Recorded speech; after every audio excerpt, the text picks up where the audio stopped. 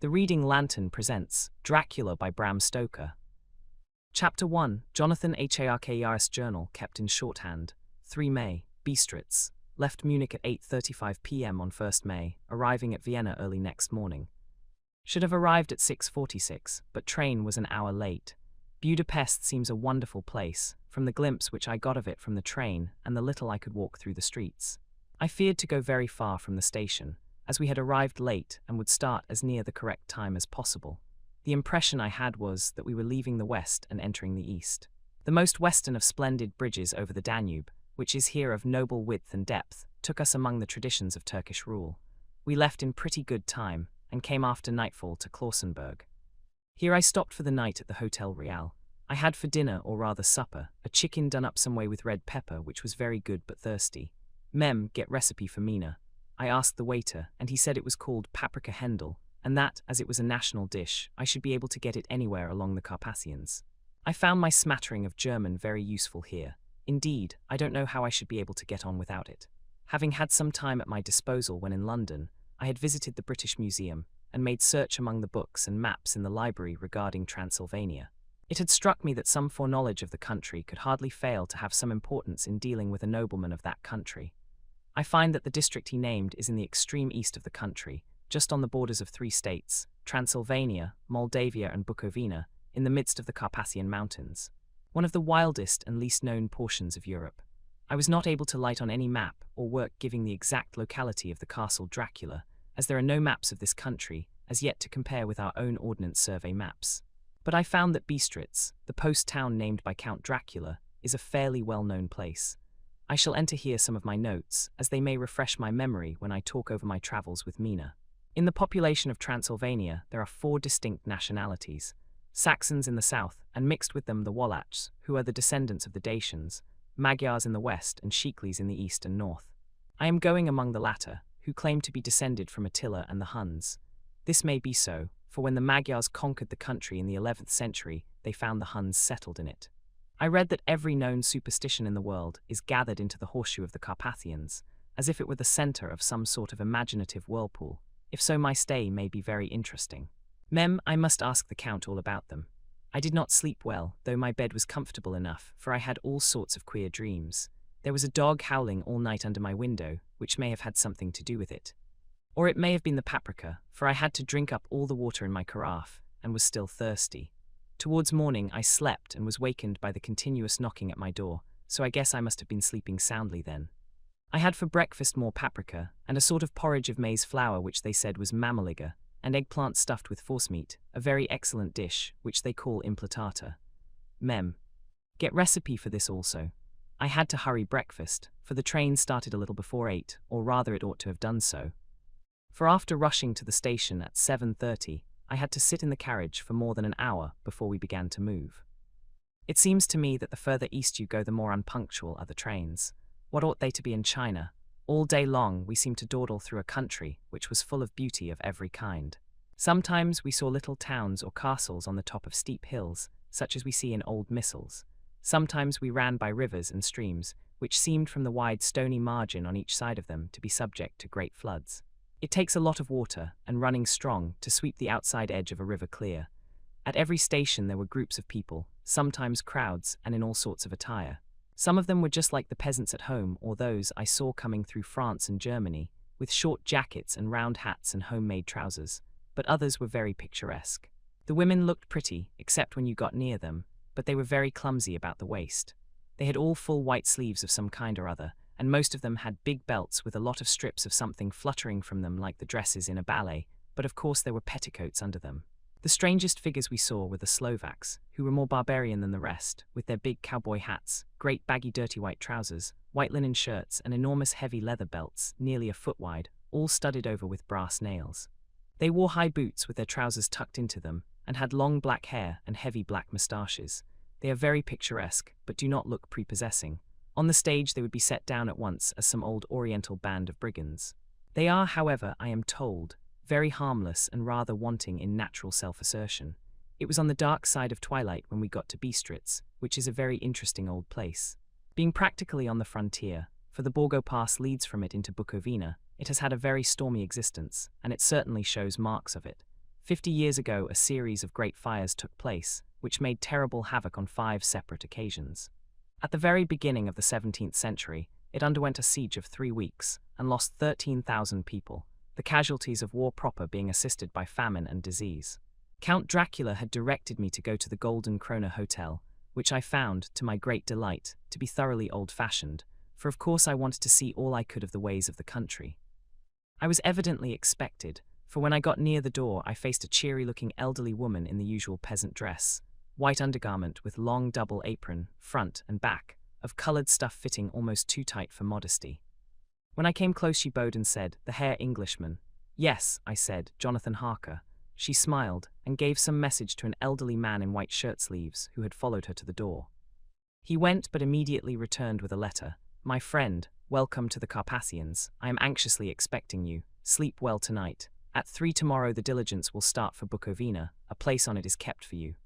At the Borgo Pass my carriage will await you and will bring you to me. I trust that your journey from London has been a happy one and that you will enjoy your stay in my beautiful land. Your friend, Dracula, 4 May." I found that my landlord had got a letter from the Count, directing him to secure the best place on the coach for me, but on making inquiries as to details he seemed somewhat reticent, and pretended that he could not understand my German. This could not be true, because up to then he had understood it perfectly. At least, he answered my questions exactly as if he did. He and his wife, the old lady who had received me, looked at each other in a frightened sort of way. He mumbled out that the money had been sent in a letter, and that was all he knew.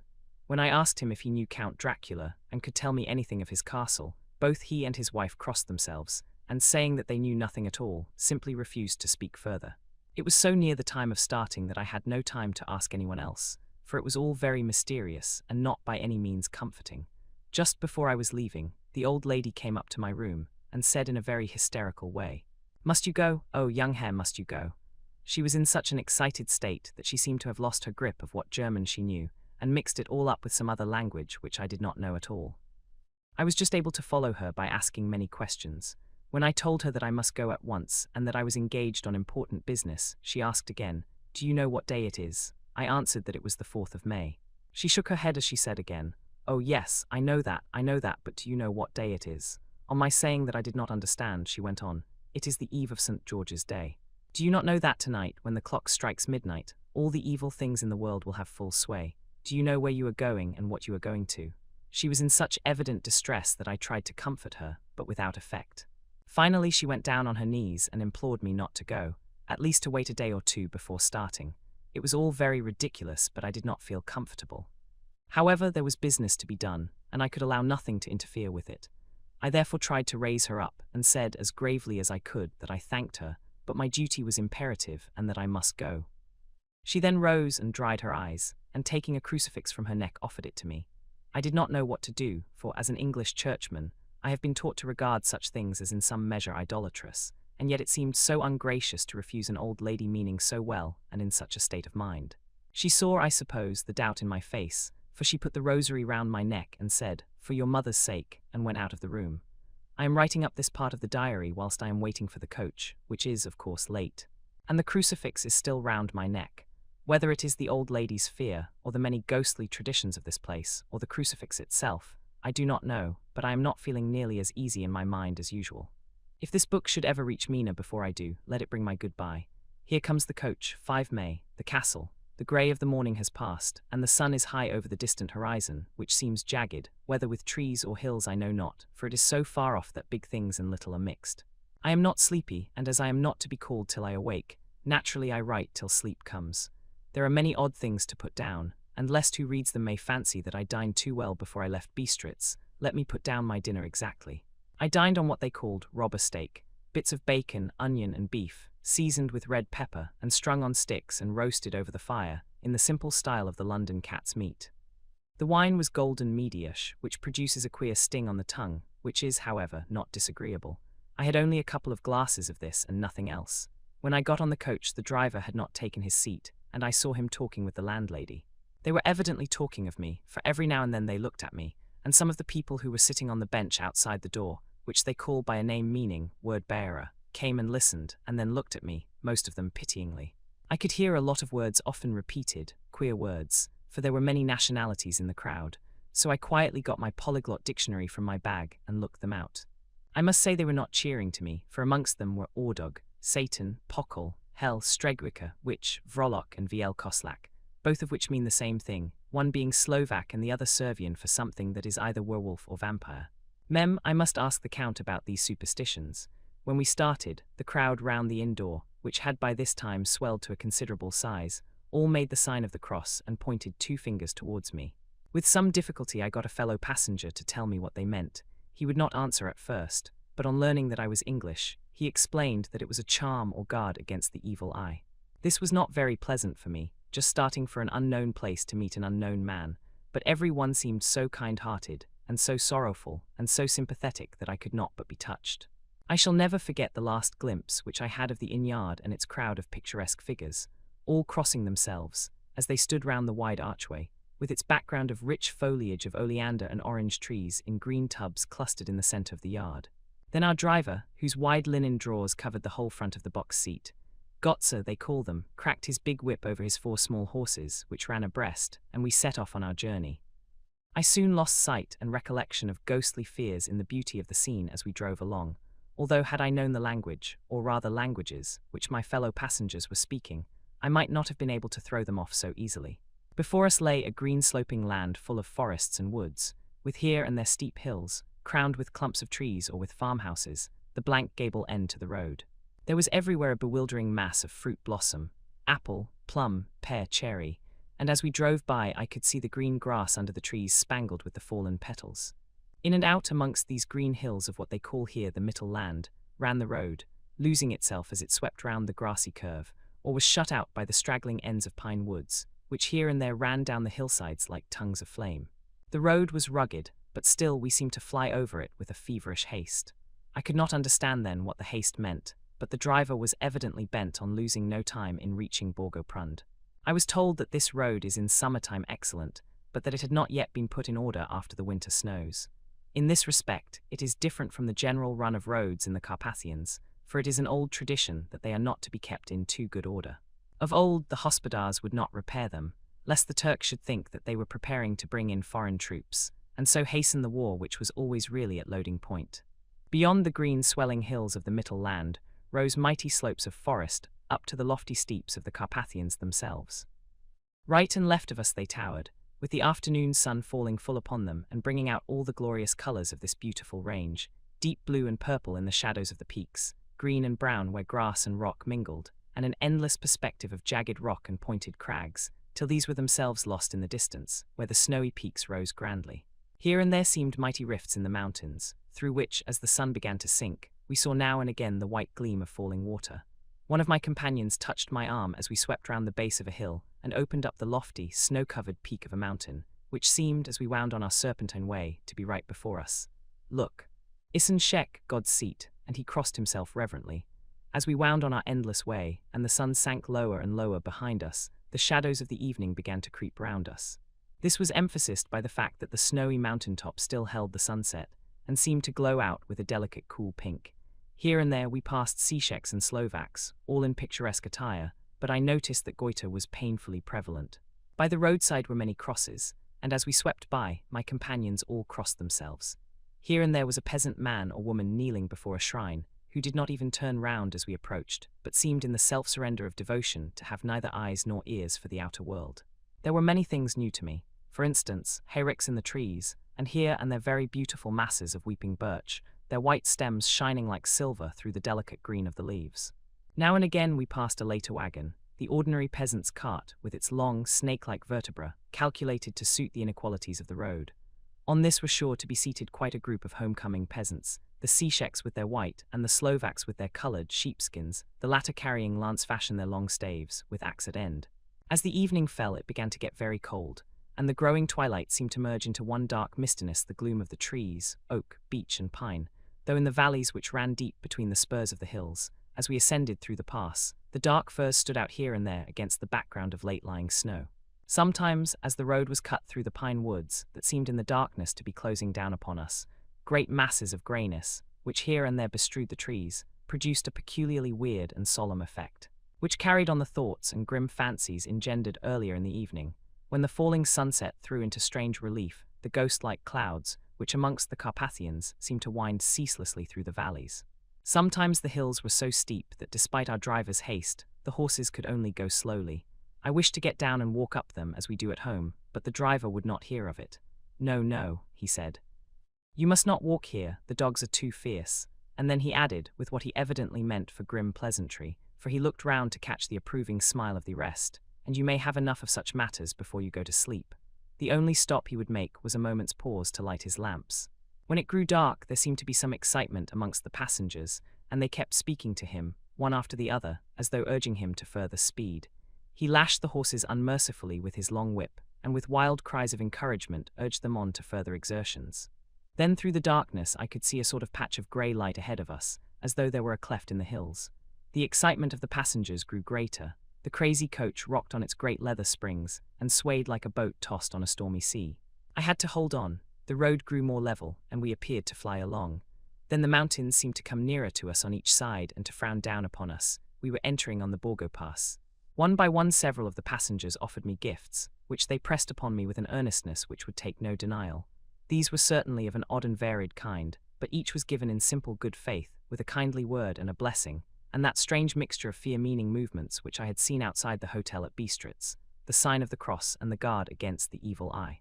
Then, as we flew along, the driver leaned forward, and on each side the passengers, craning over the edge of the coach, peered eagerly into the darkness. It was evident that something very exciting was either happening or expected, but though I asked each passenger, no one would give me the slightest explanation. This state of excitement kept on for some little time, and at last we saw before us the pass opening out on the eastern side. There were dark, rolling clouds overhead, and in the air the heavy, oppressive sense of thunder. It seemed as though the mountain range had separated two atmospheres, and that now we had got into the thunderous one. I was now myself looking out for the conveyance which was to take me to the Count. Each moment I expected to see the glare of lamps through the blackness, but all was dark. The only light was the flickering rays of our own lamps, in which the steam from our hard-driven horses rose in a white cloud. We could see now the sandy road lying white before us, but there was on it no sign of a vehicle. The passengers drew back with a sigh of gladness, which seemed to mock my own disappointment. I was already thinking what I had best do, when the driver, looking at his watch, said to the others something which I could hardly hear. It was spoken so quietly and in so low a tone. I thought it was an hour less than the time.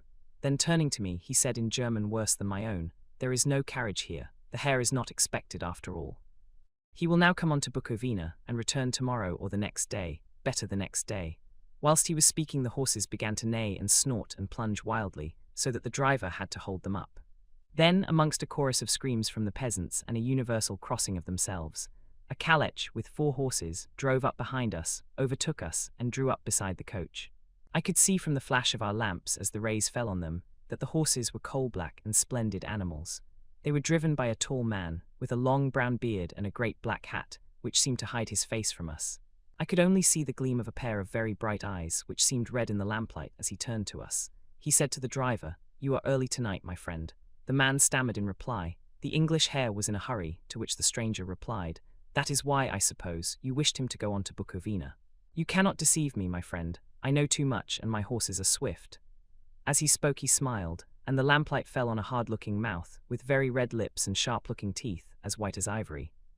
One of my companions whispered to another the line from Burger's Lenore, "Den die Toten reiten schnell," for the dead travel fast. The strange driver evidently heard the words, for he looked up with a gleaming smile. The passenger turned his face away, at the same time putting out his 2 fingers and crossing himself. "Give me the Herr's luggage," said the driver, and with exceeding alacrity my bags were handed out and put in the calèche. Then I descended from the side of the coach. As the calèche was close alongside, the driver helping me with a hand which caught my arm in a grip of steel. His strength must have been prodigious. Without a word he shook his reins, the horses turned, and we swept into the darkness of the pass. As I looked back, I saw the steam from the horses of the coach by the light of the lamps, and projected against it the figures of my late companions crossing themselves. Then the driver cracked his whip and called to his horses, and off they swept on their way to Bukovina. As they sank into the darkness, I felt a strange chill, and a lonely feeling came over me. But a cloak was thrown over my shoulders, and a rug across my knees, and the driver said in excellent German, "The night is chill, mein Herr, and my master the Count bade me take all care of you. There is a flask of Slivovitz, the plum brandy of the country, underneath the seat if you should require it. I did not take any, but it was a comfort to know it was there all the same. I felt a little strangely, and not a little frightened. I think had there been any alternative I should have taken it, instead of prosecuting that unknown night journey. The carriage went at a hard pace straight along, then we made a complete turn and went along another straight road. It seemed to me that we were simply going over and over the same ground again, and so I took note of some salient point and found that this was so. I would have liked to have asked the driver what this all meant, but I really feared to do so, for I thought that, placed as I was, any protest would have had no effect in case there had been an intention to delay. By and by, however, as I was curious to know how time was passing, I struck a match, and by its flame looked at my watch. It was within a few minutes of midnight. This gave me a sort of shock, for I suppose the general superstition about midnight was increased by my recent experiences. I waited with a sick feeling of suspense. Then a dog began to howl somewhere in a farmhouse far down the road, a long, agonized wailing as if from fear. The sound was taken up by another dog, and then another, till borne on the wind which now sighed softly through the pass, a wild howling began, which seemed to come from all over the country, as far as the imagination could grasp it through the gloom of the night.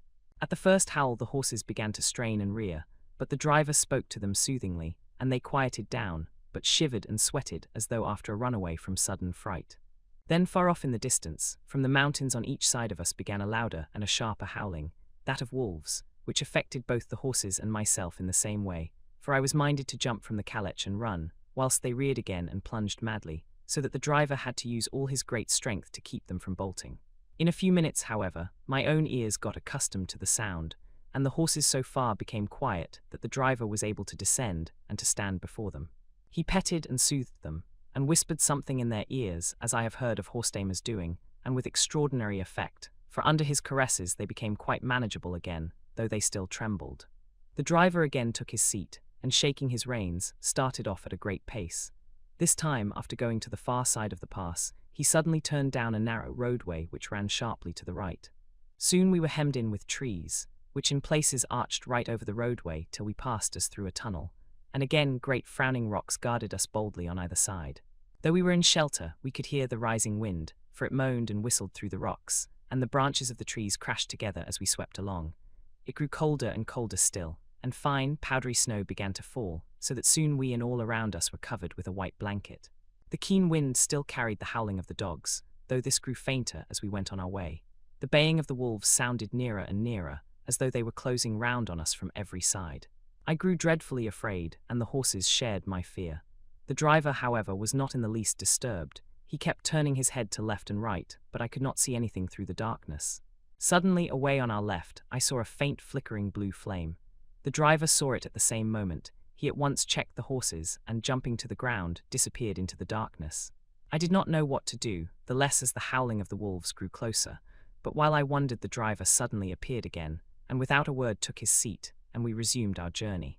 I think I must have fallen asleep and kept dreaming of the incident, for it seemed to be repeated endlessly, and now looking back, it is like a sort of awful nightmare. Once the flame appeared so near the road, that even in the darkness around us I could watch the driver's motions. He went rapidly to where the blue flame arose. It must have been very faint, for it did not seem to illumine the place around it at all, and gathering a few stones, formed them into some device. Once there appeared a strange optical effect. When he stood between me and the flame he did not obstruct it, for I could see its ghostly flicker all the same. This startled me, but as the effect was only momentary, I took it that my eyes deceived me straining through the darkness. Then for a time there were no blue flames, and we sped onwards through the gloom, with the howling of the wolves around us, as though they were following in a moving circle. At last there came a time when the driver went further afield than he had yet gone, and during his absence the horses began to tremble worse than ever and to snort and scream with fright. I could not see any cause for it, for the howling of the wolves had ceased altogether. But just then the moon, sailing through the black clouds, appeared behind the jagged crest of a beetling, pine-clad rock, and by its light I saw around us a ring of wolves, with white teeth and lolling red tongues, with long, sinewy limbs and shaggy hair. They were 100 times more terrible in the grim silence which held them than even when they howled. For myself, I felt a sort of paralysis of fear. It is only when a man feels himself face to face with such horrors that he can understand their true import. All at once the wolves began to howl, as though the moonlight had had some peculiar effect on them. The horses jumped about and reared, and looked helplessly round with eyes that rolled in a way painful to see. But the living ring of terror encompassed them on every side, and they had perforce to remain within it. I called to the coachman to come, for it seemed to me that our only chance was to try to break out through the ring and to aid his approach. I shouted and beat the side of the calèche, hoping by the noise to scare the wolves from that side, so as to give him a chance of reaching the trap. How he came there I know not, but I heard his voice raised in a tone of imperious command, and looking towards the sound, saw him stand in the roadway. As he swept his long arms, as though brushing aside some impalpable obstacle, the wolves fell back and back further still. Just then a heavy cloud passed across the face of the moon, so that we were again in darkness. When I could see again, the driver was climbing into the calèche, and the wolves had disappeared. This was all so strange and uncanny that a dreadful fear came upon me, and I was afraid to speak or move. The time seemed interminable as we swept on our way, now in almost complete darkness, for the rolling clouds obscured the moon. We kept on ascending, with occasional periods of quick descent, but in the main always ascending. Suddenly, I became conscious of the fact that the driver was in the act of pulling up the horses in the courtyard of a vast ruined castle, from whose tall black windows came no ray of light, and whose broken battlements showed a jagged line against the moonlit sky. Chapter 2, Jonathan Harker's Journal, continued 5 May. I must have been asleep, for certainly if I had been fully awake, I must have noticed the approach of such a remarkable place. In the gloom the courtyard looked of considerable size, and as several dark ways led from it under great round arches, it perhaps seemed bigger than it really is. I have not yet been able to see it by daylight. When the calèche stopped, the driver jumped down and held out his hand to assist me to alight. Again I could not but notice his prodigious strength. His hand actually seemed like a steel vice that could have crushed mine if he had chosen. Then he took out my traps, and placed them on the ground beside me as I stood close to a great door, old and studded with large iron nails, and set in a projecting doorway of massive stone. I could see even in the dim light that the stone was massively carved, but that the carving had been much worn by time and weather. As I stood, the driver jumped again into his seat and shook the reins. The horses started forward, and trap and all disappeared down one of the dark openings. I stood in silence where I was, for I did not know what to do. Of bell or knocker there was no sign. Through these frowning walls and dark window openings, it was not likely that my voice could penetrate. The time I waited seemed endless, and I felt doubts and fears crowding upon me. What sort of place had I come to, and among what kind of people? What sort of grim adventure was it on which I had embarked? Was this a customary incident in the life of a solicitor's clerk, sent out to explain the purchase of a London estate to a foreigner? Solicitor's clerk, Mina would not like that.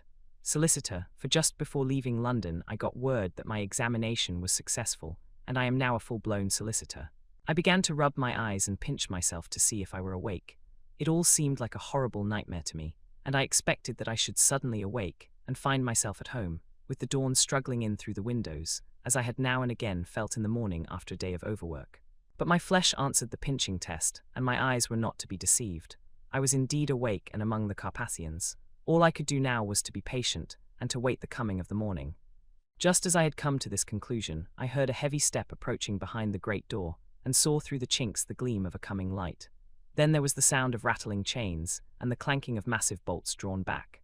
A key was turned with the loud grating noise of long disuse, and the great door swung back. Within stood a tall old man, clean-shaven save for a long white moustache, and clad in black from head to foot, without a single speck of colour about him anywhere. He held in his hand an antique silver lamp, in which the flame burned without chimney or globe of any kind, throwing long quivering shadows as it flickered in the draught of the open door. The old man motioned me in with his right hand with a courtly gesture, saying in excellent English, but with a strange intonation, "Welcome to my house. Enter freely and of your own will." He made no motion of stepping to meet me, but stood like a statue, as though his gesture of welcome had fixed him into stone. The instant, however, that I had stepped over the threshold, he moved impulsively forward, and holding out his hand grasped mine with a strength which made me wince, an effect which was not lessened by the fact that it seemed as cold as ice, more like the hand of a dead than a living man. Again he said, "Welcome to my house. Come freely, go safely, and leave something of the happiness you bring." The strength of the handshake was so much akin to that which I had noticed in the driver, whose face I had not seen, that for a moment I doubted if it were not the same person to whom I was speaking. So to make sure, I said interrogatively, "Count Dracula." He bowed in a courtly way as he replied, "I am Dracula, and I bid you welcome, Mr. Harker, to my house. Come in. The night air is chill, and you must need to eat and rest." As he was speaking, he put the lamp on a bracket on the wall, and stepping out, took my luggage. He had carried it in before I could forestall him. I protested, but he insisted. "Nay, sir, you are my guest. It is late, and my people are not available. Let me see to your comfort myself." He insisted on carrying my traps along the passage, and then up a great winding stair, and along another great passage, on whose stone floor our steps rang heavily. At the end of this he threw open a heavy door, and I rejoiced to see within a well-lit room in which a table was spread for supper, and on whose mighty hearth a great fire of logs, freshly replenished, flamed and flared. The Count halted, putting down my bags, closed the door, and crossing the room, opened another door, which led into a small octagonal room lit by a single lamp, and seemingly without a window of any sort. Passing through this, he opened another door and motioned me to enter. It was a welcome sight, for here was a great bedroom well lighted and warmed with another log fire, also added to but lately, for the top logs were fresh, which sent a hollow roar up the wide chimney. The Count himself left my luggage inside and withdrew, saying, before he closed the door, "You will need, after your journey, to refresh yourself by making your toilet. I trust you will find all you wish. When you are ready, come into the other room, where you will find your supper prepared." The light and warmth and the Count's courteous welcome seemed to have dissipated all my doubts and fears. Having then reached my normal state, I discovered that I was half famished with hunger, so making a hasty toilet, I went into the other room. I found supper already laid out. My host, who stood on one side of the great fireplace, leaning against the stonework, made a graceful wave of his hand to the table and said, "I pray you, be seated and sup how you please. You will, I trust, excuse me that I do not join you, but I have dined already, and I do not sup." I handed to him the sealed letter which Mr. Hawkins had entrusted to me. He opened it and read it gravely. Then, with a charming smile, he handed it to me to read. One passage of it, at least, gave me a thrill of pleasure. I must regret that an attack of gout, from which malady I am a constant sufferer, forbids absolutely any travelling on my part for some time to come. But I am happy to say I can send a sufficient substitute, one in whom I have every possible confidence. He is a young man, full of energy and talent in his own way, and of a very faithful disposition. He is discreet and silent, and has grown into manhood in my service. He shall be ready to attend on you when you will during his stay, and shall take your instructions in all matters. The Count himself came forward and took off the cover of a dish, and I fell to at once on an excellent roast chicken. This, with some cheese and a salad and a bottle of old Tokay, of which I had 2 glasses, was my supper. During the time I was eating it, the Count asked me many questions as to my journey, and I told him by degrees all I had experienced. By this time I had finished my supper, and by my host's desire had drawn up a chair by the fire and begun to smoke a cigar which he offered me, at the same time excusing himself that he did not smoke. I had now an opportunity of observing him, and found him of a very marked physiognomy. His face was a very strong, aquiline, with high bridge of the thin nose and peculiarly arched nostrils, with lofty domed forehead, and hair growing scantily round the temples but profusely elsewhere. His eyebrows were very massive, almost meeting over the nose, and with bushy hair that seemed to curl in its own profusion. The mouth, so far as I could see it under the heavy moustache, was fixed and rather cruel-looking, with peculiarly sharp white teeth. These protruded over the lips, whose remarkable ruddiness showed astonishing vitality in a man of his years. For the rest, his ears were pale, and at the tops extremely pointed. The chin was broad and strong, and the cheeks firm though thin. The general effect was one of extraordinary pallor. Hitherto I had noticed the backs of his hands as they lay on his knees in the firelight, and they had seemed rather white and fine, but seeing them now close to me, I could not but notice that they were rather coarse, broad, with squat fingers. Strange to say, there were hairs in the centre of the palm. The nails were long and fine, and cut to a sharp point. As the Count leaned over me and his hands touched me, I could not repress a shudder. It may have been that his breath was rank, but a horrible feeling of nausea came over me, which, do what I would, I could not conceal.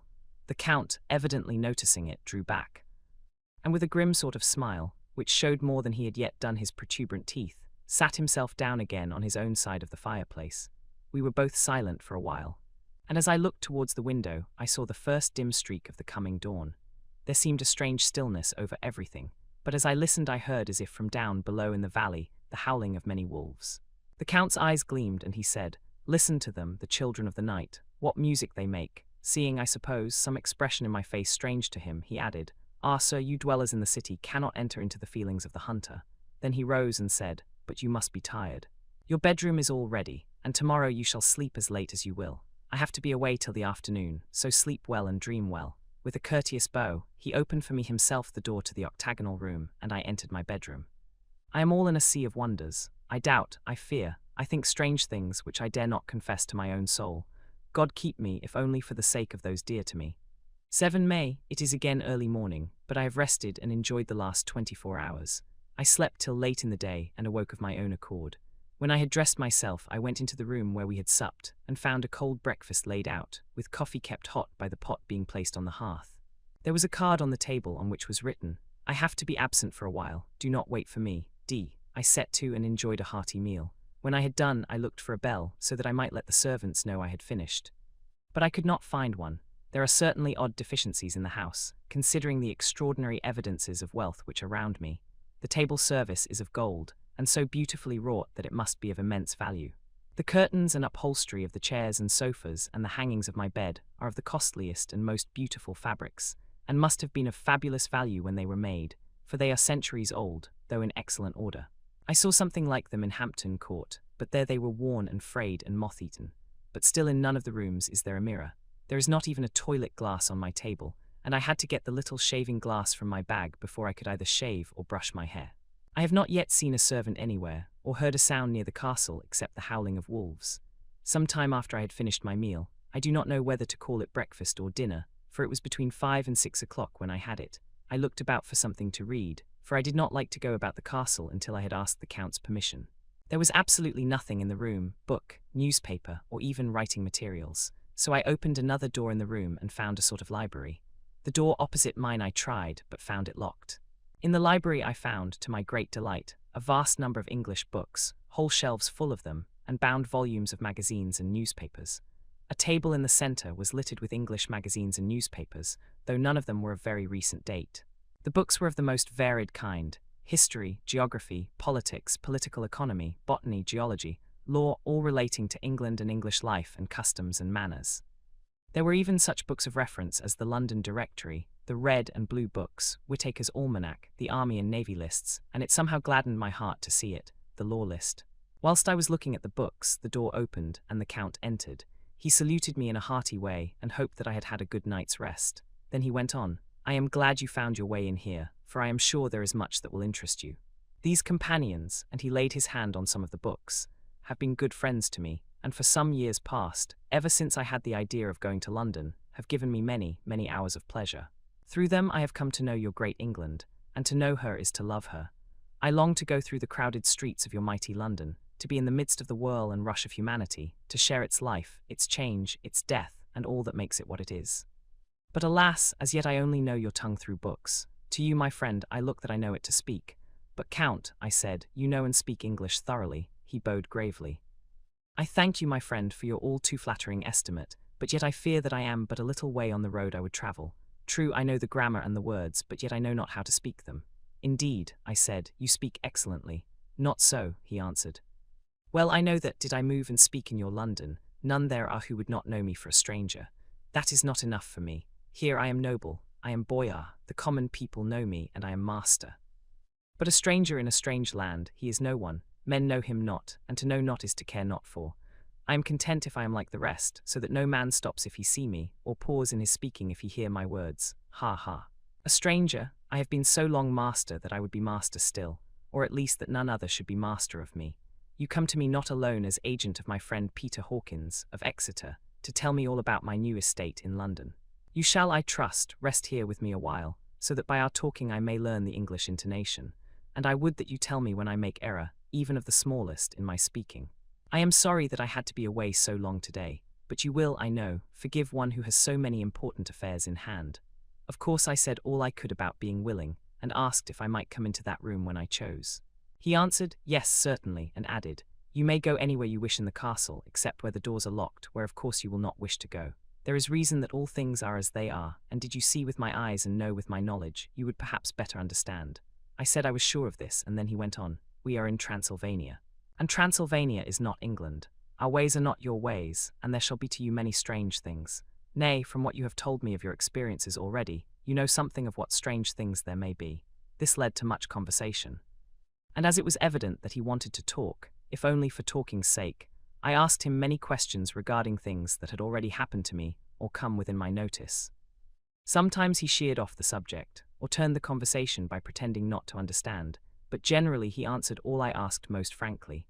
Then as time went on, and I had got somewhat bolder, I asked him of some of the strange things of the preceding night, as for instance, why the coachman went to the places where he had seen the blue flames.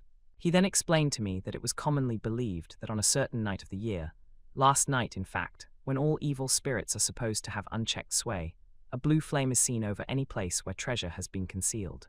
That treasure has been hidden, he went on, in the region through which you came last night, there can be but little doubt, for it was the ground fought over for centuries by the Wallachian, the Saxon, and the Turk. Why, there is hardly a foot of soil in all this region that has not been enriched by the blood of men, patriots or invaders. In old days there were stirring times, when the Austrian and the Hungarian came up in hordes, and the patriots went out to meet them, men and women, the aged and the children too, and waited their coming on the rocks above the passes, that they might sweep destruction on them with their artificial avalanches. When the invader was triumphant he found but little, for whatever there was had been sheltered in the friendly soil.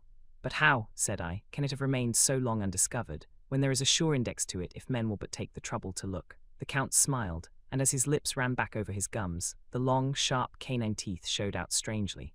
He answered, because your peasant is at heart a coward and a fool. Those flames only appear on one night, and on that night no man of this land will, if he can help it, stir without his doors. And dear sir, even if he did he would not know what to do. Why, even the peasant that you tell me of who marked the place of the flame would not know where to look in daylight even for his own work. Even you would not, I dare be sworn, be able to find these places again. There you are right, I said. I know no more than the dead where even to look for them. Then we drifted into other matters. Come, he said at last, tell me of London and of the house which you have procured for me. With an apology for my remissness, I went into my own room to get the papers from my bag.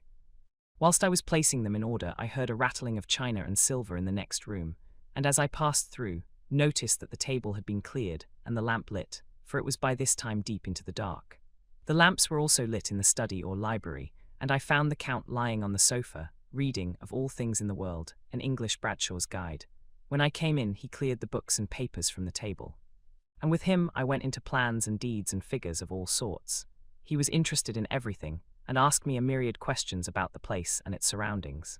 He clearly had studied beforehand all he could get on the subject of the neighbourhood, for he evidently at the end knew very much more than I did. When I remarked this, he answered, "Well, but my friend, is it not needful that I should? When I go there I shall be all alone, and my friend Harker Jonathan, nay, pardon me, I fall into my country's habit of putting your patronymic first. My friend Jonathan Harker will not be by my side to correct and aid me. He will be in Exeter, miles away, probably working at papers of the law with my other friend, Peter Hawkins. So, we went thoroughly into the business of the purchase of the estate at Purfleet. When I had told him the facts and got his signature to the necessary papers, and had written a letter with them ready to post to Mr. Hawkins, he began to ask me how I had come across so suitable a place. I read to him the notes which I had made at the time, and which I inscribe here. At Purfleet, on a by-road, I came across just such a place as seemed to be required, and where was displayed a dilapidated notice that the place was for sale. It is surrounded by a high wall, of ancient structure, built of heavy stones, and has not been repaired for a large number of years. The closed gates are of heavy old oak and iron, all eaten with rust. The estate is called Carfax, no doubt a corruption of the old quater face, as the house is four-sided, agreeing with the cardinal points of the compass. It contains in all some 20 acres, quite surrounded by the solid stone wall above mentioned. There are many trees on it, which make it in places gloomy, and there is a deep, dark-looking pond or small lake, evidently fed by some springs, as the water is clear and flows away in a fair-sized stream. The house is very large and of all periods back, I should say, to medieval times, for one part is of stone immensely thick, with only a few windows high up and heavily barred with iron. It looks like part of a keep, and is close to an old chapel or church. I could not enter it, as I had not the key of the door leading to it from the house, but I have taken with my Kodak views of it from various points. The house has been added to, but in a very straggling way, and I can only guess at the amount of ground it covers, which must be very great. There are but few houses close at hand, one being a very large house only recently added to and formed into a private lunatic asylum. It is not, however, visible from the grounds. When I had finished, he said, "I am glad that it is old and big. I myself am of an old family, and to live in a new house would kill me. A house cannot be made habitable in a day. And after all, how few days go to make up a century. I rejoice also that there is a chapel of old times. We Transylvanian nobles love not to think that our bones may lie amongst the common dead. I seek not gaiety nor mirth, not the bright voluptuousness of much sunshine and sparkling waters which please the young and gay. I am no longer young, and my heart, through weary years of mourning over the dead, is not attuned to mirth. Moreover, the walls of my castle are broken, the shadows are many, and the wind breathes cold through the broken battlements and casements. I love the shade and the shadow, and would be alone with my thoughts when I may. Somehow his words and his look did not seem to accord, or else it was that his cast of face made his smile look malignant and saturnine. Presently, with an excuse, he left me, asking me to put all my papers together. He was some little time away, and I began to look at some of the books around me. One was an atlas, which I found opened naturally at England, as if that map had been much used. On looking at it, I found in certain places little rings marked, and on examining these I noticed that one was near London on the east side, manifestly where his new estate was situated. The other two were Exeter and Whitby on the Yorkshire coast. It was the better part of an hour when the Count returned. "Aha," he said, "still at your books. Good, but you must not work always. Come. I am informed that your supper is ready." He took my arm, and we went into the next room, where I found an excellent supper ready on the table. The Count again excused himself, as he had dined out on his being away from home. But he sat as on the previous night, and chatted whilst I ate. After supper I smoked, as on the last evening, and the Count stayed with me, chatting and asking questions on every conceivable subject, hour after hour. I felt that it was getting very late indeed, but I did not say anything, for I felt under obligation to meet my host's wishes in every way. I was not sleepy, as the long sleep yesterday had fortified me. But I could not help experiencing that chill which comes over one at the coming of the dawn, which is like, in its way, the turn of the tide. They say that people who are near death die generally at the change to the dawn, or at the turn of the tide. Anyone who has, when tired, and tied as it were to his post, experienced this change in the atmosphere can well believe it.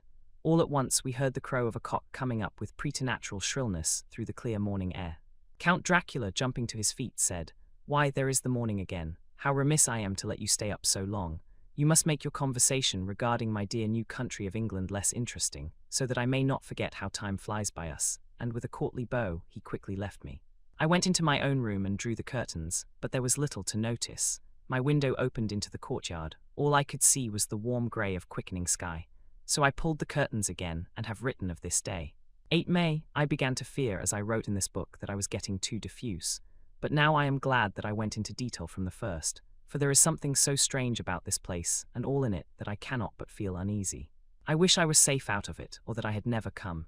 It may be that this strange night existence is telling on me, but would that were all. If there were anyone to talk to I could bear it, but there is no one. I have only the Count to speak with, and I fear I am myself the only living soul within the place. Let me be prosaic so far as facts can be. It will help me to bear up, and imagination must not run riot with me. If it does, I am lost. Let me say at once how I stand, or seem to. I only slept a few hours when I went to bed, and feeling that I could not sleep any more, got up. I had hung my shaving glass by the window, and was just beginning to shave. Suddenly I felt a hand on my shoulder, and heard the Count's voice saying to me, "Good morning." I started, for it amazed me that I had not seen him, since the reflection of the glass covered the whole room behind me. In starting I had cut myself slightly, but did not notice it at the moment. Having answered the Count's salutation, I turned to the glass again to see how I had been mistaken.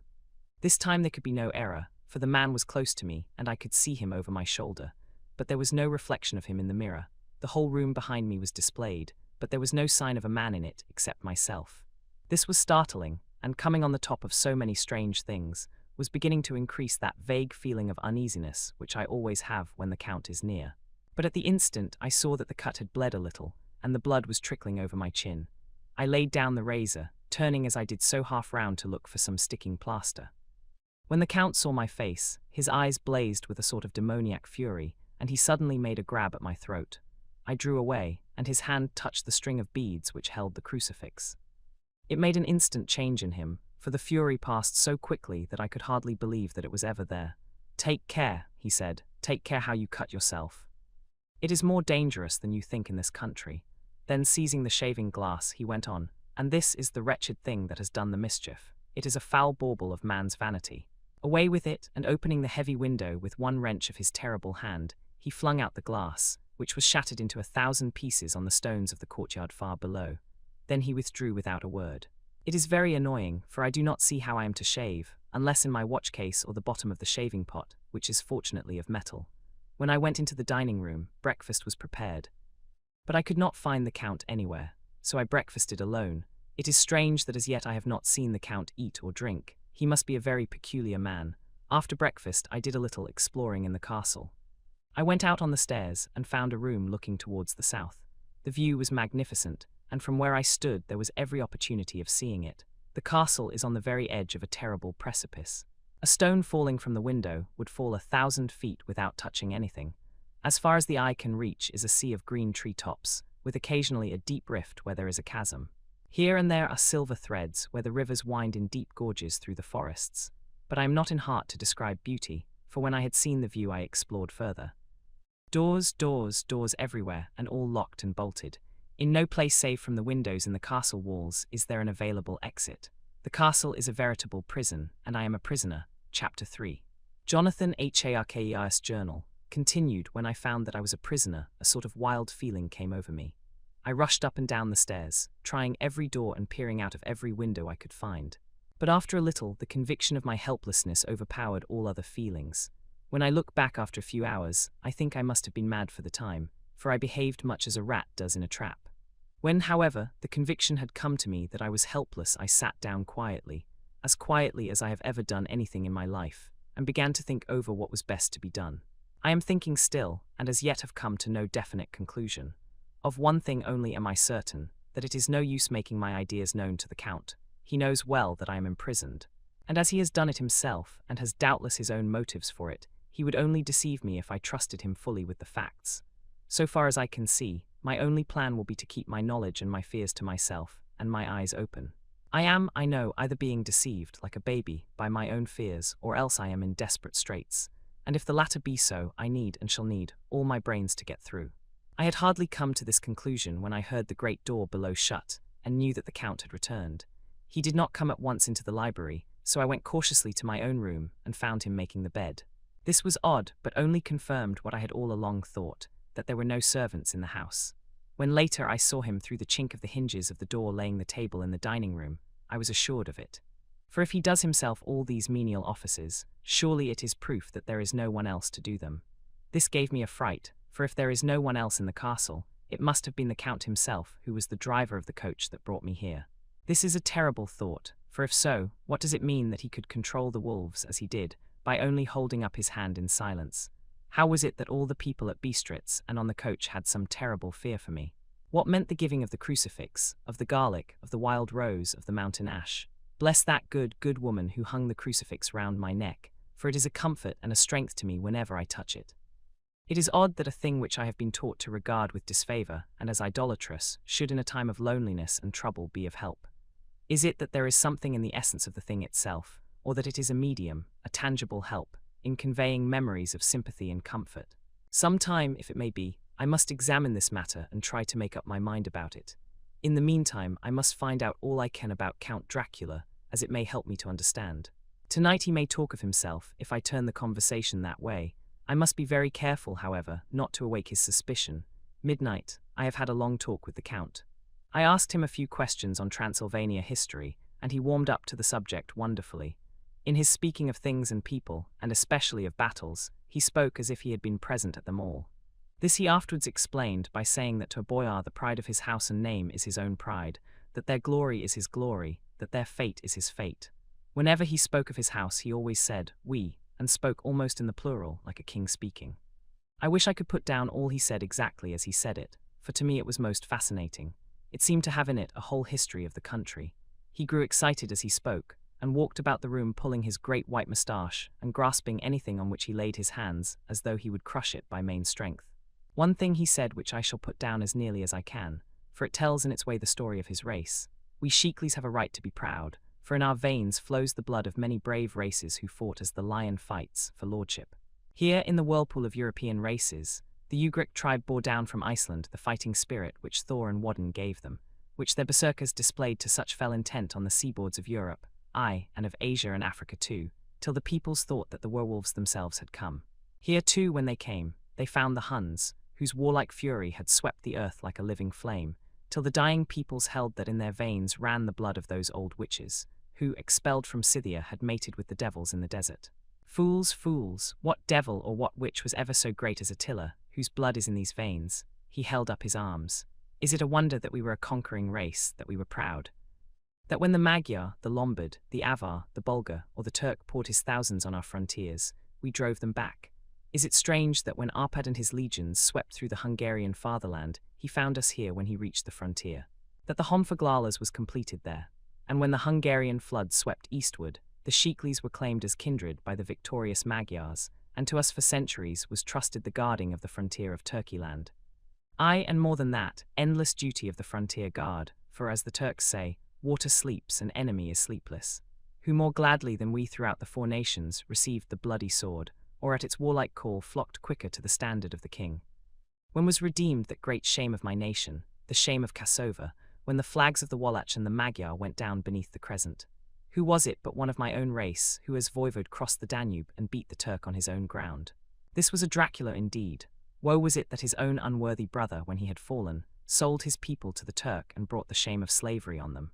Was it not this Dracula indeed, who inspired that other of his race, who in a later age again and again brought his forces over the great river into Turkeyland? Who, when he was beaten back, came again, and again, and again, though he had to come alone from the bloody field where his troops were being slaughtered, since he knew that he alone could ultimately triumph. They said that he thought only of himself. Bah, what good are peasants without a leader? Where ends the war without a brain and heart to conduct it? Again, when after the Battle of Mohacs we threw off the Hungarian yoke, we of the Dracula blood were amongst their leaders, for our spirit would not brook that we were not free. Ah, young sir, the Shiklis, and the Dracula as their heart's blood, their brains, and their swords, can boast a record that mushroom growths like the Habsburgs and the Romanovs can never reach. The warlike days are over. Blood is too precious a thing in these days of dishonorable peace, and the glories of the great races are as a tale that is told. It was by this time close on morning, and we went to bed. This diary seems horribly like the beginning of the Arabian Nights, for everything has to break off at cockcrow, or like the ghost of Hamlet's father. 12 May. Let me begin with facts, bare, meagre facts, verified by books and figures, and of which there can be no doubt. I must not confuse them with experiences which will have to rest on my own observation, or my memory of them. Last evening, when the Count came from his room, he began by asking me questions on legal matters and on the doing of certain kinds of business. I had spent the day wearily over books, and simply to keep my mind occupied, went over some of the matters I had been examining at Lincoln's Inn. There was a certain method in the Count's inquiries, so I shall try to put them down in sequence. The knowledge may somehow or some time be useful to me. First, he asked if a man in England might have 2 solicitors or more. I told him he might have a dozen if he wished, but that it would not be wise to have more than one solicitor engaged in one transaction, as only one could act at a time, and that to change would be certain to militate against his interest. He seemed thoroughly to understand, and went on to ask if there would be any practical difficulty in having one man to attend, say, to banking, and another to look after shipping, in case local help were needed in a place far from the home of the banking solicitor. I asked him to explain more fully, so that I might not by any chance mislead him, so he said, I shall illustrate. Your friend and mine, Mr. Peter Hawkins, from under the shadow of your beautiful cathedral at Exeter, which is far from London, buys for me through your good self my place at London. Good, now here let me say frankly, lest you should think it strange that I have sought the services of one so far off from London, instead of some one resident there, that my motive was that no local interest might be served save my wish only. And as one of London residents might, perhaps, have some purpose of himself or friend to serve, I went thus afield to seek my agent, whose labours should be only to my interest. Now suppose I, who have much of affairs, wish to ship goods, say to Newcastle, or Durham, or Harwich, or Dover. Might it not be that it could with more ease be done by consigning to one in these ports? I answered that certainly it would be most easy, but that we solicitors had a system of agency one for the other, so that local work could be done locally on instruction from any solicitor, so that the client, simply placing himself in the hands of one man, could have his wishes carried out by him without further trouble. But, said he, I could be at liberty to direct myself. Is it not so? Of course, I replied, and such is often done by men of business, who do not like the whole of their affairs to be known by any one person. Good, he said, and then went on to ask about the means of making consignments and the forms to be gone through, and of all sorts of difficulties which might arise, but by forethought could be guarded against. I explained all these things to him to the best of my ability, and he certainly left me under the impression that he would have made a wonderful solicitor, for there was nothing that he did not think of or foresee. For a man who was never in the country, and who did not evidently do much in the way of business, his knowledge and acumen were wonderful. When he had satisfied himself on these points of which he had spoken, and I had verified all as well as I could by the books available, he suddenly stood up and said, Have you written since your first letter to our friend Mr. Peter Hawkins, or to any other? It was with some bitterness in my heart that I answered that I had not, that as yet I had not seen any opportunity of sending letters to anybody. "Then write now, my young friend," he said, laying a heavy hand on my shoulder. "Write to our friend and to any other, and say, if it will please you, that you shall stay with me until a month from now." "Do you wish me to stay so long?" I asked, for my heart grew cold at the thought. "I desire it much, nay, I will take no refusal. When your master, employer, what you will, engaged that someone should come on his behalf, it was understood that my needs only were to be consulted. I have not stinted. Is it not so? What could I do but bow acceptance? It was Mr. Hawkins's interest, not mine, and I had to think of him, not myself. And besides, while Count Dracula was speaking, there was that in his eyes and in his bearing which made me remember that I was a prisoner, and that if I wished it I could have no choice. The Count saw his victory in my bow, and his mastery in the trouble of my face, for he began at once to use them, but in his own smooth, resistless way. I pray you, my good young friend, that you will not discourse of things other than business in your letters. It will doubtless please your friends to know that you are well, and that you look forward to getting home to them. Is it not so?" As he spoke, he handed me 3 sheets of note paper and 3 envelopes.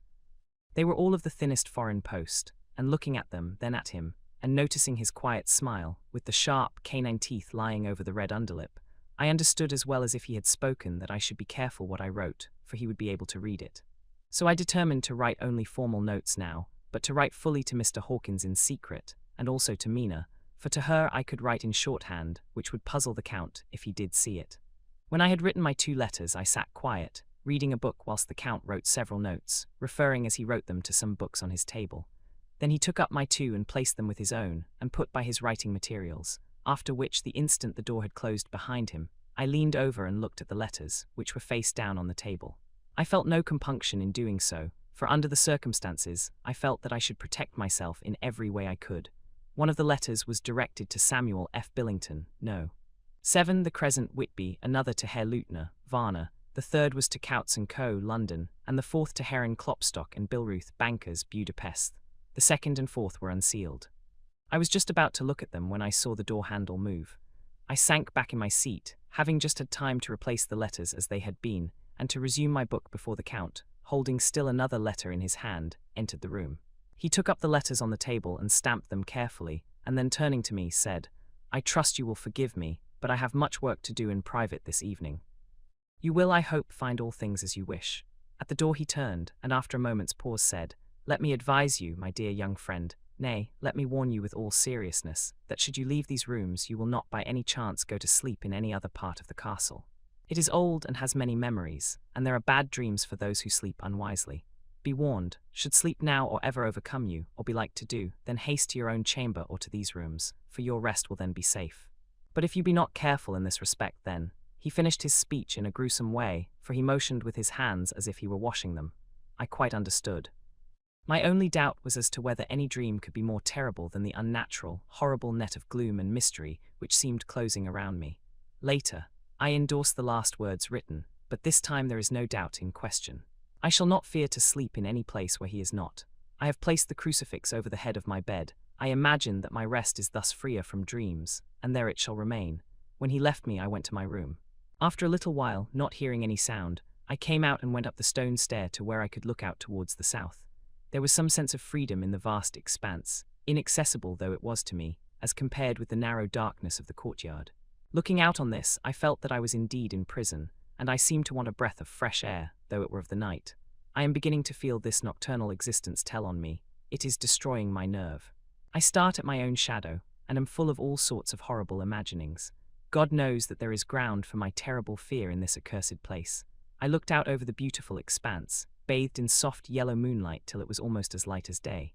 In the soft light the distant hills became melted, and the shadows in the valleys and gorges of velvety blackness. The mere beauty seemed to cheer me. There was peace and comfort in every breath I drew. As I leaned from the window, my eye was caught by something moving a story below me, and somewhat to my left, where I imagined, from the order of the rooms, that the windows of the Count's own room would look out. The window at which I stood was tall and deep, stone-mullioned, and though weather-worn, was still complete, but it was evidently many a day since the case had been there. I drew back behind the stonework and looked carefully out. What I saw was the Count's head coming out from the window. I did not see the face, but I knew the man by the neck and the movement of his back and arms. In any case, I could not mistake the hands which I had had so many opportunities of studying. I was at first interested and somewhat amused, for it is wonderful how small a matter will interest and amuse a man when he is a prisoner. but my very feelings changed to repulsion and terror when I saw the whole man slowly emerge from the window and begin to crawl down the castle wall over that dreadful abyss, face down with his cloak spreading out around him like great wings.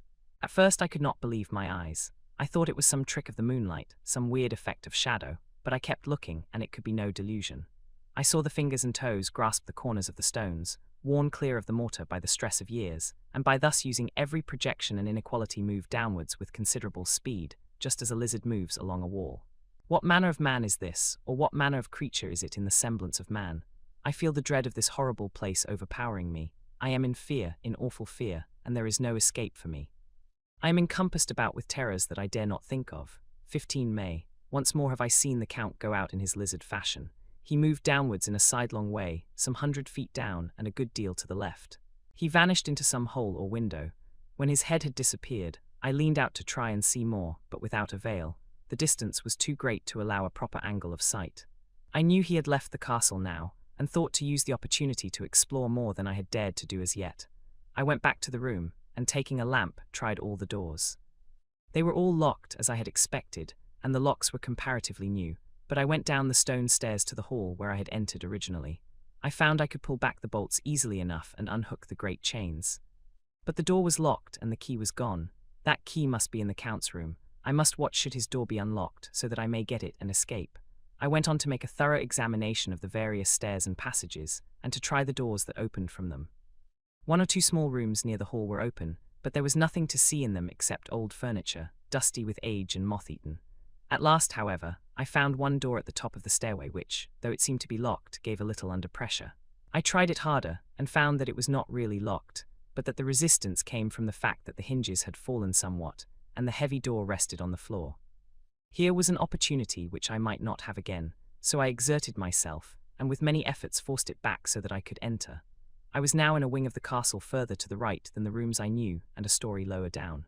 From the windows I could see that the suite of rooms lay along to the south of the castle, the windows of the end room looking out both west and south. On the latter side, as well as to the former, there was a great precipice. The castle was built on the corner of a great rock, so that on 3 sides it was quite impregnable, and great windows were placed here where sling, or bow, or culverin could not reach, and consequently light and comfort, impossible to a position which had to be guarded, were secured.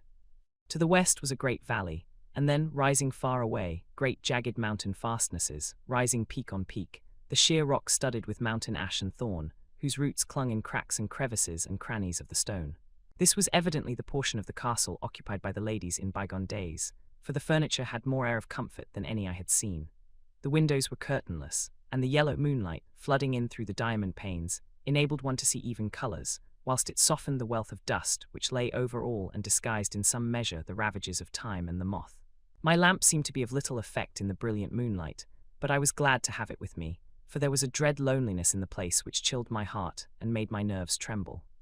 Still, it was better than living alone in the rooms which I had come to hate from the presence of the Count, and after trying a little to school my nerves, I found a soft quietude come over me. Here I am, sitting at a little oak table where in old times possibly some fair lady sat to pen, with much thought and many blushes, her ill-spelt love letter, and writing in my diary in shorthand all that has happened since I closed it last. It is 19th century up to date with a vengeance, and yet unless my senses deceive me, the old centuries had and have powers of their own which mere modernity cannot kill. Later. The morning of 16 May, God preserve my sanity, for to this I am reduced. Safety and the assurance of safety are things of the past. Whilst I live on here there is but one thing to hope for, that I may not go mad, if indeed I be not mad already. If I be sane, then surely it is maddening to think that of all the foul things that lurk in this hateful place, the Count is the least dreadful to me, that to him alone I can look for safety, even though this be only whilst I can serve his purpose. Great God, merciful God, let me be calm, for out of that way lies madness indeed. I begin to get new lights on certain things which have puzzled me. Up to now I never quite knew what Shakespeare meant when he made Hamlet say, "My tablets. Quick, my tablets, tease meet that I put it down," etc. For now, feeling as though my own brain were unhinged, or as if the shock had come which must end in its undoing, I turned to my diary for repose. The habit of entering accurately must help to soothe me. The Count's mysterious warning frightened me at the time. It frightens me more now when I think of it, for in future he has a fearful hold upon me. I shall fear to doubt what he may say. When I had written in my diary, and had fortunately replaced the book and pen in my pocket, I felt sleepy. The Count's warning came into my mind, but I took a pleasure in disobeying it. The sense of sleep was upon me, and with it the obstinacy which sleep brings as outrider. The soft moonlight soothed, and the wide expanse without gave a sense of freedom which refreshed me. I determined not to return tonight to the gloom-haunted rooms, but to sleep here, where of old, ladies had sat and sung and lived sweet lives, whilst their gentle breasts were sad for their menfolk, away in the midst of remorseless wars. I drew a great couch out of its place near the corner, so that as I lay, I could look at the lovely view to east and south, and unthinking of and uncaring for the dust, composed myself for sleep. I suppose I must have fallen asleep. I hope so, but I fear, for all that followed was startlingly real, so real that now sitting here in the broad, full sunlight of the morning, I cannot in the least believe that it was all sleep. I was not alone. The room was the same, unchanged in any way since I came into it. I could see along the floor, in the brilliant moonlight, my own footsteps marked where I had disturbed the long accumulation of dust. In the moonlight opposite me were 3 young women, ladies by their dress and manner. I thought at the time that I must be dreaming when I saw them, for though the moonlight was behind them, they threw no shadow on the floor. They came close to me and looked at me for some time, and then whispered together. 2 were dark and had high aquiline noses, like the Count, and great dark, piercing eyes that seemed to be almost red when contrasted with the pale yellow moon. The other was fair as can be, with great wavy masses of golden hair and eyes like pale sapphires. I seemed somehow to know her face, and to know it in connection with some dreamy fear, but I could not recollect at the moment how or where. All 3 had brilliant white teeth that shone like pearls against the ruby of their voluptuous lips. There was something about them that made me uneasy, some longing, and at the same time some deadly fear. I felt in my heart a wicked, burning desire that they would kiss me with those red lips. It is not good to note this down, lest some day it should meet Mina's eyes and cause her pain, but it is the truth. They whispered together, and then they all 3 laughed, such a silvery, musical laugh, but as hard as though the sound never could have come through the softness of human lips. It was like the intolerable, tingling sweetness of water glasses when played on by a cunning hand. The fair girl shook her head coquettishly, and the other 2 urged her on. One said, "Go on, you are first, and we shall follow. Yours is the right to begin." The other added, "He is young and strong. There are kisses for us all." I lay quiet, looking out under my eyelashes in an agony of delightful anticipation. The fair girl advanced and bent over me till I could feel the movement of her breath upon me.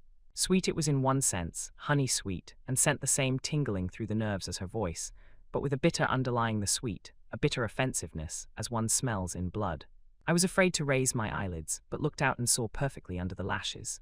The girl went on her knees and bent over me, simply gloating. There was a deliberate voluptuousness which was both thrilling and repulsive, and as she arched her neck she actually licked her lips like an animal, till I could see in the moonlight the moisture shining on the scarlet lips and on the red tongue as it lapped the white sharp teeth. Lower and lower went her head as the lips went below the range of my mouth and chin, and seemed about to fasten on my throat. Then she paused, and I could hear the churning sound of her tongue as it licked her teeth and lips, and could feel the hot breath on my neck. Then the skin of my throat began to tingle as one's flesh does when the hand that is to tickle it approaches nearer, nearer. I could feel the soft, shivering touch of the lips on the supersensitive skin of my throat, and the hard dents of 2 sharp teeth, just touching and pausing there. I closed my eyes in a languorous ecstasy and waited with beating heart. But at that instant, another sensation swept through me as quick as lightning. I was conscious of the presence of the Count, and of his being as if lapped in a storm of fury. As my eyes opened involuntarily, I saw his strong hand grasp the slender neck of the fair woman, and with giant's power draw it back, the blue eyes transformed with fury, the white teeth champing with rage, and the fair cheeks blazing red with passion. But the Count, never did I imagine such wrath and fury, even to the demons of the pit. His eyes were positively blazing. The red light in them was lurid, as if the flames of hellfire blazed behind them. His face was deathly pale, and the lines of it were hard like drawn wires. The thick eyebrows that met over the nose now seemed like a heaving bar of white-hot metal. With a fierce sweep of his arm, he hurled the woman from him, and then motioned to the others, as though he were beating them back. It was the same imperious gesture that I had seen used to the wolves. In a voice which, though low and almost in a whisper, seemed to cut through the air and then ring round the room, he said, "How dare you touch him, any of you? How dare you cast eyes on him when I had forbidden it? Back, I tell you all. This man belongs to me. Beware how you meddle with him, or you'll have to deal with me." The fair girl, with a laugh of ribald coquetry, turned to answer him, "You yourself never loved." "You never love." On this the other women joined, and such a mirthless, hard, soulless laughter rang through the room that it almost made me faint to hear. It seemed like the pleasure of fiends. Then the Count turned, after looking at my face attentively, and said in a soft whisper, Yes, I too can love, you yourselves can tell it from the past. Is it not so? Well, now I promise you that when I am done with him you shall kiss him at your will. Now go, go, I must awaken him, for there is work to be done. Are we to have nothing tonight? Said one of them, with a low laugh, as she pointed to the bag which he had thrown upon the floor, and which moved as though there were some living thing within it. For answer he nodded his head. One of the women jumped forward and opened it. If my ears did not deceive me, there was a gasp and a low wail, as of a half-smothered child. The women closed round, whilst I was aghast with horror. But as I looked they disappeared, and with them the dreadful bag. There was no door near them, and they could not have passed me without my noticing. They simply seemed to fade into the rays of the moonlight and pass out through the window, for I could see outside the dim, shadowy forms for a moment before they entirely faded away. Then the horror overcame me, and I sank down unconscious. Chapter 4. Jonathan Harker's journal. Continued. I awoke in my own bed. If it be that I had not dreamt, the Count must have carried me here. I tried to satisfy myself on the subject, but could not arrive at any unquestionable result. To be sure, there were certain small evidences, such as that my clothes were folded and laid by in a manner which was not my habit. My watch was still unwound, and I am rigorously accustomed to wind it the last thing before going to bed, and many such details. But these things are no proof, for they may have been evidences that my mind was not as usual, and from some cause or another I had certainly been much upset. I must watch for proof. Of one thing I am glad. If it was that the Count carried me here and undressed me, he must have been hurried in his task, for my pockets are intact. I am sure this diary would have been a mystery to him which he would not have brooked. He would have taken or destroyed it. As I look round this room, although it has been to me so full of fear, it is now a sort of sanctuary, for nothing can be more dreadful than those awful women who are waiting to suck my blood. 18 May. I have been down to look at that room again in daylight, for I must know the truth. When I got to the doorway at the top of the stairs, I found it closed. It had been so forcibly driven against the jamb that part of the woodwork was splintered. I could see that the bolt of the lock had not been shot, but the door is fastened from the inside. I fear it was no dream and must act on this surmise. 19 May. I am surely in the toils. Last night the Count asked me in the suavest tones to write 3 letters, one saying that my work here was nearly done, and that I should start for home within a few days, another that I was starting on the next morning from the time of the letter, and the third that I had left the castle and arrived at Bistritz. I would fain have rebelled, but felt that in the present state of things it would be madness to quarrel openly with the Count whilst I am so absolutely in his power, and to refuse would be to excite his suspicion and to arouse his anger. He knows that I know too much, and that I must not live, lest I be dangerous to him. My only chance is to prolong my opportunities. Something may occur which will give me a chance to escape. I saw in his eyes something of that gathering wrath which was manifest when he hurled that fair woman from him. He explained to me that posts were few and uncertain, and that my writing now would ensure ease of mind to my friends. And he assured me with so much impressiveness that he would countermand the later letters, which would be held over at Bistritz until due time in case chance would admit of my prolonging my stay, that to oppose him would have been to create new suspicion. I therefore pretended to fall in with his views, and asked him what dates I should put on the letters. He calculated a minute and then said, "The first should be June 12, the second June 19, and the third June 29. I know now the span of my life. God help me, 28 May. There is a chance of escape, or at any rate of being able to send word home. A band of Shkani have come to the castle, and are encamped in the courtyard. These Shkani are gypsies. I have notes of them in my book. They are peculiar to this part of the world, though allied to the ordinary gypsies all the world over. There are thousands of them in Hungary and Transylvania, who are almost outside all law. They attach themselves as a rule to some great noble or boyar, and call themselves by his name. They are fearless and without religion, save superstition, and they talk only their own varieties of the Romany tongue. I shall write some letters home, and shall try to get them to have them posted. I have already spoken them through my window to begin acquaintanceship. They took their hats off and made obeisance and many signs, which, however, I could not understand any more than I could their spoken language. I have written the letters. Mina's is in shorthand, and I simply ask Mr. Hawkins to communicate with her. To her I have explained my situation, but without the horrors which I may only surmise. It would shock and frighten her to death were I to expose my heart to her. Should the letters not carry, then the Count shall not yet know my secret or the extent of my knowledge. I have given the letters. I threw them through the bars of my window with a gold piece, and made what signs I could to have them posted. The man who took them pressed them to his heart and bowed, and then put them in his cap. I could do no more. I stole back to the study and began to read. As the Count did not come in, I have written here, "The Count has come." He sat down beside me and said in his smoothest voice as he opened 2 letters, The Shganey has given me these, of which though I know not whence they come, I shall of course take care. See, he must have looked at it. One is from you and to my friend Peter Hawkins. The other, here he caught sight of the strange symbols as he opened the envelope, and the dark look came into his face, and his eyes blazed wickedly. The other is a vile thing, an outrage upon friendship and hospitality. It is not signed, well, so it cannot matter to us. And he calmly held letter and envelope in the flame of the lamp till they were consumed. Then he went on, the letter to Hawkins, that I shall of course send on since it is yours. Your letters are sacred to me. Your pardon, my friend, that unknowingly I did break the seal. Will you not cover it again? He held out the letter to me, and with a courteous bow handed me a clean envelope. I could only redirect it and hand it to him in silence. When he went out of the room, I could hear the key turn softly. A minute later I went over and tried it, and the door was locked. When an hour or two after, the Count came quietly into the room, his coming awakened me, for I had gone to sleep on the sofa. He was very courteous and very cheery in his manner, and seeing that I had been sleeping, he said, "So, my friend, you are tired. Get to bed, there is the surest rest. I may not have the pleasure to talk tonight, since there are many labours to me, but you will sleep, I pray." I passed to my room and went to bed, and strange to say, slept without dreaming. Despair has its own calms. 31 May. This morning when I woke, I thought I would provide myself with some paper and envelopes from my bag and keep them in my pocket, so that I might write in case I should get an opportunity, but again a surprise, again a shock. Every scrap of paper was gone, and with it all my notes, my memoranda relating to railways and travel, my letter of credit, in fact all that might be useful to me were I once outside the castle.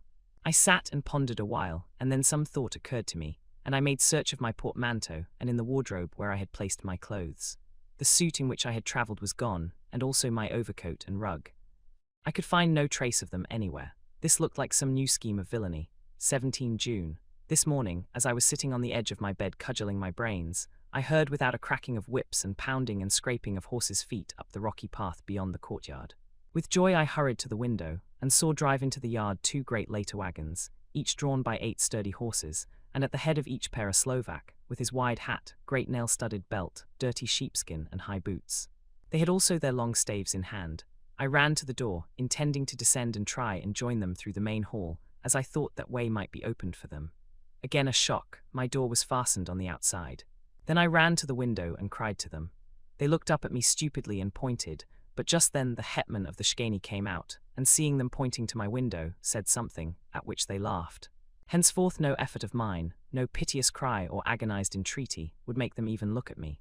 They resolutely turned away. The later wagons contained great square boxes, with handles of thick rope. These were evidently empty by the ease with which the Slovaks handled them, and by their resonance as they were roughly moved. When they were all unloaded and packed in a great heap in one corner of the yard, the Slovaks were given some money by the Shganey, and spitting on it for luck, lazily went each to his horse's head. Shortly afterwards I heard the cracking of their whips die away in the distance. 24 June, before morning. Last night the Count left me early, and locked himself into his own room. As soon as I dared I ran up the winding stair, and looked out of the window, which opened south. I thought I would watch for the Count, for there is something going on. The Shganey are quartered somewhere in the castle and are doing work of some kind. I know it, for now and then I hear a far-away muffled sound as of mattock and spade, and whatever it is, it must be the end of some ruthless villainy. I had been at the window somewhat less than half an hour, when I saw something coming out of the Count's window. I drew back and watched carefully, and saw the whole man emerge. It was a new shock to me to find that he had on the suit of clothes which I had worn whilst travelling here, and slung over his shoulder the terrible bag which I had seen the women take away. There could be no doubt as to his quest, and in my garb too.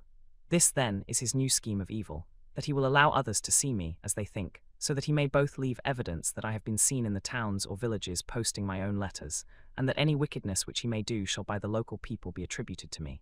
It makes me rage to think that this can go on, and whilst I am shut up here, a veritable prisoner, but without that protection of the law which is even a criminal's right and consolation.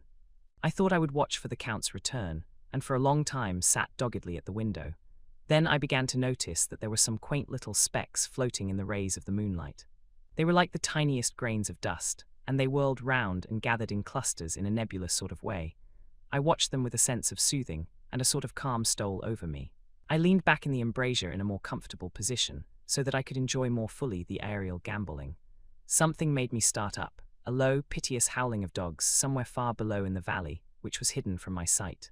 Louder it seemed to ring in my ears, and the floating motes of dust to take new shapes to the sound as they danced in the moonlight. I felt myself struggling to awake to some call of my instincts. Nay, my very soul was struggling, and my half-remembered sensibilities were striving to answer the call. I was becoming hypnotized. Quicker and quicker danced the dust. The moonbeams seemed to quiver as they went by me into the mass of gloom beyond. More and more they gathered till they seemed to take dim phantom shapes.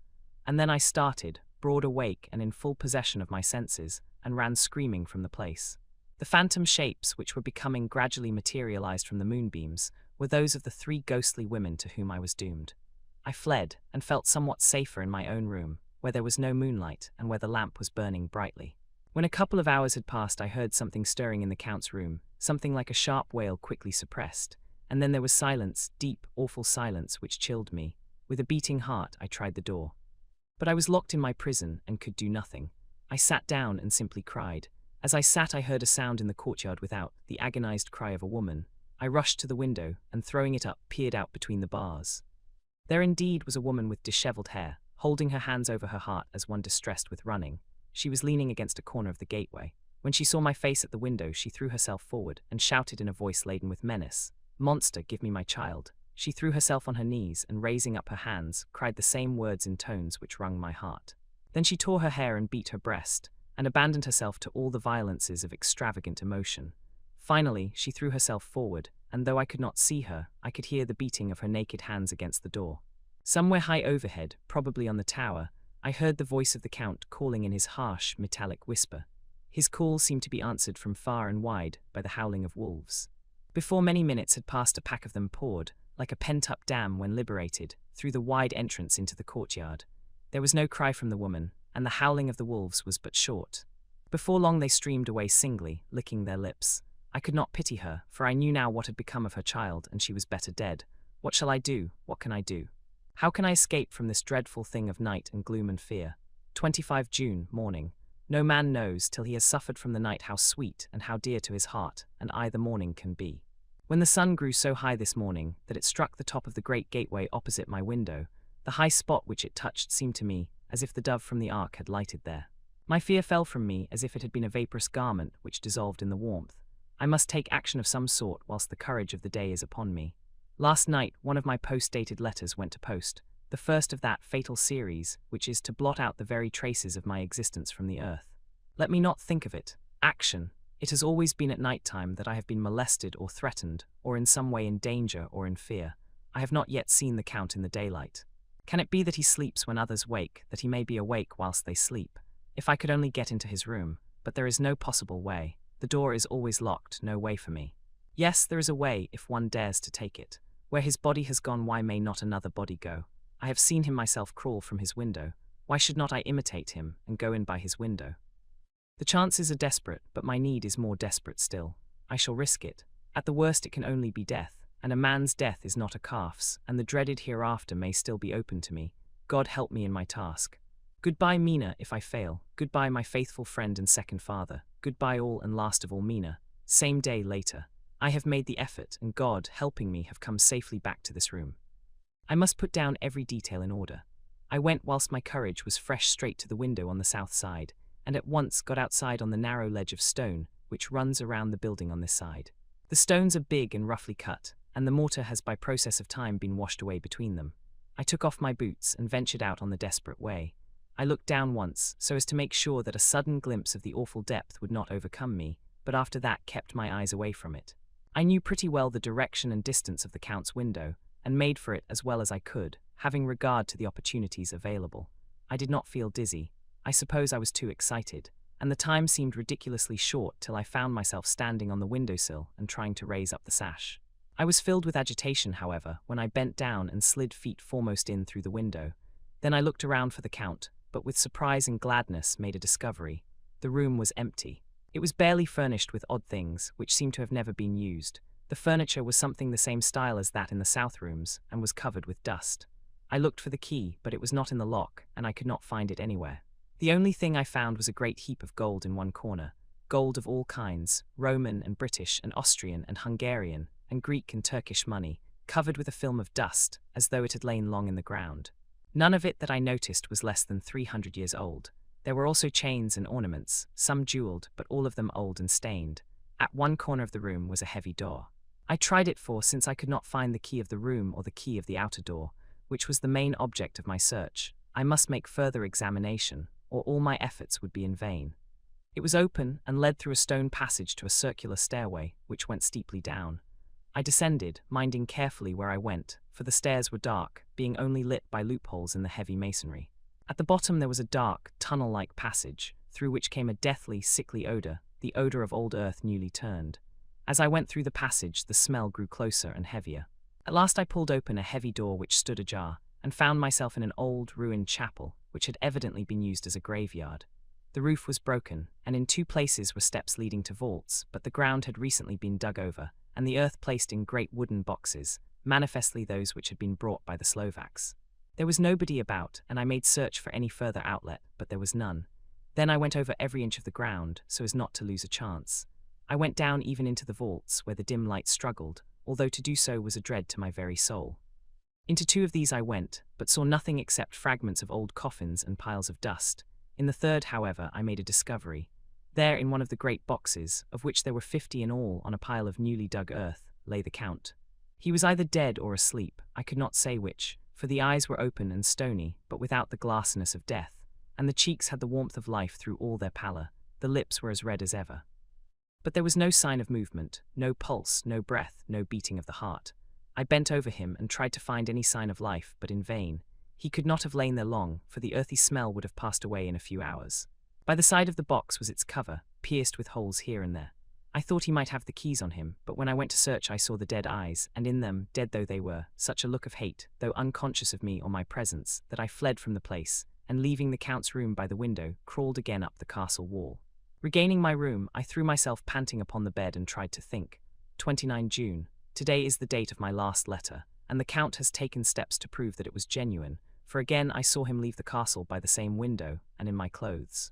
As he went down the wall, lizard fashion, I wished I had a gun or some lethal weapon, that I might destroy him, but I fear that no weapon wrought alone by man's hand would have any effect on him. I dared not wait to see him return, for I feared to see those weird sisters. I came back to the library, and read there till I fell asleep. I was awakened by the Count, who looked at me as grimly as a man can look as he said, "Tomorrow, my friend, we must part. You return to your beautiful England, I to some work which may have such an end that we may never meet. Your letter home has been dispatched. Tomorrow I shall not be here, but all shall be ready for your journey. In the morning come the Shgani, who have some labours of their own here, and also come some Slovaks. When they have gone, my carriage shall come for you, and shall bear you to the Borgo Pass to meet the diligence from Bukovina to Bistritz. But I am in hopes that I shall see more of you at Castle Dracula." I suspected him, and determined to test his sincerity. Sincerity, it seems like a profanation of the word to write it in connection with such a monster, so asked him point blank, "Why may I not go tonight?" "Because, dear sir, my coachman and horses are away on a mission, but I would walk with pleasure. I want to get away at once." He smiled, such a soft, smooth, diabolical smile that I knew there was some trick behind his smoothness. He said, "And your baggage, I do not care about it. I can send for it some other time." The Count stood up and said, with a sweet courtesy which made me rub my eyes, it seemed so real, "You English have a saying which is close to my heart, for its spirit is that which rules our boyars. Welcome the coming, speed the parting guest. Come with me, my dear young friend. Not an hour shall you wait in my house against your will, though sad am I at your going, and that you so suddenly desire it. Come." With a stately gravity, he, with the lamp, preceded me down the stairs and along the hall. Suddenly he stopped. Hark! Close at hand came the howling of many wolves. It was almost as if the sound sprang up at the rising of his hand, just as the music of a great orchestra seems to leap under the baton of the conductor. After a pause of a moment, he proceeded in his stately way to the door, drew back the ponderous bolts, unhooked the heavy chains, and began to draw it open. To my intense astonishment, I saw that it was unlocked. Suspiciously, I looked all round, but could see no key of any kind. As the door began to open, the howling of the wolves without grew louder and angrier. Their red jaws, with champing teeth, and their blunt-clawed feet as they leaped, came in through the opening door. I knew then that to struggle at the moment against the Count was useless. With such allies as these at his command, I could do nothing. But still the door continued slowly to open, and only the Count's body stood in the gap. Suddenly it struck me that this might be the moment and means of my doom. I was to be given to the wolves, and at my own instigation. There was a diabolical wickedness in the idea great enough for the Count, and as a last chance I cried out, "Shut the door, I shall wait till morning," and covered my face with my hands to hide my tears of bitter disappointment. With one sweep of his powerful arm, the Count threw the door shut, and the great bolts clanged and echoed through the hall as they shot back into their places. In silence we returned to the library, and after a minute or two I went to my own room. The last I saw of Count Dracula was his kissing his hand to me, with a red light of triumph in his eyes, and with a smile that Judas in hell might be proud of. When I was in my room and about to lie down, I thought I heard a whispering at my door. I went to it softly and listened. Unless my ears deceived me, I heard the voice of the Count. Back to your own place. Your time is not yet come. Wait, have patience. Tonight is mine. Tomorrow night is yours. There was a low, sweet ripple of laughter, and in a rage I threw open the door and saw without the three terrible women licking their lips. As I appeared, they all joined in a horrible laugh and ran away. I came back to my room and threw myself on my knees. It is then so near the end. Tomorrow. Lord, help me and those to whom I am dear. 30 June morning. These may be the last words I ever write in this diary. I slept till just before the dawn, and when I woke threw myself on my knees, for I determined that if death came he should find me ready. At last I felt that subtle change in the air, and knew that the morning had come. Then came the welcome cock-crow, and I felt that I was safe. With a glad heart, I opened my door and ran down to the hall. I had seen that the door was unlocked, and now escape was before me. With hands that trembled with eagerness, I unhooked the chains and drew back the massive bolts, but the door would not move. Despair seized me. I pulled and pulled at the door, and shook it till, massive as it was, it rattled in its casement. I could see the bolt shot. It had been locked after I left the Count. Then a wild desire took me to obtain that key at any risk, and I determined then and there to scale the wall again and gain the Count's room. He might kill me, but death now seemed the happier choice of evils. Without a pause, I rushed up to the east window and scrambled down the wall as before into the Count's room. It was empty, but that was as I expected. I could not see a key anywhere, but the heap of gold remained. I went through the door in the corner and down the winding stair and along the dark passage to the old chapel. I knew now well enough where to find the monster I sought. The great box was in the same place, close against the wall, but the lid was laid on it, not fastened down, but with the nails ready in their places to be hammered home. I knew I must reach the body for the key, so I raised the lid and laid it back against the wall, and then I saw something which filled my very soul with horror. There lay the Count, but looking as if his youth had been half renewed, for the white hair and moustache were changed to dark iron grey. The cheeks were fuller, and the white skin seemed ruby red underneath. The mouth was redder than ever, for on the lips were gouts of fresh blood, which trickled from the corners of the mouth and ran over the chin and neck. Even the deep, burning eyes seemed set amongst swollen flesh, for the lids and pouches underneath were bloated. It seemed as if the whole awful creature were simply gorged with blood. He lay like a filthy leech, exhausted with his repletion. I shuddered as I bent over to touch him, and every sense in me revolted at the contact, but I had to search, or I was lost. The coming night might see my own body a banquet in a similar way to those horrid three. I felt all over the body, but no sign could I find of the key.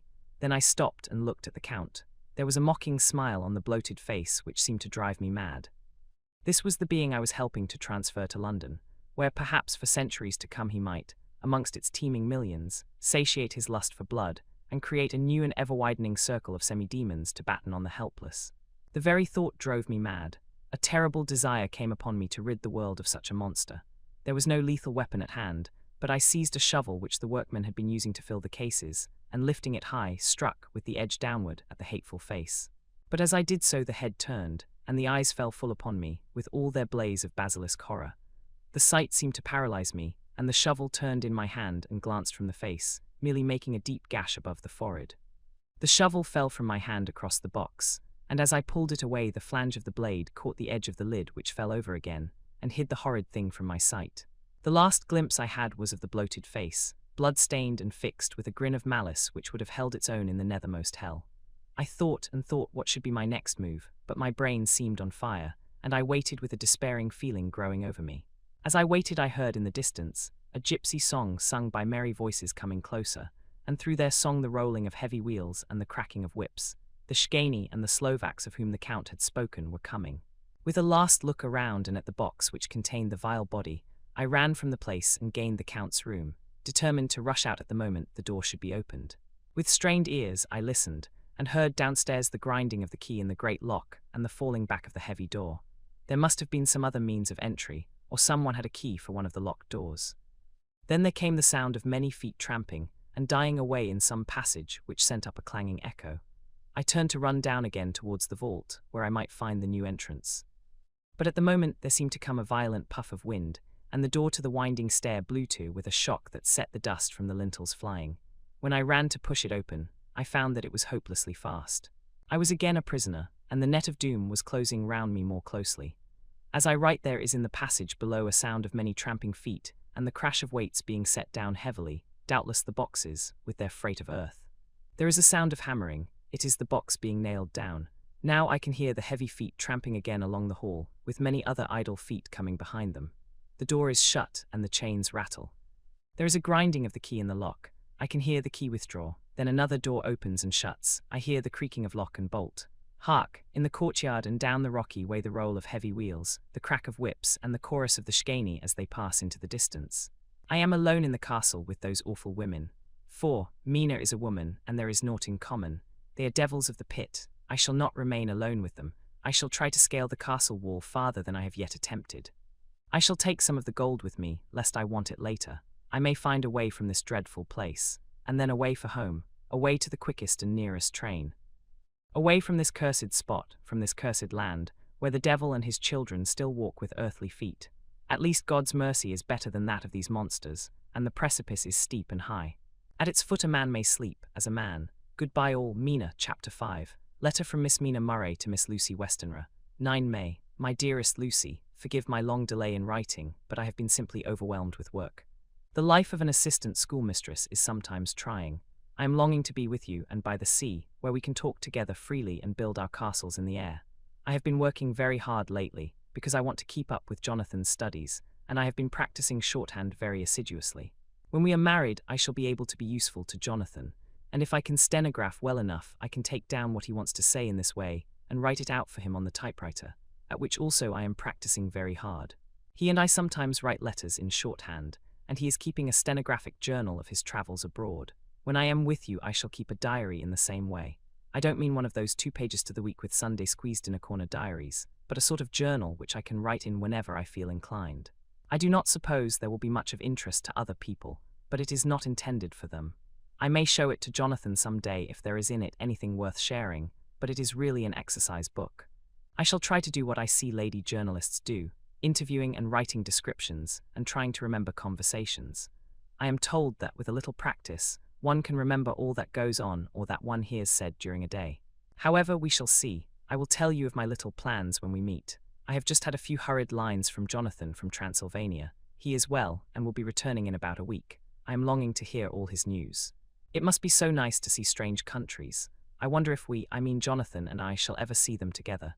There is the 10 o'clock bell ringing. Goodbye, your loving Mina. Tell me all the news when you write. You have not told me anything for a long time. I hear rumours, and especially of a tall, handsome, curly-haired man. Letter, Lucy Westenra to Mina Murray. 17 Chatham Street, Wednesday. My dearest Mina, I must say you tax me very unfairly with being a bad correspondent. I wrote to you twice since we parted, and your last letter was only your second. Besides, I have nothing to tell you. There is really nothing to interest you. Town is very pleasant just now, and we go a good deal to picture galleries and for walks and rides in the park. As to the tall, curly-haired man, I suppose it was the one who was with me at the last pop. Someone has evidently been telling tales. That was Mr. Homewood. He often comes to see us, and he and Mamma get on very well together. They have so many things to talk about in common. We met some time ago a man that would just do for you if you were not already engaged to Jonathan. He is an excellent party, being handsome, well off, and of good birth. He is a doctor and really clever. Just fancy. He is only 29, and he has an immense lunatic asylum all under his own care. Mr. Homewood introduced him to me, and he called here to see us, and often comes now. I think he is one of the most resolute men I ever saw, and yet the most calm. He seems absolutely imperturbable. I can fancy what a wonderful power he must have over his patients. He has a curious habit of looking one straight in the face, as if trying to read one's thoughts. He tries this on very much with me, but I flatter myself he has got a tough nut to crack. I know that from my glass. Do you ever try to read your own face? I do, and I can tell you it is not a bad study, and gives you more trouble than you can well fancy if you have never tried it. He says that I afford him a curious psychological study, and I humbly think I do. I do not, as you know, take sufficient interest in dress to be able to describe the new fashions. Dress is a bore. That is slang again, but never mind. Arthur says that every day. There, it is all out. Mina, we have told all our secrets to each other since we were children. We have slept together and eaten together, and laughed and cried together. And now, though I have spoken, I would like to speak more. Oh, Mina, couldn't you guess? I love him. I am blushing as I write, for although I think he loves me, he has not told me so in words. But oh, Mina, I love him. I love him, I love him. There, that does me good. I wish I were with you, dear, sitting by the fire undressing, as we used to sit, and I would try to tell you what I feel. I do not know how I am writing this even to you. I am afraid to stop, or I should tear up the letter, and I don't want to stop, for I do so want to tell you all. Let me hear from you at once, and tell me all that you think about it. Mina, I must stop. Good night. Bless me in your prayers, and Mina, pray for my happiness. Lucy, P.S. I need not tell you this is a secret. Good night again. L. Letter, Lucy Westenra to Mina Murray, 24 May. My dearest Mina, thanks and thanks and thanks again for your sweet letter. It was so nice to be able to tell you and to have your sympathy. My dear, it never rains but it pours. How true the old proverbs are. Here am I, who shall be 20 in September, and yet I never had a proposal till today, not a real proposal, and today I have had 3. Just fancy, 3 proposals in one day. Isn't it awful? I feel sorry, really and truly sorry, for 2 of the poor fellows. Oh, Mina, I am so happy that I don't know what to do with myself. And 3 proposals. But for goodness sake, don't tell any of the girls, or they would be getting all sorts of extravagant ideas and imagining themselves injured and slighted if in their very first day at home they did not get 6 at least. Some girls are so vain. You and I, Mina dear, who are engaged and are going to settle down soon soberly into old married women, can despise vanity. Well, I must tell you about the 3, but you must keep it a secret, dear, from everyone, except, of course, Jonathan. You will tell him because I would, if I were in your place, certainly tell Arthur. A woman ought to tell her husband everything, don't you think so, dear? And I must be fair. Men like women, certainly their wives, to be quite as fair as they are, and women, I am afraid, are not always quite as fair as they should be. Well, my dear, number 1 came just before lunch. I told you of him, Dr. John Seward, the lunatic asylum man, with the strong jaw and the good forehead. He was very cool outwardly, but was nervous all the same. He had evidently been schooling himself as to all sorts of little things, and remembered them, but he almost managed to sit down on his silk hat, which men don't generally do when they are cool, and then when he wanted to appear at ease, he kept playing with a lancet in a way that made me nearly scream. He spoke to me, Mina, very straightforwardly. He told me how dear I was to him, though he had known me so little, and what his life would be with me to help and cheer him. He was going to tell me how unhappy he would be if I did not care for him, but when he saw me cry, he said that he was a brute and would not add to my present trouble. Then he broke off and asked if I could love him in time. And when I shook my head his hands trembled, and then with some hesitation he asked me if I cared already for anyone else. He put it very nicely, saying that he did not want to wring my confidence from me, but only to know, because if a woman's heart was free, a man might have hope. And then, Mina, I felt a sort of duty to tell him that there was someone. I only told him that much, and then he stood up, and he looked very strong and very grave as he took both my hands in his, and said he hoped I would be happy, and that if I ever wanted a friend I must count him one of my best. Oh, Mina dear, I can't help crying, and you must excuse this letter being all blotted. Being proposed to is all very nice and all that sort of thing, but it isn't at all a happy thing when you have to see a poor fellow, whom you know loves you honestly, going away and looking all broken-hearted, and to know that, no matter what he may say at the moment, you are passing quite out of his life. My dear, I must stop here at present. I feel so miserable, though I am so happy. Evening. Arthur has just gone, and I feel in better spirits than when I left off, so I can go on telling you about the day. Well, my dear, number 2 came after lunch. He is such a nice fellow, an American from Texas, and he looks so young and so fresh that it seems almost impossible that he has been to so many places and has had such adventures. I sympathize with poor Desdemona when she had such a dangerous stream poured in her ear, even by a black man. I suppose that we women are such cowards that we think a man will save us from fears, and we marry him. I know now what I would do if I were a man and wanted to make a girl love me. No, I don't, for there was Mr. Morris telling us his stories, and Arthur never told any, and yet, my dear, I am somewhat previous. Mr. Quincy P. Morris found me alone. It seems that a man always does find a girl alone. No, he doesn't, for Arthur tried twice to make a chance, and I helping him all I could. I am not ashamed to say it now. I must tell you beforehand that Mr. Morris doesn't always speak slang. That is to say, he never does so to strangers or before them, for he is really well educated and has exquisite manners. But he found out that it amused me to hear him talk American slang, and whenever I was present, and there was no one to be shocked, he said such funny things. I am afraid, my dear, he has to invent it all, for it fits exactly into whatever else he has to say. But this is a way slang has. I do not know myself if I shall ever speak slang. I do not know if Arthur likes it, as I have never heard him use any as yet. Well, Mr. Morris sat down beside me and looked as happy and jolly as he could, but I could see all the same that he was very nervous. He took my hand in his and said ever so sweetly, "Miss Lucy, I know I ain't good enough to regulate the fixins of your little shoes, but I guess if you wait till you find a man that is you will go join them 7 young women with the lamps when you quit. Won't you just hitch up alongside of me and let us go down the long road together, driving in double harness?" Well, he did look so good-humoured and so jolly that it didn't seem half so hard to refuse him as it did poor Dr. Seward. So I said, as lightly as I could, that I did not know anything of hitching, and that I wasn't broken to harness at all yet. Then he said that he had spoken in a light manner, and he hoped that if he had made a mistake in doing so on so grave, so momentous an occasion for him, I would forgive him.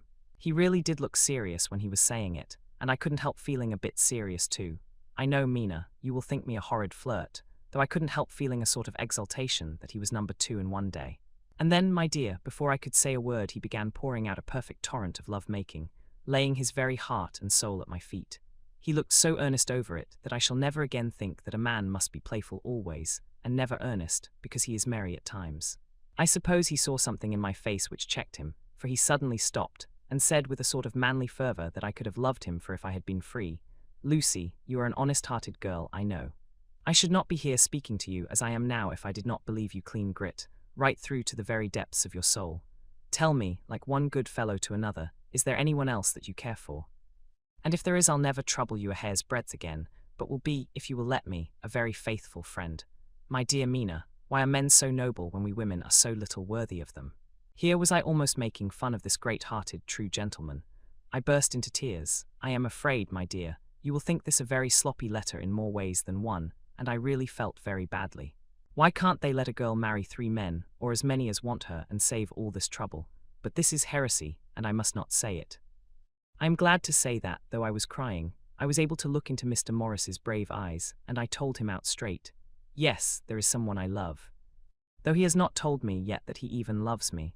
I was right to speak to him so frankly, for quite a light came into his face. And he put out both his hands and took mine. I think I put them into his, and said in a hearty way, "That's my brave girl. It's better worth being late for a chance of winning you than being in time for any other girl in the world. Don't cry, my dear. If it's for me, I'm a hard nut to crack, and I take it standing up. If that other fellow doesn't know his happiness, well, he'd better look for it soon, or he'll have to deal with me. Little girl, your honesty and pluck have made me a friend, and that's rarer than a lover. It's more unselfish anyhow. My dear, I'm going to have a pretty lonely walk between this and Kingdom Come. Won't you give me one kiss? It'll be something to keep off the darkness now and then. You can, you know, if you like, for that other good fellow. He must be a good fellow, my dear, and a fine fellow, or you could not love him. Hasn't spoken yet. That quite won me, Mina, for it was brave and sweet of him, and noble too to a rival, wasn't it? And he so sad." So I leant over and kissed him. He stood up with my 2 hands in his, and as he looked down into my face, I am afraid I was blushing very much, he said, "Little girl, I hold your hand, and you've kissed me, and if these things don't make us friends, nothing ever will. Thank you for your sweet honesty to me, and goodbye." He wrung my hand, and taking up his hat, went straight out of the room without looking back, without a tear or a quiver or a pause, and I am crying like a baby. Oh, why must a man like that be made unhappy when there are lots of girls about who would worship the very ground he trod on? I know I would if I were free, only I don't want to be free.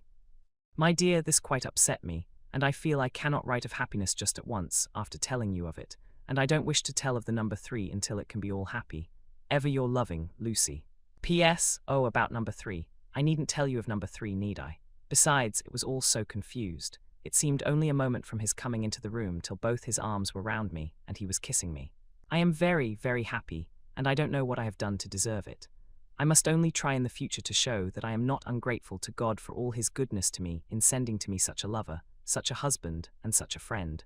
Goodbye, Dr. Seward's diary. Kept in phonograph, 25 May. Ebb tide in appetite today. Cannot eat, cannot rest, so diary instead. Since my rebuff of yesterday, I have a sort of empty feeling.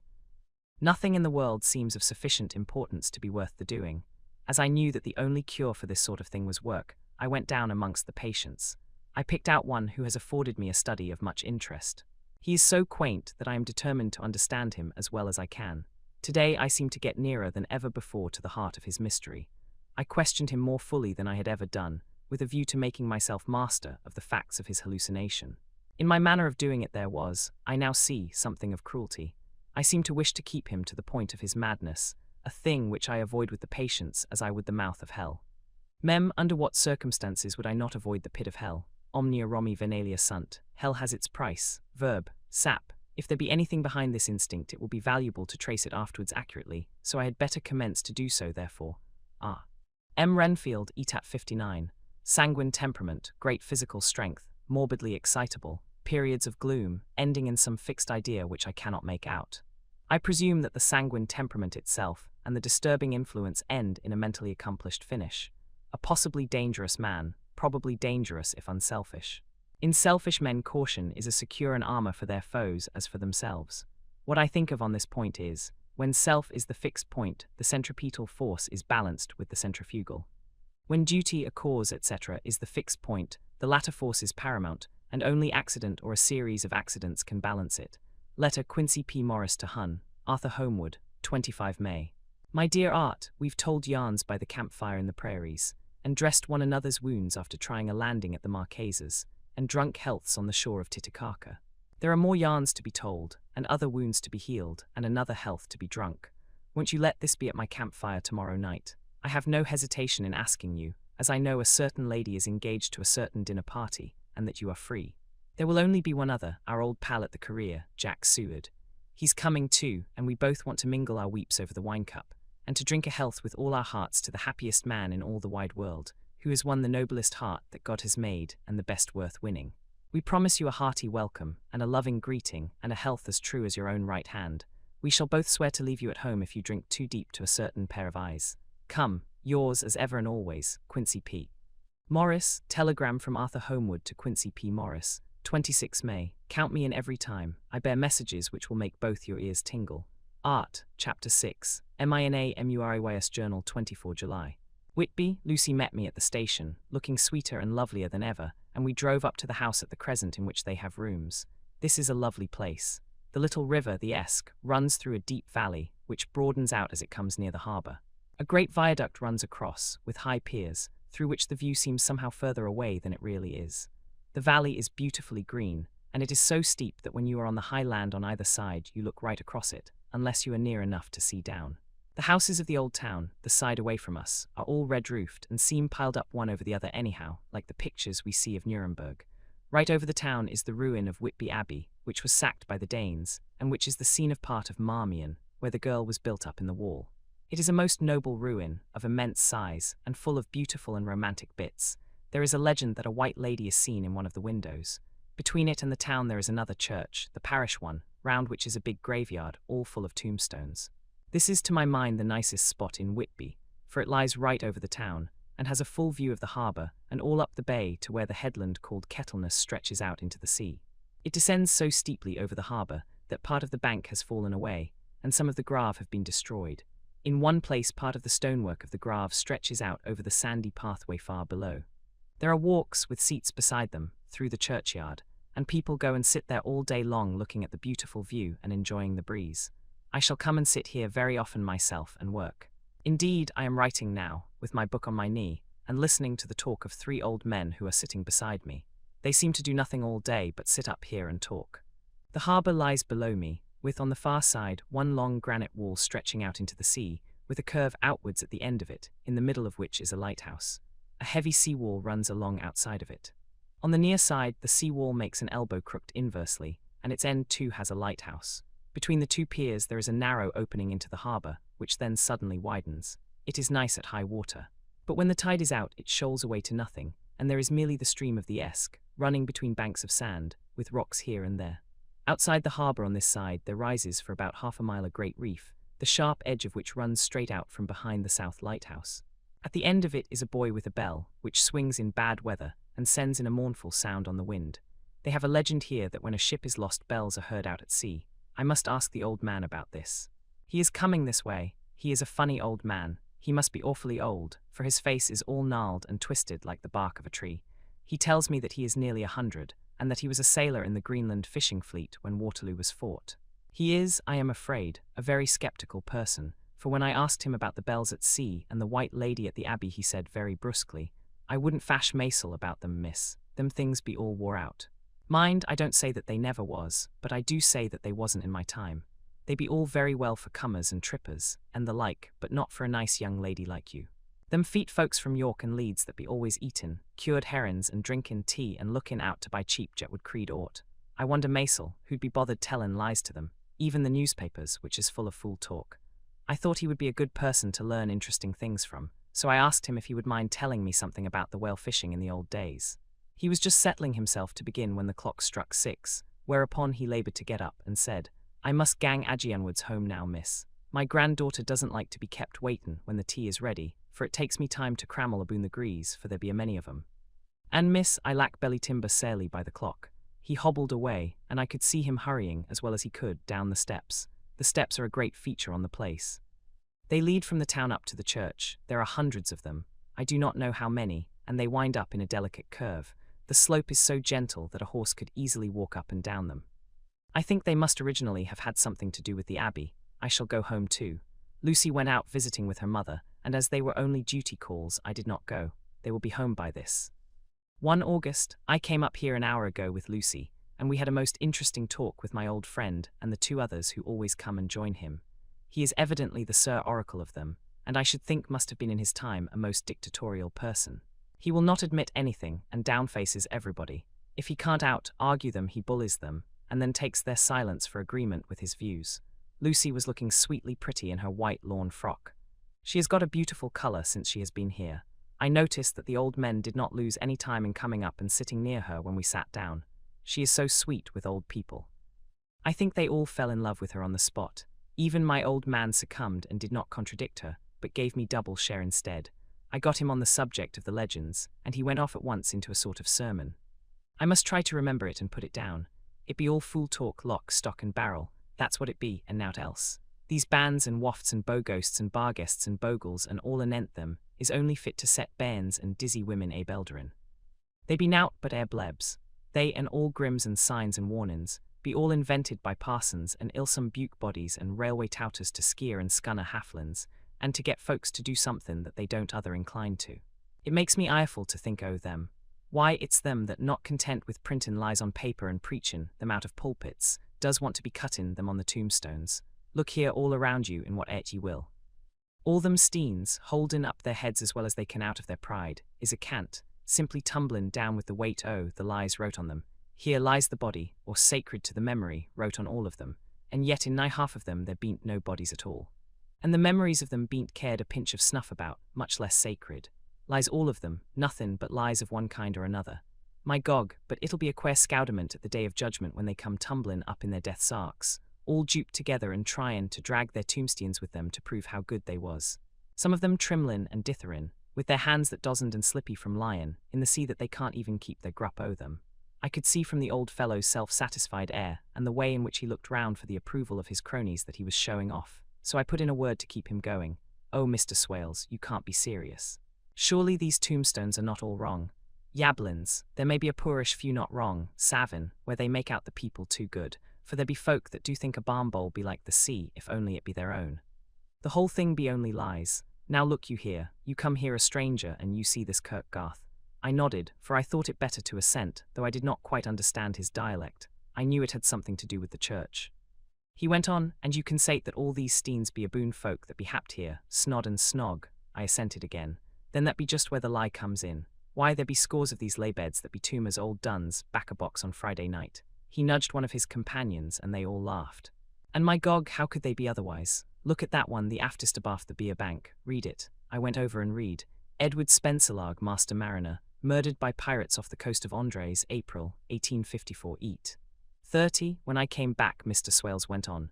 "Who brought him home, I wonder, to hap him here? Murdered off the coast of Andres, and you consated his body lay under. Why, I could name ye a dozen whose bones lie in the Greenland seas above." He pointed northwards, "or where the currents may have drifted them. There be the steens around ye. Ye can, with your young eyes, read the small print of the lies from here. This Braithwaite Lowry, I knew his father, lost in the lively off Greenland in 20, or Andrew Woodhouse, drowned in the same seas in 1777, or John Paxton, drowned off Cape Farewell a year later, or old John Rawlings, whose grandfather sailed with me, drowned in the Gulf of Finland in 50. Do you think that all these men will have to make a rush to Whitby when the trumpet sounds? I have me antherums aboot it. I tell ye that when they got here they'd be Jomlin and Jocelyn, one another that way that it 'ud be like a fight up on the ice in the old days, when we'd be at one another from daylight to dark, and tryin' to tie up our cuts by the light of the aurora borealis. This was evidently local pleasantry, for the old man cackled over it, and his cronies joined in with gusto. But, I said, surely you are not quite correct, for you start on the assumption that all the poor people, or their spirits, will have to take their tombstones with them on the day of judgment. Do you think that will be really necessary? Well, what else be they tombstones for? Answer me that, miss. To please their relatives, I suppose. To please their relatives, you suppose. This he said with intense scorn. How will it pleasure their relatives to know that lies is wrote over them, and that everybody in the place knows that they be lies? He pointed to a stone at our feet which had been laid down as a slab, on which the seat was rested, close to the edge of the cliff. Read the lies on that Thruffstein, he said. The letters were upside down to me from where I sat, but Lucy was more opposite to them, so she leant over and read. Sacred to the memory of George Cannon, who died, in the hope of a glorious resurrection, on July 29, 1873, falling from the rocks at Kettleness. This tomb was erected by his sorrowing mother to her dearly beloved son. He was the only son of his mother, and she was a widow. Really, Mr. Swales, I don't see anything very funny in that. She spoke her comment very gravely and somewhat severely. You don't see aught funny, ha ha, but that's because you don't gorm the sorrow in. Mother was a hellcat that hated him because he was acooked. A regular lamiter he was, and he hated her so that he committed suicide in order that she mightn't get an insurance she put on his life. He blew nigh the top of his head off with an old musket that they had for scarrin' the crows with. 'Twarn't for crows then, for it brought the clegs and the doups to him. That's the way he fell off the rocks. And as to hopes of a glorious resurrection, I've often heard him say Maisel, that he hoped he'd go to hell, for his mother was so pious that she'd be sure to go to heaven, and he didn't want to addle where she was. Now isn't that Steen at any rate? He hammered it with his stick as he spoke, a pack of lies, and won't it make Gabriel keckle when Geordie comes pantin' up the grease with the tombstone balanced on his hump and asks it to be took as evidence? I did not know what to say, but Lucy turned the conversation as she said, rising up, "Oh, why did you tell us of this?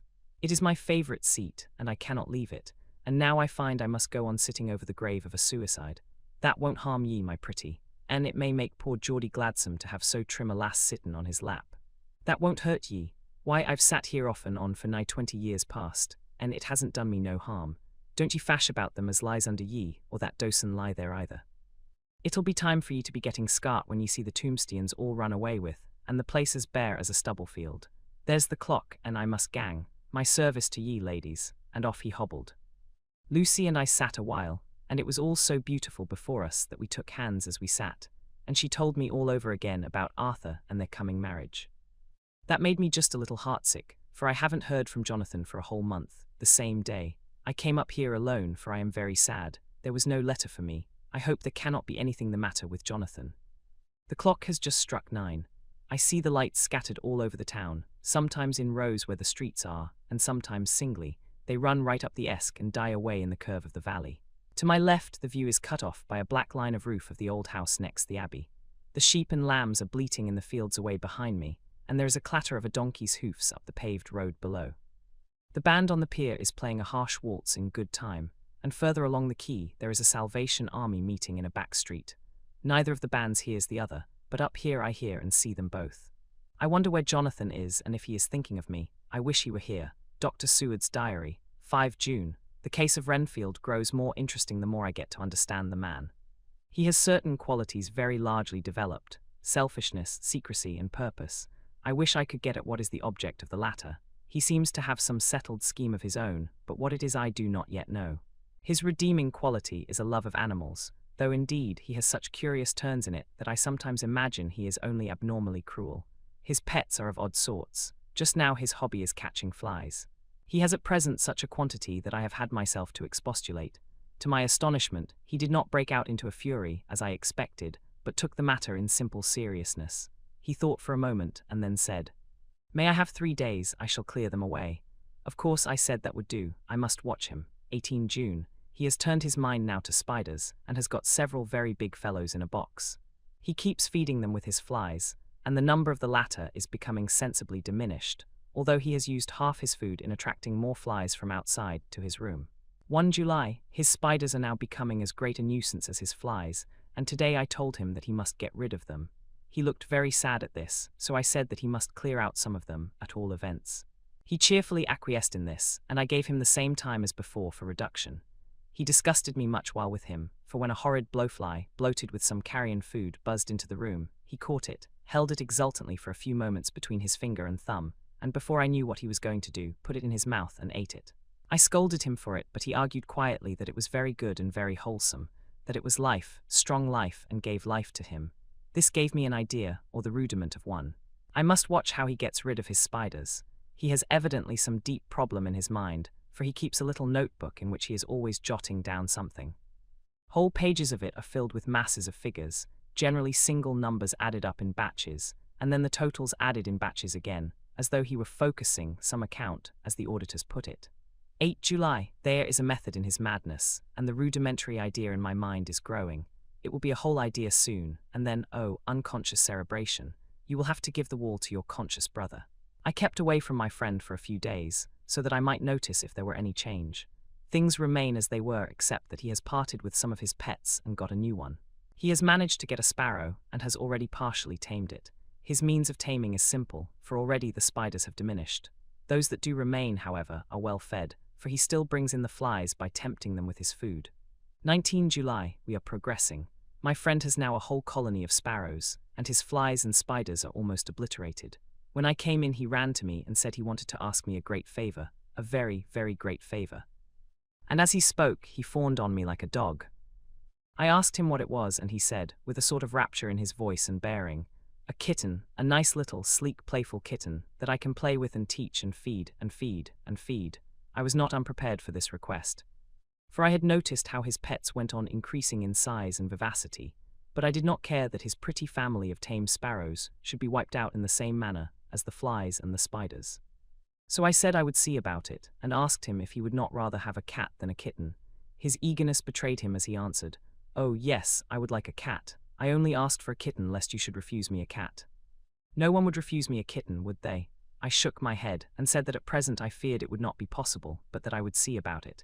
His face fell, and I could see a warning of danger in it, for there was a sudden, fierce, sidelong look which meant killing. The man is an undeveloped homicidal maniac. I shall test him with his present craving and see how it will work out, then I shall know more. 10 p.m.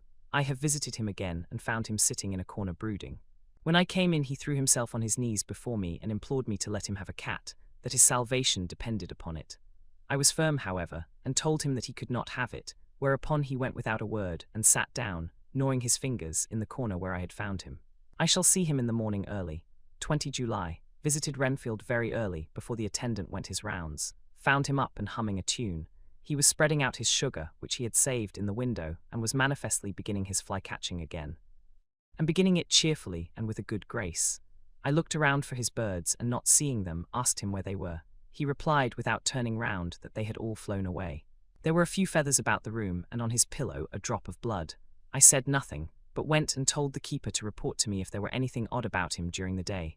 11 a.m. The attendant has just been to me to say that Renfield has been very sick and has disgorged a whole lot of feathers. My belief is, doctor, he said, that he has eaten his birds and that he just took and ate them raw. 11 p.m. I gave Renfield a strong opiate tonight, enough to make even him sleep, and took away his pocketbook to look at it. The thought that has been buzzing about my brain lately is complete, and the theory proved. My homicidal maniac is of a peculiar kind. I shall have to invent a new classification for him, and call him a zoophagus, life-eating maniac. What he desires is to absorb as many lives as he can, and he has laid himself out to achieve it in a cumulative way. He gave many flies to one spider and many spiders to one bird, and then wanted a cat to eat the many birds.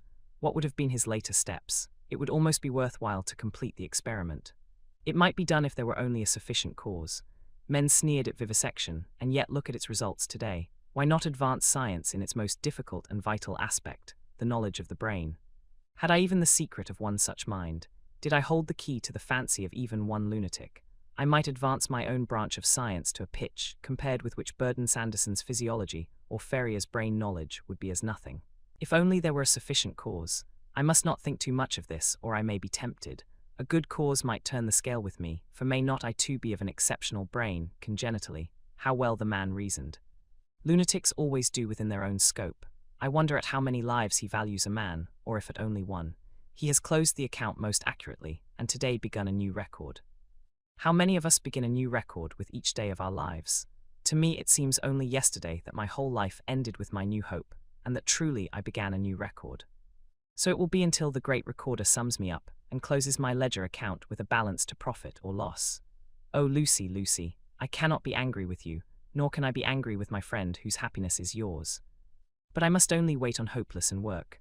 Work, work. If I only could have as strong a cause as my poor mad friend there, a good, unselfish cause to make me work, that would be indeed happiness. Mina Murray's Journal. 26 July. I am anxious, and it soothes me to express myself here. It is like whispering to oneself and listening at the same time. And there is also something about the shorthand symbols that makes it different from writing. I am unhappy about Lucy and about Jonathan. I had not heard from Jonathan for some time, and was very concerned. But yesterday dear Mr. Hawkins, who is always so kind, sent me a letter from him.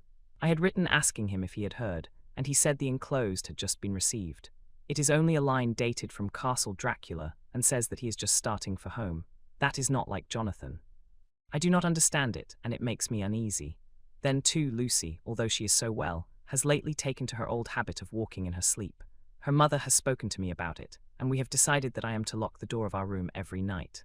Mrs. Westenra has got an idea that sleepwalkers always go out on roofs of houses, and along the edges of cliffs, and then get suddenly wakened and fall over with a despairing cry that echoes all over the place. Poor dear, she is naturally anxious about Lucy, and she tells me that her husband, Lucy's father, had the same habit, that he would get up in the night and dress himself and go out if he were not stopped. Lucy is to be married in the autumn, and she is already planning out her dresses and how her house is to be arranged. I sympathize with her, for I do the same, only Jonathan and I will start in life in a very simple way, and shall have to try to make both ends meet. Mr. Homewood, he is the Hun. Arthur Homewood, only son of Lord Godalming, is coming up here very shortly, as soon as he can leave town, for his father is not very well, and I think dear Lucy is counting the moments till he comes. She wants to take him up to the seat on the churchyard cliff and show him the beauty of Whitby. I dare say it is the waiting which disturbs her. She will be all right when he arrives. 27 July. No news from Jonathan. I am getting quite uneasy about him, though why I should I do not know, but I do wish that he would write, if it were only a single line. Lucy walks more than ever, and each night I am awakened by her moving about the room. Fortunately, the weather is so hot that she cannot get cold, but still the anxiety and the perpetually being wakened is beginning to tell on me, and I am getting nervous and wakeful myself. Thank God, Lucy's health keeps up. Mr. Homewood has been suddenly called to ring to see his father, who has been taken seriously ill. Lucy frets at the postponement of seeing him, but it does not touch her looks. She is a trifle stouter, and her cheeks are a lovely rose pink. She has lost that anemic look which she had. I pray it will all last. 3 August. Another week gone, and no news from Jonathan, not even to Mr. Hawkins, from whom I have heard. Oh, I do hope he is not ill. He surely would have written. I look at that last letter of his, but somehow it does not satisfy me. It does not read like him, and yet it is his writing. There is no mistake of that. Lucy has not walked much in her sleep the last week, but there is an odd concentration about her which I do not understand. Even in her sleep she seems to be watching me. She tries the door and finding it locked, goes about the room searching for the key. 6 August. Another 3 days and no news. This suspense is getting dreadful. If I only knew where to write to or where to go to, I should feel easier. But no one has heard a word of Jonathan since that last letter. I must only pray to God for patience. Lucy is more excitable than ever, but is otherwise well. Last night was very threatening, and the fishermen say that we are in for a storm. I must try to watch it and learn the weather signs.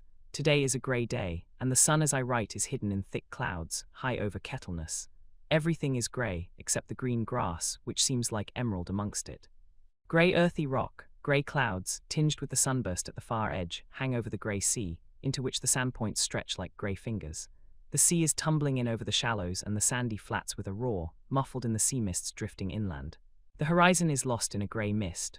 All is vastness. The clouds are piled up like giant rocks, and there is a brool over the sea that sounds like some presage of doom. Dark figures are on the beach here and there, sometimes half shrouded in the mist, and seem men like trees walking. The fishing boats are racing for home, and rise and dip in the ground swell as they sweep into the harbour, bending to the scuppers. Here comes old Mr. Swales. He is making straight for me, and I can see by the way he lifts his hat that he wants to talk. I have been quite touched by the change in the poor old man. When he sat down beside me, he said in a very gentle way, "I want to say something to you, miss." I could see he was not at ease, so I took his poor old wrinkled hand in mine and asked him to speak fully. So he said, leaving his hand in mine, "I'm afraid, my dearie, that I must have shocked you by all the wicked things I've been saying about the dead, and such like, for weeks past. But I didn't mean them, and I want ye to remember that when I'm gone. We awed folks that be daffled, and with 1 foot abaft the crockhool, don't altogether like to think of it, and we don't want to feel scart of it. And that's why I've took to mackin' light of it, so that I'd cheer up my own heart a bit. But Lord love ye, miss, I ain't afraid of dyin', not a bit, only I don't want to die if I can help it.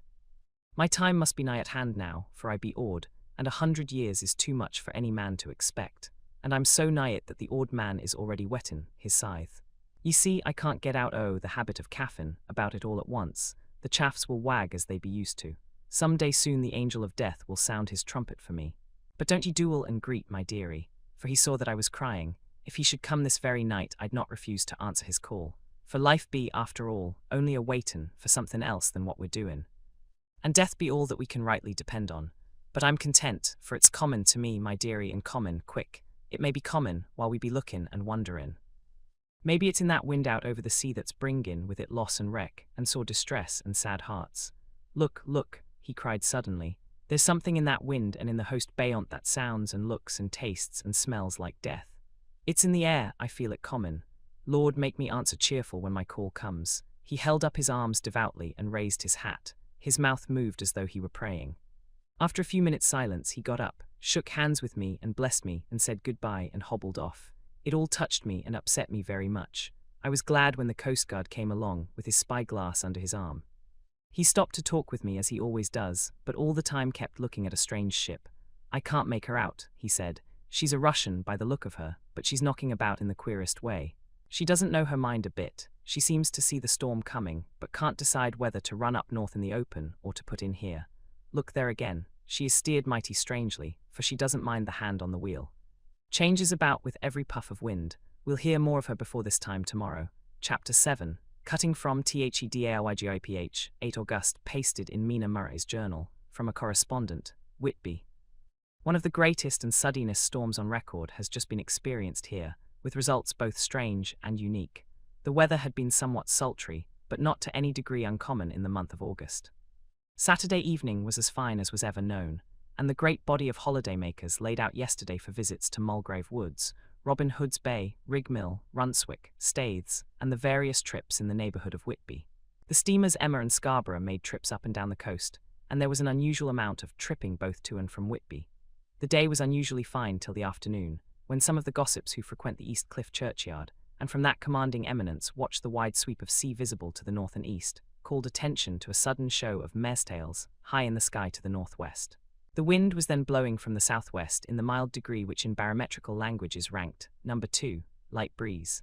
The Coast Guard on duty at once made report, and one old fisherman, who for more than half a century has kept watch on weather signs from the East Cliff, foretold in an emphatic manner the coming of a sudden storm. The approach of sunset was so very beautiful, so grand in its masses of splendidly coloured clouds, that there was quite an assemblage on the walk along the cliff in the old churchyard to enjoy the beauty. Before the sun dipped below the black mass of Kettleness, standing boldly athwart the western sky, its downward way was marked by myriad clouds of every sunset colour, flame, purple, pink, green, violet, and all the tints of gold. With here and there masses not large, but of seemingly absolute blackness, in all sorts of shapes as well outlined as colossal silhouettes. The experience was not lost on the painters, and doubtless some of the sketches of the prelude to the great storm will grace the R.A.&R.I. walls in May next. More than one captain made up his mind then and there that his cobble or his mule, as they term the different classes of boats, would remain in the harbour till the storm had passed. The wind fell away entirely during the evening, and at midnight there was a dead calm, a sultry heat, and that prevailing intensity which, on the approach of thunder, affects persons of a sensitive nature. There were but few lights in sight at sea, for even the coasting steamers, which usually hug the shore so closely, kept well to seaward, and but few fishing boats were in sight. The only sail noticeable was a foreign schooner with all sails set, which was seemingly going westwards. The foolhardiness or ignorance of her officers was a prolific theme for comment whilst she remained in sight, and efforts were made to signal her to reduce sail in face of her danger. Before the night shut down, she was seen with sails idly flapping, as she gently rolled on the undulating swell of the sea, as idle as a painted ship upon a painted ocean. Shortly before 10 o'clock the stillness of the air grew quite oppressive, and the silence was so marked that the bleating of a sheep inland or the barking of a dog in the town was distinctly heard, and the band on the pier, with its lively French air, was like a discord in the great harmony of nature's silence. A little after midnight came a strange sound from over the sea, and high overhead the air began to carry a strange, faint, hollow booming. Then, without warning, the tempest broke. With a rapidity which at the time seemed incredible, and even afterwards is impossible to realize, the whole aspect of nature at once became convulsed. The waves rose in growing fury, each overtopping its fellow, till in a very few minutes the lately glassy sea was like a roaring and devouring monster. White-crested waves beat madly on the level sands and rushed up the shelving cliffs. Others broke over the piers, and with their spume swept the lanterns of the lighthouses which rise from the end of either pier of Whitby Harbour. The wind roared like thunder, and blew with such force that it was with difficulty that even strong men kept their feet, or clung with grim clasp to the iron stanchions. It was found necessary to clear the entire piers from the mass of onlookers, or else the fatalities of the night would have been increased manifold. To add to the difficulties and dangers of the time, masses of sea fog came drifting inland, white, wet clouds, which swept by in ghostly fashion, so dank and damp and cold that it needed but little effort of imagination to think that the spirits of those lost at sea were touching their living brethren with the clammy hands of death, and many a one shuddered as the wreaths of sea mist swept by. At times the mist cleared, and the sea for some distance could be seen in the glare of the lightning, which now came thick and fast, followed by such sudden peals of thunder that the whole sky overhead seemed trembling under the shock of the footsteps of the storm. Some of the scenes thus revealed were of immeasurable grandeur and of absorbing interest. The sea, running mountains high, threw skywards with each wave mighty masses of white foam, which the tempest seemed to snatch at and whirl away into space. Here and there a fishing boat with a rag of sail, running madly for shelter before the blast, now and again the white wings of a storm-tossed sea-bird. On the summit of the east cliff, the new searchlight was ready for experiment, but had not yet been tried. The officers in charge of it got it into working order, and in the pauses of the inrushing mist swept with it the surface of the sea. Once or twice its service was most effective, as when a fishing boat, with gunwale under water, rushed into the harbour, able, by the guidance of the sheltering light, to avoid the danger of dashing against the piers. As each boat achieved the safety of the port, there was a shout of joy from the mass of people on shore, a shout which for a moment seemed to cleave the gale, and was then swept away in its rush. Before long, the searchlight discovered some distance away a schooner with all sails set, apparently the same vessel which had been noticed earlier in the evening. The wind had by this time backed to the east, and there was a shudder amongst the watchers on the cliff as they realized the terrible danger in which she now was. Between her and the port lay the great flat reef on which so many good ships have from time to time suffered, and with the wind blowing from its present quarter, it would be quite impossible that she should fetch the entrance of the harbour. It was now nearly the hour of high tide, but the waves were so great that in their troughs the shallows of the shore were almost visible, and the schooner, with all sails set, was rushing with such speed that, in the words of one old salt, she must fetch up somewhere if it was only in hell. Then came another rush of sea fog, greater than any hitherto, a mass of dank mist, which seemed to close on all things like a grey pall, and left available to men only the organ of hearing, for the roar of the tempest, and the crash of the thunder, and the booming of the mighty billows came through the damp oblivion even louder than before. The rays of the searchlight were kept fixed on the harbour mouth across the east pier, where the shock was expected, and men waited breathless. The wind suddenly shifted to the northeast, and the remnant of the sea fog melted in the blast. And then Mirabile Dictu, between the piers, leaping from wave to wave as it rushed at headlong speed, swept the strange schooner before the blast, with all sail set, and gained the safety of the harbour. The searchlight followed her, and a shudder ran through all who saw her, for lashed to the helm was a corpse, with drooping head, which swung horribly to and fro at each motion of the ship. No other form could be seen on deck at all. A great awe came on all as they realized that the ship, as if by a miracle, had found the harbour, unsteered save by the hand of a dead man. However, all took place more quickly than it takes to write these words. The schooner paused not, but rushing across the harbour, pitched herself on that accumulation of sand and gravel, washed by many tides and many storms into the southeast corner of the pier, jutting under the east cliff, known locally as Tate Hill Pier. There was of course a considerable concussion as the vessel drove up on the sand heap. Every spar, rope and stay was strained, and some of the top hammer came crashing down. But strangest of all, the very instant the shore was touched, an immense dog sprang up on deck from below, as if shot up by the concussion, and running forward, jumped from the bow on the sand. Making straight for the steep cliff, where the churchyard hangs over the laneway to the east pier so steeply that some of the flat tombstones, thruff-steens or through-stones, as they call them in the Whitby vernacular, actually project over where the sustaining cliff has fallen away, it disappeared in the darkness, which seemed intensified just beyond the focus of the searchlight. It so happened that there was no one at the moment on Tate Hill Pier, as all those whose houses are in close proximity were either in bed or were out on the heights above. Thus the Coast Guard on duty on the eastern side of the harbour, who at once ran down to the little pier, was the first to climb on board. The men working the searchlight, after scouring the entrance of the harbour without seeing anything, then turned the light on the derelict and kept it there. The Coast Guard ran aft, and when he came beside the wheel, bent over to examine it, and recoiled at once as though under some sudden emotion. This seemed to pique general curiosity, and quite a number of people began to run. It is a good way round from the West Cliff by the drawbridge to Tate Hill Pier, but your correspondent is a fairly good runner, and came well ahead of the crowd. When I arrived, however, I found already assembled on the pier a crowd, whom the Coast Guard and police refused to allow to come on board. By the courtesy of the chief boatman, I was, as your correspondent, permitted to climb on deck, and was one of a small group who saw the dead seaman whilst actually lashed to the wheel. It was no wonder that the Coast Guard was surprised, or even awed, for not often can such a sight have been seen. The man was simply fastened by his hands, tied one over the other, to a spoke of the wheel. Between the inner hand and the wood was a crucifix, the set of beads on which it was fastened being around both wrists and wheel, and all kept fast by the binding cords. The poor fellow may have been seated at one time, but the flapping and buffeting of the sails had worked through the rudder of the wheel and dragged him to and fro, so that the cords with which he was tied had cut the flesh to the bone. Accurate note was made of the state of things, and a doctor, Surgeon J. M. Caffin, of 33 East Elliot Place, who came immediately after me, declared after making examination that the man must have been dead for quite 2 days. In his pocket was a bottle, carefully corked, empty save for a little roll of paper, which proved to be the addendum to the log. The Coast Guard said the man must have tied up his own hands, fastening the knots with his teeth. The fact that a Coast Guard was the first on board may save some complications, later on, in the Admiralty Court, for Coast Guards cannot claim the salvage which is the right of the first civilian entering on a derelict. Already, however, the legal tongues are wagging, and one young law student is loudly asserting that the rights of the owner are already completely sacrificed, his property being held in contravention of the statutes of Mortmain, since the tiller, as emblemship, if not proof, of delegated possession, is held in a dead hand.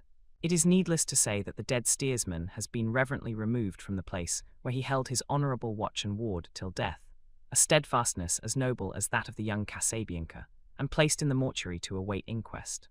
Already the sudden storm is passing, and its fierceness is abating, crowds are scattering homeward, and the sky is beginning to redden over the Yorkshire wolds. I shall send, in time for your next issue, further details of the derelict ship which found her way so miraculously into harbour in the storm. Whitby 9 August. The sequel to the strange arrival of the derelict in the storm last night is almost more startling than the thing itself. It turns out that the schooner is a Russian from Varna and is called the Demeter. She is almost entirely in ballast of silver sand, with only a small amount of cargo, a number of great wooden boxes filled with mould. This cargo was consigned to a Whitby solicitor, Mr. S.F. Billington of 7, the Crescent, who this morning went aboard and formally took possession of the goods consigned to him. The Russian consul, too, acting for the charter party, took formal possession of the ship and paid all harbour dues, etc. Nothing is talked about here today, except the strange coincidence. The officials of the Board of Trade have been most exacting in seeing that every compliance has been made with existing regulations. As the matter is to be a 9 days' wonder, they are evidently determined that there shall be no cause of after complaint. A good deal of interest was abroad concerning the dog which landed when the ship struck, and more than a few of the members of the S.P.C.A., which is very strong in Whitby, have tried to befriend the animal. To the general disappointment, however, it was not to be found. It seems to have disappeared entirely from the town. It may be that it was frightened and made its way on to the moors, where it is still hiding in terror. There are some who look with dread on such a possibility, lest later on it should in itself become a danger, for it is evidently a fierce brute. Early this morning a large dog, a half-bred mastiff belonging to a coal merchant close to Tate Hill Pier, was found dead in the roadway opposite to its master's yard. It had been fighting and manifestly had had a savage opponent, for its throat was torn away, and its belly was slit open as if with a savage claw.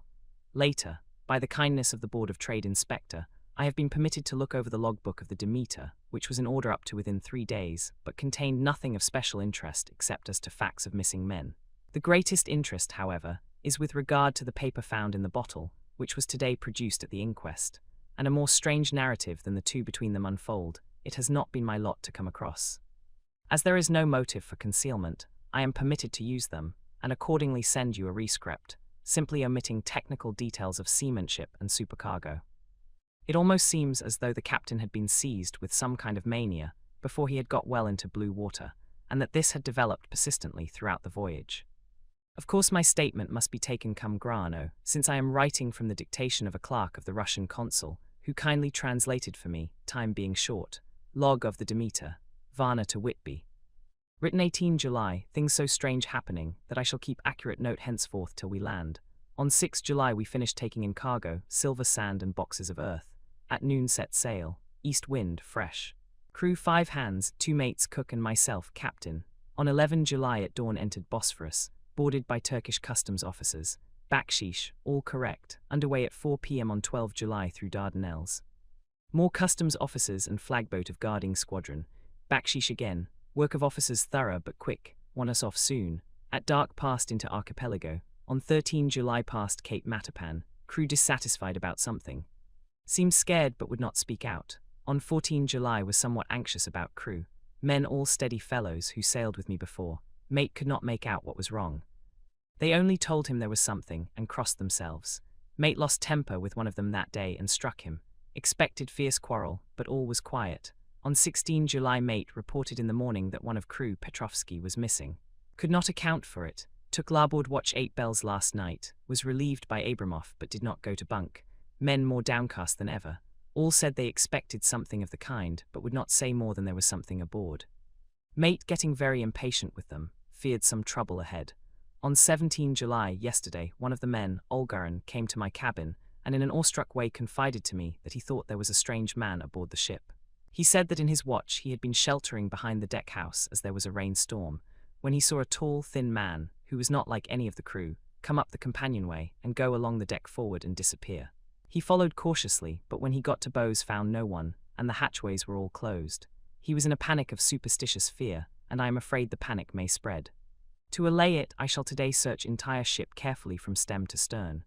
Later in the day I got together the whole crew, and told them, as they evidently thought there was someone in the ship, we would search from stem to stern. First mate angry, said it was folly, and to yield to such foolish ideas would demoralize the men, said he would engage to keep them out of trouble with a handspike. I let him take the helm, while the rest began thorough search, all keeping abreast with lanterns. We left no corner unsearched. As there were only the big wooden boxes, there were no odd corners where a man could hide. Men much relieved when search over, and went back to work cheerfully. First mate scowled, but said nothing. 22 July, rough weather last 3 days, and all hands busy with sails, no time to be frightened. Men seem to have forgotten their dread. Mate cheerful again, and all on good terms. Praised men for work in bad weather. Past Gibraltar and out through straits. All well. 24 July. There seems some doom over this ship. Already a hand short, and entering on the Bay of Biscay with wild weather ahead, and yet last night another man lost, disappeared. Like the first, he came off his watch and was not seen again. Men all in a panic of fear, sent a round robin, asking to have double watch as they fear to be alone. Mate angry. Fear there will be some trouble, as either he or the men will do some violence. 28 July. 4 days in hell, knocking about in a sort of maelstrom, and the wind a tempest. No sleep for anyone, men all worn out. Hardly know how to set a watch, since no one fit to go on. Second mate volunteered to steer and watch, and let men snatch a few hours' sleep. Wind abating, seas still terrific, but feel them less, as ship is steadier. 29 July, another tragedy. Had single watch tonight, as crew too tired to double. When morning watch came on deck, could find no one except steersman. Raised outcry, and all came on deck. Thorough search, but no one found. Are now without second mate and crew in a panic. Mate and I agreed to go armed henceforth and wait for any sign of cause. 30 July, last night, rejoiced we are nearing England. Weather fine, all sails set, retired worn out. Slept soundly, awaked by mate telling me that both man of watch and steersman missing. Only self and mate and 2 hands left to work ship. 1 August, 2 days of fog and not a sail sighted. Had hoped when in the English Channel to be able to signal for help or get in somewhere. Not having power to work sails, have to run before wind. Dare not lower as could not raise them again. We seem to be drifting to some terrible doom. Mate now more demoralized than either of men. His stronger nature seems to have worked inwardly against himself. Men are beyond fear, working stolidly and patiently, with minds made up to worst. They are Russian, he Romanian. 2 August, midnight. Woke up from few minutes' sleep by hearing a cry, seemingly outside my port. Could see nothing in fog. Rushed on deck and ran against mate. Tells me heard cry and ran, but no sign of man on watch. One more gone, Lord help us. Mate says we must be past Straits of Dover, as in a moment of fog lifting he saw North Foreland, just as he heard the man cry out. If so, we are now off in the North Sea, and only God can guide us in the fog which seems to move with us, and God seems to have deserted us. 3 August. At midnight I went to relieve the man at the wheel, and when I got to it found no one there. The wind was steady, and as we ran before it there was no yawing. I dared not leave it, so shouted for the mate. After a few seconds he rushed up on deck in his flannels. He looked wild-eyed and haggard, and I greatly fear his reason has given way. He came close to me and whispered hoarsely, with his mouth to my ear, as though fearing the very air might hear. It is here, I know it now. On the watch last night I saw it, like a man, tall and thin and ghastly pale. It was in the bows and looking out. I crept behind it and gave it my knife, but the knife went through it, empty as the air. And as he spoke he took his knife and drove it savagely into space. Then he went on, but it is here, and I'll find it. It is in the hold, perhaps in one of those boxes. I'll unscrew them one by one and see. You work the helm. And with a warning look and his finger on his lip, he went below. There was springing up a choppy wind, and I could not leave the helm. I saw him come out on deck again with a tool chest and a lantern, and go down the forward hatchway. He is mad, stark, raving mad, and it's no use my trying to stop him. He can't hurt those big boxes, they are invoiced as clay, and to pull them about is as harmless a thing as he can do. So here I stay, and mind the helm, and write these notes. I can only trust in God and wait till the fog clears. Then, if I can't steer to any harbour with the wind that is, I shall cut down sails and lie by, and signal for help. It is nearly all over now. Just as I was beginning to hope that the mate would come out calmer, for I heard him knocking away at something in the hold, and work is good for him. There came up the hatchway a sudden, startled scream, which made my blood run cold, and up on the deck he came as if shot from a gun, a raging madman, with his eyes rolling and his face convulsed with fear. Save me, he cried, and then looked round on the blanket of fog. His horror turned to despair, and in a steady voice he said, "You had better come too, Captain, before it is too late. He is there, I know the secret now. The sea will save me from him, and it is all that is left." Before I could say a word or move forward to seize him, he sprang on the bulwark and deliberately threw himself into the sea. I suppose I know the secret too now. It was this madman who had got rid of the men one by one, and now he has followed them himself. God help me, how am I to account for all these horrors when I get to port? When I get to port, will that ever be? 4 August, still fog which the sunrise cannot pierce. I know there is sunrise because I am a sailor, why else I know not. I dared not go below, I dared not leave the helm. So here all night I stayed, and in the dimness of the night I saw it, him. God forgive me, but the mate was right to jump overboard. It was better to die like a man. To die like a sailor in blue water no man can object. But I am captain, and I must not leave my ship. But I shall baffle this fiend or monster, for I shall tie my hands to the wheel when my strength begins to fail, and along with them I shall tie that which it, dare not touch. And then come good wind or foul, I shall save my soul and my honour as a captain. I am growing weaker, and the night is coming on. If he can look me in the face again, I may not have time to act. If we are wrecked, mayhap this bottle may be found, and those who find it may understand. If not, well, then all men shall know that I have been true to my trust. God and the Blessed Virgin and the saints help a poor ignorant soul trying to do his duty. Of course the verdict was an open one. There is no evidence to adduce, and whether or not the man himself committed the murders there is now none to say. The folk here hold almost universally that the captain is simply a hero, and he is to be given a public funeral. Already it is arranged that his body is to be taken with a train of boats up the Esk for a piece, and then brought back to Tate Hill Pier and up the Abbey steps, for he is to be buried in the churchyard on the cliff. The owners of more than 100 boats have already given in their names as wishing to follow him to the grave. No trace has ever been found of the great dog, at which there is much mourning, for with public opinion in its present state, he would, I believe, be adopted by the town. Tomorrow will see the funeral, and so will end this one more mystery of the sea. Mina Murray's Journal, 8 August. Lucy was very restless all night, and I too could not sleep. The storm was fearful, and as it boomed loudly among the chimney pots, it made me shudder. When a sharp puff came, it seemed to be like a distant gun. Strangely enough, Lucy did not wake, but she got up twice and dressed herself. Fortunately, each time I awoke in time and managed to undress her without waking her, and got her back to bed. It is a very strange thing, this sleepwalking, for as soon as her will is thwarted in any physical way, her intention, if there be any, disappears, and she yields herself almost exactly to the routine of her life. Early in the morning we both got up and went down to the harbour to see if anything had happened in the night. There were very few people about, and though the sun was bright and the air clear and fresh, the big, grim-looking waves, that seemed dark themselves because the foam that topped them was like snow, forced themselves in through the narrow mouth of the harbour, like a bullying man going through a crowd. Somehow I felt glad that Jonathan was not on the sea last night, but on land. But oh, is he on land or sea? Where is he and how? I am getting fearfully anxious about him. If I only knew what to do and could do anything. 10 August, the funeral of the poor sea captain today was most touching. Every boat in the harbour seemed to be there, and the coffin was carried by captains all the way from Tate Hill Pier up to the churchyard. Lucy came with me, and we went early to our old seat, whilst the cortege of boats went up the river to the viaduct and came down again. We had a lovely view, and saw the procession nearly all the way. The poor fellow was laid to rest quite near our seat, so that we stood on it when the time came and saw everything. Poor Lucy seemed much upset. She was restless and uneasy all the time, and I cannot but think that her dreaming at night is telling on her. She is quite odd in one thing. She will not admit to me that there is any cause for restlessness, or if there be, she does not understand it herself. There is an additional cause in that poor old Mr. Swales was found dead this morning on our seat, his neck being broken. He had evidently, as the doctor said, fallen back in the seat in some sort of fright, for there was a look of fear and horror on his face that the men said made them shudder. Poor dear old man, perhaps he had seen death with his dying eyes. Lucy is so sweet and sensitive that she feels influences more acutely than other people do. Just now she was quite upset by a little thing which I did not much heed, though I am myself very fond of animals. One of the men who came up here often to look for the boats was followed by his dog. The dog is always with him. They are both quiet persons, and I never saw the man angry, nor heard the dog bark. During the service the dog would not come to its master, who was on the seat with us, but kept a few yards off, barking and howling.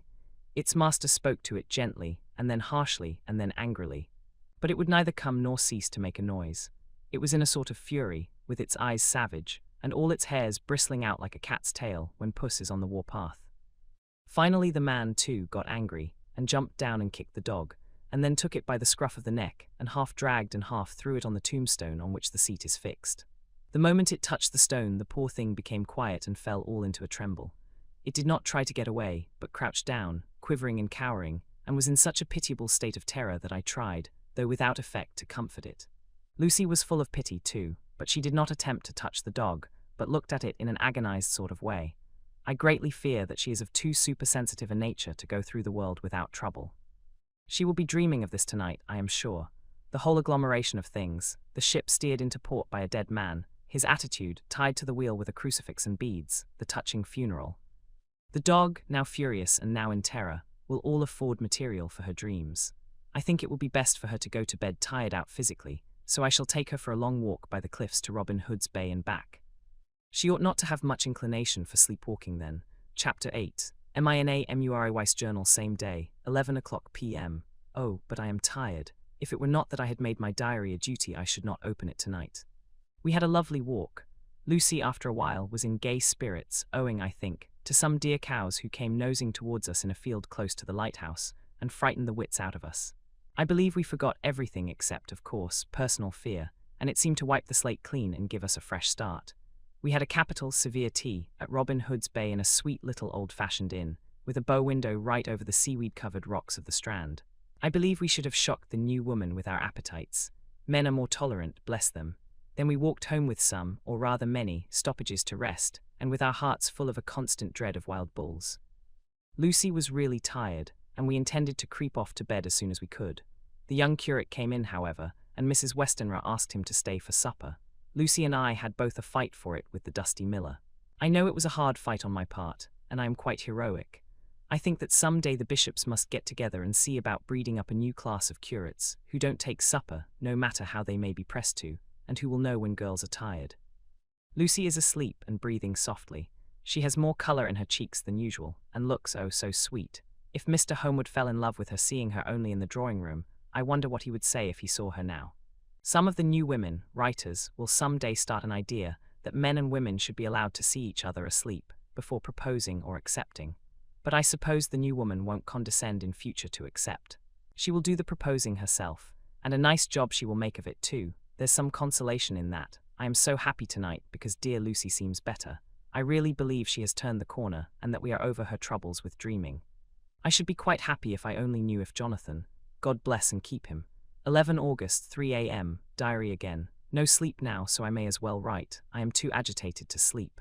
We have had such an adventure, such an agonizing experience. I fell asleep as soon as I had closed my diary. Suddenly I became broad awake and sat up, with a horrible sense of fear upon me and of some feeling of emptiness around me. The room was dark, so I could not see Lucy's bed. I stole across and felt for her. The bed was empty. I lit a match and found that she was not in the room. The door was shut but not locked as I had left it. I feared to wake her mother, who has been more than usually ill lately, so threw on some clothes and got ready to look for her. As I was leaving the room, it struck me that the clothes she wore might give me some clue to her dreaming intention. Dressing gown would mean house, dress outside. Dressing gown and dress were both in their places. Thank God, I said to myself, she cannot be far, as she is only in her nightdress. I ran downstairs and looked in the sitting room. Not there. Then I looked in all the other open rooms of the house, with an ever-growing fear chilling my heart. Finally, I came to the hall door and found it open. It was not wide open, but the catch of the lock had not caught. The people of the house are careful to lock the door every night, so I feared that Lucy must have gone out as she was. There was no time to think of what might happen.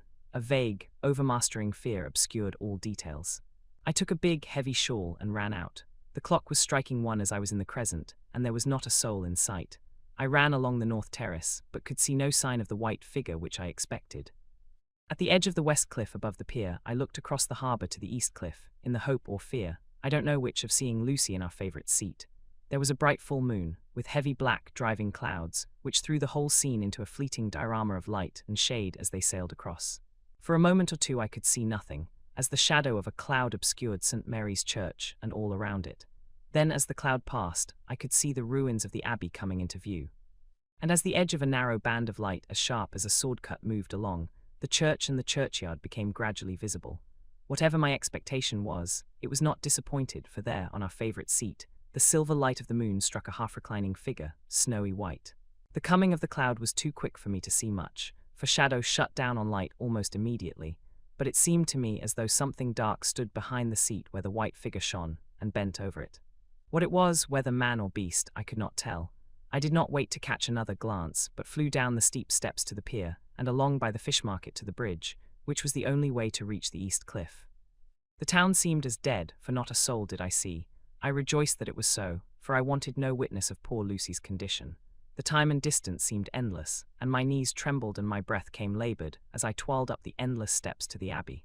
I must have gone fast, and yet it seemed to me as if my feet were weighted with lead, and as though every joint in my body were rusty. When I got almost to the top, I could see the seat and the white figure, for I was now close enough to distinguish it even through the spells of shadow. There was undoubtedly something, long and black, bending over the half-reclining white figure. I called in fright, "Lucy, Lucy," and something raised a head, and from where I was I could see a white face and red, gleaming eyes. Lucy did not answer, and I ran on to the entrance of the churchyard. As I entered, the church was between me and the seat, and for a minute or so I lost sight of her. When I came in view again, the cloud had passed, and the moonlight struck so brilliantly that I could see Lucy half reclining with her head lying over the back of the seat. She was quite alone, and there was not a sign of any living thing about. When I bent over her, I could see that she was still asleep. Her lips were parted, and she was breathing, not softly as usual with her, but in long, heavy gasps, as though striving to get her lungs full at every breath. As I came close, she put up her hand in her sleep and pulled the collar of her nightdress close around her throat. Whilst she did so, there came a little shudder through her, as though she felt the cold. I flung the warm shawl over her and drew the edges tight round her neck, for I dreaded lest she should get some deadly chill from the night air, unclad as she was. I feared to wake her all at once, so, in order to have my hands free that I might help her, I fastened the shawl at her throat with a big safety pin. But I must have been clumsy in my anxiety and pinched or pricked her with it, for by and by, when her breathing became quieter, she put her hand to her throat again and moaned.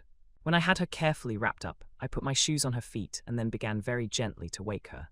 At first she did not respond, but gradually she became more and more uneasy in her sleep, moaning and sighing occasionally.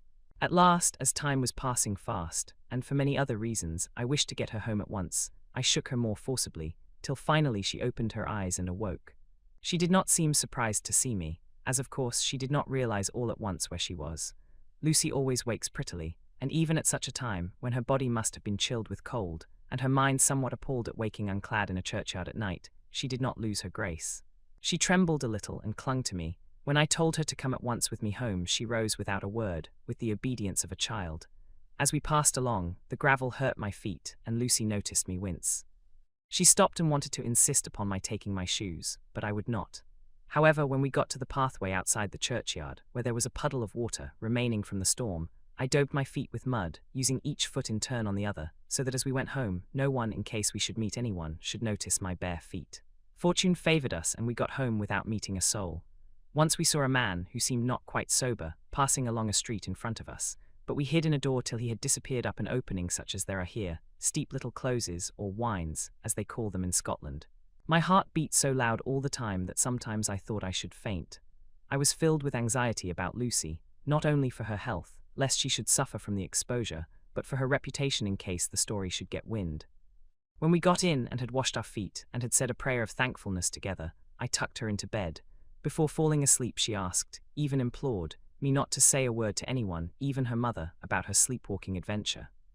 I hesitated at first to promise, but on thinking of the state of her mother's health, and how the knowledge of such a thing would fret her, and thinking, too, of how such a story might become distorted, nay, infallibly would, in case it should leak out, I thought it wiser to do so. I hope I did right. I have locked the door and the key is tied to my wrist, so perhaps I shall not be again disturbed.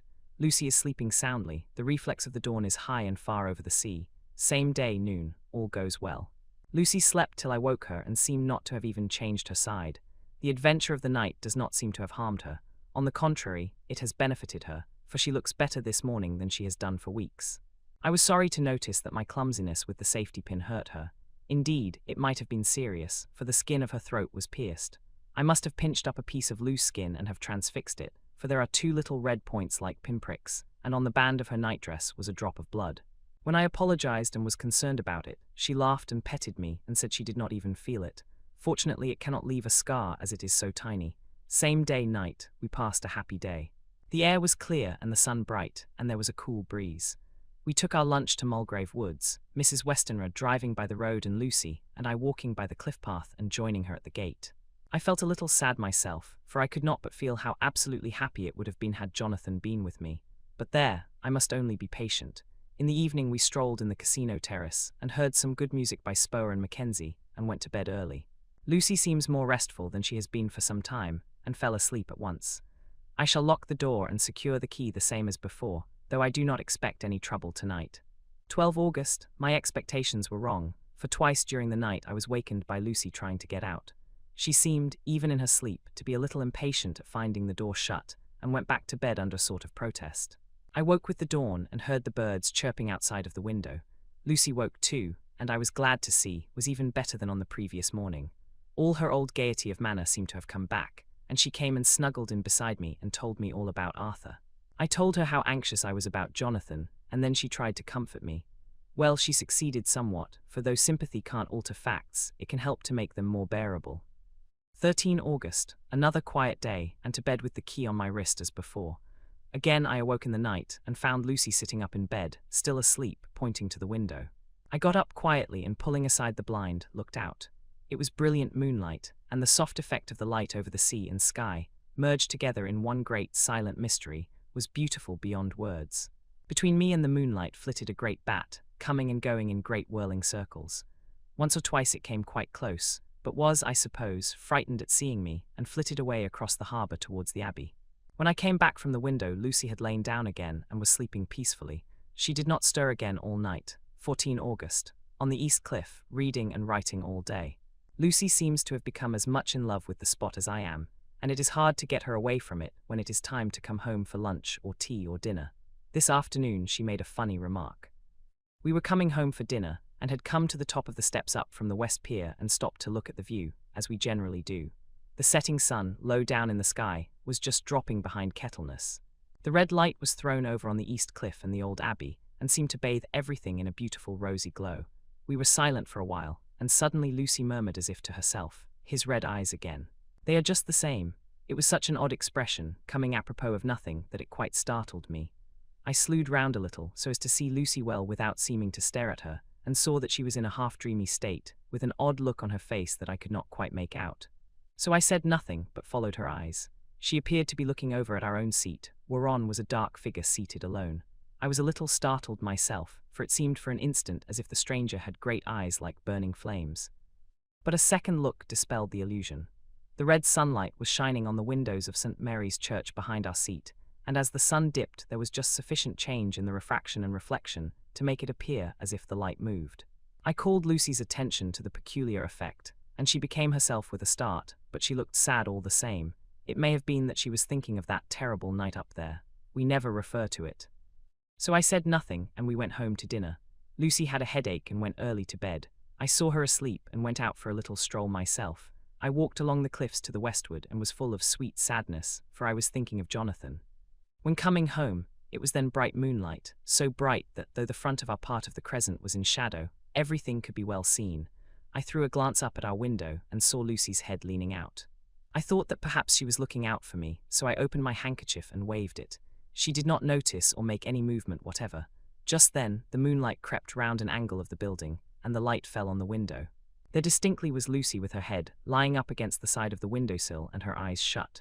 She was fast asleep, and by her, seated on the windowsill, was something that looked like a good-sized bird. I was afraid she might get a chill, so I ran upstairs, but as I came into the room she was moving back to her bed, fast asleep and breathing heavily. She was holding her hand to her throat, as though to protect it from cold. I did not wake her but tucked her up warmly. I have taken care that the door is locked and the window securely fastened. She looks so sweet as she sleeps, but she is paler than is her wont, and there is a drawn, haggard look under her eyes which I do not like. I fear she is fretting about something. I wish I could find out what it is. 15 August. Rose later than usual. Lucy was languid and tired and slept on after we had been called. We had a happy surprise at breakfast. Arthur's father is better and wants the marriage to come off soon. Lucy is full of quiet joy, and her mother is glad and sorry at once. Later on in the day she told me the cause. She is grieved to lose Lucy as her very own, but she is rejoiced that she is soon to have someone to protect her. Poor dear, sweet lady. She confided to me that she has got her death warrant. She has not told Lucy and made me promise secrecy. Her doctor told her that within a few months at most she must die, for her heart is weakening. At any time, even now, a sudden shock would be almost sure to kill her. We were wise to keep from her the affair of the dreadful night of Lucy's sleepwalking. 17 August. No diary for 2 whole days. I have not had the heart to write. Some sort of shadowy pall seems to be coming over our happiness. No news from Jonathan, and Lucy seems to be growing weaker, whilst her mother's hours are numbering to close. I do not understand Lucy's fading away as she is doing. She eats well and sleeps well, and enjoys the fresh air, but all the time the roses in her cheeks are fading, and she gets weaker and more languid day by day. At night I hear her gasping as if for air. I keep the key of our door always fastened to my wrist at night, but she gets up and walks about the room, and sits at the open window. Last night I found her leaning out when I woke up, and when I tried to wake her I could not. She was in a faint. When I managed to restore her she was as weak as water, and cried silently between long, painful struggles for breath. When I asked her how she came to be at the window, she shook her head and turned away. I trust her feeling ill may not be from that unlucky prick of the safety pin. I looked at her throat just now as she lay asleep, and the tiny wounds seem not to have healed. They are still open, and if anything, larger than before, and the edges of them are faintly white. They are like little white dots with red centers. Unless they heal within a day or two, I shall insist on the doctor seeing about them. Letter Samuel F. Billington and Son, Solicitors, Whitby, to Messrs. Carter, Patterson and Co., London. 17 August. Dear Sirs, herewith please receive invoice of goods sent by Great Northern Railway. Same are to be delivered at Carfax, near Purfleet, immediately on receipt at Goods Station King's Cross. The house is at present empty, but enclosed please find keys, all of which are labelled. You will please deposit the boxes, 50 in number, which form the consignment, in the partially ruined building forming part of the house and marked A on rough diagram enclosed. Your agent will easily recognize the locality, as it is the ancient chapel of the mansion. The goods leave by the train at 9:30 tonight, and will be due at King's Cross at 4:30 tomorrow afternoon. As our client wishes the delivery made as soon as possible, we shall be obliged by your having teams ready at King's Cross at the time named, and forthwith conveying the goods to destination. In order to obviate any delays possible through any routine requirements as to payment in your departments, we enclose cheque herewith for £10, receipt of which please acknowledge. Should the charge be less than this amount, you can return balance. If greater, we shall at once send cheque for difference on hearing from you. You are to leave the keys on coming away in the main hall of the house, where the proprietor may get them on his entering the house by means of his duplicate key. Pray do not take us as exceeding the bounds of business courtesy in pressing you in all ways to use the utmost expedition. We are, dear sirs, faithfully yours, Samuel F. Billington and Son. Letter Messrs. Carter, Patterson and Co., London, to Messrs. Billington and Son, Whitby, 21 August. Dear Sirs, we beg to acknowledge £10 received and to return cheque £1.17s.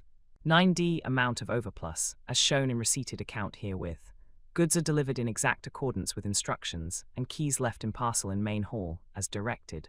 We are, dear Sirs, yours respectfully. Pro Carter, Patterson and Co., Mina Murray's Journal, 18 August. I am happy today and write sitting on the seat in the churchyard. Lucy is ever so much better. Last night she slept well all night and did not disturb me once. The roses seem coming back already to her cheeks, though she is still sadly pale and wan-looking. If she were in any way anemic I could understand it, but she is not. She is in gay spirits and full of life and cheerfulness.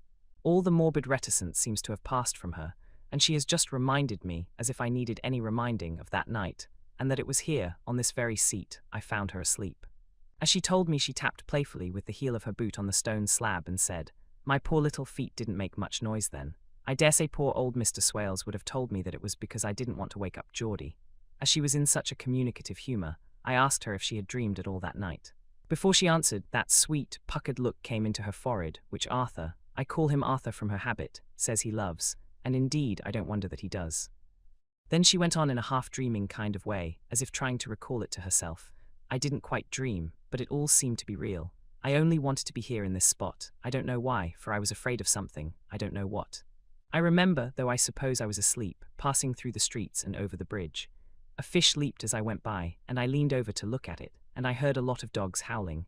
The whole town seemed as if it must be full of dogs all howling at once, as I went up the steps. Then I had a vague memory of something long and dark with red eyes, just as we saw in the sunset, and something very sweet and very bitter all around me at once. And then I seemed sinking into deep green water, and there was a singing in my ears, as I have heard there is to drowning men. And then everything seemed passing away from me. My soul seemed to go out from my body and float about the air.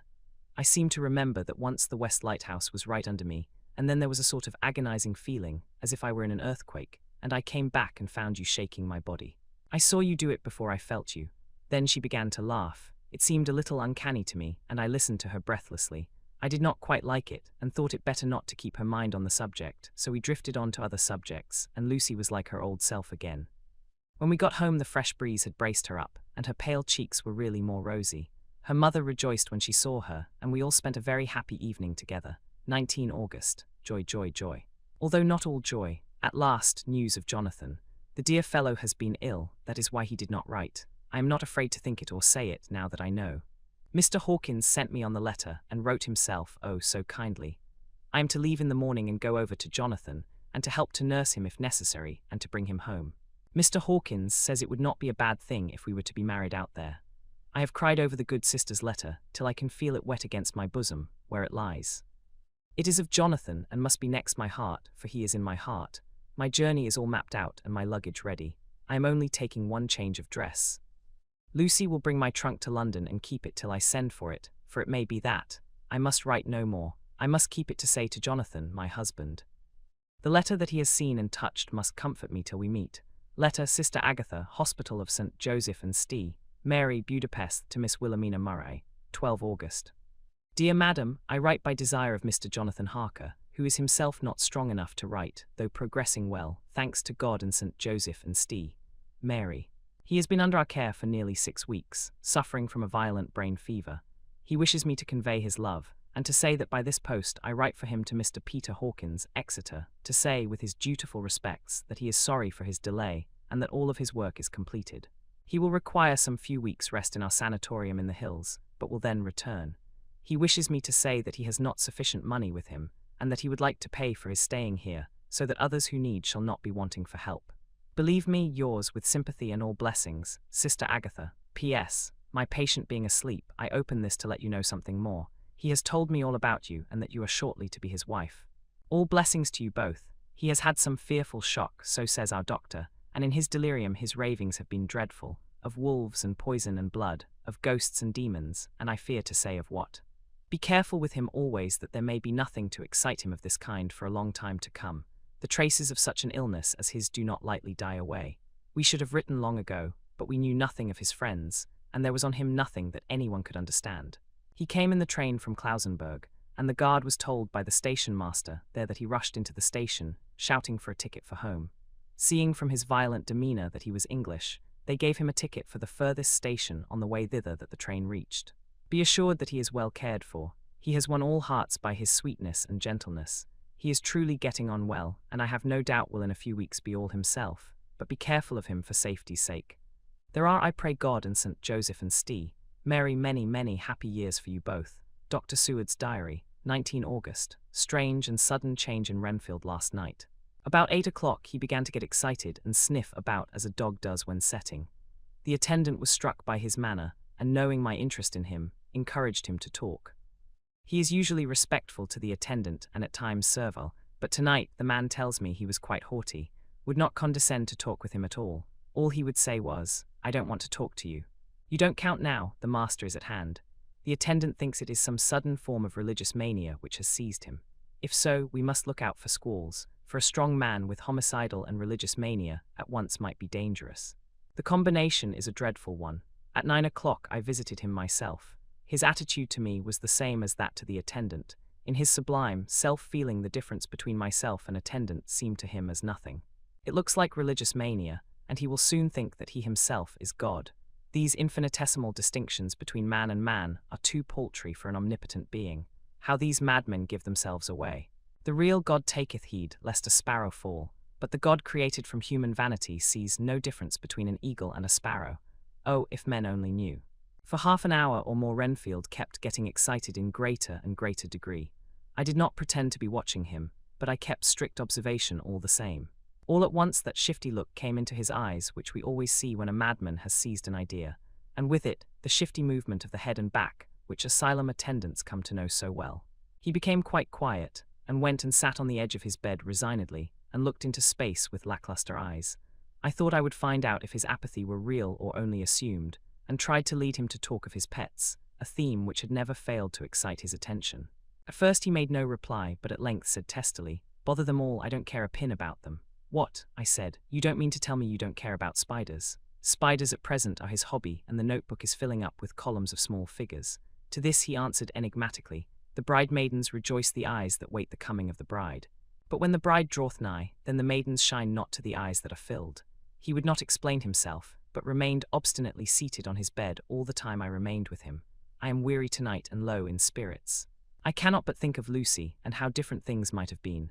If I don't sleep at once, chloral, the modern Morpheus, C2HCl30, H2O, I must be careful not to let it grow into a habit. No, I shall take none tonight. I have thought of Lucy, and I shall not dishonor her by mixing the two. If need be, tonight shall be sleepless. Later, glad I made the resolution, gladder that I kept to it. I had lain tossing about, and had heard the clock strike only twice, when the night watchman came to me, sent up from the ward, to say that Renfield had escaped. I threw on my clothes and ran down at once. My patient is too dangerous a person to be roaming about. Those ideas of his might work out dangerously with strangers. The attendant was waiting for me. He said he had seen him not 10 minutes before, seemingly asleep in his bed, when he had looked through the observation trap in the door. His attention was called by the sound of the window being wrenched out. He ran back and saw his feet disappear through the window, and had at once sent up for me. He was only in his night gear, and cannot be far off. The attendant thought it would be more useful to watch where he should go than to follow him, as he might lose sight of him whilst getting out of the building by the door. He is a bulky man, and couldn't get through the window. I am thin, so with his aid I got out, but feet foremost, and as we were only a few feet above ground, landed unhurt. The attendant told me the patient had gone to the left and had taken a straight line, so I ran as quickly as I could. As I got through the belt of trees, I saw a white figure scale the high wall which separates our grounds from those of the deserted house. I ran back at once, told the watchman to get 3 or 4 men immediately, and follow me into the grounds of Carfax, in case our friend might be dangerous. I got a ladder myself, and crossing the wall, dropped down on the other side. I could see Renfield's figure just disappearing behind the angle of the house, so I ran after him. On the far side of the house I found him pressed close against the old iron-bound oak door of the chapel. He was talking, apparently to someone, but I was afraid to go near enough to hear what he was saying, lest I might frighten him, and he should run off. Chasing an errant swarm of bees is nothing to following a naked lunatic, when the fit of escaping is upon him. After a few minutes, however, I could see that he did not take note of anything around him, and so ventured to draw nearer to him, the more so as my men had now crossed the wall and were closing him in. I heard him say, "I am here to do your bidding, master. I am your slave, and you will reward me, for I shall be faithful. I have worshipped you long and afar off. Now that you are near, I await your commands, and you will not pass me by, will you, dear master, in your distribution of good things? He is a selfish old beggar anyhow. He thinks of the loaves and fishes, even when he believes he is in a real presence. His manias make a startling combination. When we closed in on him, he fought like a tiger. He is immensely strong, for he was more like a wild beast than a man. I never saw a lunatic in such a paroxysm of rage before, and I hope I shall not again. It is a mercy that we have found out his strength and his danger in good time. With strength and determination like his, he might have done wild work before he was caged. He is safe now at any rate. Jack Shepherd himself couldn't get free from the strait waistcoat that keeps him restrained, and he's chained to the wall in the padded room. His cries are at times awful, but the silences that follow are more deadly still, for he means murder in every turn and movement. Just now he spoke coherent words for the first time. I shall be patient, master. It is coming, coming, coming. So I took the hint and came to. I was too excited to sleep, but this diary has quieted me, and I feel I shall get some sleep tonight. Chapter 9. Letter Mina Harker to Lucy Westenra. Budapest, 24 August. My dearest Lucy, I know you will be anxious to hear all that has happened since we parted at the railway station at Whitby. Well, my dear, I got to Hull all right and caught the boat to Hamburg, and then the train on here. I feel that I can hardly recall anything of the journey, except that I knew I was coming to Jonathan, and that as I should have to do some nursing, I had better get all the sleep I could. I found my dear one, oh, so thin and pale and weak-looking. All the resolution has gone out of his dear eyes, and that quiet dignity which I told you was in his face has vanished. He is only a wreck of himself, and he does not remember anything that has happened to him for a long time past. At least he wants me to believe so, and I shall never ask. He has had some terrible shock, and I fear it might tax his poor brain if he were to try to recall it. Sister Agatha, who is a good creature and a born nurse, tells me that he raved of dreadful things whilst he was off his head. I wanted her to tell me what they were, but she would only cross herself and say she would never tell, that the ravings of the sick were the secrets of God, and that if a nurse through her vocation should hear them, she should respect her trust. She is a sweet, good soul, and the next day, when she saw I was troubled, she opened up the subject again, and after saying that she could never mention what my poor dear raved about, added, I can tell you this much, my dear, that it was not about anything which he has done wrong himself, and you, as his wife-to-be, have no cause to be concerned. He has not forgotten you or what he owes to you. His fear was of great and terrible things, which no mortal can treat of. I do believe the dear soul thought I might be jealous lest my poor dear should have fallen in love with any other girl. The idea of my being jealous about Jonathan. And yet, my dear, let me whisper, I felt a thrill of joy through me when I knew that no other woman was a cause of trouble. I am now sitting by his bedside, where I can see his face while he sleeps. He is waking. When he woke, he asked me for his coat, as he wanted to get something from the pocket. I asked Sister Agatha, and she brought all his things.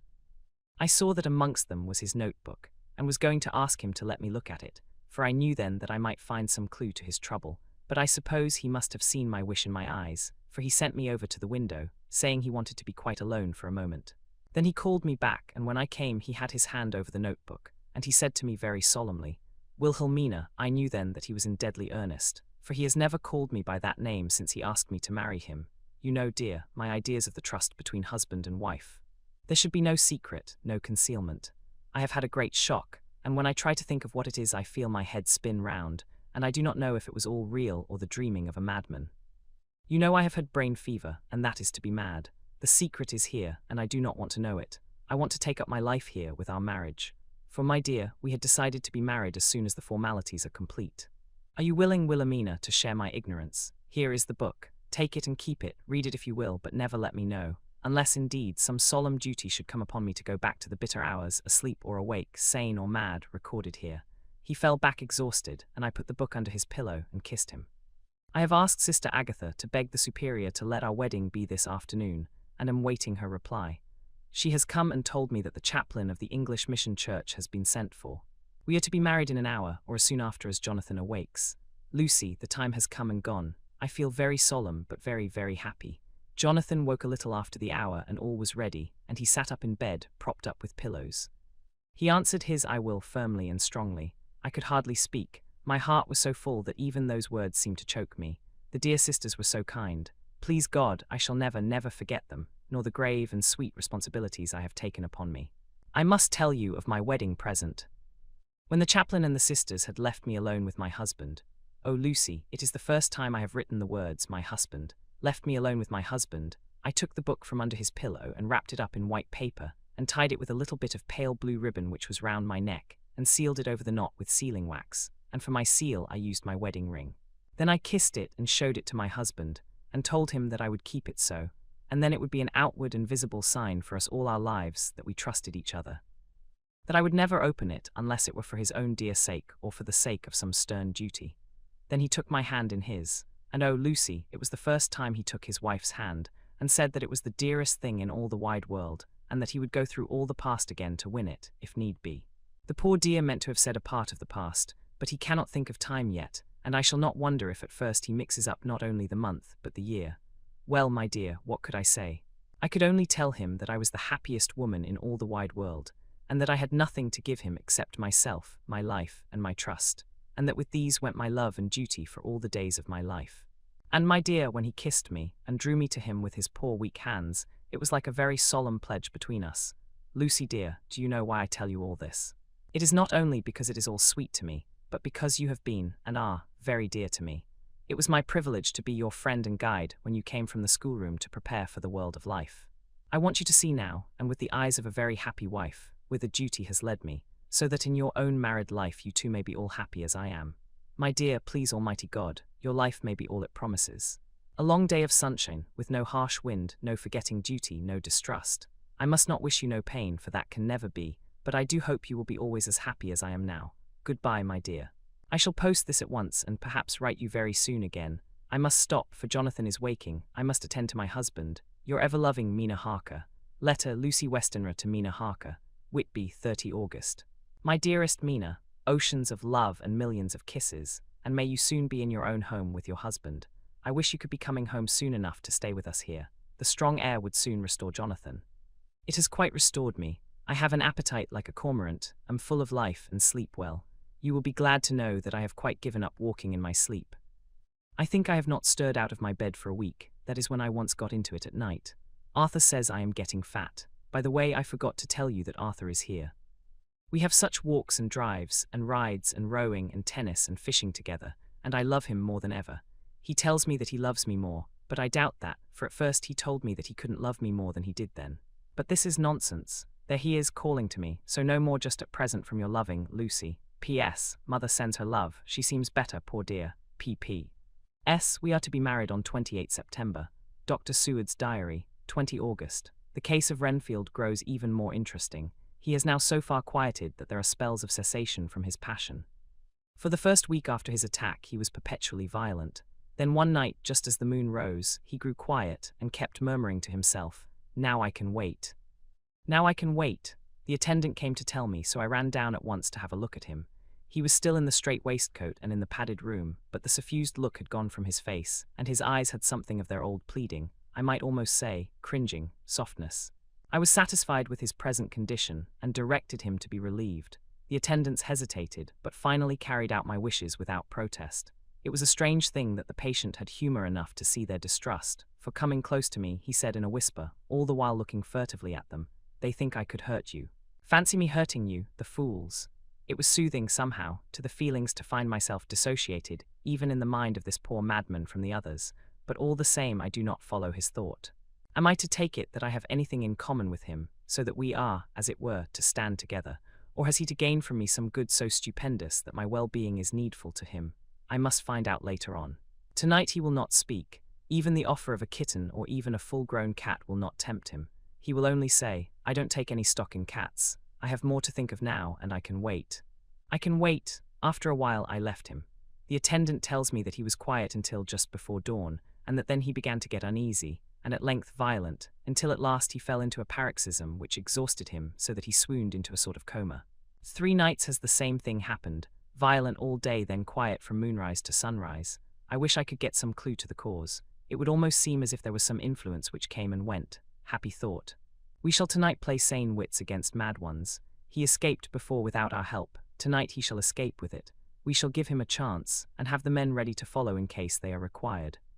23 August. The unexpected always happens. How well Disraeli knew life. Our bird, when he found the cage open, would not fly, so all our subtle arrangements were for naught. At any rate, we have proved one thing. That the spells of quietness last a reasonable time. We shall in future be able to ease his bonds for a few hours each day. I have given orders to the night attendant merely to shut him in the padded room, when once he is quiet, until an hour before sunrise. The poor soul's body will enjoy the relief even if his mind cannot appreciate it.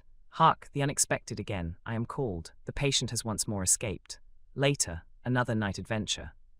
Renfield artfully waited until the attendant was entering the room to inspect. Then he dashed out past him and flew down the passage. I sent word for the attendants to follow. Again he went into the grounds of the deserted house, and we found him in the same place, pressed against the old chapel door. When he saw me he became furious, and had not the attendants seized him in time, he would have tried to kill me. As we were holding him, a strange thing happened. He suddenly redoubled his efforts, and then as suddenly grew calm. I looked round instinctively, but could see nothing. Then I caught the patient's eye and followed it, but could trace nothing as it looked into the moonlit sky except a big bat, which was flapping its silent and ghostly way to the west. Bats usually wheel and flit about, but this one seemed to go straight on, as if it knew where it was bound for or had some intention of its own. The patient grew calmer every instant and presently said, "You needn't tie me. I shall go quietly." Without trouble we came back to the house. I feel there is something ominous in his calm and shall not forget this night. Lucy Westenra's Diary, Hillingham, 24 August. I must imitate Mina and keep writing things down. Then we can have long talks when we do meet. I wonder when it will be. I wish she were with me again, for I feel so unhappy. Last night I seemed to be dreaming again just as I was at Whitby. Perhaps it is the change of air, or getting home again. It is all dark and horrid to me, for I can remember nothing, but I am full of vague fear, and I feel so weak and worn out. When Arthur came to lunch he looked quite grieved when he saw me, and I hadn't the spirit to try to be cheerful. I wonder if I could sleep in Mother's room tonight. I shall make an excuse and try. 25 August. Another bad night. Mother did not seem to take to my proposal. She seems not too well herself, and doubtless she fears to worry me. I tried to keep awake and succeeded for a while. But when the clock struck 12 it waked me from a doze, so I must have been falling asleep. There was a sort of scratching or flapping at the window, but I did not mind it, and as I remember no more, I suppose I must then have fallen asleep. More bad dreams, I wish I could remember them. This morning I am horribly weak. My face is ghastly pale and my throat pains me. It must be something wrong with my lungs, for I don't seem ever to get air enough. I shall try to cheer up when Arthur comes, or else I know he will be miserable to see me so. Letter Arthur Homewood to Dr. Seward. Albemarle Hotel, 31 August. My dear Jack, I want you to do me a favour. Lucy is ill, that is, she has no special disease, but she looks awful, and is getting worse every day. I have asked her if there is any cause. I do not dare to ask her mother, for to disturb the poor lady's mind about her daughter in her present state of health would be fatal. Mrs. Westenra has confided to me that her doom is spoken, disease of the heart, though poor Lucy does not know it yet. I am sure that there is something preying on my dear girl's mind. I am almost distracted when I think of her. To look at her gives me a pang. I told her I should ask you to see her, and though she demurred at first, I know why, old fellow, she finally consented. It will be a painful task for you, I know, old friend, but it is for her sake, and I must not hesitate to ask, or you to act. You are to come to lunch at Hillingham tomorrow, 2 o'clock, so as not to arouse any suspicion in Mrs. Westenra, and after lunch Lucy will take an opportunity of being alone with you. I shall come in for tea and we can go away together. I am filled with anxiety and want to consult with you alone as soon as I can after you have seen her. Do not fail. Arthur. Telegram Arthur Homewood to Seward, 1 September. Am summoned to see my father, who is worse. Am writing. Write me fully by tonight's post to ring. Wire me if necessary. Letter from Dr. Seward to Arthur Homewood, 2 September. My dear old fellow, with regard to Miss Westenra's health, I hasten to let you know at once that in my opinion there is not any functional disturbance or any malady that I know of. At the same time, I am not by any means satisfied with her appearance. She is woefully different from what she was when I saw her last. Of course you must bear in mind that I did not have full opportunity of examination, such as I should wish. Our very friendship makes a little difficulty which not even medical science or custom can bridge over. I had better tell you exactly what happened, leaving you to draw in a measure your own conclusions. I shall then say what I have done and propose doing. I found Miss Westenra in seemingly gay spirits. Her mother was present, and in a few seconds I made up my mind that she was trying all she knew to mislead her mother and prevent her from being anxious. I have no doubt she guesses, if she does not know, what need of caution there is. We lunched alone, and as we all exerted ourselves to be cheerful, we got, as some kind of reward for our labours, some real cheerfulness amongst us. Then Mrs. Westenra went to lie down, and Lucy was left with me. We went into her boudoir. Until we got there her gaiety remained, for the servants were coming and going. As soon as the door was closed, however, the mask fell from her face, and she sank down into a chair with a great sigh and hid her eyes with her hand. When I saw that her high spirits had failed, I at once took advantage of her reaction to make a diagnosis. She said to me very sweetly, "I cannot tell you how I loathe talking about myself." I reminded her that a doctor's confidence was sacred, but that you were grievously anxious about her. She caught on to my meaning at once and settled that matter in a word. "Tell Arthur everything you choose. I do not care for myself but all for him, so I am quite free." I could easily see that she is somewhat bloodless, but I could not see the usual anemic signs, and by a chance I was actually able to test the quality of her blood, for in opening a window which was stiff a cord gave way, and she cut her hand slightly with broken glass. It was a slight matter in itself, but it gave me an evident chance, and I secured a few drops of the blood and have analyzed them. The qualitative analysis gives a quite normal condition, and shows, I should infer, in itself a vigorous state of health. In other physical matters, I was quite satisfied that there is no need for anxiety, but as there must be a cause somewhere, I have come to the conclusion that it must be something mental. She complains of difficulty in breathing satisfactorily at times, and of heavy, lethargic sleep, with dreams that frighten her, but regarding which she can remember nothing. She says that as a child she used to walk in her sleep, and that when in Whitby the habit came back, and that once she walked out in the night and went to East Cliff, where Miss Murray found her. But she assures me that of late the habit has not returned. I am in doubt, and so have done the best thing I know of. I have written to my old friend and master, Professor Van Helsing, of Amsterdam, who knows as much about obscure diseases as anyone in the world. I have asked him to come over, and as you told me that all things were to be at your charge, I have mentioned to him who you are and your relations to Miss Westenra. This, my dear fellow, is in obedience to your wishes, for I am only too proud and happy to do anything I can for her. Van Helsing would, I know, do anything for me for a personal reason, so no matter on what ground he comes, we must accept his wishes. He is a seemingly arbitrary man, but this is because he knows what he is talking about better than anyone else. He is a philosopher and a metaphysician, and one of the most advanced scientists of his day, and he has, I believe, an absolutely open mind. This with an iron nerve, a temper of the icebrook, an indomitable resolution, self-command and toleration exalted from virtues to blessings, and the kindliest and truest heart that beats. These form his equipment for the noble work that he is doing for mankind, work both in theory and practice, for his views are as wide as his all-embracing sympathy. I tell you these facts that you may know why I have such confidence in him. I have asked him to come at once. I shall see Miss Westenra tomorrow again. She is to meet me at the stores, so that I may not alarm her mother by too early a repetition of my call. Yours always, John Seward. Letter Abraham Van Helsing, M.D., D.Ph., D.Lit., etc., etc., to Dr. Seward. 2 September. My good friend, when I have received your letter I am already coming to you. By good fortune I can leave just at once, without wrong to any of those who have trusted me. Were fortune other, then it were bad for those who have trusted, for I come to my friend when he call me to aid those he holds dear.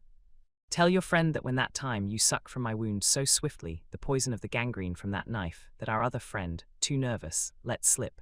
You did more for him when he wants my aids, and you call for them than all his great fortune could do. But it is pleasure added to do for him, your friend, it is to you that I come. Have then rooms for me at the Great Eastern Hotel, so that I may be near to hand, and please it so arrange that we may see the young lady not too late on tomorrow, for it is likely that I may have to return here that night. But if need be I shall come again in 3 days and stay longer if it must. Till then good-bye my friend John. Van Helsing. Letter Dr. Seward to Hun, Arthur Homewood, 3 September. My dear Art, Van Helsing has come and gone. He came on with me to Hillingham, and found that, by Lucy's discretion, her mother was lunching out, so that we were alone with her. Van Helsing made a very careful examination of the patient. He is to report to me, and I shall advise you, for of course I was not present all the time.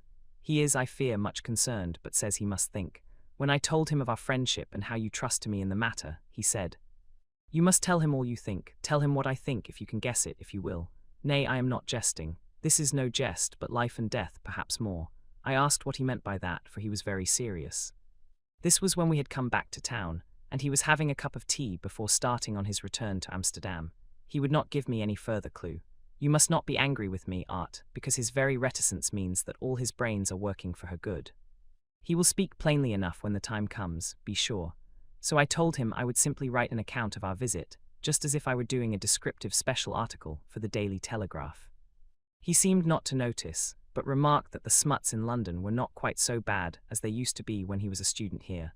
I am to get his report tomorrow if he can possibly make it. In any case I am to have a letter.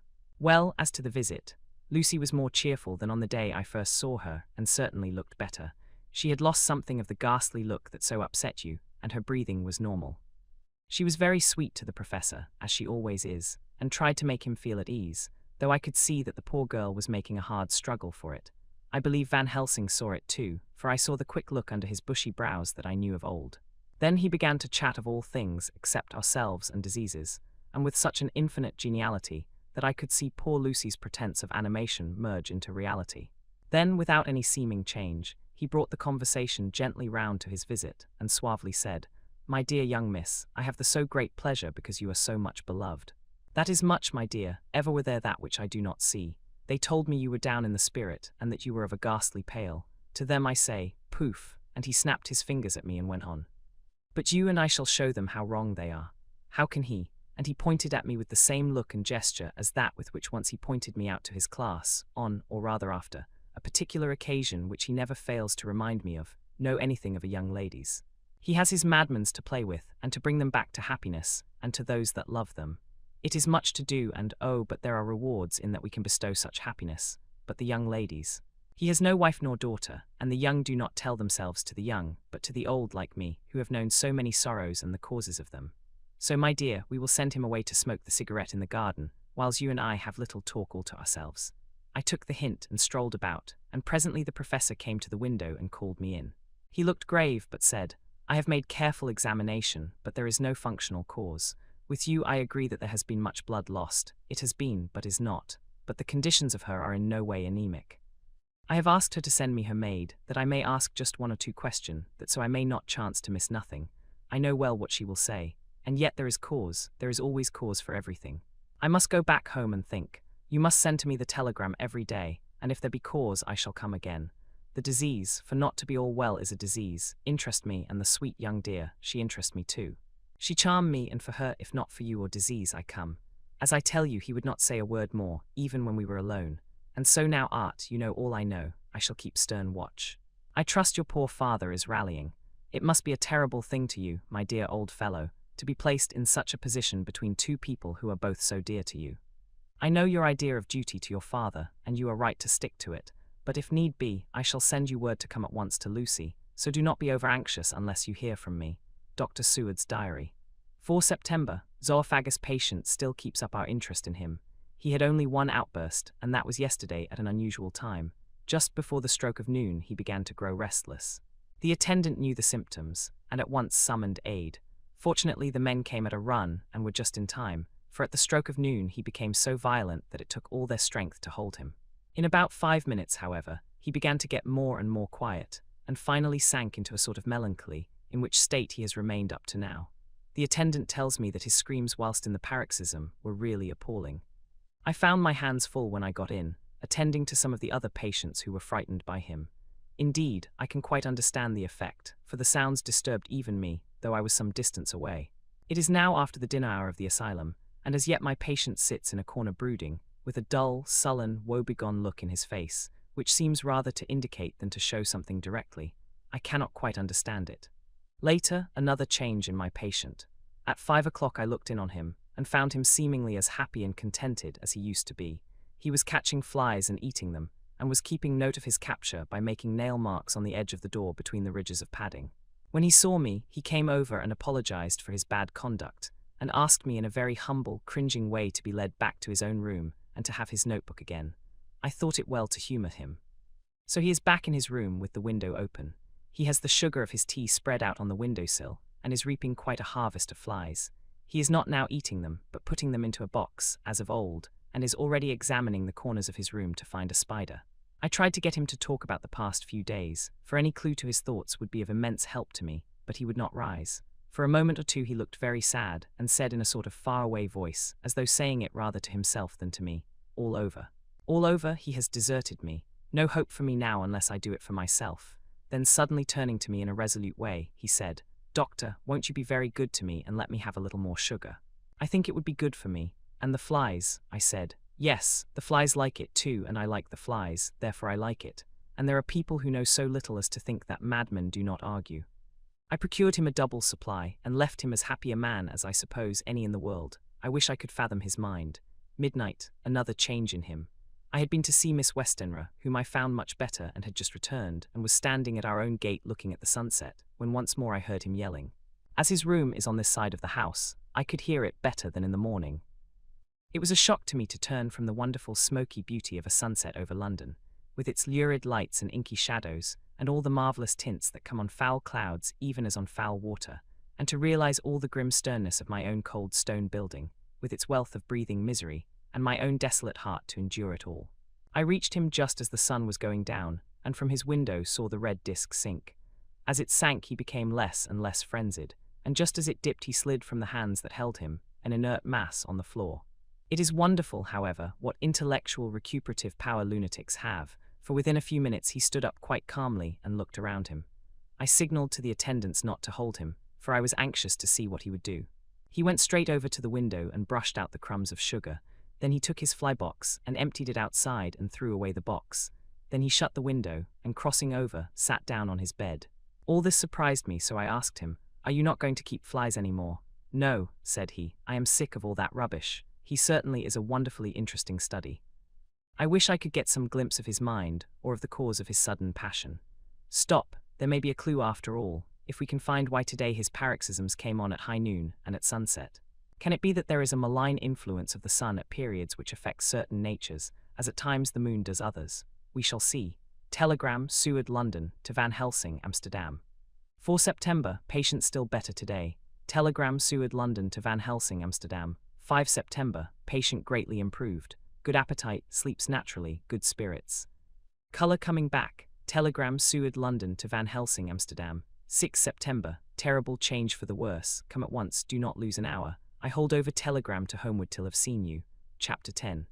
Letter Dr. Seward to Hun, Arthur Homewood. 6 September. My dear Art, my news today is not so good. Lucy this morning had gone back a bit. There is, however, one good thing which has arisen from it. Mrs. Westenra was naturally anxious concerning Lucy, and has consulted me professionally about her. I took advantage of the opportunity, and told her that my old master, Van Helsing, the great specialist, was coming to stay with me, and that I would put her in his charge conjointly with myself. So now we can come and go without alarming her unduly, for a shock to her would mean sudden death, and this, in Lucy's weak condition, might be disastrous to her. We are hedged in with difficulties, all of us, my poor old fellow. But please God, we shall come through them all right. If any need I shall write, so that, if you do not hear from me, take it for granted that I am simply waiting for news. In haste yours ever, John Seward. Dr. Seward's Diary. 7 September. The first thing Van Helsing said to me when we met at Liverpool Street was, "Have you said anything to our young friend the lover of her?" "No," I said. "I waited till I had seen you, as I said in my telegram. I wrote him a letter simply telling him that you were coming, as Miss Westenra was not so well, and that I should let him know if need be." "Right, my friend," he said. "Quite right. Better he not know as yet. Perhaps he shall never know." "I pray so, but if it be needed, then he shall know all. And my good friend John, let me caution you.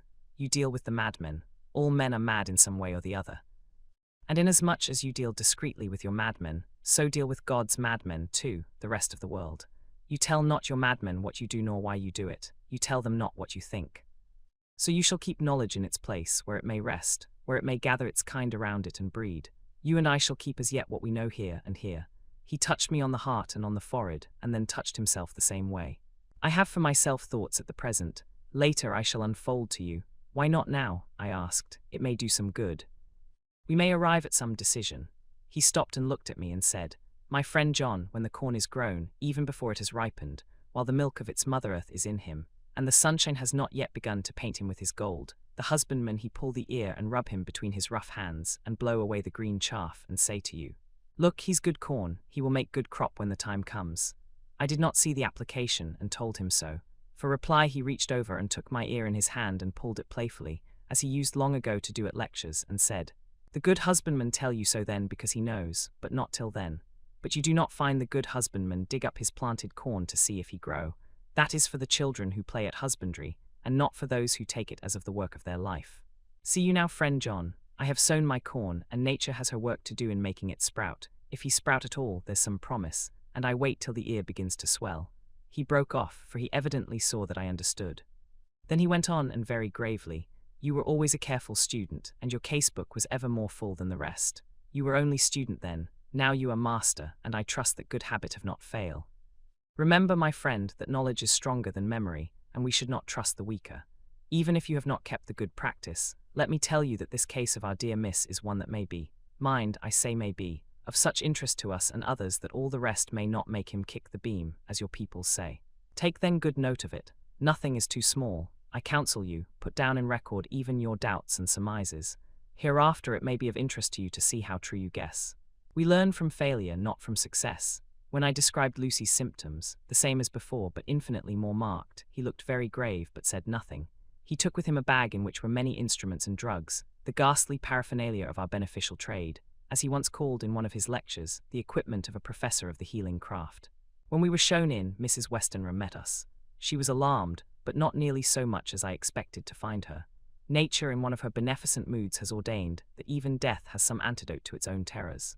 Here, in a case where any shock may prove fatal, matters are so ordered that from some cause or other, the things not personal, even the terrible change in her daughter to whom she is so attached, do not seem to reach her.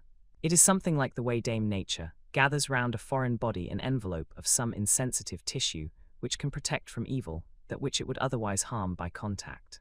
If this be an ordered selfishness, then we should pause before we condemn anyone for the vice of egoism, for there may be deeper root for its causes than we have knowledge of. I used my knowledge of this phase of spiritual pathology, and laid down a rule that she should not be present with Lucy, or think of her illness more than was absolutely required. She assented readily, so readily that I saw again the hand of nature fighting for life. Van Helsing and I were shown up to Lucy's room. If I was shocked when I saw her yesterday, I was horrified when I saw her today. She was ghastly, chalkily pale. The red seemed to have gone even from her lips and gums, and the bones of her face stood out prominently. Her breathing was painful to see or hear. Van Helsing's face grew set as marble, and his eyebrows converged till they almost touched over his nose. Lucy lay motionless, and did not seem to have strength to speak, so for a while we were all silent. Then Van Helsing beckoned to me, and we went gently out of the room. The instant we had closed the door, he stepped quickly along the passage to the next door, which was open. Then he pulled me quickly in with him and closed the door. "My God," he said, "this is dreadful. There is no time to be lost. She will die for sheer want of blood to keep the heart's action as it should be. There must be transfusion of blood at once." "Is it you or me? I am younger and stronger, Professor. It must be me." "Then get ready at once. I will bring up my bag. I am prepared." I went downstairs with him, and as we were going there was a knock at the hall door. When we reached the hall, the maid had just opened the door, and Arthur was stepping quickly in. He rushed up to me, saying in an eager whisper, "Jack, I was so anxious. I read between the lines of your letter, and have been in an agony. The dad was better, so I ran down here to see for myself. Is not that gentleman Dr. Van Helsing? I am so thankful to you, sir, for coming." When first the professor's eye had lit upon him, he had been angry at his interruption at such a time. But now, as he took in his stalwart proportions and recognized the strong young manhood which seemed to emanate from him, his eyes gleamed. Without a pause, he said to him gravely as he held out his hand, "Sir, you have come in time. You are the lover of our dear Miss. She is bad, very, very bad. Nay, my child, do not go like that." For he suddenly grew pale and sat down in a chair almost fainting. "You are to help her. You can do more than any that live, and your courage is your best help." "What can I do?" asked Arthur hoarsely. "Tell me, and I shall do it. My life is hers, and I would give the last drop of blood in my body for her." The professor has a strongly humorous side, and I could from old knowledge detect a trace of its origin in his answer. "My young sir, I do not ask so much as that, not the last. What shall I do?" There was fire in his eyes, and his open nostril quivered with intent. Van Helsing slapped him on the shoulder. "Come," he said, "you are a man, and it is a man we want. You are better than me, better than my friend John." Arthur looked bewildered, and the professor went on by explaining in a kindly way, "Young Miss is bad, very bad. She wants blood, and blood she must have or die. My friend John and I have consulted, and we are about to perform what we call transfusion of blood, to transfer from full veins of one to the empty veins which pine for him. John was to give his blood, as he is the more young and strong than me." Here Arthur took my hand and wrung it hard in silence. "But now you are here, you are more good than us, old or young, who toil much in the world of thought. Our nerves are not so calm, and our blood not so bright than yours." Arthur turned to him and said, "If you only knew how gladly I would die for her, you would understand." He stopped, with a sort of choke in his voice. "Good boy," said Van Helsing. "In the not so far off you will be happy that you have done all for her you love. Come now and be silent. You shall kiss her once before it is done, but then you must go, and you must leave at my sign. Say no word to Madame, you know how it is with her. There must be no shock, any knowledge of this would be one.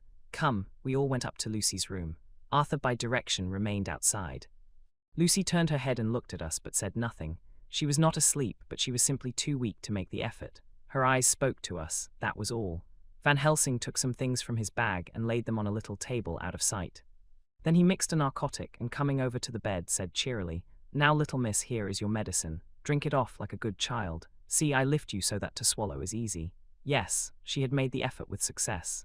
It astonished me how long the drug took to act. This, in fact, marked the extent of her weakness. The time seemed endless until sleep began to flicker in her eyelids. At last, however, the narcotic began to manifest its potency, and she fell into a deep sleep. When the professor was satisfied, he called Arthur into the room and bade him strip off his coat. Then he added, "You may take that one little kiss whiles I bring over the table." Friend John helped to me, so neither of us looked whilst he bent over her. Van Helsing, turning to me, said, "He is so young and strong and of blood so pure that we need not defibrillate it." Then, with swiftness but with absolute method, Van Helsing performed the operation. As the transfusion went on, something like life seemed to come back to poor Lucy's cheeks, and through Arthur's growing pallor, the joy of his face seemed absolutely to shine. After a bit I began to grow anxious, for the loss of blood was telling on Arthur, strong man as he was. It gave me an idea of what a terrible strain Lucy's system must have undergone, that what weakened Arthur only partially restored her. But the professor's face was set, and he stood watch in hand and with his eyes fixed now on the patient and now on Arthur. I could hear my own heart beat. Presently he said in a soft voice, "Do not stir an instant, it is enough. You attend him, I will look to her." When all was over I could see how much Arthur was weakened. I dressed the wound and took his arm to bring him away, when Van Helsing spoke without turning round. "The man seems to have eyes in the back of his head. The brave lover, I think, deserve another kiss, which he shall have presently." And as he had now finished his operation, he adjusted the pillow to the patient's head. As he did so, the narrow black velvet band, which she seems always to wear round her throat, buckled with an old diamond buckle which her lover had given her, was dragged a little up, and showed a red mark on her throat. Arthur did not notice it, but I could hear the deep hiss of indrawn breath, which is one of Van Helsing's ways of betraying emotion. He said nothing at the moment, but turned to me, saying, "Now take down our brave young lover, give him of the port wine, and let him lie down a while. He must then go home and rest, sleep much and eat much, that he may be recruited of what he has so given to his love. He must not stay here. Hold, a moment, I may take it, sir, that you are anxious of result. Then bring it with you that in all ways the operation is successful. You have saved her life this time, and you can go home and rest easy in mind that all that can be is. I shall tell her all when she is well. She shall love you none the less for what you have done. Goodbye." When Arthur had gone, I went back to the room. Lucy was sleeping gently, but her breathing was stronger. I could see the counterpane move as her breast heaved. By the bedside sat Van Helsing, looking at her intently. The velvet band again covered the red mark. I asked the professor in a whisper, "What do you make of that mark on her throat? What do you make of it?" "I have not examined it yet," I answered, and then and there proceeded to loose the band. Just over the external jugular vein there were 2 punctures, not large but not wholesome looking. There was no sign of disease, but the edges were white and worn-looking, as if by some trituration. It at once occurred to me that this wound, or whatever it was, might be the means of that manifest loss of blood, but I abandoned the idea as soon as formed, for such a thing could not be. The whole bed would have been drenched to a scarlet with the blood which the girl must have lost to leave such a pallor as she had before the transfusion. "Well," said Van Helsing. "Well," said I can make nothing of it." The professor stood up. "I must go back to Amsterdam tonight," he said. "There are books and things there which I want. You must remain here all the night, and you must not let your sight pass from her." "Shall I have a nurse?" I asked. "We are the best nurses, you and I. You keep watch all night. See that she is well fed and that nothing disturbs her. You must not sleep all the night. Later on we can sleep, you and I shall be back as soon as possible. And then we may begin." "May begin," I said. "What on earth do you mean?" "We shall see," he answered as he hurried out. He came back a moment later and put his head inside the door and said with warning finger held up, "Remember, she is your charge. If you leave her and harm befall, you shall not sleep easy hereafter." Dr. Seward's diary continued. 8 September. I sat up all night with Lucy. The opiate worked itself off towards dusk, and she waked naturally. She looked a different being from what she had been before the operation. Her spirits even were good, and she was full of a happy vivacity, but I could see evidences of the absolute prostration which she had undergone. When I told Mrs. Westenra that Dr. Van Helsing had directed that I should sit up with her, she almost pooh-poohed the idea, pointing out her daughter's renewed strength and excellent spirits. I was firm, however, and made preparations for my long vigil. When her maid had prepared her for the night, I came in, having in the meantime had supper, and took a seat by the bedside. She did not in any way make objection, but looked at me gratefully whenever I caught her eye. After a long spell, she seemed sinking off to sleep, but with an effort seemed to pull herself together and shook it off.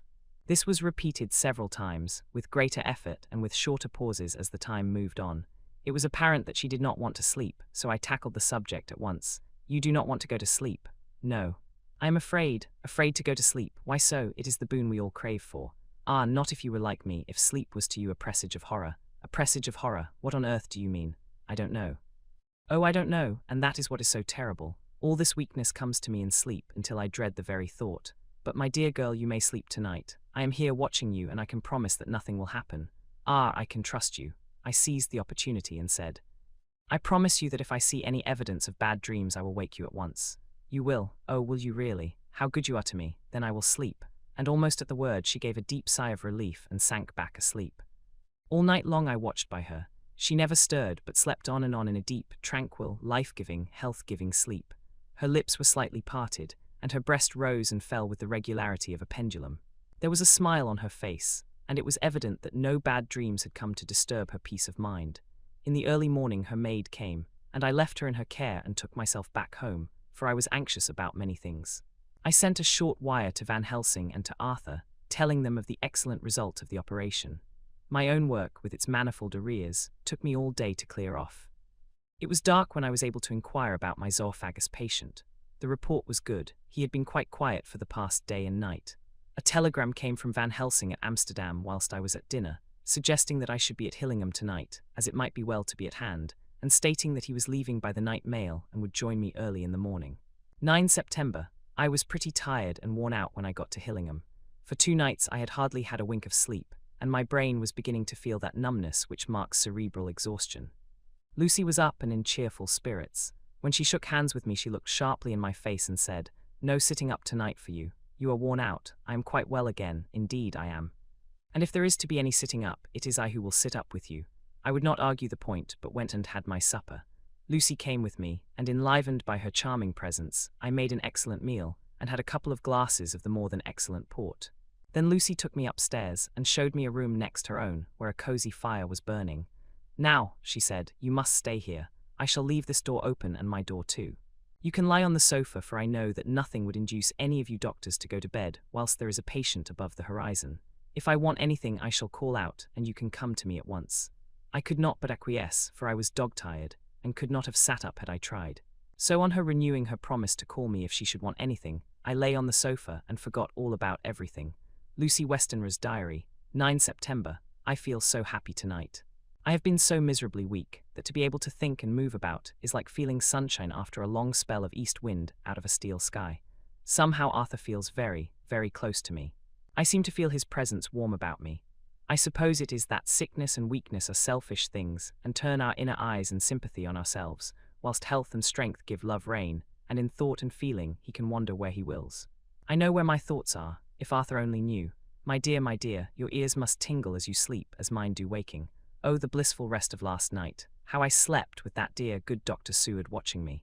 And tonight I shall not fear to sleep, since he is close at hand and within call. Thank everybody for being so good to me. Thank God. Good night, Arthur. Dr. Seward's diary. 10 September. I was conscious of the professor's hand on my head and started awake all in a second. That is one of the things that we learn in an asylum, at any rate. And how is our patient? Well, when I left her, or rather when she left me, I answered. Come, let us see, he said. And together we went into the room. The blind was down, and I went over to raise it gently, whilst Van Helsing stepped, with his soft, cat-like tread, over to the bed. As I raised the blind, and the morning sunlight flooded the room, I heard the professor's low hiss of inspiration, and knowing its rarity, a deadly fear shot through my heart. As I passed over, he moved back, and his exclamation of horror, Gott in Himmel, needed no enforcement from his agonized face. He raised his hand and pointed to the bed, and his iron face was drawn and ashen white. I felt my knees begin to tremble. There on the bed, seemingly in a swoon, lay poor Lucy, more horribly white and wan-looking than ever. Even the lips were white, and the gums seemed to have shrunken back from the teeth, as we sometimes see in a corpse after a prolonged illness. Van Helsing raised his foot to stamp in anger, but the instinct of his life and all the long years of habit stood to him, and he put it down again softly. Quick, he said. Bring the brandy. I flew to the dining room and returned with the decanter. He wetted the poor white lips with it, and together we rubbed palm and wrist and heart. He felt her heart, and after a few moments of agonizing suspense said, It is not too late. It beats, though but feebly. All our work is undone. We must begin again. There is no young Arthur here now. I have to call on you yourself this time, friend John. As he spoke, he was dipping into his bag and producing the instruments for transfusion. I had taken off my coat and rolled up my shirt sleeve. There was no possibility of an opiate just at present, and no need of one, and so, without a moment's delay, we began the operation. After a time, it did not seem a short time either, for the draining away of one's blood, no matter how willingly it be given, is a terrible feeling. Van Helsing held up a warning finger.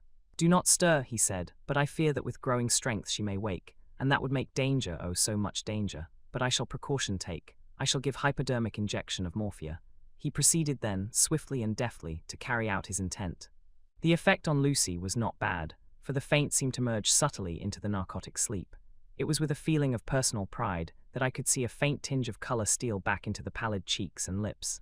No man knows, till he experiences it, what it is to feel his own lifeblood drawn away into the veins of the woman he loves. The professor watched me critically.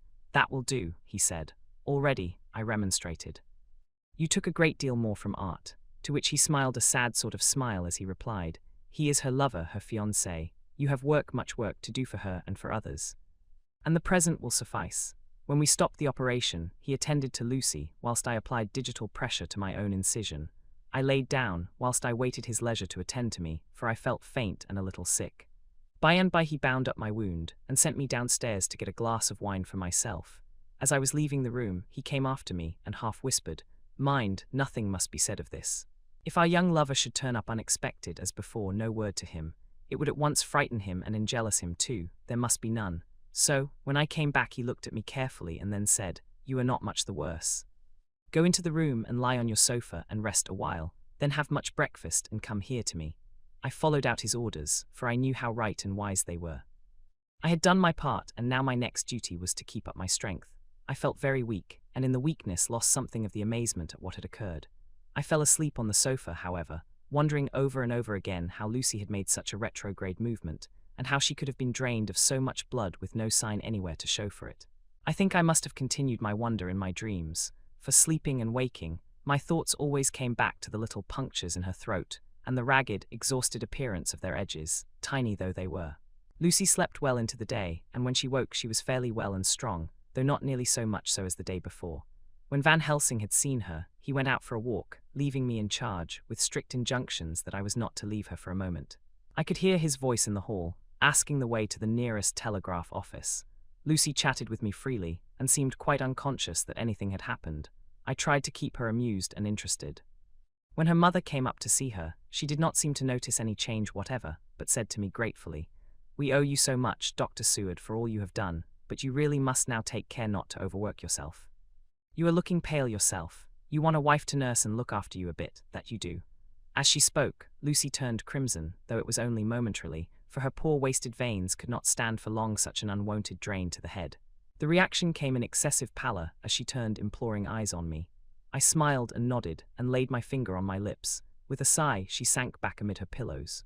Van Helsing returned in a couple of hours and presently said to me, "Now you go home and eat much and drink enough. Make yourself strong. I stay here tonight, and I shall sit up with little miss myself. You and I must watch the case, and we must have none other to know. I have grave reasons. No, do not ask them. Think what you will. Do not fear to think even the most not probable." Good night. In the hall 2 of the maids came to me, and asked if they or either of them might not sit up with Miss Lucy.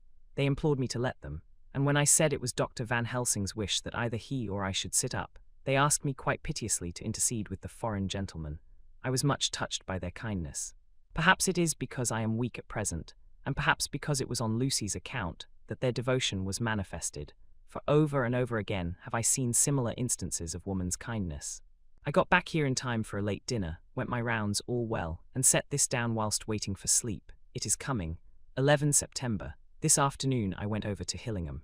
Found Van Helsing in excellent spirits, and Lucy much better. Shortly after I had arrived, a big parcel from abroad came for the professor. He opened it with much impressment, assumed of course, and showed a great bundle of white flowers. "These are for you, Miss Lucy," he said. "For me, oh Dr. Van Helsing. Yes, my dear, but not for you to play with. These are medicines." Here Lucy made a wry face. "Nay, but they are not to take in a decoction or in nauseous form, so you need not snub that so charming nose. or I shall point out to my friend Arthur what woes he may have to endure in seeing so much beauty, that he so loves so much distort. Aha, my pretty miss, that bring the so nice nose all straight again. This is medicinal, but you do not know how. I put him in your window, I make pretty wreath, and hang him round your neck so that you sleep well. Oh yes. They like the lotus flower, make your trouble forgotten. It smells so like the waters of Lethe, and of that fountain of youth that the conquistadores sought for in the Floridas, and find him all too late. Whilst he was speaking, Lucy had been examining the flowers and smelling them.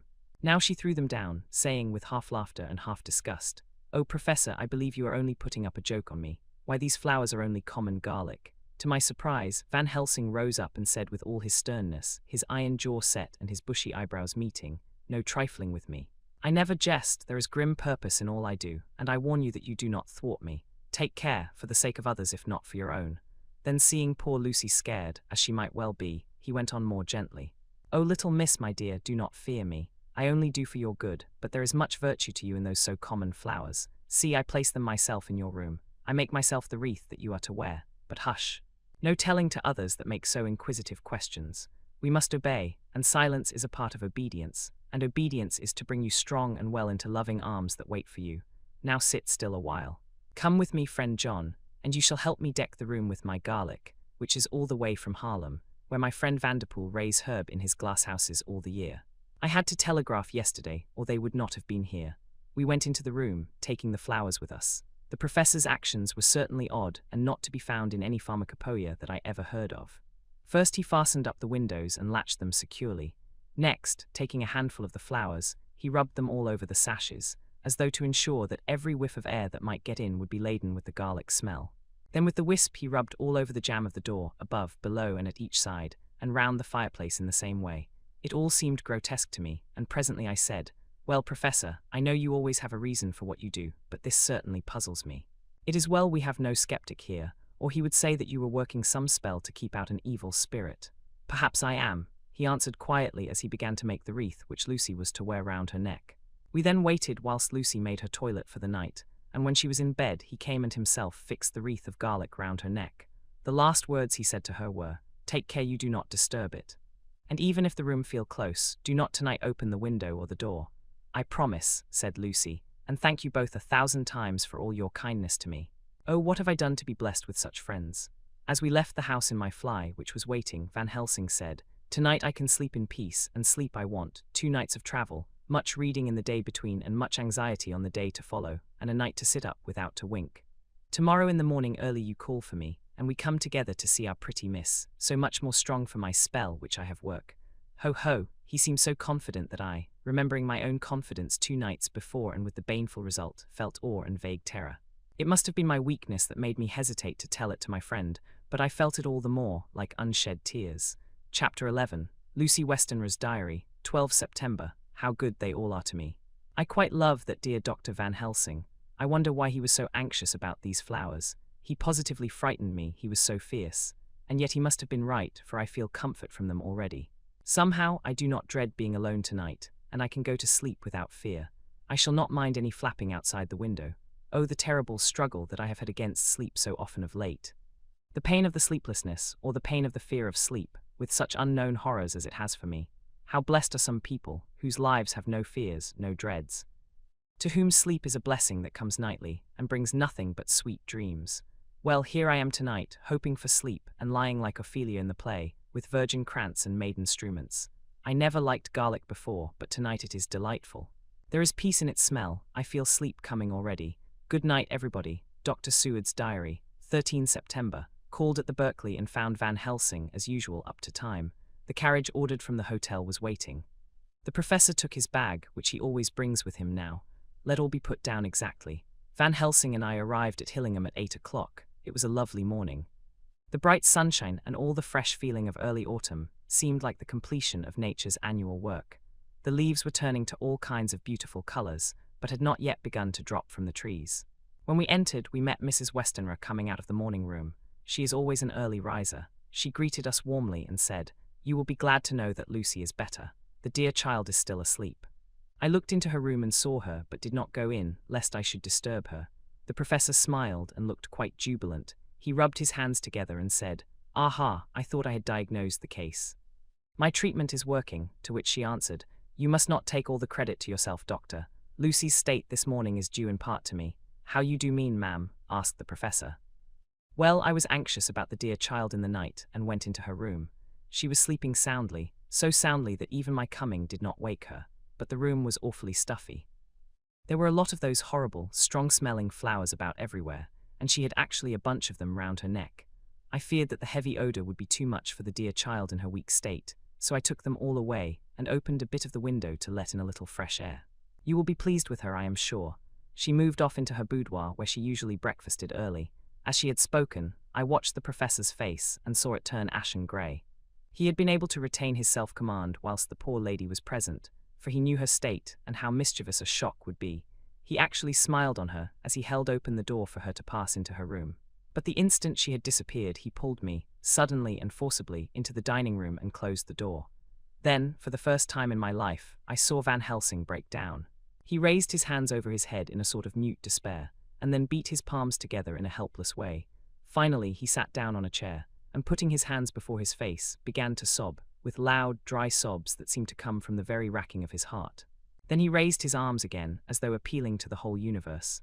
"God, God, God," he said, "what have we done, what has this poor thing done, that we are so sore beset? Is there fate amongst us still, sent down from the pagan world of old, that such things must be, and in such way? This poor mother, all unknowing and all for the best as she think, does such thing as lose her daughter body and soul. And we must not tell her, we must not even warn her, or she die, and then both die. Oh, how we are beset, how are all the powers of the devils against us." Suddenly he jumped to his feet.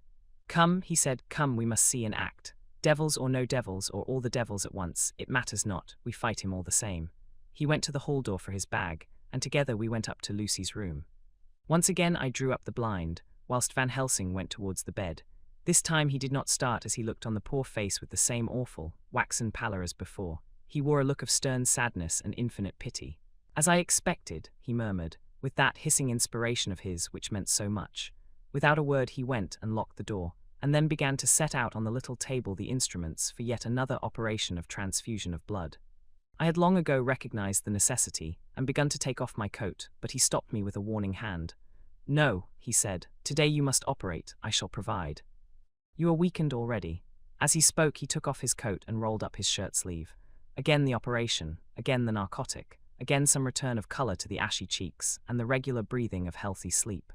This time I watched whilst Van Helsing recruited himself and rested. Presently he took an opportunity of telling Mrs. Westenra that she must not remove anything from Lucy's room without consulting him, that the flowers were of medicinal value, and that the breathing of their odour was a part of the system of cure. Then he took over the care of the case himself, saying that he would watch this night and the next, and would send me word when to come.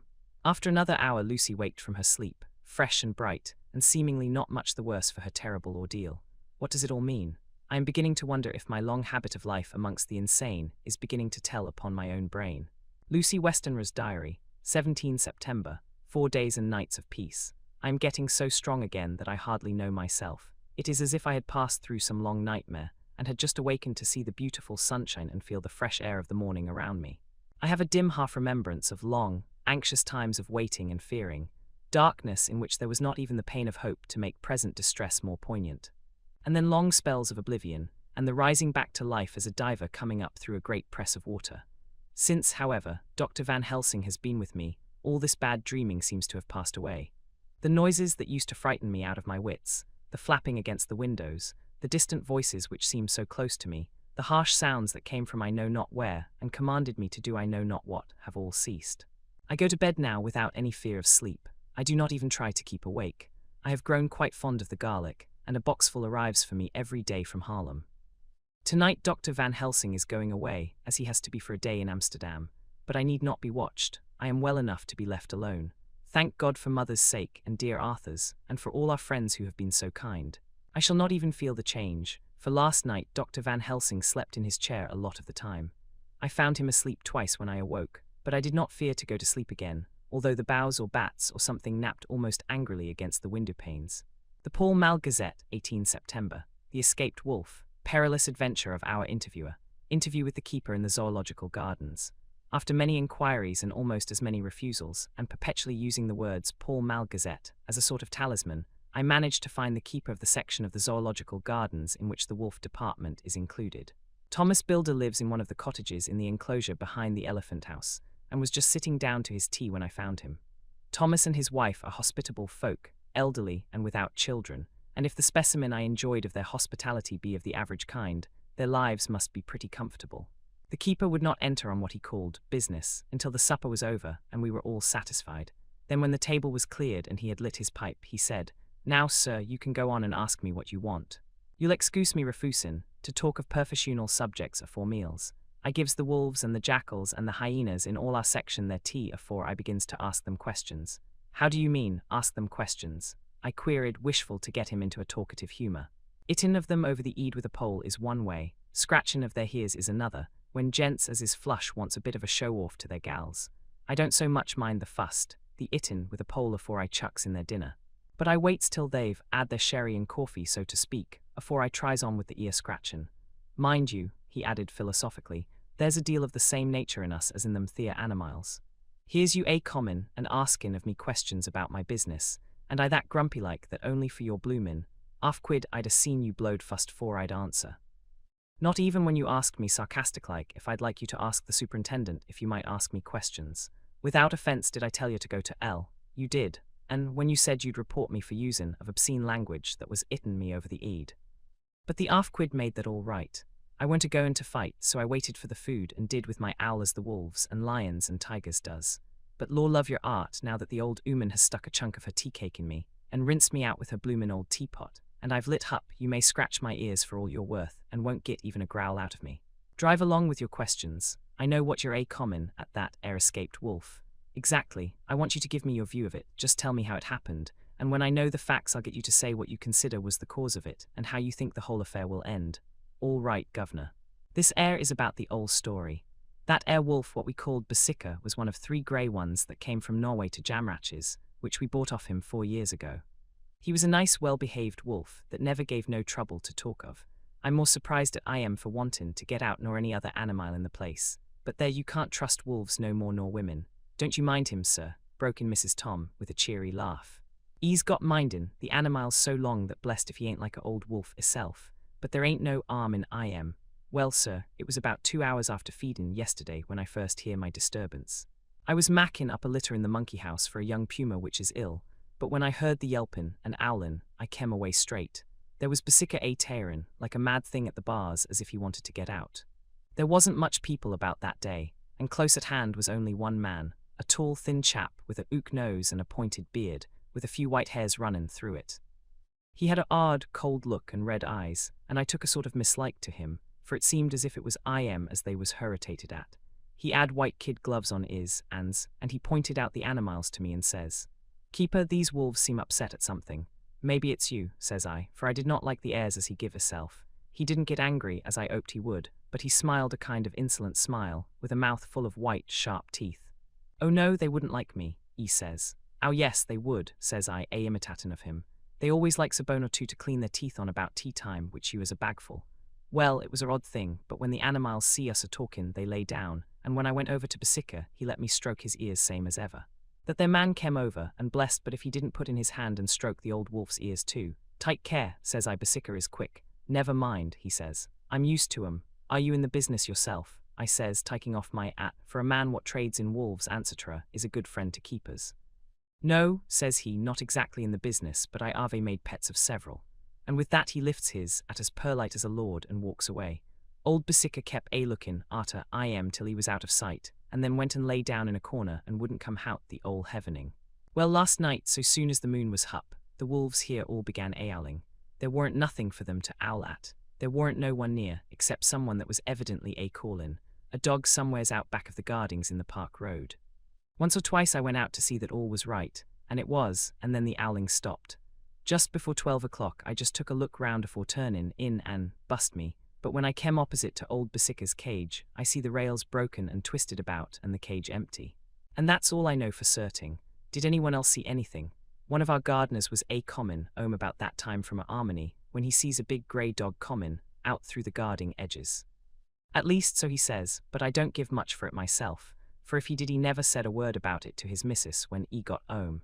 and it was only after the escape of the wolf was made known, and we had been up all night a-huntin' of the park for Basica, that he remembered seeing anything. My own belief was that the Armony had got into his eed. Now, Mr. Builder, can you account in any way for the escape of the wolf? Well, sir, he said with a suspicious sort of modesty, I think I can. But I don't know as 'ow you'd be satisfied with the theory. Certainly I shall. If a man like you, who knows the animals from experience, can't hazard a good guess at any rate, who is even to try? Well then, sir, I accounts for it this way. It seems to me that wolf escaped, simply because he wanted to get out. From the hearty way that both Thomas and his wife laughed at the joke, I could see that it had done service before, and that the whole explanation was simply an elaborate sell. I couldn't cope in badinage with the worthy Thomas, but I thought I knew a surer way to his heart, so I said, Now, Mr. Builder, we'll consider that first half-sovereign worked off, and this brother of his is waiting to be claimed when you've told me what you think will happen. Right, yea, sir, he said briskly. Ye'll excuse me, I know, for chaffin' of ye, but the old woman here winked at me, which was as much as telling me to go on. Well, I never, said the old lady. My opinion is this, that wolf is idden of somewheres. The gardener what didn't remember said he was gallopin' northward faster than a horse could go. But I don't believe him, for you see, sir, wolves don't gallop no more nor dogs does, they not bane built that way.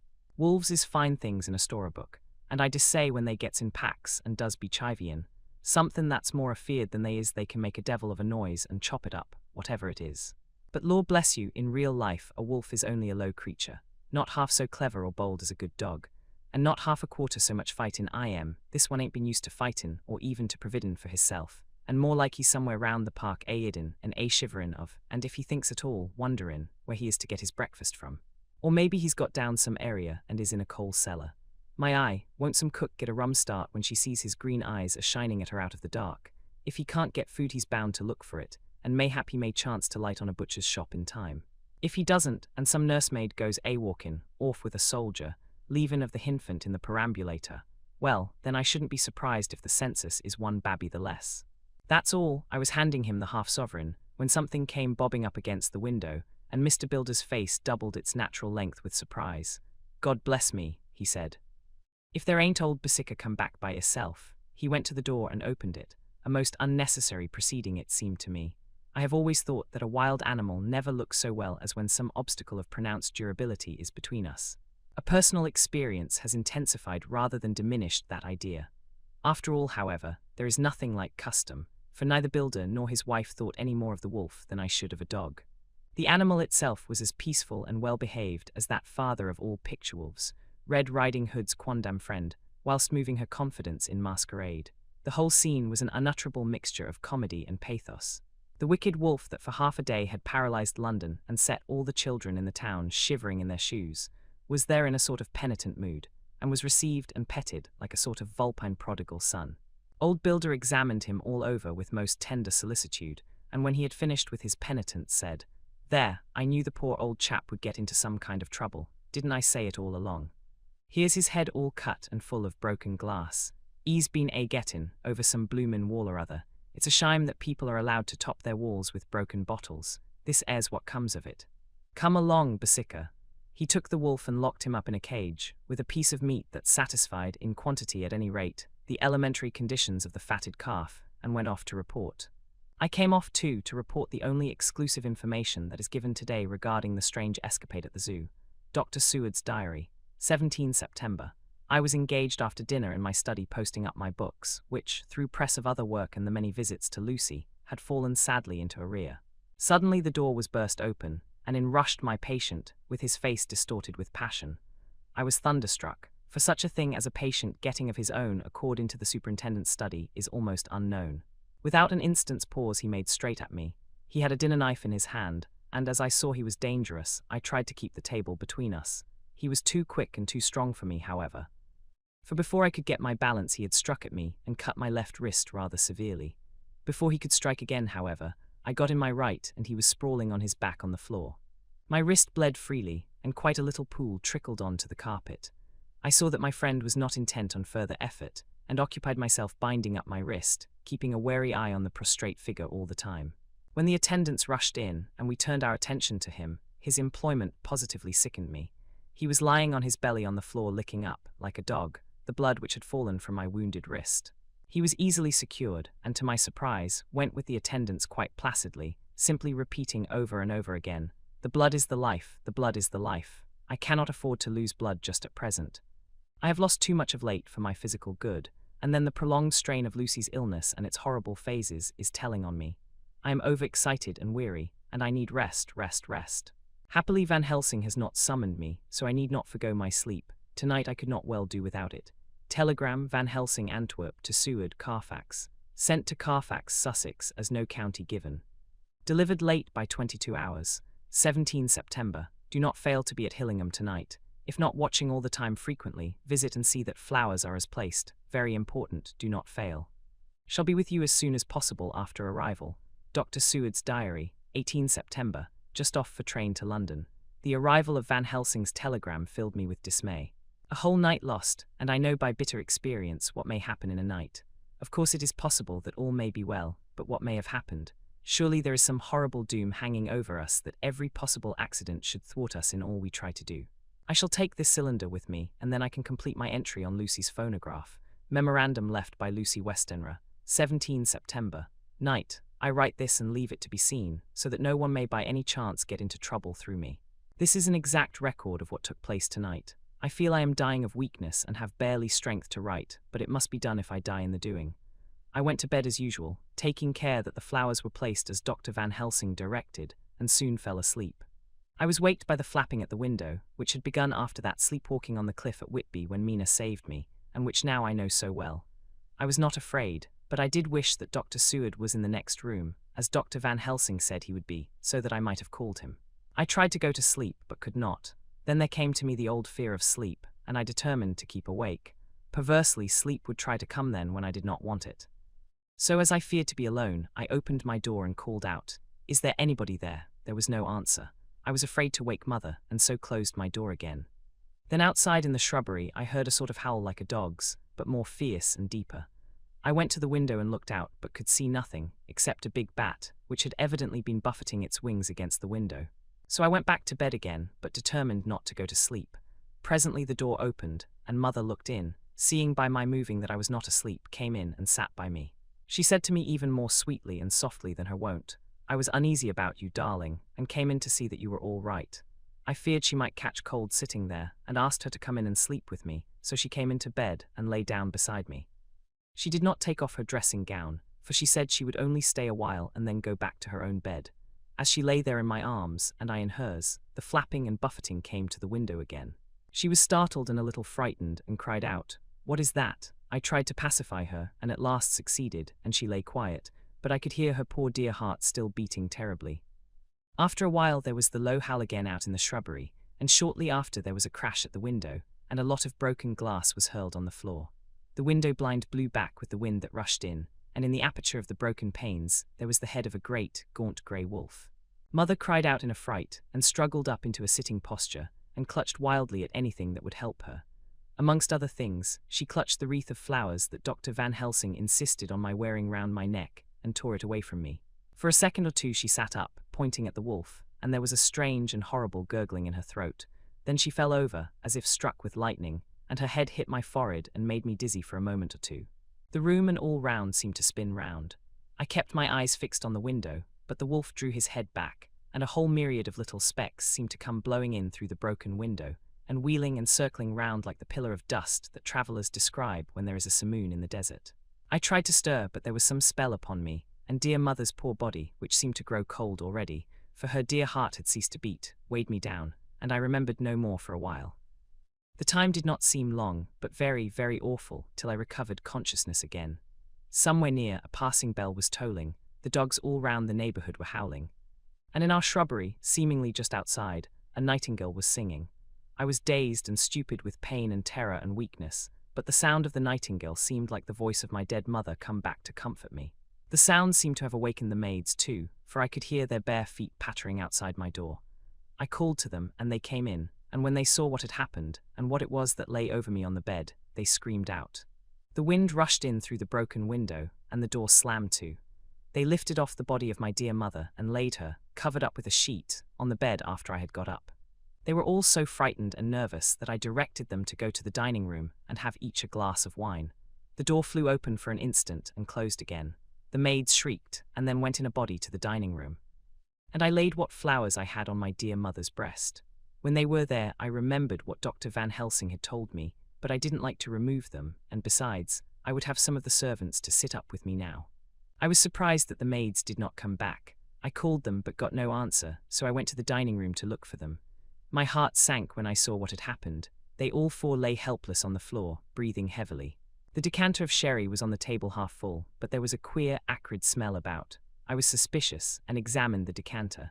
It smelt of laudanum, and looking on the sideboard, I found that the bottle which Mother's doctor uses for her use was empty. What am I to do? What am I to do? I am back in the room with Mother. I cannot leave her, and I am alone, save for the sleeping servants whom someone has drugged, alone with the dead. I dare not go out, for I can hear the low howl of the wolf through the broken window. The air seems full of specks, floating and circling in the draught from the window, and the lights burn blue and dim. What am I to do? God shield me from harm this night. I shall hide this paper in my breast, where they shall find it when they come to lay me out. My dear Mother gone, it is time that I go too. Goodbye, dear Arthur, if I should not survive this night. God keep you dear, and God help me. Chapter 12. Dr. Seward's Diary, 18 September. I drove at once to Hillingham and arrived early. Keeping my cab at the gate, I went up the avenue alone. I knocked gently and rang as quietly as possible, for I feared to disturb Lucy or her mother, and hoped to only bring a servant to the door. After a while, finding no response, I knocked and rang again, still no answer. I cursed the laziness of the servants that they should lie abed at such an hour, for it was now 10 o'clock, and so rang and knocked again, but more impatiently, but still without response. Hitherto I had blamed only the servants, but now a terrible fear began to assail me. Was this desolation but another link in the chain of doom, which seemed drawing tight around us? Was it indeed a house of death to which I had come, too late? I knew that minutes, even seconds of delay, might mean hours of danger to Lucy, if she had had again one of those frightful relapses. And I went round the house to try if I could find by chance an entry anywhere. I could find no means of ingress. Every window and door was fastened and locked, and I returned baffled to the porch. As I did so, I heard the rapid pit-pat of a swiftly driven horse's feet. They stopped at the gate, and a few seconds later I met Van Helsing running up the avenue. When he saw me, he gasped out, "Then it was you, and just arrived. How is she? Are we too late? Did you not get my telegram?" I answered as quickly and coherently as I could that I had only got his telegram early in the morning, and had not lost a minute in coming here, and that I could not make anyone in the house hear me. He paused and raised his hat as he said solemnly, "Then I fear we are too late. God's will be done." With his usual recuperative energy, he went on, "Come, if there be no way open to get in, we must make one. Time is all in all to us now." We went round to the back of the house, where there was a kitchen window. The professor took a small surgical saw from his case, and handing it to me, pointed to the iron bars which guarded the window. I attacked them at once and had very soon cut through 3 of them. Then with a long, thin knife we pushed back the fastening of the sashes and opened the window. I helped the professor in and followed him. There was no one in the kitchen or in the servants' rooms, which were close at hand.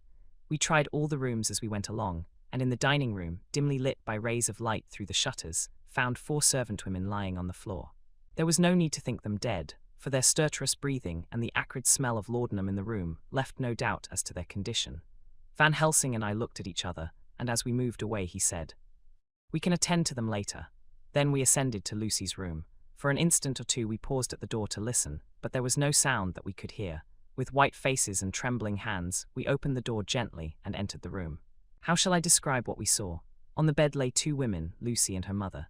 The latter lay farthest in, and she was covered with a white sheet, the edge of which had been blown back by the draught through the broken window, showing the drawn, white face, with a look of terror fixed upon it. By her side lay Lucy, with face white and still more drawn. The flowers which had been round her neck we found upon her mother's bosom, and her throat was bare, showing the 2 little wounds which we had noticed before, but looking horribly white and mangled. Without a word the professor bent over the bed, his head almost touching poor Lucy's breast. Then he gave a quick turn of his head, as of one who listens, and leaping to his feet, he cried out to me, "It is not yet too late. Quick! Quick, bring the brandy." I flew downstairs and returned with it, taking care to smell and taste it, lest it, too, were drugged like the decanter of sherry which I found on the table. The maids were still breathing, but more restlessly, and I fancied that the narcotic was wearing off. I did not stay to make sure, but returned to Van Helsing. He rubbed the brandy, as on another occasion, on her lips and gums, and on her wrists and the palms of her hands. He said to me, "I can do this, all that can be at the present. You go wake those maids. Flick them in the face with a wet towel and flick them hard. Make them get heat and fire and a warm bath. This poor soul is nearly as cold as that beside her. She will need be heated before we can do anything more. I went at once, and found little difficulty in waking 3 of the women. The 4th was only a young girl, and the drug had evidently affected her more strongly, so I lifted her on the sofa and let her sleep. The others were dazed at first, but as remembrance came back to them, they cried and sobbed in a hysterical manner. I was stern with them, however, and would not let them talk. I told them that one life was bad enough to lose, and that if they delayed they would sacrifice Miss Lucy. So, sobbing and crying, they went about their way, half-clad as they were, and prepared fire and water. Fortunately, the kitchen and boiler fires were still alive, and there was no lack of hot water. We got a bath and carried Lucy out as she was and placed her in it. Whilst we were busy chafing her limbs, there was a knock at the hall door. One of the maids ran off, hurried on some more clothes, and opened it. Then she returned and whispered to us that there was a gentleman who had come with a message from Mr. Homewood. I bade her simply tell him that he must wait, for we could see no one now. She went away with the message, and engrossed with our work, I clean forgot all about him. I never saw in all my experience the professor work in such deadly earnest. I knew, as he knew, that it was a stand-up fight with death, and in a pause told him so. He answered me in a way that I did not understand, but with the sternest look that his face could wear. If that were all, I would stop here where we are now, and let her fade away into peace, for I see no light in life over her horizon. He went on with his work with, if possible, renewed and more frenzied vigor. Presently we both began to be conscious that the heat was beginning to be of some effect. Lucy's heart beat a trifle more audibly to the stethoscope, and her lungs had a perceptible movement. Van Helsing's face almost beamed, and as we lifted her from the bath and rolled her in a hot sheet to dry her, he said to me, "The first gain is ours. Check to the king." We took Lucy into another room, which had by now been prepared, and laid her in bed and forced a few drops of brandy down her throat. I noticed that Van Helsing tied a soft silk handkerchief round her throat. She was still unconscious, and was quite as bad as, if not worse than, we had ever seen her. Van Helsing called in one of the women, and told her to stay with her and not to take her eyes off her till we returned, and then beckoned me out of the room. "We must consult as to what is to be done," he said as we descended the stairs. In the hall he opened the dining-room door, and we passed in, he closing the door carefully behind him. The shutters had been opened, but the blinds were already down, with that obedience to the etiquette of death which the British woman of the lower classes always rigidly observes. The room was therefore dimly dark. It was, however, light enough for our purposes. Van Helsing's sternness was somewhat relieved by a look of perplexity. He was evidently torturing his mind about something, so I waited for an instant, and he spoke. "What are we to do now? Where are we to turn for help? We must have another transfusion of blood, and that soon, or that poor girl's life won't be worth an hour's purchase. You are exhausted already. I am exhausted too.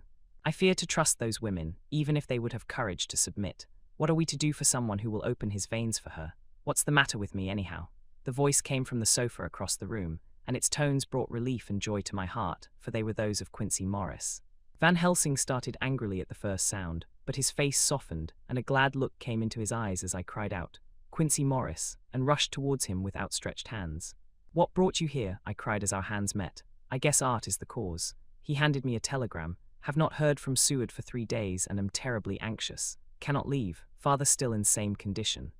Send me word how Lucy is. Do not delay. Homewood." I think I came just in the nick of time. You know you have only to tell me what to do. Van Helsing strode forward and took his hand, looking him straight in the eyes as he said, "A brave man's blood is the best thing on this earth when a woman is in trouble. You're a man and no mistake. Well, the devil may work against us for all he's worth, but God sends us men when we want them." Once again we went through that ghastly operation. I have not the heart to go through with the details. Lucy had got a terrible shock, and it told on her more than before, for though plenty of blood went into her veins, her body did not respond to the treatment as well as on the other occasions. Her struggle back into life was something frightful to see and hear. However, the action of both heart and lungs improved, and Van Helsing made a subcutaneous injection of morphia as before, and with good effect. Her faint became a profound slumber. The professor watched whilst I went downstairs with Quincy Morris, and sent one of the maids to pay off one of the cabmen who were waiting. I left Quincy lying down after having a glass of wine, and told the cook to get ready a good breakfast. Then a thought struck me, and I went back to the room where Lucy now was. When I came softly in, I found Van Helsing with a sheet or two of notepaper in his hand. He had evidently read it, and was thinking it over as he sat with his hand to his brow. There was a look of grim satisfaction in his face, as of one who has had a doubt solved. He handed me the paper, saying only, "It dropped from Lucy's breast when we carried her to the bath." When I had read it, I stood looking at the professor, and after a pause asked him, In God's name, what does it all mean? Was she or is she mad, or what sort of horrible danger is it? I was so bewildered that I did not know what to say more. Van Helsing put out his hand and took the paper, saying, "Do not trouble about it now. Forget it for the present. You shall know and understand it all in good time, but it will be later. And now what is it that you came to me to say?" This brought me back to fact, and I was all myself again. "I came to speak about the certificate of death. If we do not act properly and wisely, there may be an inquest, and that paper would have to be produced. I am in hopes that we need have no inquest, for if we had it would surely kill poor Lucy, if nothing else did.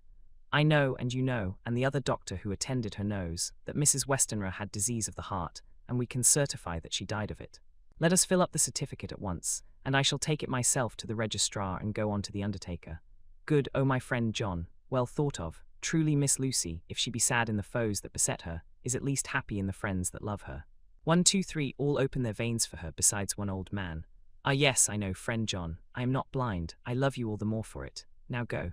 In the hall I met Quincy Morris, with a telegram for Arthur telling him that Mrs. Westenra was dead. That Lucy also had been ill, but was now going on better, and that Van Helsing and I were with her. I told him where I was going, and he hurried me out, but as I was going said, "When you come back, Jack, may I have 2 words with you all to ourselves?" I nodded in reply and went out. I found no difficulty about the registration, and arranged with the local undertaker to come up in the evening, to measure for the coffin and to make arrangements. When I got back, Quincy was waiting for me. I told him I would see him as soon as I knew about Lucy, and went up to her room. She was still sleeping, and the professor seemingly had not moved from his seat at her side. From his putting his finger to his lips, I gathered that he expected her to wake before long and was afraid of forestalling nature. So I went down to Quincy and took him into the breakfast room, where the blinds were not drawn down, and which was a little more cheerful, or rather less cheerless, than the other rooms. When we were alone, he said to me, "Jack Seward, I don't want to shove myself in anywhere where I've no right to be, but this is no ordinary case. You know I loved that girl and wanted to marry her. But although that's all past and gone, I can't help feeling anxious about her all the same. What is it that's wrong with her? The Dutchman, and a fine old fellow he is, I can see that, said that time you two came into the room that you must have another transfusion of blood, and that both you and he were exhausted. Now I know well that you medical men speak in camera, and that a man must not expect to know what they consult about in private. But this is no common matter, and whatever it is, I have done my part." "Is not that so? That's so," I said, and he went on, "I take it that both you and Van Helsing had done already what I did today. Is not that so? That's so, and I guess Art was in it too. When I saw him 4 days ago down at his own place, he looked queer. I have not seen anything pulled down so quick since I was on the pampas, and had a mare that I was fond of go to grass all in a night.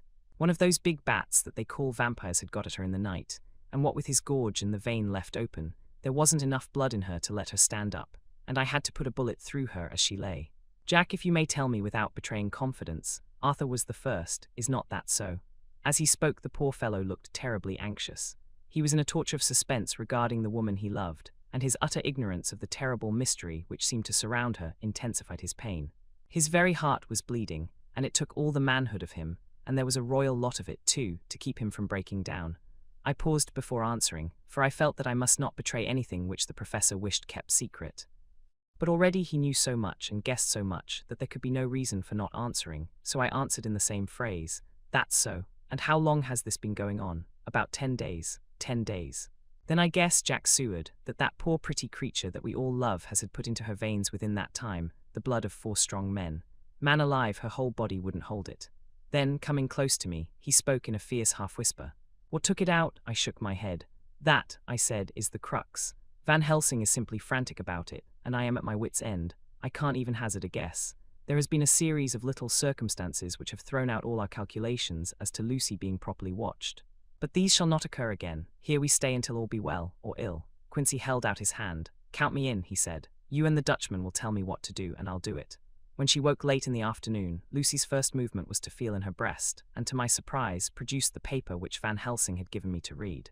The careful professor had replaced it where it had come from, lest on waking she should be alarmed. Her eye then lit on Van Helsing and on me too, and gladdened. Then she looked around the room, and seeing where she was, shuddered. She gave a loud cry, and put her poor thin hands before her pale face. We both understood what that meant, that she had realized to the full her mother's death, so we tried what we could to comfort her. Doubtless sympathy eased her somewhat, but she was very low in thought and spirit, and wept silently and weakly for a long time.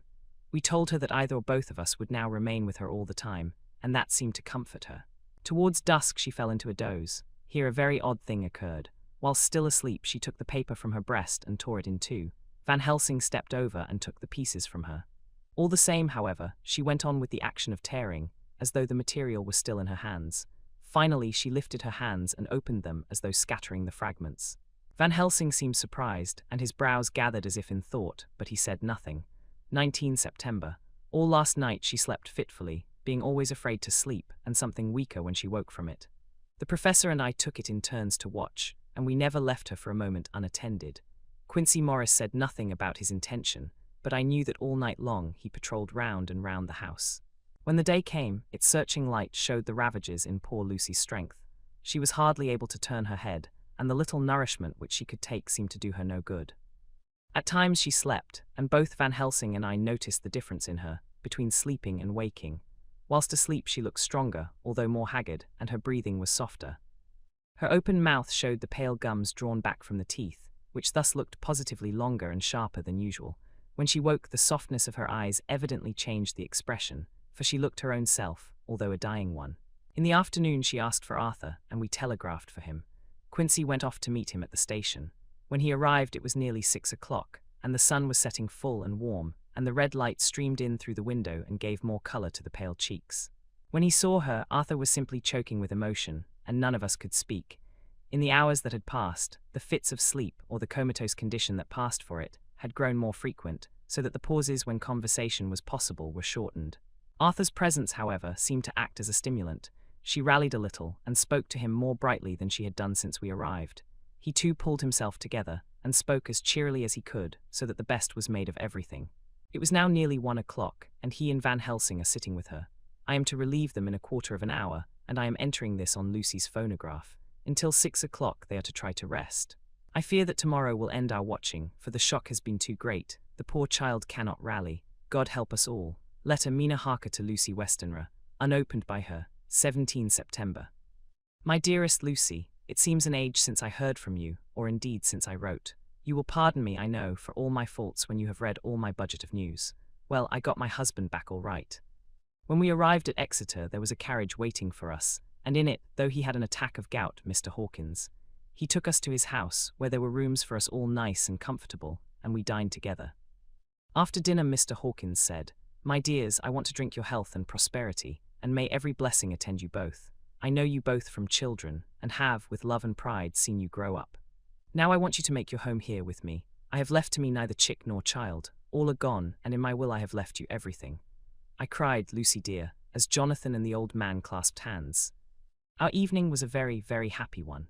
So here we are, installed in this beautiful old house, and from both my bedroom and the drawing-room I can see the great elms of the cathedral close, with their great black stems standing out against the old yellow stone of the cathedral, and I can hear the rooks overhead cawing and chattering and gossiping all day, after the manner of rooks and humans. I am busy, I need not tell you, arranging things and housekeeping. Jonathan and Mr. Hawkins are busy all day, for now that Jonathan is a partner, Mr. Hawkins wants to tell him all about the clients. How is your dear mother getting on? I wish I could run up to town for a day or two to see you, dear, but I dare not go yet, with so much on my shoulders, and Jonathan wants looking after still. He is beginning to put some flesh on his bones again, but he was terribly weakened by the long illness. Even now he sometimes starts out of his sleep in a sudden way, and awakes all trembling until I can coax him back to his usual placidity. However, thank God, these occasions grow less frequent as the days go on, and they will in time pass away altogether, I trust. And now I have told you my news, let me ask yours. When are you to be married, and where, and who is to perform the ceremony, and what are you to wear, and is it to be a public or a private wedding? Tell me all about it, dear.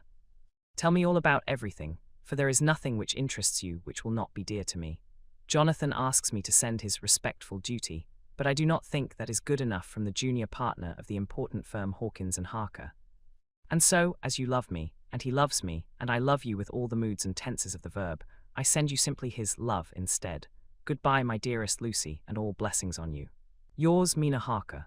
Report from Patrick Hennessy, M.D., MRCSL KQCPI, etc., etc., to John Seward, M.D., 20 September. My dear sir, in accordance with your wishes, I enclose report of the conditions of everything left in my charge. With regard to patient Renfield, there is more to say. He has had another outbreak, which might have had a dreadful ending, but which, as it fortunately happened, was unattended with any unhappy results. This afternoon, a carrier's cart with 2 men made a call at the empty house whose grounds abut on ours, the house to which, you will remember, the patient twice ran away. The men stopped at our gate to ask the porter their way, as they were strangers. I was myself looking out of the study window, having a smoke after dinner, and saw one of them come up to the house. As he passed the window of Renfield's room, the patient began to rate him from within, and called him all the foul names he could lay his tongue to. The man, who seemed a decent fellow enough, contented himself by telling him to shut up for a foul-mouthed beggar, whereon our man accused him of robbing him and wanting to murder him, and said that he would hinder him if he were to swing for it.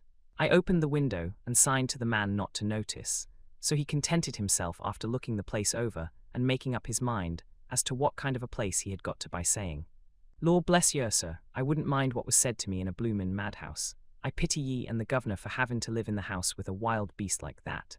Then he asked his way civilly enough, and I told him where the gate of the empty house was. He went away, followed by threats and curses and revilings from our man. I went down to see if I could make out any cause for his anger, since he is usually such a well-behaved man, and except his violent fits, nothing of the kind had ever occurred. I found him, to my astonishment, quite composed and most genial in his manner. I tried to get him to talk of the incident, but he blandly asked me questions as to what I meant, and led me to believe that he was completely oblivious of the affair. It was, I am sorry to say, however, only another instance of his cunning, for within half an hour I heard of him again. This time he had broken out through the window of his room, and was running down the avenue. I called to the attendants to follow me, and ran after him, for I feared he was intent on some mischief. My fear was justified when I saw the same cart which had passed before coming down the road, having on it some great wooden boxes. The men were wiping their foreheads, and were flushed in the face, as if with violent exercise. Before I could get up to him, the patient rushed at them, and pulling one of them off the cart, began to knock his head against the ground. If I had not seized him just at the moment, I believe he would have killed the man there, and then. The other fellow jumped down and struck him over the head with the butt end of his heavy whip. It was a terrible blow. But he did not seem to mind it, but seized him also, and struggled with the 3 of us, pulling us to and fro as if we were kittens. You know I am no light weight, and the others were both burly men. At first he was silent in his fighting, but as we began to master him and the attendants were putting a straight waistcoat on him, he began to shout, "I'll frustrate them, they shan't rob me, they shan't murder me by inches. I'll fight for my lord and master," and all sorts of similar incoherent ravings. It was with very considerable difficulty that they got him back to the house and put him in the padded room. One of the attendants, Hardy, had a finger broken. However, I set it all right, and he is going on well. The 2 carriers were at first loud in their threats of actions for damages, and promised to rain all the penalties of the law on us. Their threats were, however, mingled with some sort of indirect apology for the defeat of the 2 of them, by a feeble madman. They said that if it had not been for the way their strength had been spent in carrying and raising the heavy boxes to the cart, they would have made short work of him. They gave as another reason for their defeat the extraordinary state of drouth to which they had been reduced by the dusty nature of their occupation, and the reprehensible distance from the scene of their labours of any place of public entertainment. I quite understood their drift, and after a stiff glass of grog, or rather more of the same, and with each a sovereign in hand, they made light of the attack, and swore that they would encounter a worse madman any day for the pleasure of meeting so bloomin' good a bloke as your correspondent. I took their names and addresses in case they might be needed. They are as follows: Jack Smollett of Dudding's Rents, King George's Road, Great Walworth, and Thomas Snelling, Peter Farley's Row, Guide Court, Bethnal Green. They are both in the employment of Harris and Sons, Moving and Shipment Company, Orange Masters Yard, Soho. I shall report to you any matter of interest occurring here, and shall wire you at once if there is anything of importance. Believe me, dear sir, yours faithfully, Patrick Hennessy. Letter Mina Harker to Lucy Westenra, unopened by her, 18 September. My dearest Lucy, such a sad blow has befallen us. Mr. Hawkins has died very suddenly. Some may not think it so sad for us, but we had both come to so love him that it really seems as though we had lost a father. I never knew either father or mother, so that the dear old man's death is a real blow to me. Jonathan is greatly distressed. It is not only that he feels sorrow, deep sorrow, for the dear good man who has befriended him all his life, and now at the end has treated him like his own son, and left him a fortune which to people of our modest bringing up is wealth beyond the dream of avarice, but Jonathan feels it on another account. He says the amount of responsibility which it puts upon him makes him nervous. He begins to doubt himself. I try to cheer him up, and my belief in him helps him to have a belief in himself. But it is here that the grave shock that he experienced tells upon him the most. Oh, it is too hard that a sweet, simple, noble, strong nature such as his, a nature which enabled him by our dear, good friend's aid to rise from clerk to master in a few years, should be so injured that the very essence of its strength is gone. Forgive me, dear, if I worry you with my troubles in the midst of your own happiness. But Lucy, dear, I must tell someone, for the strain of keeping up a brave and cheerful appearance to Jonathan tries me, and I have no one here that I can confide in. I dread coming up to London, as we must do the day after tomorrow, for poor Mr. Hawkins left in his will that he was to be buried in the grave with his father. As there are no relations at all, Jonathan will have to be chief mourner. I shall try to run over to see you, dearest, if only for a few minutes. Forgive me for troubling you. With all blessings, your loving Mina Harker, Dr. Seward's Diary. 20 September. Only resolution and habit can let me make an entry tonight. I am too miserable, too low-spirited, too sick of the world and all in it, including life itself, that I would not care if I heard this moment the flapping of the wings of the angel of death. And he has been flapping those grim wings to some purpose of late, Lucy's mother and Arthur's father, and now, let me get on with my work. I duly relieved Van Helsing in his watch over Lucy. We wanted Arthur to go to rest also, but he refused at first. It was only when I told him that we should want him to help us during the day, and that we must not all break down for want of rest, lest Lucy should suffer, that he agreed to go. Van Helsing was very kind to him. Come, my child, he said, come with me. You are sick and weak, and have had much sorrow and much mental pain, as well as that tax on your strength that we know of. You must not be alone. For to be alone is to be full of fears and alarms. Come to the drawing-room where there is a big fire and there are 2 sofas. You shall lie on one and I on the other, and our sympathy will be comfort to each other, even though we do not speak, and even if we sleep. Arthur went off with him, casting back a longing look on Lucy's face, which lay in her pillow, almost whiter than the lawn. She lay quite still, and I looked round the room to see that all was as it should be. I could see that the professor had carried out in this room, as in the other, his purpose of using the garlic. The whole of the window sashes reeked with it, and round Lucy's neck, over the silk handkerchief which Van Helsing made her keep on, was a rough chaplet of the same odorous flowers. Lucy was breathing somewhat stertorously, and her face was at its worst, for the open mouth showed the pale gums. Her teeth, in the dim, uncertain light, seemed longer and sharper than they had been in the morning. In particular, by some trick of the light, the canine teeth looked longer and sharper than the rest. I sat down by her, and presently she moved uneasily. At the same moment there came a sort of dull flapping or buffeting at the window. I went over to it softly and peeped out by the corner of the blind. There was a full moonlight, and I could see that the noise was made by a great bat, which wheeled round, doubtless attracted by the light, although so dim, and every now and again struck the window with its wings. When I came back to my seat, I found that Lucy had moved slightly, and had torn away the garlic flowers from her throat. I replaced them as well as I could, and sat watching her. Presently she woke, and I gave her food, as Van Helsing had prescribed. She took but a little, and that languidly. There did not seem to be with her now the unconscious struggle for life and strength that had hitherto so marked her illness. It struck me as curious that the moment she became conscious, she pressed the garlic flowers close to her. It was certainly odd that whenever she got into that lethargic state, with the stertorous breathing, she put the flowers from her. But that when she waked she clutched them close. There was no possibility of making any mistake about this, for in the long hours that followed, she had many spells of sleeping and waking, and repeated both actions many times. At 6 o'clock Van Helsing came to relieve me. Arthur had then fallen into a doze, and he mercifully let him sleep on. When he saw Lucy's face, I could hear the sissing-in draw of his breath, and he said to me in a sharp whisper, "Draw up the blind, I want light." Then he bent down, and with his face almost touching Lucy's, examined her carefully. He removed the flowers and lifted the silk handkerchief from her throat. As he did so he started back, and I could hear his ejaculation, "Mein Gott," as it was smothered in his throat. I bent over and looked too, and as I noticed some queer chill came over me. The wounds on the throat had absolutely disappeared. For fully 5 minutes Van Helsing stood looking at her with his face at its sternest. Then he turned to me and said calmly, "She is dying, it will not be long now. It will be much difference, mark me, whether she dies conscious or in her sleep. Wake that poor boy and let him come and see the last. He trusts us, and we have promised him." I went to the dining room and waked him. He was dazed for a moment, but when he saw the sunlight streaming in through the edges of the shutters he thought he was late, and expressed his fear. I assured him that Lucy was still asleep, but told him as gently as I could that both Van Helsing and I feared that the end was near.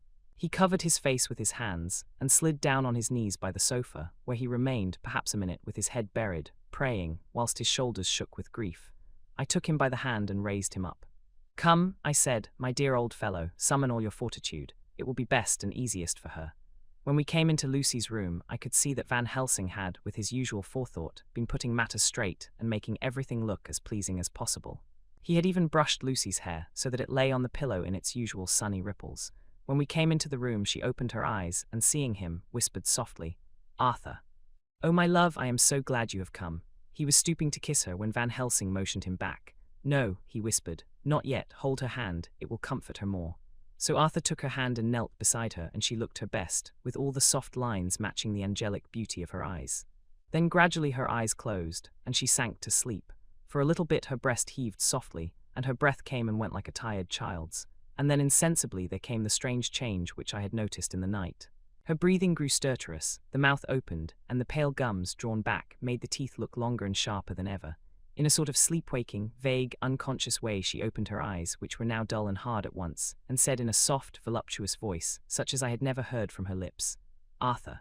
"Oh, my love, I am so glad you have come. Kiss me." Arthur bent eagerly over to kiss her. But at that instant Van Helsing, who like me had been startled by her voice, swooped upon him, and catching him by the neck with both hands, dragged him back with a fury of strength which I never thought he could have possessed, and actually hurled him almost across the room. "Not for your life," he said, "not for your living soul and hers," and he stood between them like a lion at bay. Arthur was so taken aback that he did not for a moment know what to do or say. And before any impulse of violence could seize him, he realized the place and the occasion, and stood silent, waiting. I kept my eyes fixed on Lucy, as did Van Helsing, and we saw a spasm as of rage flit like a shadow over her face. The sharp teeth champed together, then her eyes closed, and she breathed heavily. Very shortly after she opened her eyes in all their softness, and putting out her poor, pale, thin hand, took Van Helsing's great brown one. Drawing it to her, she kissed it. "My true friend," she said in a faint voice but with untellable pathos, "my true friend and his. Oh, guard him and give me peace." "I swear it," he said solemnly, kneeling beside her and holding up his hand as one who registers an oath. Then he turned to Arthur and said to him, "Come, my child, take her hand in yours and kiss her on the forehead, and only once." Their eyes met instead of their lips, and so they parted. Lucy's eyes closed. And Van Helsing, who had been watching closely, took Arthur's arm and drew him away. And then Lucy's breathing became stertorous again, and all at once it ceased. "It is all over," said Van Helsing. "She is dead." I took Arthur by the arm and led him away to the drawing room, where he sat down and covered his face with his hands, sobbing in a way that nearly broke me down to see. I went back to the room and found Van Helsing looking at poor Lucy, and his face was sterner than ever. Some change had come over her body. Death had given back part of her beauty, for her brow and cheeks had recovered some of their flowing lines. Even the lips had lost their deadly pallor. It was as if the blood, no longer needed for the working of the heart, had gone to make the harshness of death as little rude as might be. We thought her dying whilst she slept, and sleeping when she died. I stood beside Van Helsing and said, "Ah, well, poor girl, there is peace for her at last. It is the end." He turned to me and said with grave solemnity, "Not so. Alas, not so, it is only the beginning." When I asked him what he meant, he only shook his head and answered, "We can do nothing as yet, wait and see." Chapter 13. Dr. Seward's diary, continued. The funeral was arranged for the next succeeding day, so that Lucy and her mother might be buried together. I attended to all the ghastly formalities, and the urbane undertaker proved that his staff were afflicted, or blessed, with something of his own obsequious suavity. Even the woman who performed the last offices for the dead remarked to me, in a confidential, brother-professional way, when she had come out from the death chamber, "She makes a very beautiful corpse, sir. It's quite a privilege to attend on her. It's not too much to say that she will do credit to our establishment." I noticed that Van Helsing never kept far away. This was possible from the disordered state of things in the household. There were no relatives at hand, and as Arthur had to be back the next day to attend at his father's funeral, we were unable to notify anyone who should have been bidden. Under the circumstances, Van Helsing and I took it upon ourselves to examine papers, etc. He insisted upon looking over Lucy's papers himself. I asked him why, for I feared that he, being a foreigner, might not be quite aware of English legal requirements, and so might in ignorance make some unnecessary trouble. He answered me, I know, you forget that I am a lawyer as well as a doctor, but this is not altogether for the law. You knew that when you avoided the coroner. I have more than him to avoid. There may be papers more such as this." As he spoke, he took from his pocketbook the memorandum which had been in Lucy's breast, and which she had torn in her sleep. "When you find anything of the solicitor who is for the late Mrs. Westenra, seal all her papers and write him tonight. For me, I watch here in the room and in Miss Lucy's old room all night, and I myself search for what may be. It is not well that her very thoughts go into the hands of strangers." I went on with my part of the work, and in another half-hour had found the name and address of Mrs. Westenra's solicitor, and had written to him. All the poor lady's papers were in order. Explicit directions regarding the place of burial were given. I had hardly sealed the letter, when, to my surprise, Van Helsing walked into the room, saying, "Can I help you, friend John? I am free, and if I may, my service is to you. Have you got what you looked for?" I asked, to which he replied, "I did not look for any specific thing. I only hoped to find, and find I have, all that there was, only some letters and a few memoranda, and a diary new begun. But I have them here, and we shall for the present say nothing of them. I shall see that poor lad tomorrow evening, and with his sanction I shall use some." When we had finished the work in hand, he said to me, "And now, friend John, I think we may to bed. We want sleep, both you and I, and rest to recuperate. Tomorrow we shall have much to do, but for the tonight there is no need of us." Alas! Before turning in we went to look at poor Lucy. The undertaker had certainly done his work well, for the room was turned into a small chapelle ardente. There was a wilderness of beautiful white flowers, and death was made as little repulsive as might be. The end of the winding sheet was laid over the face. When the professor bent over and turned it gently back, we both started at the beauty before us, the tall wax candles showing a sufficient light to note it well. All Lucy's loveliness had come back to her in death, and the hours that had passed, instead of leaving traces of decay's effacing fingers, had but restored the beauty of life, till positively I could not believe my eyes that I was looking at a corpse. The professor looked sternly grave. He had not loved her as I had, and there was no need for tears in his eyes. He said to me, "Remain till I return," and left the room. He came back with a handful of wild garlic from the box waiting in the hall, but which had not been opened, and placed the flowers amongst the others on and around the bed. Then he took from his neck, inside his collar, a little gold crucifix and placed it over the mouth. He restored the sheet to its place, and we came away. I was undressing in my own room, when with a premonitory tap at the door he entered and at once began to speak. "Tomorrow I want you to bring me before night a set of post-mortem knives." "Must we make an autopsy?" I asked. "Yes and no. I want to operate, but not as you think. Let me tell you now, but not a word to another. I want to cut off her head and take out her heart." "Ah, you a surgeon, and so shocked. You, whom I have seen with no tremble of hand or heart, do operations of life and death that make the rest shudder. Oh, but I must not forget, my dear friend John, that you loved her. And I have not forgotten it, for it is I that shall operate, and you must only help. I would like to do it tonight, but for Arthur I must not. He will be free after his father's funeral tomorrow, and he will want to see her, to see it. Then when she is coffined ready for the next day, you and I shall come when all sleep. We shall unscrew the coffin lid and shall do our operation, and then replace all so that none know save we alone. But why do it at all? The girl is dead, why mutilate her poor body without need? And if there is no necessity for a post-mortem and nothing to gain by it, no good to her, to us, to science, to human knowledge, why do it? Without such it is monstrous." For answer he put his hand on my shoulder and said with infinite tenderness, "Friend John, I pity your poor bleeding heart, and I love you the more because it does so bleed. If I could, I would take on myself the burden that you do bear. But there are things that you know not, but that you shall know, and bless me for knowing, though they are not pleasant things. John, my child, you have been my friend now many years, and yet did you ever know me to do any without good cause?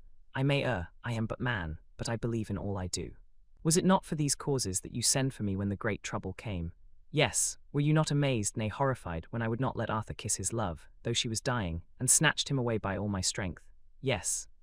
And yet you saw how she thanked me, with her so beautiful dying eyes, her voice too so weak, and she kissed my rough old hand and blessed me. Yes, and did you not hear me swear promise to her, that so she closed her eyes grateful? Yes, well, I have good reason now for all I want to do. You have for many years trust me. You have believed me weeks past, when there be things so strange that you might have well doubt. Believe me yet a little, friend John. If you trust me not, then I must tell what I think, and that is not perhaps well. And if I work, as work I shall, no matter trust or no trust, without my friend trust in me, I work with heavy heart and feel, oh, so lonely when I want all help and courage that may be." He paused a moment and went on solemnly, "Friend John, there are strange and terrible days before us. Let us not be two, but one, that so we work to a good end. Will you not have faith in me?" I took his hand and promised him. I held my door open as he went away, and watched him go into his room and close the door. As I stood without moving, I saw one of the maids pass silently along the passage. She had her back towards me, so did not see me, and go into the room where Lucy lay. The sight touched me. Devotion is so rare, and we are so grateful to those who show it unasked to those we love. Here was a poor girl putting aside the terrors which she naturally had of death to go watch alone by the bier of the mistress whom she loved, so that the poor clay might not be lonely till laid to eternal rest. I must have slept long and soundly, for it was broad daylight when Van Helsing waked me by coming into my room. He came over to my bedside and said, "You need not trouble about the knives." "We shall not do it." "Why not?" I asked, for his solemnity of the night before had greatly impressed me. "Because," he said sternly, "it is too late or too early. See," here he held up the little golden crucifix. "This was stolen in the night." "How stolen?" I asked in wonder, "since you have it now." "Because I get it back from the worthless wretch who stole it, from the woman who robbed the dead and the living. Her punishment will surely come, but not through me. She knew not altogether what she did, and thus unknowing she only stole. Now we must wait." He went away on the word, leaving me with a new mystery to think of, a new puzzle to grapple with. The forenoon was a dreary time, but at noon the solicitor came, Mr. Marquand, of Holman, Sons, Marquand and Lidderdale. He was very genial and very appreciative of what we had done, and took off our hands all cares as to details. During lunch he told us that Mrs. Westenra had for some time expected sudden death from her heart, and had put her affairs in absolute order. He informed us that, with the exception of a certain entailed property of Lucy's father's, which now, in default of direct issue, went back to a distant branch of the family, the whole estate, real and personal, was left absolutely to Arthur Holmwood. When he had told us so much he went on, "Frankly, we did our best to prevent such a testamentary disposition, and pointed out certain contingencies that might leave her daughter either penniless or not so free as she should be to act regarding a matrimonial alliance. Indeed, we pressed the matter so far that we almost came into collision, for she asked us if we were or were not prepared to carry out her wishes. Of course, we had then no alternative but to accept. We were right in principle, and 99 times out of 100 we should have proved, by the logic of events, the accuracy of our judgment. Frankly, however, I must admit that in this case any other form of disposition would have rendered impossible the carrying out of her wishes. For by her predeceasing her daughter, the latter would have come into possession of the property, and even had she only survived her mother by 5 minutes, her property would, in case there were no will, and a will was a practical impossibility in such a case, have been treated at her decease as under intestacy. In which case Lord Godalming, though so dear a friend, would have had no claim in the world, and the inheritors, being remote, would not be likely to abandon their just rights, for sentimental reasons regarding an entire stranger. I assure you, my dear sirs, I am rejoiced at the result, perfectly rejoiced. He was a good fellow, but his rejoicing at the one little part, in which he was officially interested, of so great a tragedy, was an object lesson in the limitations of sympathetic understanding. He did not remain long, but said he would look in later in the day and see Lord Godalming. His coming, however, had been a certain comfort to us, since it assured us that we should not have to dread hostile criticism as to any of our acts. Arthur was expected at 5 o'clock, so a little before that time we visited the death chamber. It was so in very truth, for now both mother and daughter lay in it. The undertaker, true to his craft, had made the best display he could of his goods, and there was a mortuary air about the place that lowered our spirits at once. Van Helsing ordered the former arrangement to be adhered to, explaining that, as Lord Godalming was coming very soon, it would be less harrowing to his feelings to see all that was left of his fiancée quite alone. The undertaker seemed shocked at his own stupidity, and exerted himself to restore things to the condition in which we left them the night before, so that when Arthur came such shocks to his feelings as we could avoid were saved. Poor fellow. He looked desperately sad and broken. Even his stalwart manhood seemed to have shrunk somewhat under the strain of his much-tried emotions. He had, I knew, been very genuinely and devotedly attached to his father. And to lose him, and at such a time, was a bitter blow to him. With me he was warm as ever, and to Van Helsing he was sweetly courteous, but I could not help seeing that there was some constraint with him. The professor noticed it too, and motioned me to bring him upstairs. I did so, and left him at the door of the room, as I felt he would like to be quite alone with her, but he took my arm and led me in, saying huskily, "You loved her too, old fellow. She told me all about it, and there was no friend had a closer place in her heart than you. I don't know how to thank you for all you have done for her. I can't think yet." Here he suddenly broke down, and threw his arms round my shoulders and laid his head on my breast, crying, "Oh, Jack! Jack, what shall I do? The whole of life seems gone from me all at once, and there is nothing in the wide world for me to live for." I comforted him as well as I could. In such cases men do not need much expression. A grip of the hand, the tightening of an arm over the shoulder, a sob in unison, are expressions of sympathy dear to a man's heart. I stood still and silent till his sobs died away, and then I said softly to him, "Come and look at her." Together we moved over to the bed, and I lifted the lawn from her face. God, how beautiful she was! Every hour seemed to be enhancing her loveliness. It frightened and amazed me somewhat, and as for Arthur, he fell a-trembling, and finally was shaken with doubt as with an ague. At last, after a long pause, he said to me in a faint whisper, "Jack, is she really dead?" I assured him sadly that it was so, and went on to suggest, for I felt that such a horrible doubt should not have life for a moment longer than I could help, that it often happened that after death faces became softened and even resolved into their youthful beauty. That this was especially so when death had been preceded by any acute or prolonged suffering. It seemed to quite do away with any doubt, and after kneeling beside the couch for a while and looking at her lovingly and long, he turned aside. I told him that that must be good, as the coffin had to be prepared, so he went back and took her dead hand in his and kissed it, and bent over and kissed her forehead. He came away, fondly looking back over his shoulder at her as he came. I left him in the drawing room, and told Van Helsing that he had said goodbye, so the latter went to the kitchen to tell the undertaker's men to proceed with the preparations, and to screw up the coffin. When he came out of the room again, I told him of Arthur's question, and he replied, "I am not surprised. Just now I doubted for a moment myself. We all dined together, and I could see that poor Art was trying to make the best of things." Van Helsing had been silent all dinner time, but when we had lit our cigars he said, "Lord," but Arthur interrupted him. "No, no, not that, for God's sake, not yet at any rate, forgive me, sir.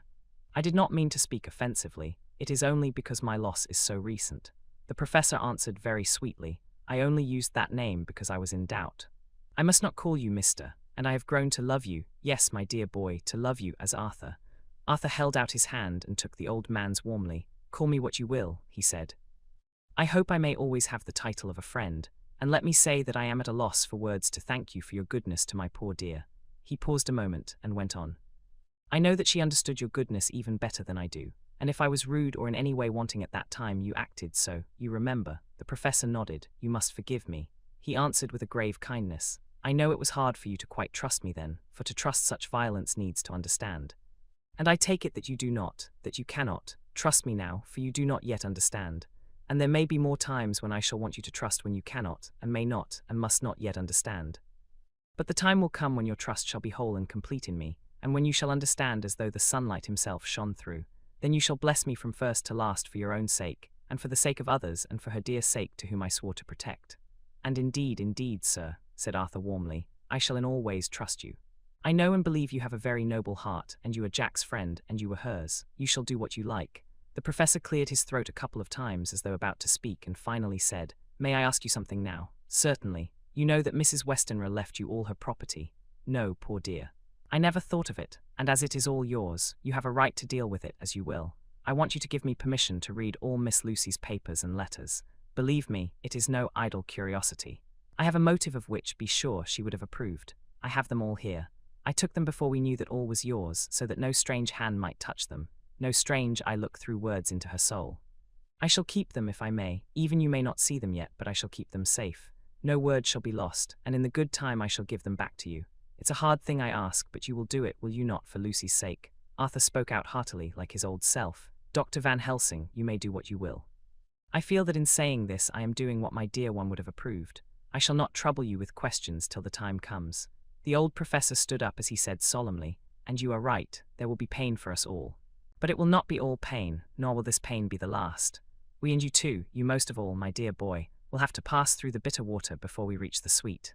But we must be brave of heart and unselfish, and do our duty, and all will be well." I slept on a sofa in Arthur's room that night. Van Helsing did not go to bed at all. He went to and fro, as if patrolling the house, and was never out of sight of the room where Lucy lay in her coffin, strewn with the wild garlic flowers, which sent, through the odor of lily and rose, a heavy, overpowering smell into the night. Mina Harker's journal, 22 September, in the train to Exeter, Jonathan sleeping. It seems only yesterday that the last entry was made, and yet how much between then, in Whitby and all the world before me, Jonathan away and no news of him. And now married to Jonathan a solicitor, a partner, rich, master of his business, Mr. Hawkins dead and buried, and Jonathan with another attack that may harm him. Some day he may ask me about it. Down it all goes. I am rusty in my shorthand. See what unexpected prosperity does for us, so it may be as well to freshen it up again with an exercise anyhow. The service was very simple and very solemn. There were only ourselves and the servants there, one or two old friends of his from Exeter, his London agent, and a gentleman representing Sir John Paxton, the president of the Incorporated Law Society. Jonathan and I stood hand in hand, and we felt that our best and dearest friend was gone from us. We came back to town quietly, taking a bus to Hyde Park Corner. Jonathan thought it would interest me to go into the Row for a while, so we sat down, but there were very few people there, and it was sad-looking and desolate to see so many empty chairs. It made us think of the empty chair at home. So we got up and walked down Piccadilly.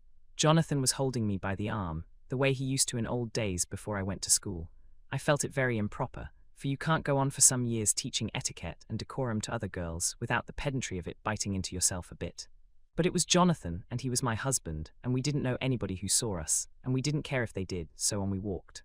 I was looking at a very beautiful girl in a big cartwheel hat, sitting in a Victoria outside Giuliano's, when I felt Jonathan clutch my arm so tight that he hurt me, and he said under his breath, "My God, I am always anxious about Jonathan, for I fear that some nervous fit may upset him again." So I turned to him quickly and asked him what it was that disturbed him. He was very pale, and his eyes seemed bulging out as, half in terror and half in amazement, he gazed at a tall, thin man with a beaky nose and black moustache and pointed beard, who was also observing the pretty girl. He was looking at her so hard that he did not see either of us, and so I had a good view of him. His face was not a good face. It was hard and cruel and sensual, and his big white teeth, that looked all the whiter because his lips were so red, were pointed like an animal's. Jonathan kept staring at him till I was afraid he would notice. I feared he might take it ill, he looked so fierce and nasty. I asked Jonathan why he was disturbed, and he answered, evidently thinking that I knew as much about it as he did. "Do you see who it is?" "No, dear," I said. "I don't know him. Who is it?" His answer seemed to shock and thrill me, for it was said as if he did not know that it was to me, Mina, to whom he was speaking. "It is the man himself." The poor dear was evidently terrified at something, very greatly terrified. I do believe that if he had not had me to lean on and to support him, he would have sunk down. He kept staring. A man came out of the shop with a small parcel and gave it to the lady, who then drove off. The dark man kept his eyes fixed on her, and when the carriage moved up Piccadilly, he followed in the same direction and hailed a hansom. Jonathan kept looking after him and said, as if to himself, "I believe it is the Count, but he has grown young.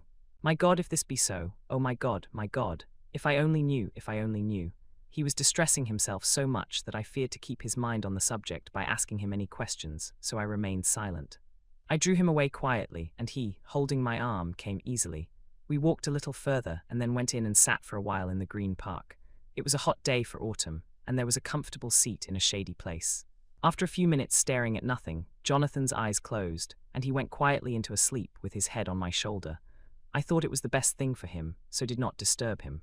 In about 20 minutes he woke up and said to me quite cheerfully, "Why, Mina, have I been asleep? Oh, do forgive me for being so rude. Come and we'll have a cup of tea somewhere." He had evidently forgotten all about the dark stranger, as in his illness he had forgotten all that this episode had reminded him of. I don't like this lapsing into forgetfulness. It may make or continue some injury to the brain. I must not ask him, for fear I shall do more harm than good, but I must somehow learn the facts of his journey abroad. The time is come, I fear, when I must open that parcel and know what is written. Oh, Jonathan, you will, I know, forgive me if I do wrong, but it is for your own dear sake. Later, a sad homecoming in every way, the house empty of the dear soul who was so good to us, Jonathan still pale and dizzy under a slight relapse of his malady, and now a telegram from Van Helsing, whoever he may be. "You will be grieved to hear that Mrs. Westenra died 5 days ago, and that Lucy died the day before yesterday. They were both buried today. Oh, what a wealth of sorrow in a few words. Poor Mrs. Westenra, poor Lucy, gone, never to return to us, and poor Arthur, to have lost such sweetness out of his life. God help us all to bear our troubles. Dr. Seward's diary, 22 September, it is all over. Arthur has gone back to Ring and has taken Quincy Morris with him. What a fine fellow is Quincy. I believe in my heart of hearts that he suffered as much about Lucy's death as any of us, but he bore himself through it like a moral Viking. If America can go on breeding men like that, she will be a power in the world indeed. Van Helsing is lying down, having a rest preparatory to his journey. He goes over to Amsterdam tonight, but says he returns tomorrow night, that he only wants to make some arrangements which can only be made personally. He is to stop with me then, if he can. He says he has work to do in London which may take him some time. Poor old fellow, I fear that the strain of the past week has broken down even his iron strength. All the time of the burial he was, I could see, putting some terrible restraint on himself. When it was all over, we were standing beside Arthur, who, poor fellow, was speaking of his part in the operation where his blood had been transfused to his Lucy's veins. I could see Van Helsing's face grow white and purple by turns. Arthur was saying that he felt since then as if they two had been really married, and that she was his wife in the sight of God. None of us said a word of the other operations, and none of us ever shall. Arthur and Quincy went away together to the station, and Van Helsing and I came on here. The moment we were alone in the carriage, he gave way to a regular fit of hysterics. He has denied to me since that it was hysterics, and insisted that it was only his sense of humour asserting itself under very terrible conditions. He laughed till he cried, and I had to draw down the blinds lest anyone should see us and misjudge.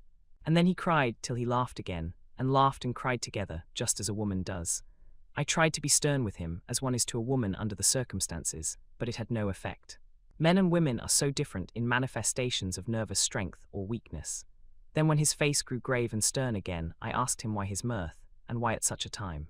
His reply was in a way characteristic of him, for it was logical and forceful and mysterious. He said, "Ah, you don't comprehend, friend John. Do not think that I am not sad, though I laugh. See, I have cried even when the laugh did choke me. But no more think that I am all sorry when I cry, for the laugh he come just the same. Keep it always with you that laughter who knock at your door and say, 'May I come in?' is not the true laughter. No, he is a king, and he come when and how he like. He ask no person, he choose no time of suitability. He say, 'I am here. Behold an example, I grieve my heart out for that so sweet young girl. I give my blood for her, though I am old and worn. I give my time, my skill, my sleep. I let my other sufferers want that so she may have all. And yet I can laugh at her very grave, laugh when the clay from the spade of the sexton drop upon her coffin and say, thud, thud, to my heart till it send back the blood from my cheek. My heart bleed for that poor boy, that dear boy, so of the age of mine own boy had I been so blessed that he live, and with his hair and eyes the same. There's you know now why I love him so. And yet when he say things that touch my husband heart to the quick, and make my father heart yearn to him as to no other man, not even to you, friend John, for we are more level in experiences than father and son, yet even at such moment king laugh he come to me and shout and bellow in my ear, here I am. Here I am, till the blood come dance back and bring some of the sunshine that he carry with him to my cheek. Oh, friend John, it is a strange world, a sad world, a world full of miseries and woes and troubles.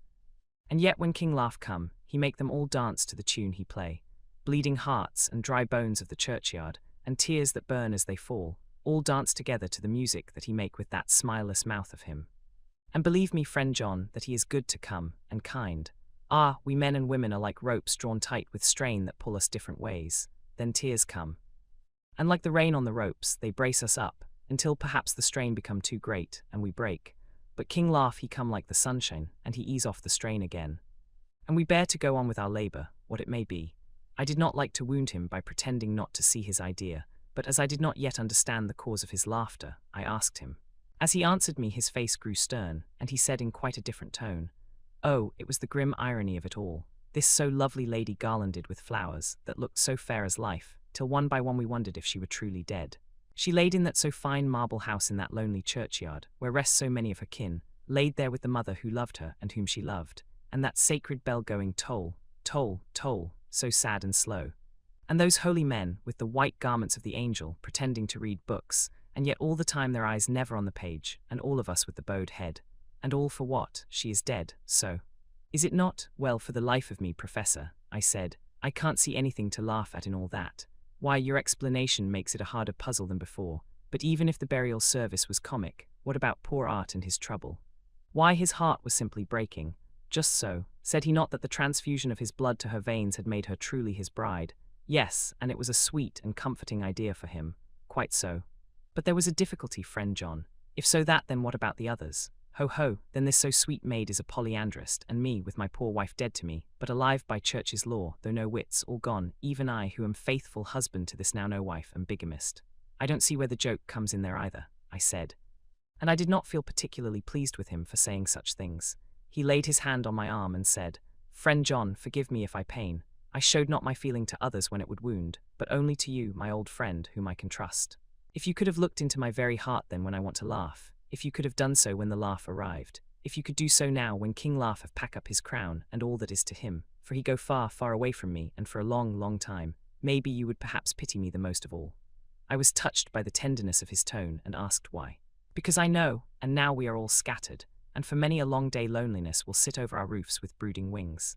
Lucy lies in the tomb of her kin, a lordly death house in a lonely churchyard, away from teeming London, where the air is fresh and the sun rises over Hampstead Hill, and where wild flowers grow of their own accord. So I can finish this diary, and God only knows if I shall ever begin another. If I do, or if I even open this again, it will be to deal with different people and different themes. For here at the end, where the romance of my life is told, ere I go back to take up the thread of my life work, I say sadly and without hope, Finis. The Westminster Gazette, 25 September. A Hampstead mystery. The neighbourhood of Hampstead is just at present exercised with a series of events, which seem to run on lines parallel to those of what was known to the writers of headlines as the Kensington Horror, or the Stabbing Woman, or the Woman in Black. During the past 2 or 3 days, several cases have occurred of young children straying from home or neglecting to return from their playing on the heath. In all these cases, the children were too young to give any properly intelligible account of themselves, but the consensus of their excuses is that they had been with a bloofer lady. It has always been late in the evening when they have been missed, and on 2 occasions the children have not been found until early in the following morning. It is generally supposed in the neighbourhood that, as the first child missed gave as his reason for being away that a bloofer lady had asked him to come for a walk, the others had picked up the phrase and used it as occasion served. This is the more natural, as the favourite game of the little ones at present is luring each other away by wiles. A correspondent writes us that to see some of the tiny tots pretending to be the bloofer lady is supremely funny. Some of our caricaturists might, he says, take a lesson in the irony of grotesque by comparing the reality and the picture.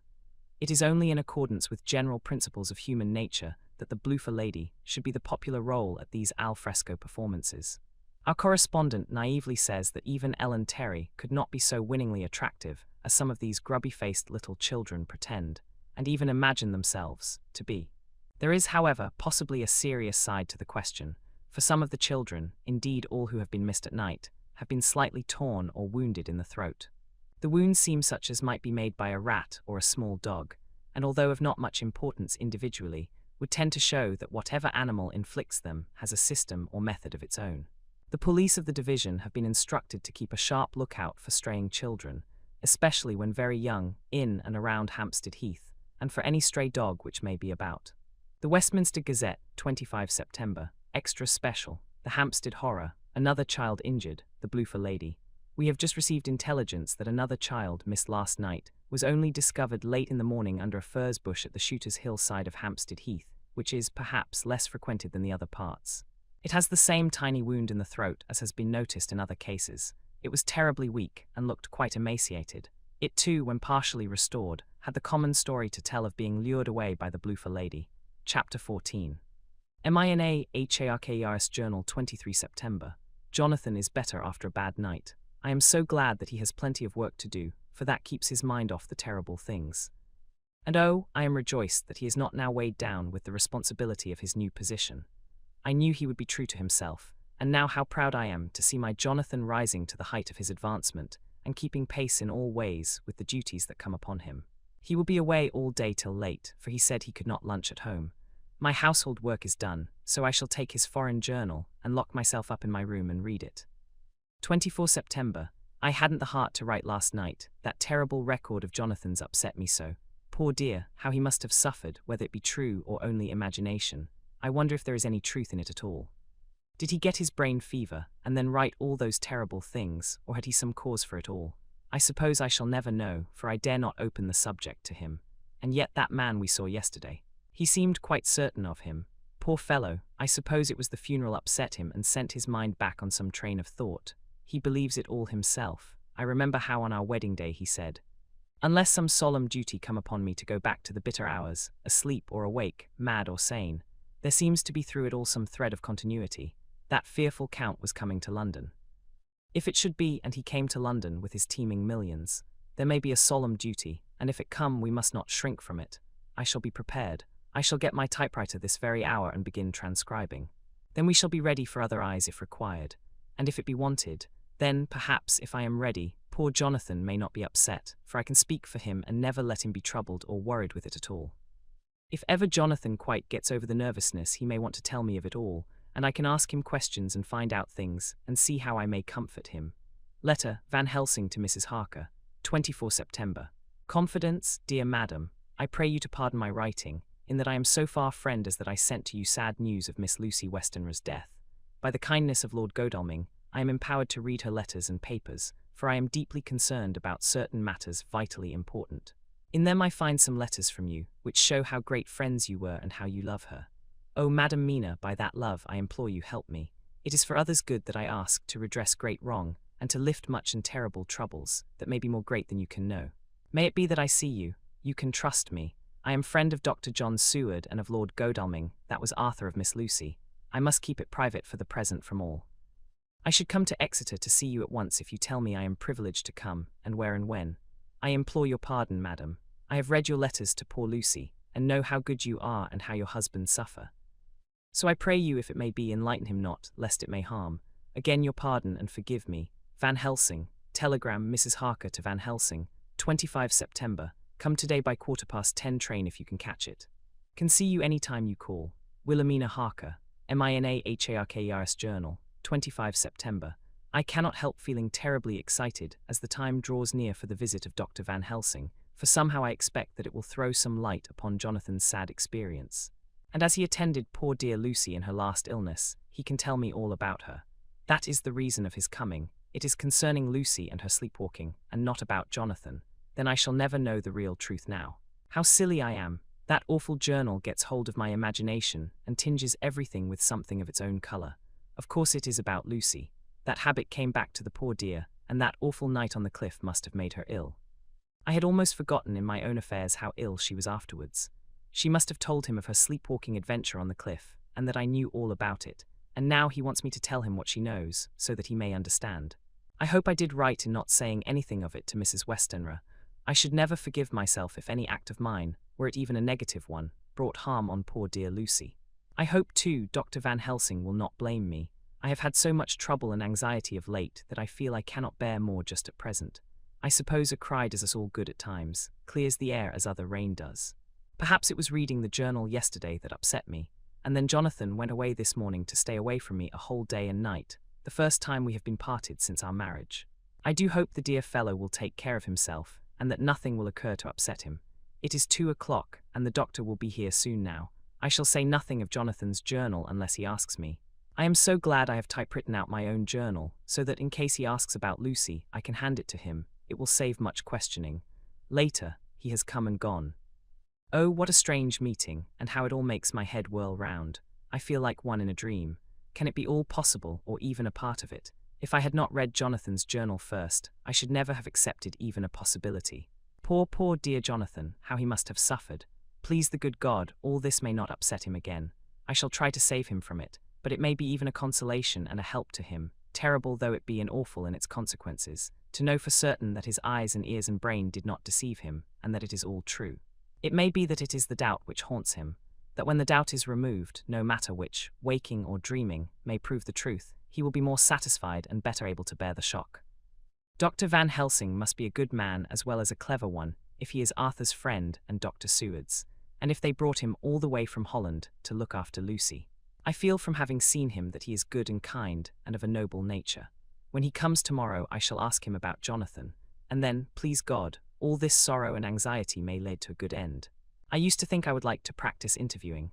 Jonathan's friend on the Exeter News told him that memory was everything in such work, that you must be able to put down exactly almost every word spoken, even if you had to refine some of it afterwards. Here was a rare interview. I shall try to record it verbatim. It was 2:30 when the knock came. I took my courage a due mains and waited. In a few minutes Mary opened the door and announced Dr. Van Helsing. I rose and bowed, and he came towards me. A man of medium weight, strongly built, with his shoulders set back over a broad, deep chest, and a neck well balanced on the trunk as the head is on the neck. The poise of the head strikes one at once as indicative of thought and power. The head is noble, well-sized, broad and large behind the ears. The face, clean-shaven, shows a hard, square chin, a large, resolute, mobile mouth, a good-sized nose, rather straight, but with quick, sensitive nostrils that seem to broaden as the big, bushy brows come down and the mouth tightens. The forehead is broad and fine, rising at first almost straight, and then sloping back above 2 bumps or ridges wide apart. Such a forehead that the reddish hair cannot possibly tumble over it, but falls naturally back into the sides. Big, dark blue eyes are set widely apart and are quick and tender or stern with the man's moods. He said to me, "Mrs. Harker, is it not?" I bowed assent. "That was Miss Mina Murray." Again I assented. "It is Mina Murray that I came to see, that was friend of that poor dear child Lucy Westenra. Madam Mina, it is on account of the dead I come." "Sir," I said, "you could have no better claim on me than that you were a friend and helper of Lucy Westenra," and I held out my hand. He took it and said tenderly, "Oh, Madam Mina, I knew that the friend of that poor Lily girl must be good, but I had yet to learn." He finished his speech with a courtly bow. I asked him what it was that he wanted to see me about, so he at once began, "I have read your letters to Miss Lucy. Forgive me, but I had to begin to inquire somewhere, and there was none to ask. I know that you were with her at Whitby. She sometimes kept a diary. You need not look surprised, Madam Mina. It was begun after you had left, and was in imitation of you, and in that diary she traces by inference certain things to a sleepwalking in which she puts down that you saved her. In great perplexity then I come to you, and ask you out of your so much kindness to tell me all of it that you can remember. I can tell you, I think, Dr. Van Helsing, all about it. Ah, then you have good memory for facts, for details. It is not always so with young ladies. No, doctor, but I wrote it all down at the time. I can show it to you if you like. Oh, Madam Mina, I will be grateful. You will do me much favor. I could not resist the temptation of mystifying him a bit. I suppose it is some of the taste of the original apple that remains still in our mouths, so I handed him the shorthand diary. He took it with a grateful bow and said, "May I read it?" "If you wish," I answered as demurely as I could. He opened it, and for an instant his face fell. Then he stood up and bowed. "Oh, you so clever woman," he said. I knew long that Mr. Jonathan was a man of much thankfulness, but see his wife have all the good things. And will you not so much honour me and so help me as to read it for me? Alas! I know not the shorthand. By this time my little joke was over, and I was almost ashamed, so I took the typewritten copy from my work-basket and handed it to him. "Forgive me," I said, "I could not help it. But I had been thinking that it was of dear Lucy that you wished to ask, and so that you might not have time to wait, not on my account, but because I know your time must be precious. I have written it out on the typewriter for you." He took it, and his eyes glistened. "You are so good," he said, "and may I read it now? I may want to ask you some things when I have read." "By all means," I said, "read it over whilst I order lunch. And then you can ask me questions whilst we eat." He bowed and settled himself in a chair with his back to the light, and became absorbed in the papers, whilst I went to see after lunch chiefly in order that he might not be disturbed. When I came back, I found him walking hurriedly up and down the room, his face all ablaze with excitement. He rushed up to me and took me by both hands. "Oh, Madam Mina," he said, "how can I say what I owe to you? This paper is as sunshine. It opens the gate to me. I am dazzled with so much light, and yet clouds roll in behind the light every time, but that you do not, cannot comprehend. Oh, but I am grateful to you, you so clever woman. Madam," he said this very solemnly, "if ever Abraham Van Helsing can do anything for you or yours, I trust you will let me know. It will be pleasure and delight if I may serve you as a friend, but all I have ever learned, all I can ever do, shall be for you and those you love. There are darknesses in life and there are lights, you are one of the lights. You will have happy life and good life, and your husband will be blessed in you. But doctors, you praise me too much, and you do not know me. Not know you, I who am old and who have studied all my life men and women. I who have made my specialty the brain and all that belongs to him and all that follow from him. And I have read your diary that you have so goodly written for me, and which breathes out truth in every line. I who have read your so sweet letter to poor Lucy of your marriage and your trust, not know you. Oh, Madam Mina, good women tell all their lives, and by day and by hour and by minute, such things that angels can read. And we men who wish to know have in us something of angels' eyes. Your husband is noble nature, and you are noble too, for you trust, and trust cannot be where there is mean nature. And your husband, tell me of him. Is he quite well? Is all that fever gone, and is he strong and hearty? I saw here an opening to ask him about Jonathan, so I said, he was almost recovered, but he has been greatly upset by Mr. Hawkins's death. He interrupted, "Oh yes, I know. I have read your last 2 letters. I went on. I suppose this upset him, for when we were in town on Thursday last he had a sort of shock. A shock, and after brain fever so soon, that was not good." "What kind of a shock was it?" "He thought he saw someone who recalled something terrible, something which led to his brain fever. And here the whole thing seemed to overwhelm me in a rush. The pity for Jonathan, the horror which he experienced, the whole fearful mystery of his diary, and the fear that has been brooding over me ever since, all came in a tumult. I suppose I was hysterical, for I threw myself on my knees and held up my hands to him, and implored him to make my husband well again. He took my hands and raised me up, and made me sit on the sofa, and sat by me. He held my hand in his, and said to me with, oh, such infinite sweetness, "My life is a barren and lonely one, and so full of work that I have not had much time for friendships. But since I have been summoned to here by my friend John Seward, I have known so many good people, and seen such nobility that I feel more than ever, and it has grown with my advancing years, the loneliness of my life. Believe me then that I come here full of respect for you, and you have given me hope not in what I am seeking of, but that there are good women still left to make life happy, good women, whose lives and whose truths may make good lesson for the children that are to be. I am glad that I may here be of some use to you, for if your husband suffer, he suffer within the range of my study and experience. I promise you that I will gladly do all for him that I can, all to make his life strong and manly, and your life a happy one. Now you must eat, you are overwrought and perhaps over-anxious. Husband Jonathan would not like to see you so pale, and what he like not where he love is not to his good. Therefore for his sake you must eat and smile. You have told me all about Lucy, and so now we shall not speak of it, lest it distress. I shall stay in Exeter tonight, for I want to think much over what you have told me, and when I have thought I will ask you questions, if I may. And then, too, you will tell me of husband Jonathan's trouble so far as you can, but not yet. You must eat now. Afterwards you shall tell me all. After lunch, when we went back to the drawing-room, he said to me, "And now tell me all about him."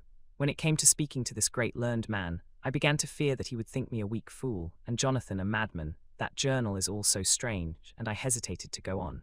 But he was so sweet and kind, and he had promised to help, and I trusted him, so I said, "Dr. Van Helsing, what I have to tell you is so queer that you must not laugh at me or at my husband. I have been since yesterday in a sort of fever of doubt. You must be kind to me, and not think me foolish that I have even half believed some very strange things." He reassured me by his manner as well as his words when he said, "Oh, my dear, if you only know how strange is the matter regarding which I am here, it is you who would laugh. I have learned not to think little of anyone's belief, no matter how strange it be. I have tried to keep an open mind, and it is not the ordinary things of life that could close it, but the strange things, the extraordinary things, the things that make one doubt if they be mad or sane. Thank you, 1,000 times. You have taken a weight off my mind. If you will let me, I shall give you a paper to read. It is long, but I have typewritten it out. It will tell you my trouble and Jonathan's. It is the copy of his journal when abroad, and all that happened. I dare not say anything of it. You will read for yourself and judge. And then when I see you, perhaps, you will be very kind and tell me what you think. I promise," he said as I gave him the papers. "I shall in the morning, so soon as I can, come to see you and your husband, if I may. Jonathan will be here at 11:30, and you must come to lunch with us and see him then. You could catch the quick 3:34 train, which will leave you at Paddington before 8. He was surprised at my knowledge of the trains offhand, but he does not know that I have made up all the trains to and from Exeter, so that I may help Jonathan in case he is in a hurry. So he took the papers with him and went away, and I sit here thinking I don't know what.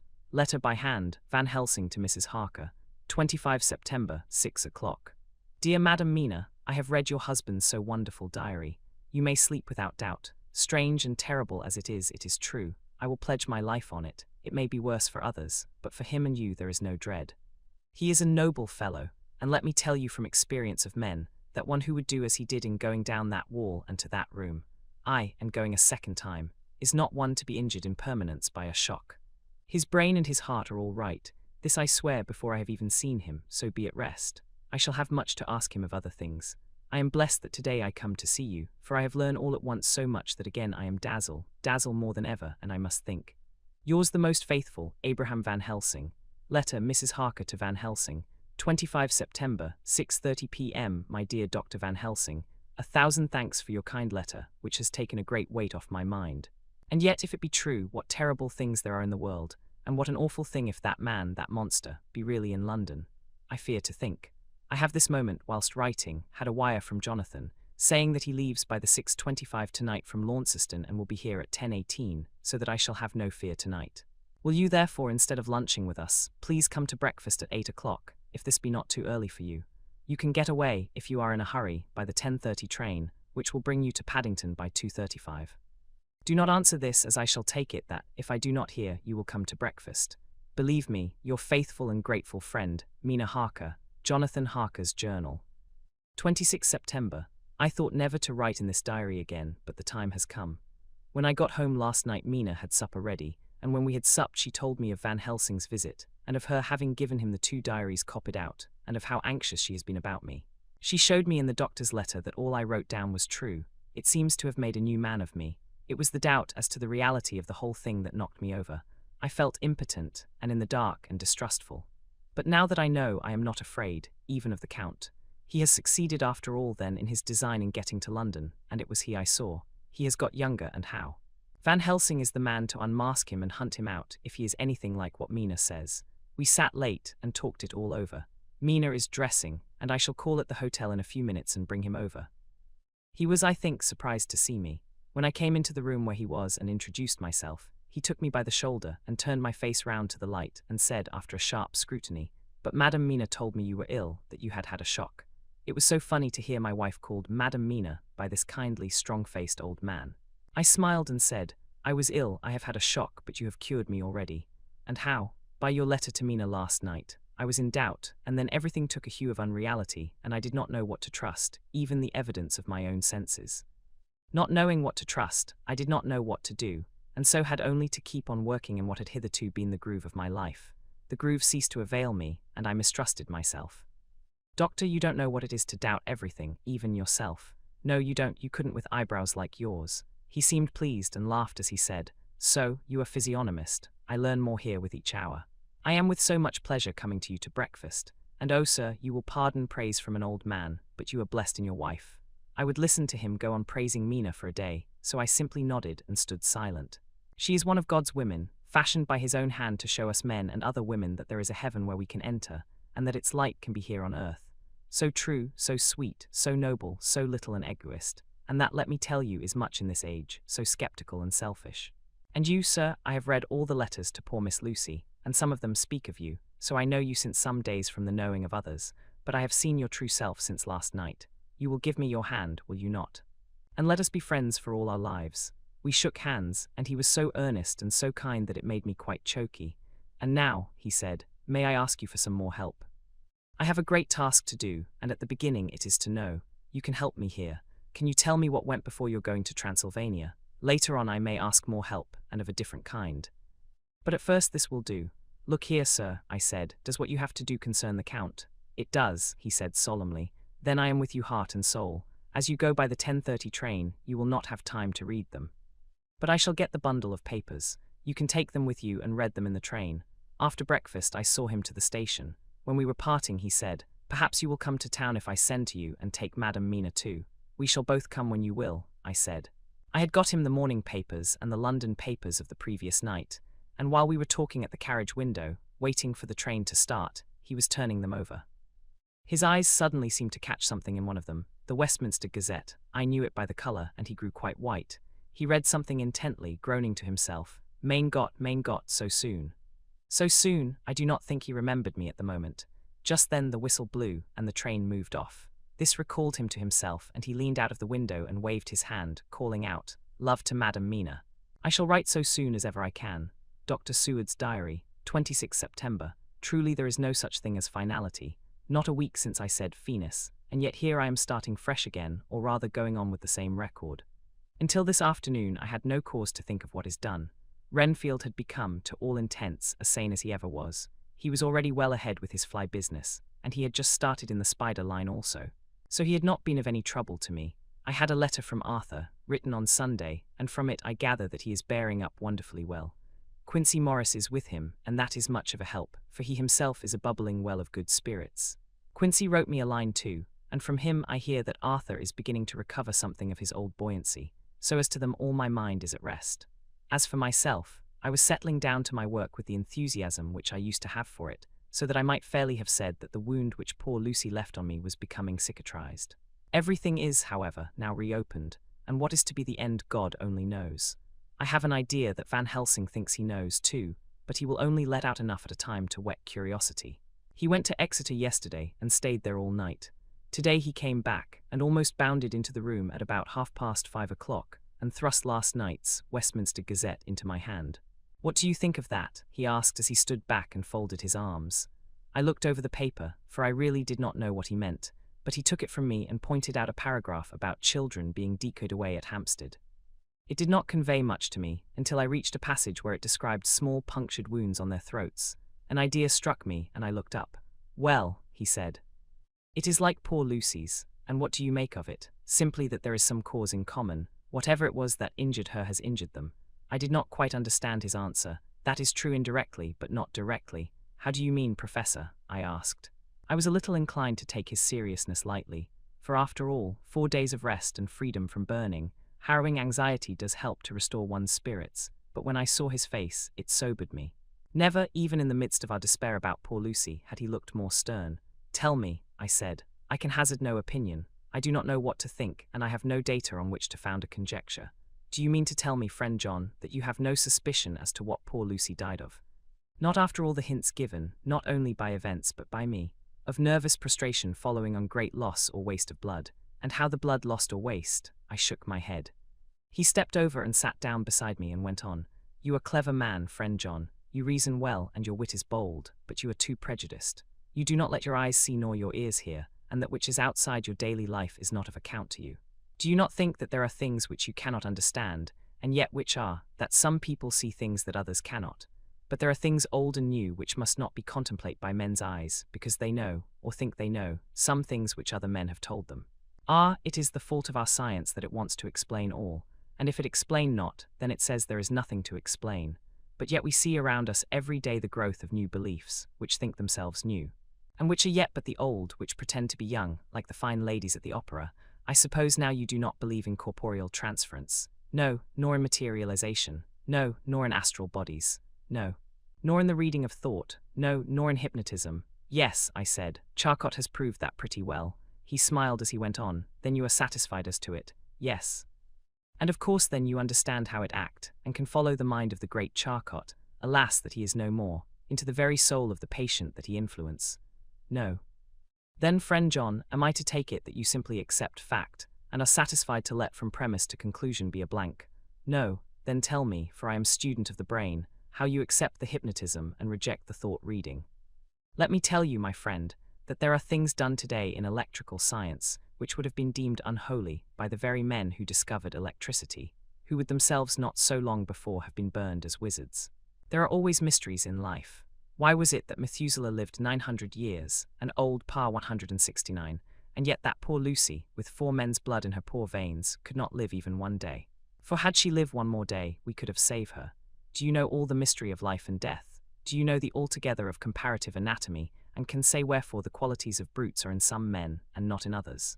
Can you tell me why, when other spiders die small and soon, that one great spider lived for centuries in the tower of the old Spanish church, and grew, till on descending, he could drink the oil of all the church lamps?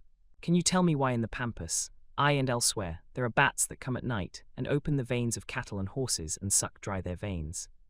How in some islands of the western seas there are bats which hang on the trees all day, and those who have seen describe as like giant nuts or pods, and that when the sailors sleep on the deck because that it is hot, flit down on them, and then in the morning are found dead men, white as even Miss Lucy was. Good God, Professor, I said, starting up. Do you mean to tell me that Lucy was bitten by such a bat, and that such a thing is here in London in the 19th century? He waved his hand for silence and went on. Can you tell me why the tortoise lives more long than generations of men? Why the elephant goes on till he have seen dynasties? And why the parrot never die only of bite of cat or dog or other complaint? Can you tell me why men believe in all ages and places that there are some few who live on always if they be permit? That there are men and women who cannot die? We all know, because science has vouched for the fact, that there have been toads shut up in rocks for thousands of years, shut in one so small hole that only hold him since the youth of the world. Can you tell me how the Indian fakir can make himself to die and have been buried, and his grave sealed and corn sowed on it, and the corn reaped and be cut and sown and reaped and cut again, and then men come and take away the unbroken seal, and that there lie the Indian fakir, not dead, but that rise up and walk amongst them as before? Here I interrupted him. I was getting bewildered. He so crowded on my mind his list of nature's eccentricities and possible impossibilities that my imagination was getting fired. I had a dim idea that he was teaching me some lesson, as long ago he used to do in his study at Amsterdam. But he used then to tell me the thing, so that I could have the object of thought in mind all the time. But now I was without this help, yet I wanted to follow him, so I said, Professor, let me be your pet student again. Tell me the thesis, so that I may apply your knowledge as you go on. At present I am going in my mind from point to point as a madman, and not a sane one, follows an idea. I feel like a novice lumbering through a bog in a mist, jumping from one tussock to another in the mere blind effort to move on without knowing where I am going. That is good image, he said. Well, I shall tell you. My thesis is this. I want you to believe. To believe what? To believe in things that you cannot. Let me illustrate. I heard once of an American who so defined faith, that faculty which enables us to believe things which we know to be untrue. For one, I follow that man. He meant that we shall have an open mind, and not let a little bit of truth check the rush of a big truth, like a small rock does a railway truck. We get the small truth first. Good, we keep him and we value him. But all the same we must not let him think himself all the truth in the universe. Then you want me not to let some previous conviction into the receptivity of my mind with regard to some strange matter. Do I read your lesson aright? Ah, you are my favorite pupil still. It is worth to teach you. Now that you are willing to understand, you have taken the first step to understand. You think then that those so small holes in the children's throats were made by the same that made the hole in Miss Lucy? I suppose so. He stood up and said solemnly, Then you are wrong. Oh, would it were so, but alas, no. It is worse, far, far worse. In God's name, Professor Van Helsing, what do you mean? I cried. He threw himself with a despairing gesture into a chair and placed his elbows on the table, covering his face with his hands as he spoke. They were made by Miss Lucy. Chapter 15. Dr. Seward's diary continued. For a while sheer anger mastered me. It was as if he had during her life struck Lucy on the face. I smote the table hard and rose up as I said to him, Dr. Van Helsing, are you mad? He raised his head and looked at me, and somehow the tenderness of his face calmed me at once. Would I were, he said. Madness were easy to bear compared with truth like this. Oh, my friend, why think you did I go so far round? Why take so long to tell you so simple a thing? Was it because I hate you and have hated you all my life? Was it because I wished to give you pain? Was it that I wanted, now so late, revenge for that time when you saved my life, and from a fearful death? Ah no, forgive me, said I, he went on. My friend, it was because I wished to be gentle in the breaking to you, for I know you have loved that so sweet lady. But even yet I do not expect you to believe. It is so hard to accept at once any abstract truth, that we may doubt such to be possible when we have always believed the no of it. It is more hard still to accept so sad a concrete truth, and of such a one as Miss Lucy. Tonight I go to prove it. Dare you come with me? This staggered me. A man does not like to prove such a truth. Byron accepted from the category jealousy, and proved the very truth he most abhorred. He saw my hesitation and spoke. The logic is simple, no madman's logic this time, jumping from tussock to tussock in a misty bog. If it be not true, then proof will be relief. At worst it will not harm. If it be true, there is the dread, yet very dread should help my cause, for in it is some need of belief. Come, I tell you what I propose. First, that we go off now and see that child in the hospital. Dr. Vincent of the North Hospital, where the papers say the child is friend of mine, and I think of yours since you were in class at Amsterdam. He will let 2 scientists see his case, if he will not let 2 friends. We shall tell him nothing, but only that we wish to learn. And then, he took a key from his pocket and held it up. And then we spend the night, you and I, in the churchyard where Lucy lies. This is the key that locked the tomb. I had it from the coffin man to give to Arthur. My heart sank within me, for I felt that there was some fearful ordeal before us. I could do nothing, however, so I plucked up what heart I could, and said that we had better hasten, as the afternoon was passing. We found the child awake. It had had a sleep and taken some food, and altogether was going on well. Dr. Vincent took the bandage from its throat, and showed us the punctures. There was no mistaking the similarity to those which had been on Lucy's throat. They were smaller, and the edges looked fresher, that was all. We asked Vincent to what he attributed them, and he replied that it must have been a bite of some animal, perhaps a rat. But for his own part, he was inclined to think that it was one of the bats which are so numerous on the northern heights of London. Out of so many harmless ones, he said, there may be some wild specimen from the south of a more malignant species. Some sailor may have brought one home, and it managed to escape. Or even from the zoological gardens, a young one may have got loose, or one be bred there from a vampire. These things do occur, you know. Only 10 days ago a wolf got out, and was, I believe, traced up in this direction. For a week after, the children were playing nothing but Red Riding Hood on the heath, and in every alley in the place until this Bloofer Lady scare came along, since when it has been quite a gala time with them. Even this poor little mite, when he woke up today, asked the nurse if he might go away. When she asked him why he wanted to go, he said he wanted to play with the Bloofer Lady. I hope, said Van Helsing, that when you are sending the child home you will caution its parents to keep strict watch over it. These fancies to stray are most dangerous, and if the child were to remain out another night, it would probably be fatal.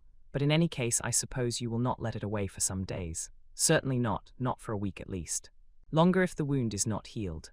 Our visit to the hospital took more time than we had reckoned on, and the sun had dipped before we came out. When Van Helsing saw how dark it was, he said, "There is no hurry. It is more late than I thought. Come, let us seek somewhere that we may eat, and then we shall go on our way." We dined at Jack Straw's castle, along with a little crowd of bicyclists and others who were genially noisy. About 10 o'clock we started from the inn. It was then very dark, and the scattered lamps made the darkness greater when we were once outside their individual radius. The professor had evidently noted the road we were to go, for he went on unhesitatingly, but as for me, I was in quite a mix-up as to locality. As we went further, we met fewer and fewer people, till at last we were somewhat surprised when we met even the patrol of horse police going their usual suburban round. At last we reached the wall of the churchyard, which we climbed over, with some little difficulty, for it was very dark, and the whole place seemed so strange to us. We found the Westenra tomb. The professor took the key, opened the creaky door, and standing back politely, but quite unconsciously, motioned me to precede him. There was a delicious irony in the offer, in the courtliness of giving preference on such a ghastly occasion. My companion followed me quickly, and cautiously drew the door to, after carefully ascertaining that the lock was a falling, and not a spring, one. In the latter case, we should have been in a bad plight. Then he fumbled in his bag, and taking out a matchbox and a piece of candle, proceeded to make a light. The tomb in the daytime, and when wreathed with fresh flowers, had looked grim and gruesome enough. But now, some days afterwards, when the flowers hung lank and dead, their whites turning to rust and their greens to browns, when the spider and the beetle had resumed their accustomed dominance, when time-discolored stone, and dust-encrusted mortar, and rusty, dank iron and tarnished brass, and clouded silver plating gave back the feeble glimmer of a candle, the effect was more miserable and sordid than could have been imagined. It conveyed irresistibly the idea that life, animal life, was not the only thing which could pass away. Van Helsing went about his work systematically, holding his candle so that he could read the coffin plates, and so holding it that the sperm dropped in white patches which congealed as they touched the metal. He made assurance of Lucy's coffin. Another search in his bag, and he took out a turnscrew. "What are you going to do?" I asked. "To open the coffin, you shall yet be convinced." Straightway he began taking out the screws, and finally lifted off the lid, showing the casing of lead beneath. The sight was almost too much for me. It seemed to be as much an affront to the dead as it would have been to have stripped off her clothing in her sleep whilst living. I actually took hold of his hand to stop him. He only said, "You shall see," and again fumbling in his bag, took out a tiny fretsaw. Striking the turnscrew through the lead with a swift downward stab, which made me wince, he made a small hole which was, however, big enough to admit the point of the saw. I had expected a rush of gas from the weak old corpse. We doctors, who have had to study our dangers, have to become accustomed to such things, and I drew back towards the door. But the professor never stopped for a moment. He sawed down a couple of feet along one side of the lead coffin, and then across and down the other side. Taking the edge of the loose flange, he bent it back towards the foot of the coffin, and holding up the candle into the aperture, motioned to me to look. I drew near and looked. The coffin was empty. It was certainly a surprise to me, and gave me a considerable shock, but Van Helsing was unmoved. He was now more sure than ever of his ground, and so emboldened to proceed in his task. "Are you satisfied now, friend John?" he asked. I felt all the dogged argumentativeness of my nature awake within me as I answered him. "I am satisfied that Lucy's body is not in that coffin." "But that only proves one thing." "And what is that, friend John?" "That it is not there." "That is good logic," he said, "so far as it goes. But how can you, account for it not being there?" "Perhaps a body snatcher," I suggested. "Some of the undertaker's people may have stolen it." I felt that I was speaking folly, and yet it was the only real cause which I could suggest. The professor sighed. "Ah well," he said, "we must have more proof. Come with me." He put on the coffin lid again, gathered up all his things and placed them in the bag, blew out the light and placed the candle also in the bag. We opened the door and went out. Behind us he closed the door and locked it. He handed me the key, saying, "Will you keep it? You had better be assured." I laughed. It was not a very cheerful laugh, I am bound to say, as I motioned him to keep it. "A key is nothing," I said. "There may be duplicates. And anyhow it is not difficult to pick a lock of that kind." He said nothing, but put the key in his pocket. Then he told me to watch at one side of the churchyard, whilst he would watch at the other. I took up my place behind a yew tree, and I saw his dark figure move until the intervening headstones and trees hid it from my sight. It was a lonely vigil. Just after I had taken my place, I heard a distant clock strike 12, and in time came 1 and 2. I was chilled and unnerved, and angry with the professor for taking me on such an errand, and with myself for coming. I was too cold and too sleepy to be keenly observant, and not sleepy enough to betray my trust, so altogether I had a dreary, miserable time.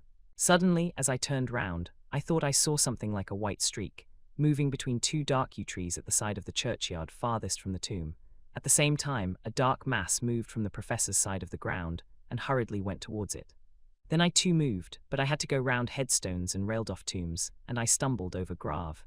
The sky was overcast, and somewhere far off an early cock crew. A little way off, beyond a line of scattered juniper trees, which marked the pathway to the church, a white, dim figure flitted in the direction of the tomb. The tomb itself was hidden by trees, and I could not see where the figure disappeared. I heard the rustle of actual movement where I had first seen the white figure, and coming over, found the professor holding in his arms a tiny child. When he saw me, he held it out to me and said, "Are you satisfied now?" "No," I said, in a way that I felt was aggressive.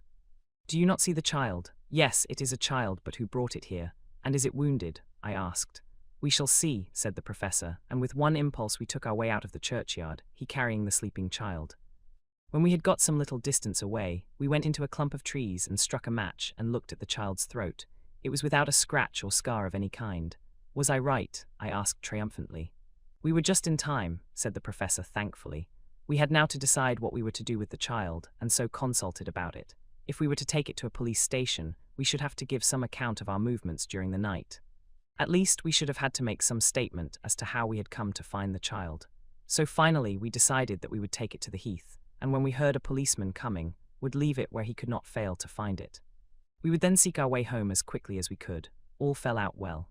At the edge of Hampstead Heath, we heard a policeman's heavy tramp, and laying the child on the pathway, we waited and watched until he saw it as he flashed his lantern to and fro. We heard his exclamation of astonishment, and then we went away silently. By good chance we got a cab near the Spaniards and drove to town. I cannot sleep, so I make this entry. But I must try to get a few hours' sleep, as Van Helsing is to call for me at noon. He insists that I shall go with him on another expedition. 27 September. It was 2 o'clock before we found a suitable opportunity for our attempt. The funeral held at noon was all completed, and the last stragglers of the mourners had taken themselves lazily away, when, looking carefully from behind a clump of alder trees, we saw the sexton lock the gate after him. We knew then that we were safe till morning did we desire it, but the professor told me that we should not want more than an hour at most. Again I felt that horrid sense of the reality of things, in which any effort of imagination seemed out of place. And I realized distinctly the perils of the law which we were incurring in our unhallowed work. Besides, I felt it was all so useless. Outrageous as it was to open a leaden coffin, to see if a woman dead nearly a week were really dead, it now seemed the height of folly to open the tomb again, when we knew from the evidence of our own eyesight that the coffin was empty. I shrugged my shoulders, however, and rested silent, for Van Helsing had a way of going on his own road, no matter who remonstrated. He took the key, opened the vault, and again courteously motioned me to proceed. The place was not so gruesome as last night, but oh, how unutterably mean-looking when the sunshine streamed in. Van Helsing walked over to Lucy's coffin, and I followed. He bent over and again forced back the leaden flange. And then a shock of surprise and dismay shot through me. There lay Lucy, seemingly just as we had seen her the night before her funeral. She was, if possible, more radiantly beautiful than ever, and I could not believe that she was dead. The lips were red, nay redder than before, and on the cheeks was a delicate bloom. "Is this a juggle?" I said to him. "Are you convinced now?" said the professor in response, and as he spoke he put over his hand, and in a way that made me shudder, pulled back the dead lips and showed the white teeth. "See," he went on, "see, they are even sharper than before. With this and this," and he touched one of the canine teeth and that below it, "the little children can be bitten.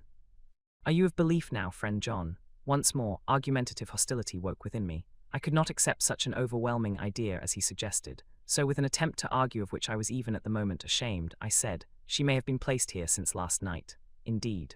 "That is so, and by whom? I do not know, someone has done it, and yet she has been dead 1 week. Most peoples in that time would not look so."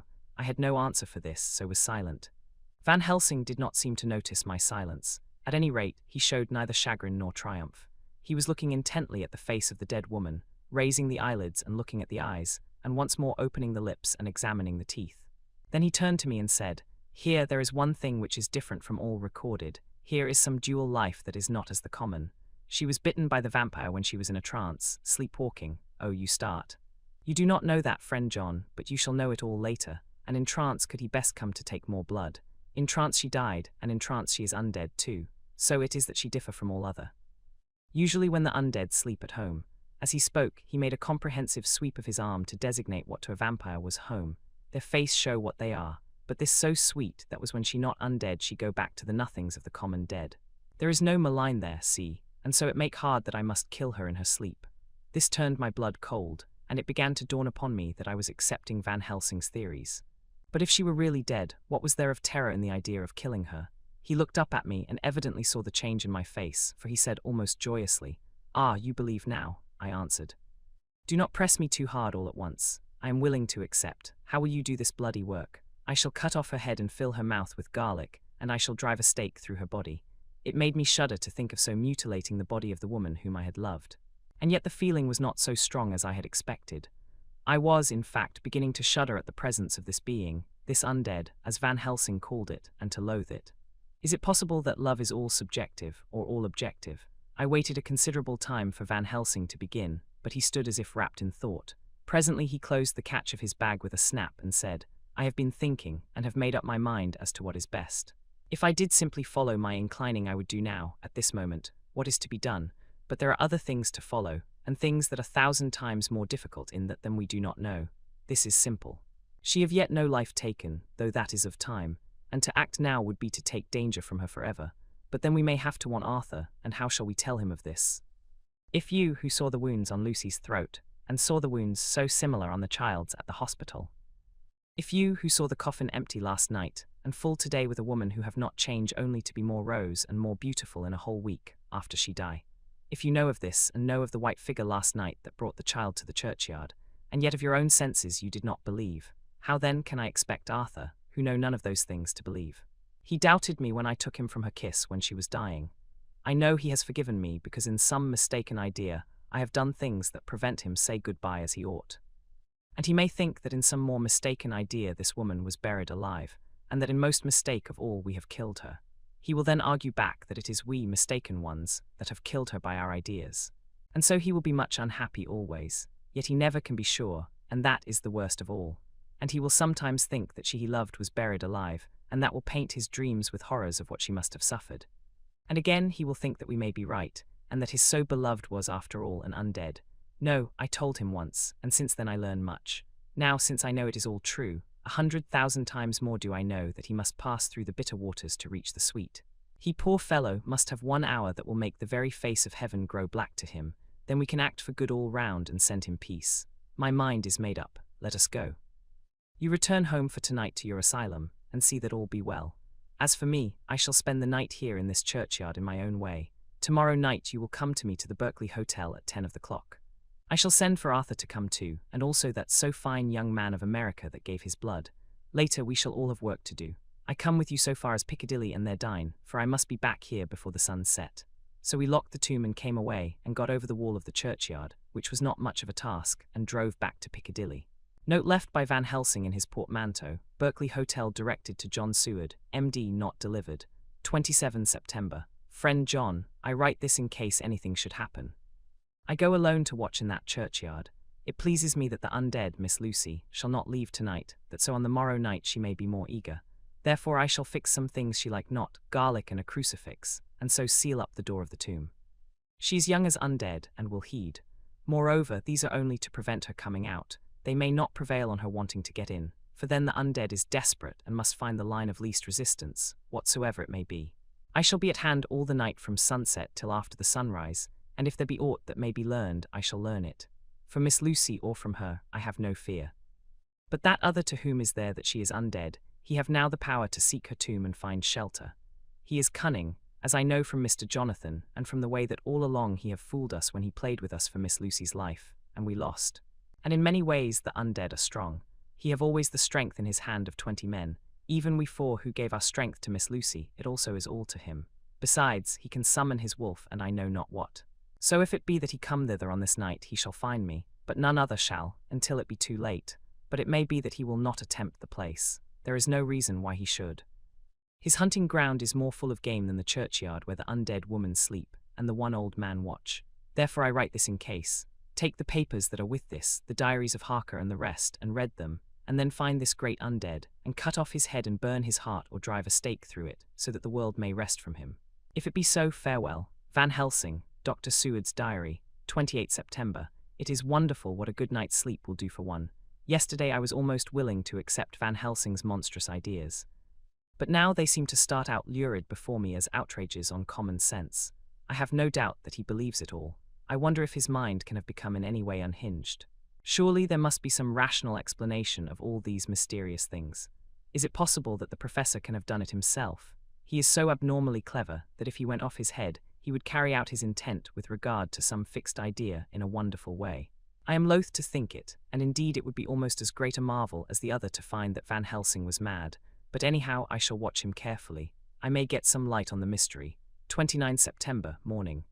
Last night at a little before 10 o'clock, Arthur and Quincy came into Van Helsing's room. He told us all that he wanted us to do, but especially addressing himself to Arthur, as if all our wills were centered in his. He began by saying that he hoped we would all come with him too, for, he said, there is a grave duty to be done there. You were doubtless surprised at my letter. This query was directly addressed to Lord Godalming. I was. It rather upset me for a bit. There has been so much trouble around my house of late that I could do without any more. I have been curious, too, as to what you mean. Quincy and I talked it over. But the more we talked, the more puzzled we got, till now I can say for myself that I'm about up a tree as to any meaning about anything. Me too, said Quincy Morris laconically. Oh, said the professor, then you are nearer the beginning, both of you, than friend John here, who has to go a long way back before he can even get so far as to begin. It was evident that he recognized my return to my old doubting frame of mind without my saying a word. Then, turning to the other two, he said with intense gravity, I want your permission to do what I think good this night. It is, I know, much to ask, and when you know what it is I propose to do you will know, and only then, how much. Therefore may I ask that you promise me in the dark, so that afterwards, though you may be angry with me for a time, I must not disguise from myself the possibility that such may be. You shall not blame yourselves for anything. That's frank anyhow, broke in Quincy. I'll answer for the professor. I don't quite see his drift, but I swear he's honest, and that's good enough for me. I thank you, sir, said Van Helsing proudly. I have done myself the honor of counting you one trusting friend, and such endorsement is dear to me. He held out a hand, which Quincy took. Then Arthur spoke out. Dr. Van Helsing, I don't quite like to buy a pig in a poke, as they say in Scotland, and if it be anything in which my honor as a gentleman or my faith as a Christian is concerned, I cannot make such a promise. If you can assure me that what you intend does not violate either of these two, then I give my consent at once. Though for the life of me I cannot understand what you are driving at. I accept your limitation, said Van Helsing, and all I ask of you is that if you feel it necessary to condemn any act of mine, you will first consider it well and be satisfied that it does not violate your reservations. Agreed, said Arthur. That is only fair, and now that the pourparlers are over, may I ask what it is we are to do? I want you to come with me and to come in secret to the churchyard at Kingstead. Arthur's face fell as he said in an amazed sort of way, where poor Lucy is buried, the professor bowed. Arthur went on, and when there, to enter the tomb, Arthur stood up. Professor, are you in earnest, or it is some monstrous joke? Pardon me, I see that you are in earnest. He sat down again, but I could see that he sat firmly and proudly, as one who is on his dignity. There was silence until he asked again, and when in the tomb, to open the coffin. This is too much, he said, angrily rising again. I am willing to be patient in all things that are reasonable. But in this desecration of the grave, of one who, he fairly choked with indignation. The professor looked pityingly at him. If I could spare you one pang, my poor friend, he said, God knows I would. But this night our feet must tread in thorny paths, or later, and forever the feet you love must walk in paths of flame. Arthur looked up with set white face and said, Take care, sir, take care. Would it not be well to hear what I have to say? Said Van Helsing. And then you will at least know the limit of my purpose. Shall I go on? That's fair enough, broke in Morris. After a pause Van Helsing went on, evidently with an effort. Miss Lucy is dead, is it not so? Yes. Then there can be no wrong to her, but if she be not dead? Arthur jumped to his feet. Good God, he cried. What do you mean? Has there been any mistake? Has she been buried alive? He groaned in anguish that not even hope could soften. I did not say she was alive, my child. I did not think it. I go no further than to say that she might be undead. Undead, not alive. What do you mean? Is this all a nightmare, or what is it? There are mysteries which men can only guess at, which age by age they may solve only in part. Believe me, we are now on the verge of one, but I have not done. May I cut off the head of dead Miss Lucy? Heavens and earth, no, cried Arthur in a storm of passion. Not for the wide world will I consent to any mutilation of her dead body. Dr. Van Helsing, you try me too far. What have I done to you that you should torture me so? What did that poor, sweet girl do that you should want to cast such dishonor on her grave? Are you mad to speak such things, or am I mad to listen to them? Don't dare to think more of such a desecration. I shall not give my consent to anything you do. I have a duty to do in protecting her grave from outrage, and by God I shall do it. Van Helsing rose up from where he had all the time been seated and said, gravely and sternly, My Lord Godalming, I too have a duty to do, a duty to others, a duty to you, a duty to the dead. And by God I shall do it. All I ask you now is that you come with me, that you look and listen, and if when later I make the same request you do not be more eager for its fulfillment even than I am, then I shall do my duty, whatever it may seem to me. And then, to follow of your lordship's wishes, I shall hold myself at your disposal to render an account to you, when and where you will. His voice broke a little, and he went on with a voice full of pity, But I beseech you, do not go forth in anger with me. In a long life of acts which were often not pleasant to do, and which sometimes did wring my heart, I have never had so heavy a task as now. Believe me that if the time comes for you to change your mind towards me, one look from you will wipe away all this so sad hour, for I would do what a man can to save you from sorrow. Just think, for why should I give myself so much of labor and so much of sorrow? I have come here from my own land to do what I can of good, at the first to please my friend John, and then to help a sweet young lady, whom too I came to love. For her I am ashamed to say so much, but I say it in kindness. I gave what you gave, the blood of my veins. I gave it, I who was not like you her lover, but only her physician and her friend. I gave to her my nights and days, before death, after death, and if my death can do her good even now, when she is the dead undead, she shall have it freely. He said this with a very grave, sweet pride, and Arthur was much affected by it. He took the old man's hand and said in a broken voice, "Oh, it is hard to think of it, and I cannot understand, but at least I shall go with you and wait." Chapter 16. Dr. Secward's diary, continued IT, was just a quarter before 12 o'clock when we got into the churchyard over the low wall. The night was dark with occasional gleams of moonlight between the rents of the heavy clouds that scudded across the sky. We all kept somehow close together, with Van Helsing slightly in front as he led the way. When we had come close to the tomb, I looked well at Arthur, for I feared that the proximity to a place laden with so sorrowful a memory would upset him. But he bore himself well. I took it that the very mystery of the proceeding was in some way a counteractant to his grief. The professor unlocked the door, and seeing a natural hesitation amongst us for various reasons, solved the difficulty by entering first himself. The rest of us followed, and he closed the door. He then lit a dark lantern and pointed to the coffin. Arthur stepped forward hesitatingly. Van Helsing said to me, "You were with me here yesterday." Was the body of Miss Lucy in that coffin? It was. The professor turned to the rest saying, "You here, and yet there is no one who does not believe with me." He took his screwdriver and again took off the lid of the coffin. Arthur looked on, very pale but silent. When the lid was removed, he stepped forward. He evidently did not know that there was a leaden coffin, or, at any rate, had not thought of it. When he saw the rent in the lid, the blood rushed to his face for an instant, but as quickly fell away again, so that he remained of a ghastly whiteness. He was still silent. Van Helsing forced back the leaden flange, and we all looked in and recoiled. The coffin was empty. For several minutes no one spoke a word. The silence was broken by Quincy Morris. "Professor, I answered for you. Your word is all I want.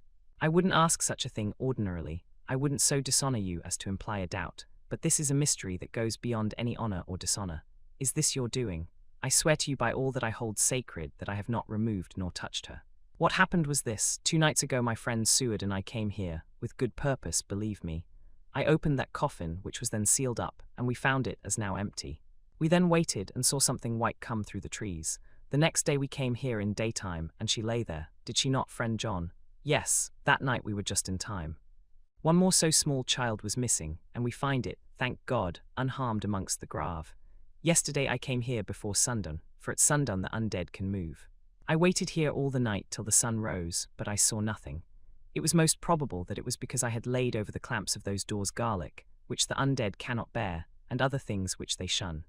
Last night there was no exodus, so tonight before the sundown I took away my garlic and other things, and so it is we find this coffin empty. But bear with me, so far there is much that is strange. Wait you with me outside, unseen and unheard, and things much stranger are yet to be. So, here he shut the dark slide of his lantern, now to the outside. He opened the door and we filed out, he coming last and locking the door behind him. Oh, but it seemed fresh and pure in the night air after the terror of that vault. How sweet it was to see the clouds race by, and the passing gleams of the moonlight between the scudding clouds crossing and passing, like the gladness and sorrow of a man's life. How sweet it was to breathe the fresh air, that had no taint of death and decay. How humanizing to see the red lighting of the sky beyond the hill, and to hear far away the muffled roar that marks the life of a great city. Each in his own way was solemn and overcome. Arthur was silent, and was, I could see, striving to grasp the purpose and the inner meaning of the mystery. I was myself tolerably patient, and half inclined again to throw aside doubt and to accept Van Helsing's conclusions. Quincy Morris was phlegmatic in the way of a man who accepts all things, and accepts them in the spirit of cool bravery, with hazard of all he has to stake. Not being able to smoke, he cut himself a good-sized plug of tobacco and began to chew. As to Van Helsing, he was employed in a definite way. First he took from his bag a mass of what looked like thin, wafer-like biscuit, which was carefully rolled up in a white napkin. Next he took out a double handful of some whitish stuff, like dough or putty. He crumbled the wafer up fine and worked it into the mass between his hands. This he then took, and rolling it into thin strips, began to lay them into the crevices between the door and its setting in the tomb. I was somewhat puzzled at this, and being close, asked him what it was that he was doing. Arthur and Quincy drew near also, as they too were curious. He answered, "I am closing the tomb so that the undead may not enter." "And is that stuff you have put there going to do it?" asked Quincy. "Great Scott, is this a game?" "It is. "What is that which you are using?" This time the question was by Arthur. Van Helsing reverently lifted his hat as he answered, "The host, I brought it from Amsterdam. I have an indulgence." It was an answer that appalled the most skeptical of us, and we felt individually that in the presence of such earnest purpose as the professor's, a purpose which could thus use the to him most sacred of things, it was impossible to distrust. In respectful silence, we took the places assigned to us close round the tomb, but hidden from the sight of anyone approaching. I pitied the others, especially Arthur. I had myself been apprenticed by my former visits to this watching horror. And yet I, who had up to an hour ago repudiated the proofs, felt my heart sink within me. Never did tombs look so ghastly white, never did cypress, or yew, or juniper so seem the embodiment of funereal gloom. Never did tree or grass wave or rustle so ominously, never did bough creak so mysteriously, and never did the faraway howling of dogs send such a woeful presage through the night.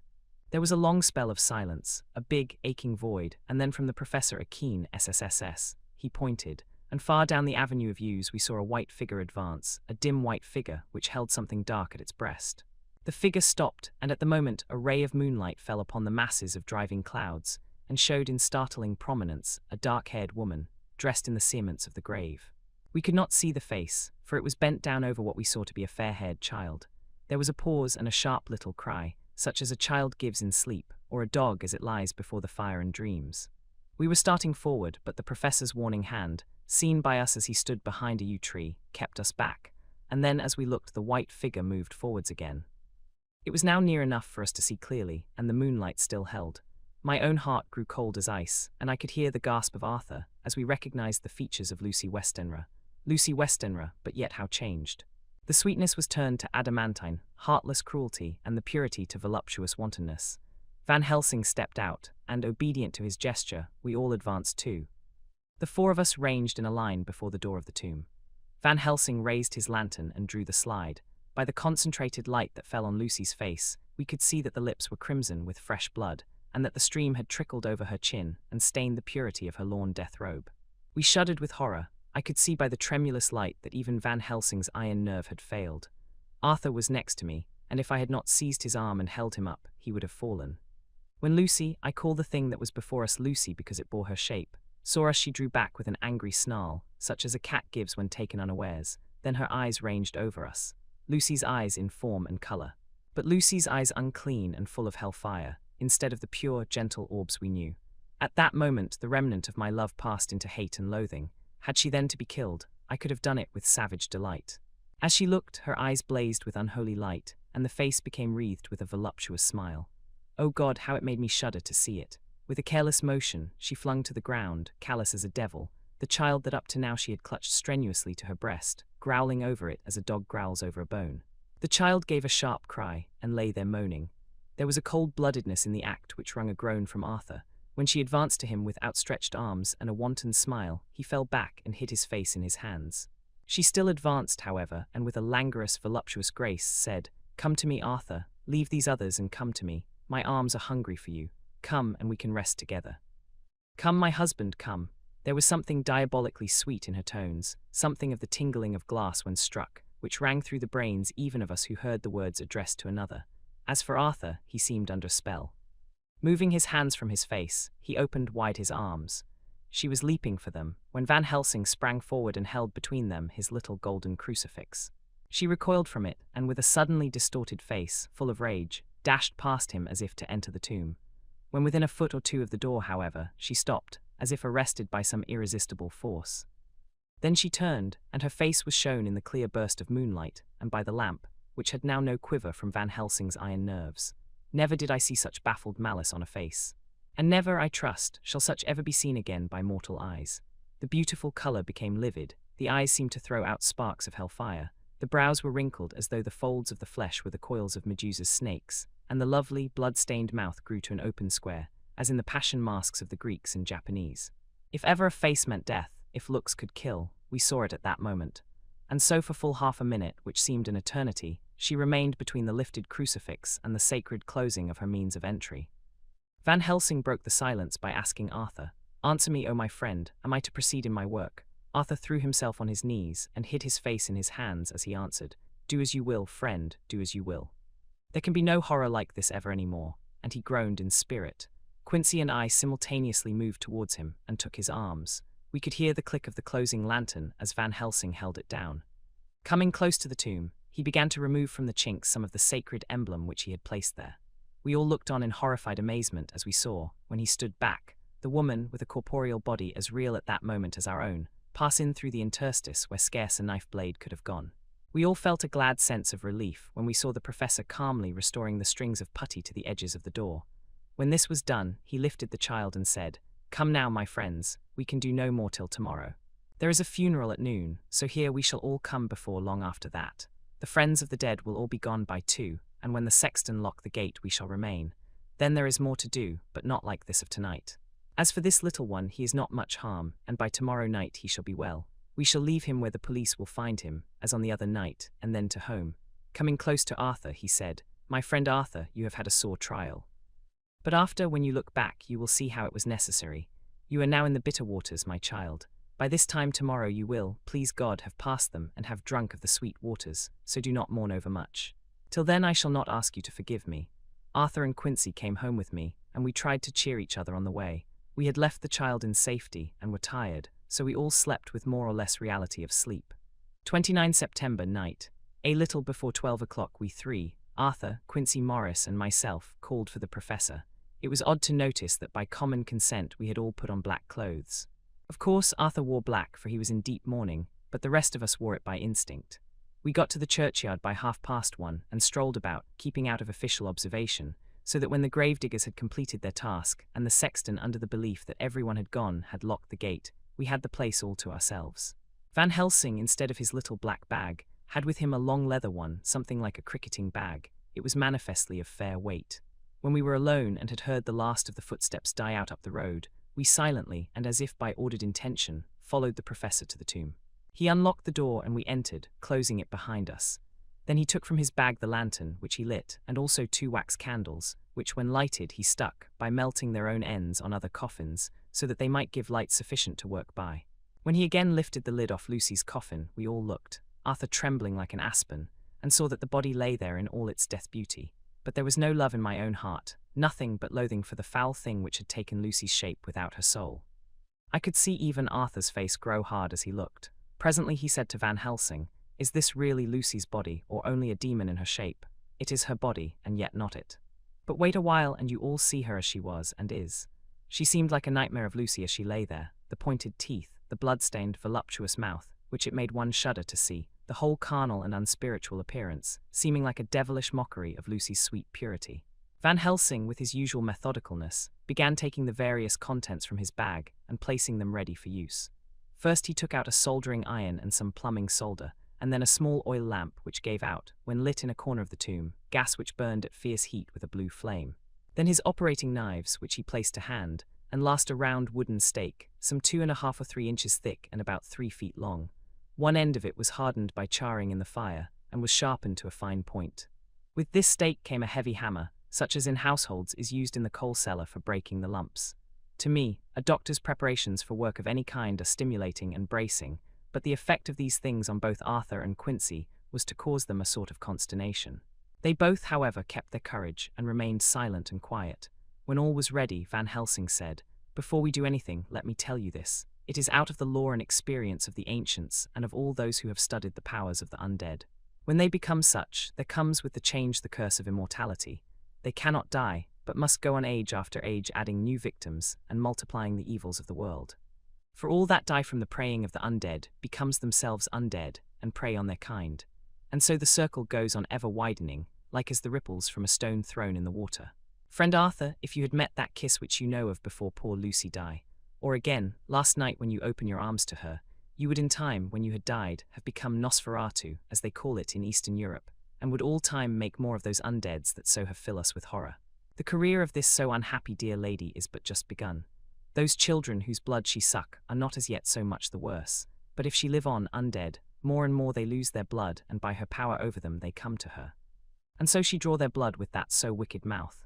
But if she die in truth, then all cease, the tiny wounds of the throats disappear, and they go back to their plays unknowing ever of what has been. But of the most blessed of all, when this now undead be made to rest as true dead, then the soul of the poor lady whom we love shall again be free. Instead of working wickedness by night and growing more debased in the assimilating of it by day, she shall take her place with the other angels. So that, my friend, it will be a blessed hand for her that shall strike the blow that sets her free. To this I am willing, but is there none amongst us who has a better right? Will it be no joy to think of hereafter in the silence of the night when sleep is not? It was my hand that sent her to the stars. It was the hand of him that loved her best. The hand that of all she would herself have chosen, had it been to her to choose. Tell me if there be such a one amongst us. We all looked at Arthur. He saw too what we all did, the infinite kindness which suggested that his should be the hand which would restore Lucy to us as a holy, and not an unholy, memory. He stepped forward and said bravely, though his hand trembled and his face was as pale as snow, "My true friend, from the bottom of my broken heart I thank you. Tell me what I am to do, and I shall not falter." Van Helsing laid a hand on his shoulder and said, "Brave lad.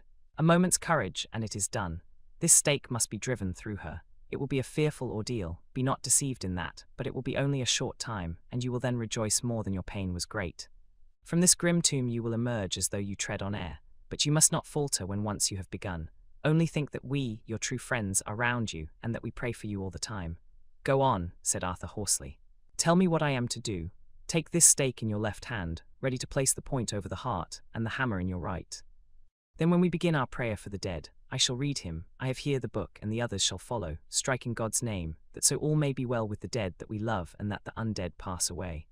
Arthur took the stake and the hammer, and when once his mind was set on action, his hands never trembled nor even quivered. Van Helsing opened his missal and began to read, and Quincy and I followed as well as we could. Arthur placed the point over the heart, and as I looked I could see its dint in the white flesh. Then he struck with all his might. The thing in the coffin writhed, and a hideous, blood-curdling screech came from the opened red lips. The body shook and quivered and twisted in wild contortions. The sharp white teeth champed together till the lips were cut, and the mouth was smeared with a crimson foam. But Arthur never faltered. He looked like a figure of Thor as his untrembling arm rose and fell, driving deeper and deeper the mercy-bearing stake, whilst the blood from the pierced heart welled and spurted up around it. His face was set, and high duty seemed to shine through it. The sight of it gave us courage so that our voices seemed to ring through the little vault. And then the writhing and quivering of the body became less, and the teeth seemed to champ, and the face to quiver. Finally it lay still. The terrible task was over. The hammer fell from Arthur's hand. He reeled and would have fallen had we not caught him. The great drops of sweat sprang from his forehead, and his breath came in broken gasps. It had indeed been an awful strain on him, and had he not been forced to his task by more than human considerations, he could never have gone through with it. For a few minutes we were so taken up with him that we did not look towards the coffin. When we did, however, a murmur of startled surprise ran from one to the other of us. We gazed so eagerly that Arthur rose, for he had been seated on the ground, and came and looked too. And then a glad, strange light broke over his face, and dispelled altogether the gloom of horror that lay upon it. There, in the coffin lay no longer the foul thing that we had so dreaded and grown to hate, that the work of her destruction was yielded as a privilege to the one best entitled to it, but Lucy as we had seen her in her life, with her face of unequalled sweetness and purity. True that there were there, as we had seen them in life, the traces of care and pain and waste, but these were all dear to us, for they marked her truth to what we knew. One and all we felt that the holy calm that lay like sunshine over the wasted face and form was only an earthly token and symbol of the calm that was to reign forever. Van Helsing came and laid his hand on Arthur's shoulder and said to him, "And now, Arthur, my friend, dear lad, am I not forgiven?" The reaction of the terrible strain came as he took the old man's hand in his, and raising it to his lips, pressed it and said, "Forgiven. God bless you that you have given my dear one her soul again, and me peace." He put his hands on the professor's shoulder, and laying his head on his breast, cried for a while silently, whilst we stood unmoving. When he raised his head, Van Helsing said to him, "And now, my child, you may kiss her. Kiss her dead lips if you will, as she would have you to, if for her to choose. For she is not a grinning devil now, not any more a foul thing for all eternity. No longer she is the devil's undead. She is God's true dead, whose soul is with him." Arthur bent and kissed her, and then we sent him and Quincy out of the tomb. The professor and I sawed the top off the stake, leaving the point of it in the body. Then we cut off the head and filled the mouth with garlic. We soldered up the leaden coffin, screwed on the coffin lid, and gathering up our belongings, came away. When the professor locked the door, he gave the key to Arthur. Outside the air was sweet, the sun shone and the birds sang, and it seemed as if all nature were tuned to a different pitch. There was gladness and mirth and peace everywhere, for we were at rest ourselves on one account, and we were glad, though it was with a tempered joy. Before we moved away, Van Helsing said, "Now, my friends, one step of our work is done, one the most harrowing to ourselves. But there remains a greater task. to find out the author of all this our sorrow, and to stamp him out. I have clues which we can follow, but it is a long task and a difficult, and there is danger in it and pain. Shall you not all help me? We have learned to believe, all of us, is it not so? And since so, do we not see our duty? Yes, and do we not promise to go on to the bitter end? Each in turn, we took his hand, and the promise was made. Then said the professor as we moved off, 2 nights hence you shall meet with me and dine together at 7 of the clock with friend John. I shall entreat 2 others, 2 that you know not as yet. And I shall be ready to all our work show and our plans unfold. Friend John, you come with me home, for I have much to consult about, and you can help me. Tonight I leave for Amsterdam, but shall return tomorrow night. And then begins our great quest. But first I shall have much to say, so that you may know what is to do and to dread. Then our promise shall be made to each other anew.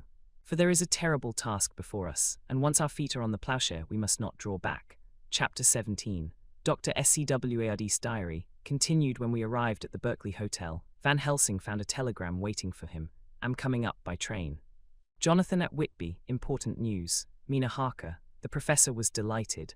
Ah, that wonderful Madam Mina, he said, pearl among women. She arrived, but I cannot stay. She must go to your house, friend John. You must meet her at the station. Telegraph her en route so that she may be prepared. When the wire was dispatched, he had a cup of tea. Over it he told me of a diary kept by Jonathan Harker when abroad, and gave me a typewritten copy of it, as also of Mrs. Harker's diary at Whitby. Take these, he said, and study them well. When I have returned you will be master of all the facts, and we can then better enter on our inquisition. Keep them safe, for there is in them much of treasure. You will need all your faith, even you who have had such an experience as that of today. What is here told? He laid his hand heavily and gravely on the packet of papers as he spoke, may be the beginning of the end to you and me and many another. Or it may sound the knell of the undead who walk the earth. Read all, I pray you, with the open mind, and if you can add in any way to the story here told, do so, for it is all important. You have kept diary of all these so strange things, is it not so? Yes, then we shall go through all these together when we meet. He then made ready for his departure, and shortly after drove off to Liverpool Street. I took my way to Paddington, where I arrived about 15 minutes before the train came in. The crowd melted away, after the bustling fashion common to arrival platforms. And I was beginning to feel uneasy, lest I might miss my guest, when a sweet-faced, dainty-looking girl stepped up to me, and after a quick glance said, Dr. Seward, is it not? And you are Mrs. Harker, I answered at once. Whereupon she held out her hand. I knew you from the description of poor dear Lucy, but she stopped suddenly, and a quick blush overspread her face. The blush that rose to my own cheeks somehow set us both at ease, for it was a tacit answer to her own. I got her luggage, which included a typewriter, and we took the Underground to Fenchurch Street, after I had sent a wire to my housekeeper to have a sitting room and bedroom prepared at once for Mrs. Harker. In due time we arrived. She knew, of course, that the place was a lunatic asylum, but I could see that she was unable to repress a shudder when we entered. She told me that, if she might, she would come presently to my study, as she had much to say. So here I am finishing my entry in my phonograph diary, whilst I await her. As yet I have not had the chance of looking at the papers which Van Helsing left with me, though they lie open before me. I must get her interested in something, so that I may have an opportunity of reading them. She does not know how precious time is, or what a task we have in hand. I must be careful not to frighten her. Here she is, Mina Harker's journal. 29 September. After I had tidied myself, I went down to Dr. Seward's study. At the door I paused a moment, for I thought I heard him talking with someone. As, however, he had pressed me to be quick, I knocked at the door, and on his calling out, "Come in," I entered. To my intense surprise, there was no one with him. He was quite alone, and on the table opposite him was what I knew at once from the description to be a phonograph. I had never seen one and was much interested. "I hope I did not keep you waiting," I said, "but I stayed at the door as I heard you talking and thought there was someone with you." "Oh," he replied with a smile, "I was only entering my diary." "Your diary?" I asked him in surprise. "Yes," he answered, "I keep it in this." As he spoke, he laid his hand on the phonograph. I felt quite excited over it and blurted out, "Why, this beats even shorthand. May I hear it say something?" "Certainly," he replied with alacrity, and stood up to put it in train for speaking. Then he paused, and a troubled look overspread his face. "The fact is," he began awkwardly, "I only keep my diary in it, and as it is entirely, almost entirely, about my cases, it may be awkward, that is, I mean." He stopped, and I tried to help him out of his embarrassment. "You helped to attend dear Lucy at the end. Let me hear how she died. For all that I know of her, I shall be very grateful. She was very, very dear to me." To my surprise, he answered, with a horror-struck look in his face, "Tell you of her death? Not for the wide world. Why not? I asked, for some grave, terrible feeling was coming over me. Again he paused, and I could see that he was trying to invent an excuse.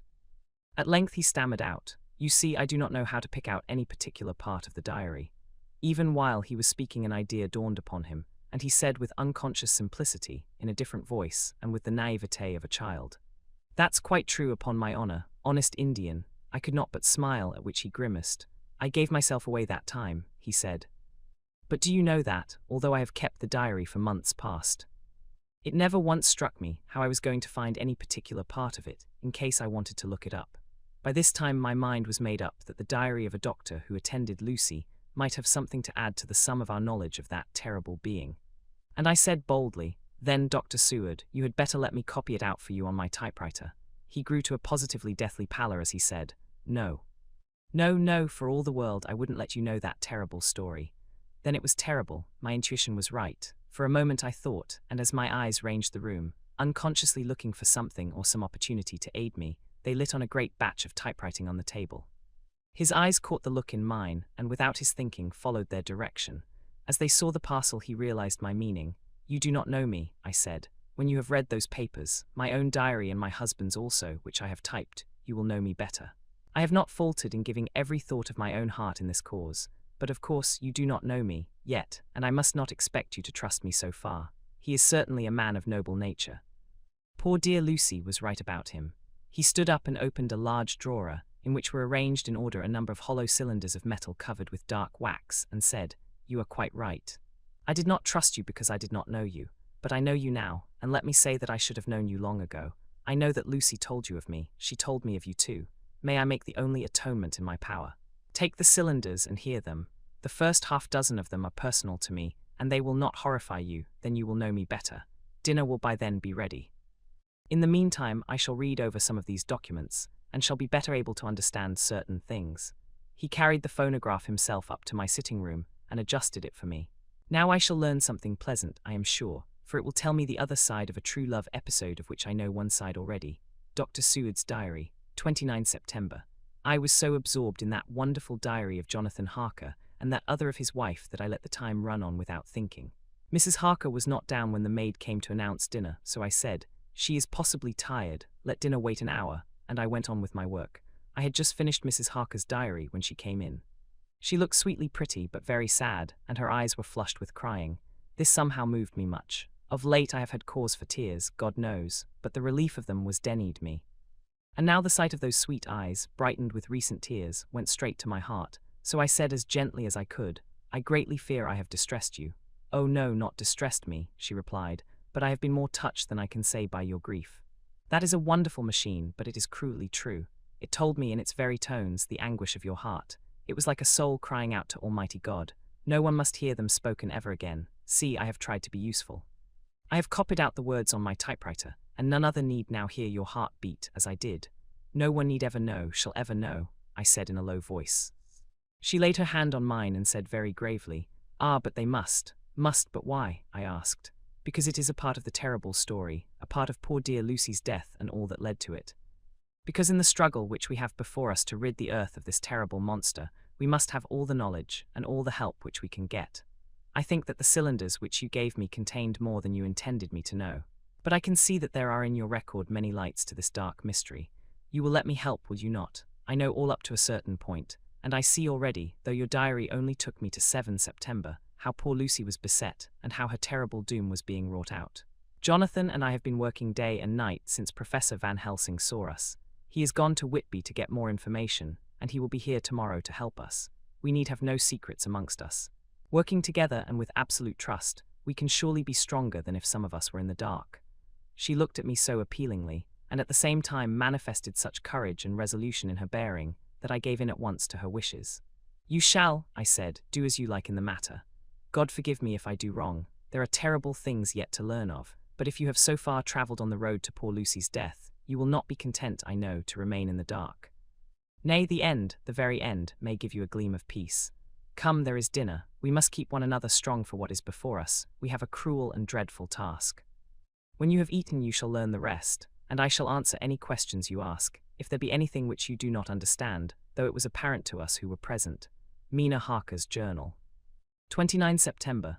After dinner, I came with Dr. Seward to his study. He brought back the phonograph from my room and I took my typewriter. He placed me in a comfortable chair and arranged the phonograph so that I could touch it without getting up and showed me how to stop it in case I should want to pause. Then he very thoughtfully took a chair with his back to me so that I might be as free as possible and began to read. I put the forked metal to my ears and listened. When the terrible story of Lucy's death and all that followed was done, I lay back in my chair powerless. Fortunately, I am not of a fainting disposition. When Dr. Seward saw me, he jumped up with a horrified exclamation and hurriedly taking a case bottle from a cupboard, gave me some brandy, which in a few minutes somewhat restored me. My brain was all in a whirl, and only that there came through all the multitude of horrors, the holy ray of light that my dear, dear Lucy was at last at peace. I do not think I could have borne it without making a scene. It is all so wild and mysterious and strange that if I had not known Jonathan's experience in Transylvania, I could not have believed. As it was, I didn't know what to believe, and so got out of my difficulty by attending to something else. I took the cover off my typewriter and said to Dr. Seward, "Let me write this all out now. We must be ready for Dr. Van Helsing when he comes. I have sent a telegram to Jonathan to come on here when he arrives in London from Whitby. In this matter dates are everything, and I think that if we get all our material ready and have every item put in chronological order, we shall have done much. You tell me that Lord Godalming and Mr. Morris are coming too. Let us be able to tell him when they come." He accordingly set the phonograph at a slow pace, and I began to typewrite from the beginning of the 7th cylinder. I used manifold, and so took 3 copies of the diary, just as I had done with all the rest. It was late when I got through, but Dr. Seward went about his work of going his round of the patients. When he had finished, he came back and sat near me, reading, so that I did not feel too lonely whilst I worked. How good and thoughtful he is. The world seems full of good men, even if there are monsters in it. Before I left him, I remembered what Jonathan put in his diary of the professor's perturbation at reading something in an evening paper at the station at Exeter. So seeing that Dr. Seward keeps his newspapers, I borrowed the files of the Westminster Gazette and the Pall Mall Gazette and took them to my room. I remember how much the Dailygraph and the Whitby Gazette, of which I had made cuttings, helped us to understand the terrible events at Whitby when Count Dracula landed, so I shall look through the evening papers since then, and perhaps I shall get some new light. I am not sleepy and the work will help to keep me quiet. Dr. Seward's diary, 30 September. Mr. Harker arrived at 9 o'clock. He had got his wife's wire just before starting. He is uncommonly clever, if one can judge from his face, and full of energy. If this journal be true, and judging by one's own wonderful experiences, it must be, he is also a man of great nerve. That going down to the vault a second time was a remarkable piece of daring. After reading his account of it, I was prepared to meet a good specimen of manhood, but hardly the quiet, businesslike gentleman who came here today. Later, after lunch, Harker and his wife went back to their own room, and as I passed a while ago, I heard the click of the typewriter. They are hard at it. Mrs. Harker says that they are knitting together in chronological order every scrap of evidence they have. Harker has got the letters between the consignee of the boxes at Whitby and the carriers in London who took charge of them. He is now reading his wife's typescript of my diary. I wonder what they make out of it. Here it is. Strange that it never struck me that the very next house might be the Count's hiding place. Goodness knows that we had enough clues from the conduct of the patient Renfield. The bundle of letters relating to the purchase of the house were with the typescript. Oh, if we had only had them earlier, we might have saved poor Lucy. Stop, that way madness lies. Harker has gone back and is again collating his material. He says that by dinner time they will be able to show a whole connected narrative. He thinks that in the meantime I should see Renfield, as hitherto he has been a sort of index to the coming and going of the Count. I hardly see this yet, but when I get at the dates I suppose I shall. What a good thing that Mrs. Harker put my cylinders into type. We never could have found the dates otherwise. I found Renfield sitting placidly in his room with his hands folded, smiling benignly. At the moment he seemed as sane as anyone I ever saw. I sat down and talked with him on a lot of subjects, all of which he treated naturally. He then, of his own accord, spoke of going home, a subject he has never mentioned to my knowledge during his sojourn here. In fact, he spoke quite confidently of getting his discharge at once. I believe that, had I not had the chat with Harker and read the letters and the dates of his outbursts, I should have been prepared to sign for him after a brief time of observation. As it is, I am darkly suspicious. All those outbreaks were in some way linked with the proximity of the Count. What then does this absolute content mean? Can it be that his instinct is satisfied as to the vampire's ultimate triumph? Stay. He is himself zoophagus, and in his wild ravings outside the chapel door of the deserted house, he always spoke of master. This all seems confirmation of our idea. However, after a while I came away. My friend is just a little too sane at present to make it safe to probe him too deep with questions. He might begin to think, and then, so I came away. I mistrust these quiet moods of his. So I have given the attendant a hint to look closely after him, and to have a straight waistcoat ready in case of need. Jonathan Harker's Journal, 29 September, in train to London. When I received Mr. Billington's courteous message that he would give me any information in his power, I thought it best to go down to Whitby and make, on the spot, such inquiries as I wanted. It was now my object to trace that horrid cargo of the Count's to its place in London. Later, we may be able to deal with it. Billington Jr., a nice lad, met me at the station and brought me to his father's house, where they had decided that I must stay the night. They are hospitable, with true Yorkshire hospitality, give a guest everything and leave him free to do as he likes. They all knew that I was busy, and that my stay was short, and Mr. Billington had ready in his office all the papers concerning the consignment of boxes. It gave me almost a turn to see again one of the letters which I had seen on the Count's table before I knew of his diabolical plans. Everything had been carefully thought out, and done systematically and with precision. He seemed to have been prepared for every obstacle which might be placed by accident in the way of his intentions being carried out. To use an Americanism, he had taken no chances, and the absolute accuracy with which his instructions were fulfilled was simply the logical result of his care. I saw the invoice and took note of it, 50 cases of common earth to be used for experimental purposes. Also the copy of letter to Carter Paterson and their reply. Of both of these I got copies. This was all the information Mr. Billington could give me, so I went down to the port and saw the coastguards, the customs officers and the harbour master. They had all something to say of the strange entry of the ship, which is already taking its place in local tradition. But no one could add to the simple description, 50 cases of common earth.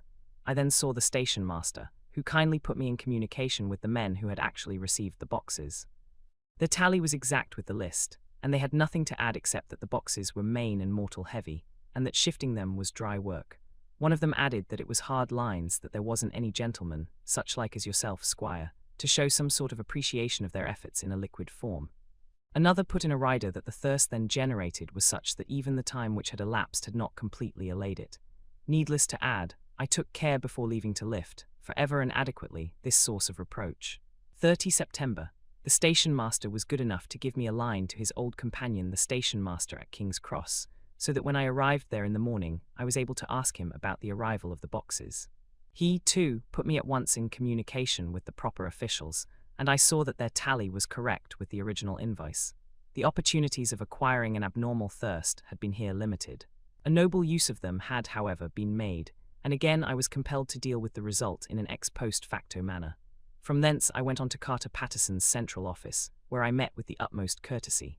They looked up the transaction in their daybook and letterbook, and at once telephoned to their King's Cross office for more details. By good fortune, the men who did the teaming were waiting for work, and the official at once sent them over, sending also by one of them the waybill and all the papers connected with the delivery of the boxes at Carfax. Here again I found the tally agreeing exactly. The carrier's men were able to supplement the paucity of the written words with a few details. These were, I shortly found, connected almost solely with the dusty nature of the job, and of the consequent thirst engendered in the operators. On my affording an opportunity, through the medium of the currency of the realm, of the allaying, at a later period, this beneficial evil, one of the men remarked, "That ooze governor is the rummiest I ever was in. Blime. But it ain't been touched since 100 years.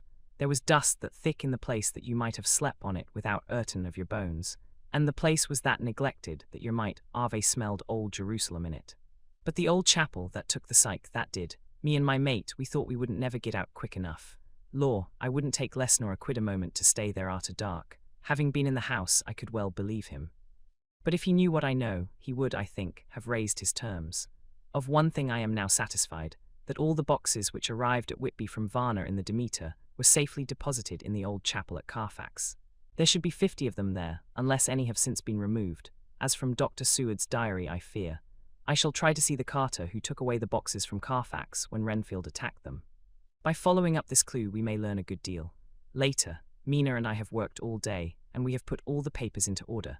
Mina Harker's Journal, 30 September. I am so glad that I hardly know how to contain myself.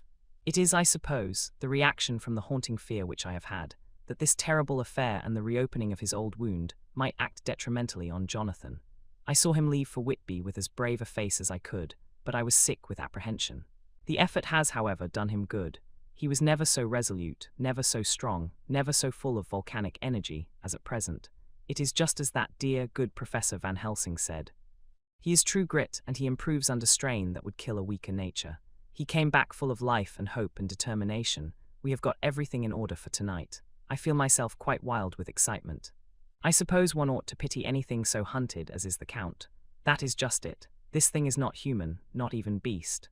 To read Dr. Seward's account of poor Lucy's death and what followed is enough to dry up the springs of pity in one's heart. Later, Lord Godalming and Mr. Morris arrived earlier than we expected. Dr. Seward was out on business and had taken Jonathan with him, so I had to see them. It was to me a painful meeting, for it brought back all poor dear Lucy's hopes of only a few months ago. Of course they had heard Lucy speak of me, and it seemed that Dr. Van Helsing, too, has been quite blowing my trumpet, as Mr. Morris expressed it. Poor fellows, neither of them is aware that I know all about the proposals they made to Lucy.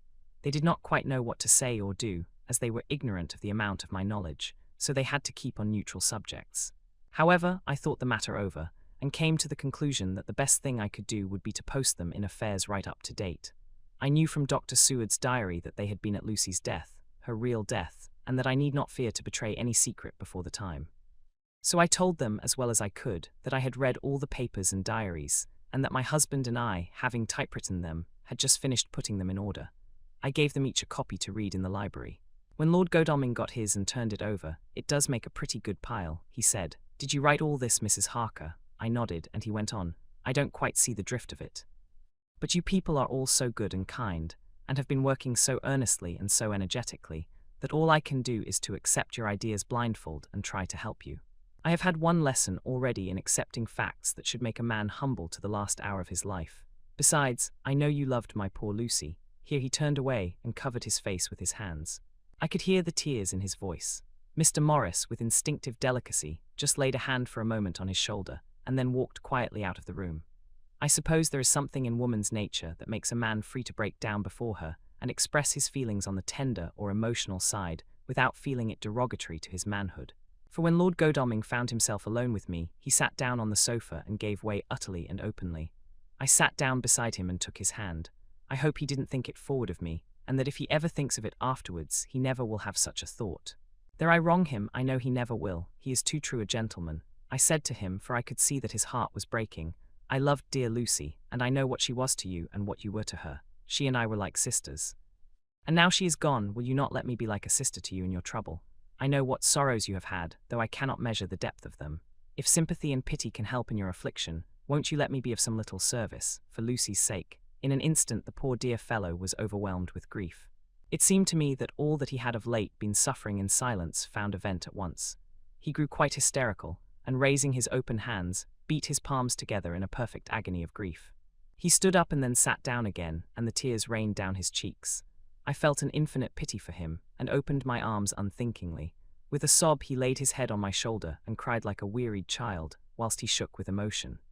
We women have something of the mother in us that makes us rise above smaller matters when the mother spirit is invoked. I felt this big sorrowing man's head resting on me, as though it were that of the baby that some day may lie on my bosom, and I stroked his hair as though he were my own child. I never thought at the time how strange it all was.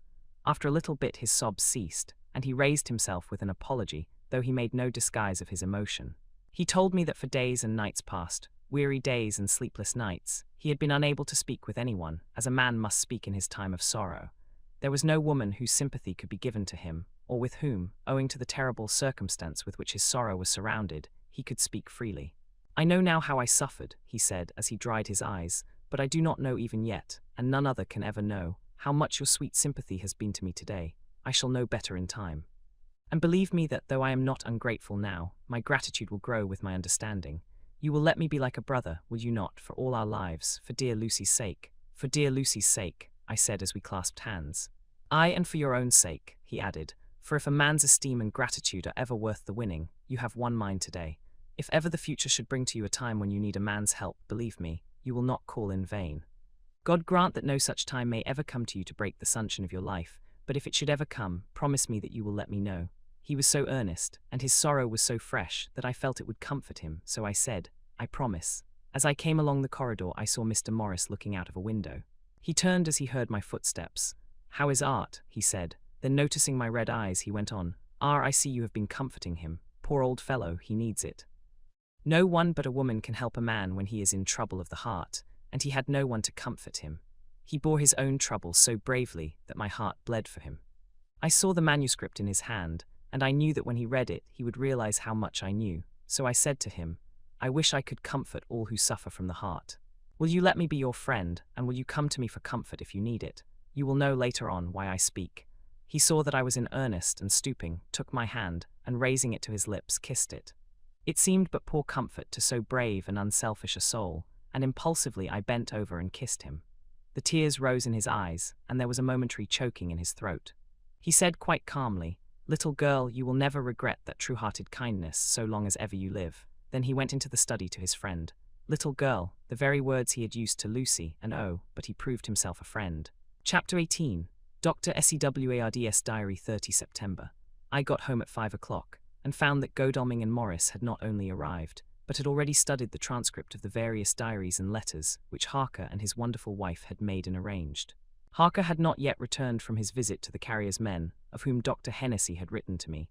Mrs. Harker gave us a cup of tea, and I can honestly say that, for the first time since I have lived in it, this old house seemed like home. When we had finished, Mrs. Harker said, "Dr. Seward, may I ask a favor? I want to see your patient, Mr. Renfield. Do let me see him. What you have said of him in your diary interests me so much." She looked so appealing and so pretty that I could not refuse her, and there was no possible reason why I should. So I took her with me. When I went into the room, I told the man that a lady would like to see him, to which he simply answered, "Why, she is going through the house and wants to see every one in it," I answered. "Oh, very well," he said. "Let her come in by all means, but just wait a minute till I tidy up the place." His method of tidying was peculiar. He simply swallowed all the flies and spiders in the boxes before I could stop him. It was quite evident that he feared, or was jealous of, some interference. When he had got through his disgusting task, he said cheerfully, "Let the lady come in," and sat down on the edge of his bed with his head down, but with his eyelids raised so that he could see her as she entered. For a moment, I thought that he might have some homicidal intent. I remembered how quiet he had been just before he attacked me in my own study, and I took care to stand where I could seize him at once if he attempted to make a spring at her. She came into the room with an easy gracefulness which would at once command the respect of any lunatic, for easiness is one of the qualities mad people most respect. She walked over to him, smiling pleasantly, and held out her hand. "Good evening, Mr. Renfield," said she.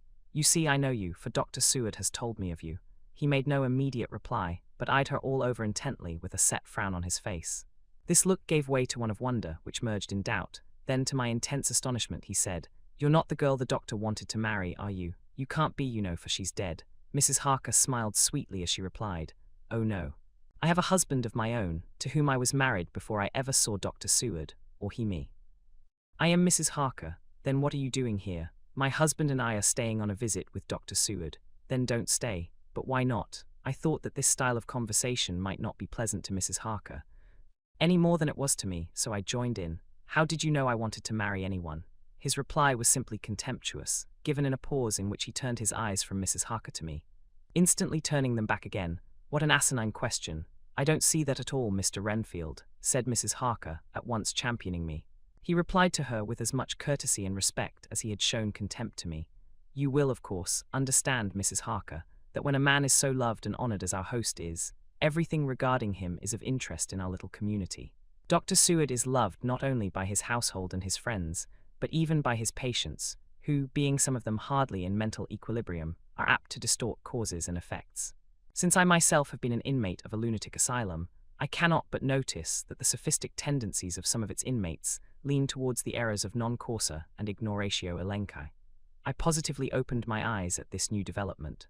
Here was my own pet lunatic, the most pronounced of his type that I had ever met with, talking elemental philosophy, and with the manner of a polished gentleman. I wonder if it was Mrs. Harker's presence which had touched some chord in his memory.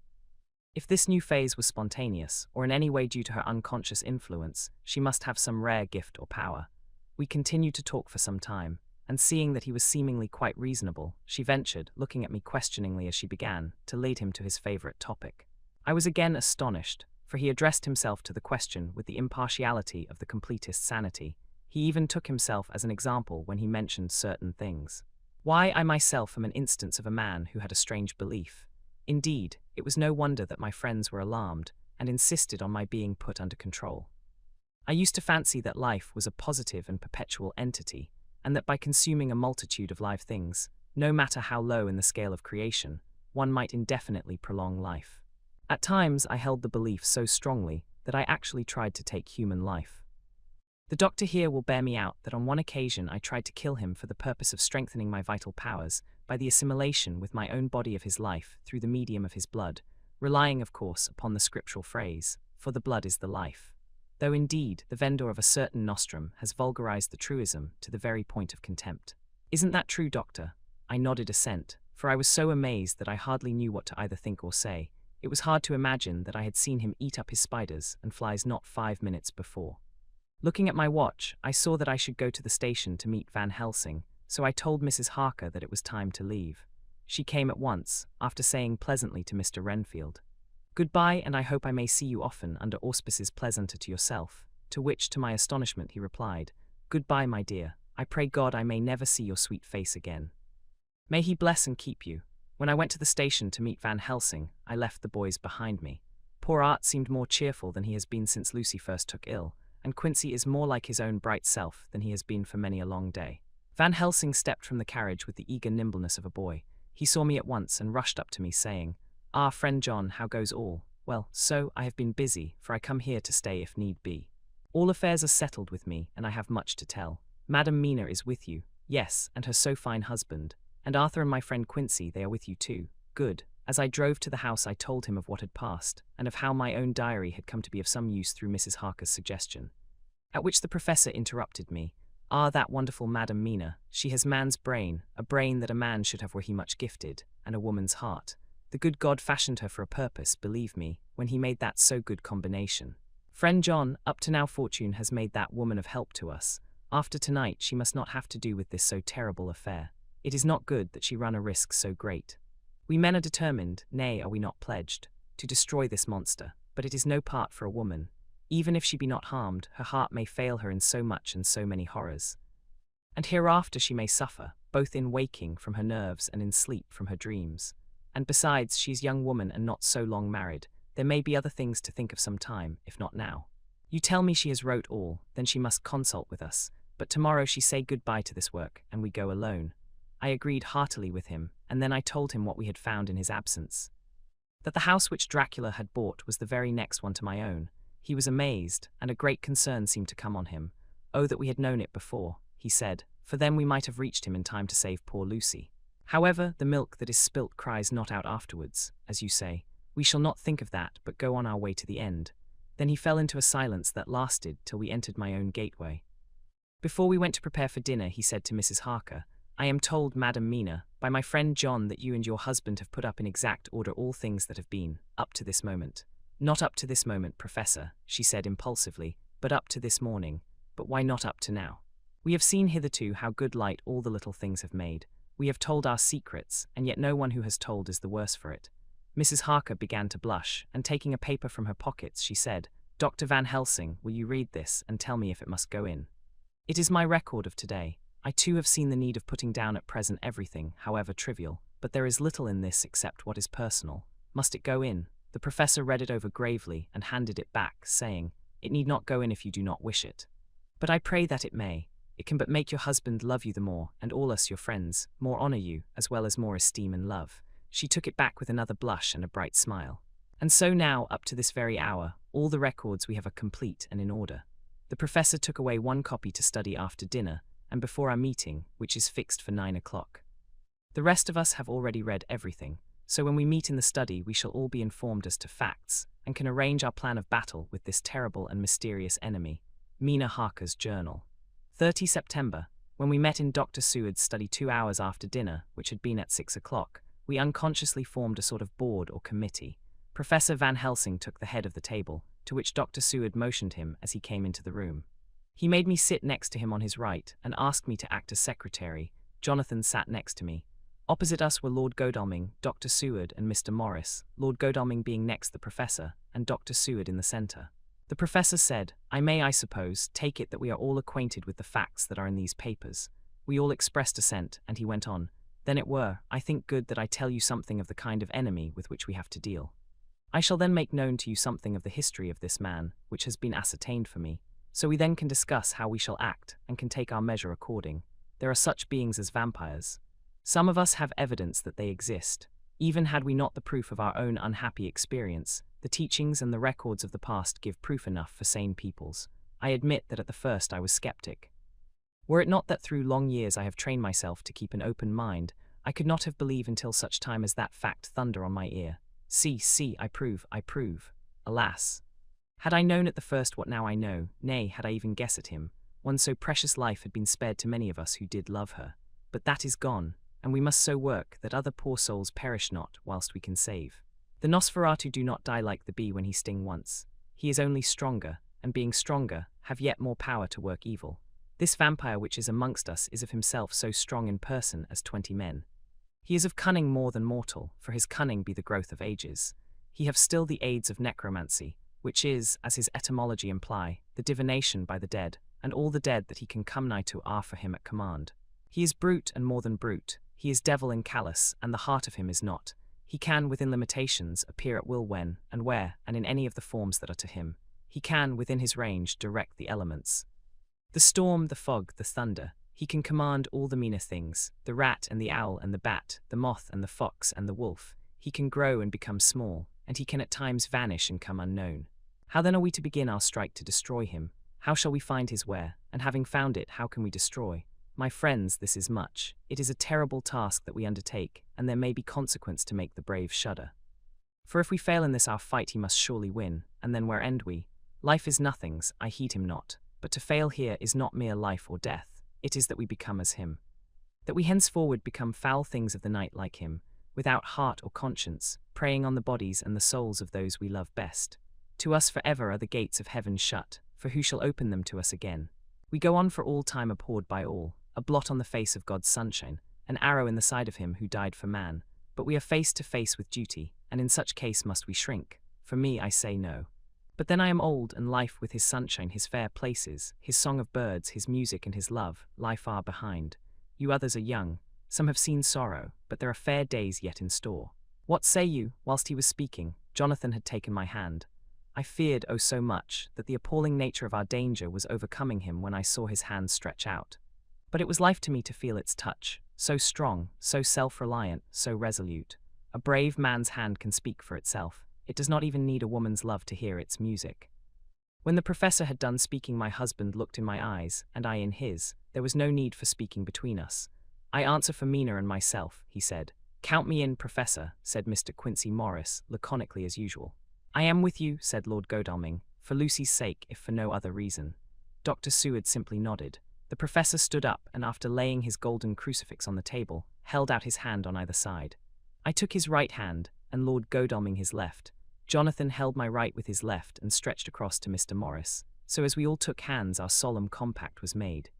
I felt my heart icy cold, but it did not even occur to me to draw back. We resumed our places, and Dr. Van Helsing went on with a sort of cheerfulness, which showed that the serious work had begun. It was to be taken as gravely, and in as businesslike a way, as any other transaction of life. Well, you know what we have to contend against, but we, too, are not without strength. We have on our side power of combination, a power denied to the vampire kind. We have sources of science, we are free to act and think, and the hours of the day and the night are ours equally. In fact, so far as our powers extend, they are unfettered, and we are free to use them. We have self-devotion in a cause, and an end to achieve which is not a selfish one. These things are much. Now let us see how far the general powers arrayed against us are restrict, and how the individual cannot. In fine, let us consider the limitations of the vampire in general, and of this one in particular. All we have to go upon are traditions and superstitions. These do not at the first appear much, when the matter is one of life and death, nay of more than either life or death. Yet must we be satisfied. In the first place because we have to be, no other means is at our control, and secondly because after all, these things, tradition and superstition, are everything. Does not the belief in vampires rest for others, though not, alas, for us on them? A year ago which of us would have received such a possibility? In the midst of our scientific, skeptical, matter-of-fact 19th century, we even scouted a belief that we saw justified under our very eyes. Take it then that the vampire and the belief in his limitations and his cure rest for the moment on the same base. For let me tell you, he is known everywhere that men have been. In old Greece, in old Rome. He flourished in Germany all over, in France, in India, even in the Cherno seas, and in China, so far from us in all ways, there even is he, and the peoples fear him at this day. He have followed the wake of the Berserker Icelander, the devil-begotten Hun, the Slav, the Saxon, the Magyar. So far, then, we have all we may act upon, and let me tell you that very much of the beliefs are justified by what we have seen in our own so unhappy experience. The vampire live on, and cannot die by mere passing of the time. He can flourish when that he can fatten on the blood of the living. Even more, we have seen amongst us that he can even grow younger. That his vital faculties grow strenuous, and seem as though they refresh themselves when his special pabulum is plenty, but he cannot flourish without this diet, he eat not as others. Even friend Jonathan, who lived with him for weeks, did never see him to eat, never. He throws no shadow, he make in the mirror no reflect, as again Jonathan observe. He has the strength of many of his hand, witness again Jonathan when he shut the door against the wolves, and when he help him from the diligence too. He can transform himself to wolf, as we gather from the ship arrival in Whitby, when he tear open the dog. He can be as bat, as Madam Mina saw him on the window at Whitby, and as friend John saw him fly from this so near house, and as my friend Quincy saw him at the window of Miss Lucy. He can come in mist which he create, that noble ship's captain proved him of this, but from what we know, the distance he can make this mist is limited, and it can only be round himself. He come on moonlight rays as elemental dust, as again Jonathan saw those sisters in the castle of Dracula. He becomes so small, we ourselves saw Miss Lucy, ere she was at peace, slip through a hairbreadth space at the tomb door. He can, when once he find his way, come out from anything or into anything, no matter how close it be bound or even fused up with fire, solder you call it. He can see in the dark, no small power this, in a world which is one half shut from the light. Ah, but hear me through. He can do all these things, yet he is not free. Nay, he is even more prisoner than the slave of the galley, than the madman in his cell. He cannot go where he lists. He who is not of nature has yet to obey some of nature's laws, why we know not. He may not enter anywhere at the first, unless there be some one of the household who bid him to come, though afterwards he can come as he please. His power ceases, as does that of all evil things, at the coming of the day. Only at certain times can he have limited freedom. If he be not at the place whither he is bound, he can only change himself at noon or at exact sunrise or sunset. These things are we told, and in this record of ours we have proof by inference. Thus, whereas he can do as he will within his limit when he have his earth home, his coffin home, his hell home, the place unhallowed, as we saw when he went to the grave of the suicide at Whitby, still at other time he can only change when the time come. It is said, too, that he can only pass running water at the slack or the flood of the tide. Then there are things which so afflict him that he has no power, as the garlic that we know of. And as for things sacred, as this symbol, my crucifix, that was amongst us even now when we resolve, to them he is nothing, but in their presence he take his place far off and silent with respect. There are others too which I shall tell you of, lest in our seeking we may need them. The branch of wild rose on his coffin keep him that he move not from it. A sacred bullet fired into the coffin kill him, so that he be true dead. And as for the stake through him, we know already of its peace, or the cut-off head that giveth rest. We have seen it with our eyes.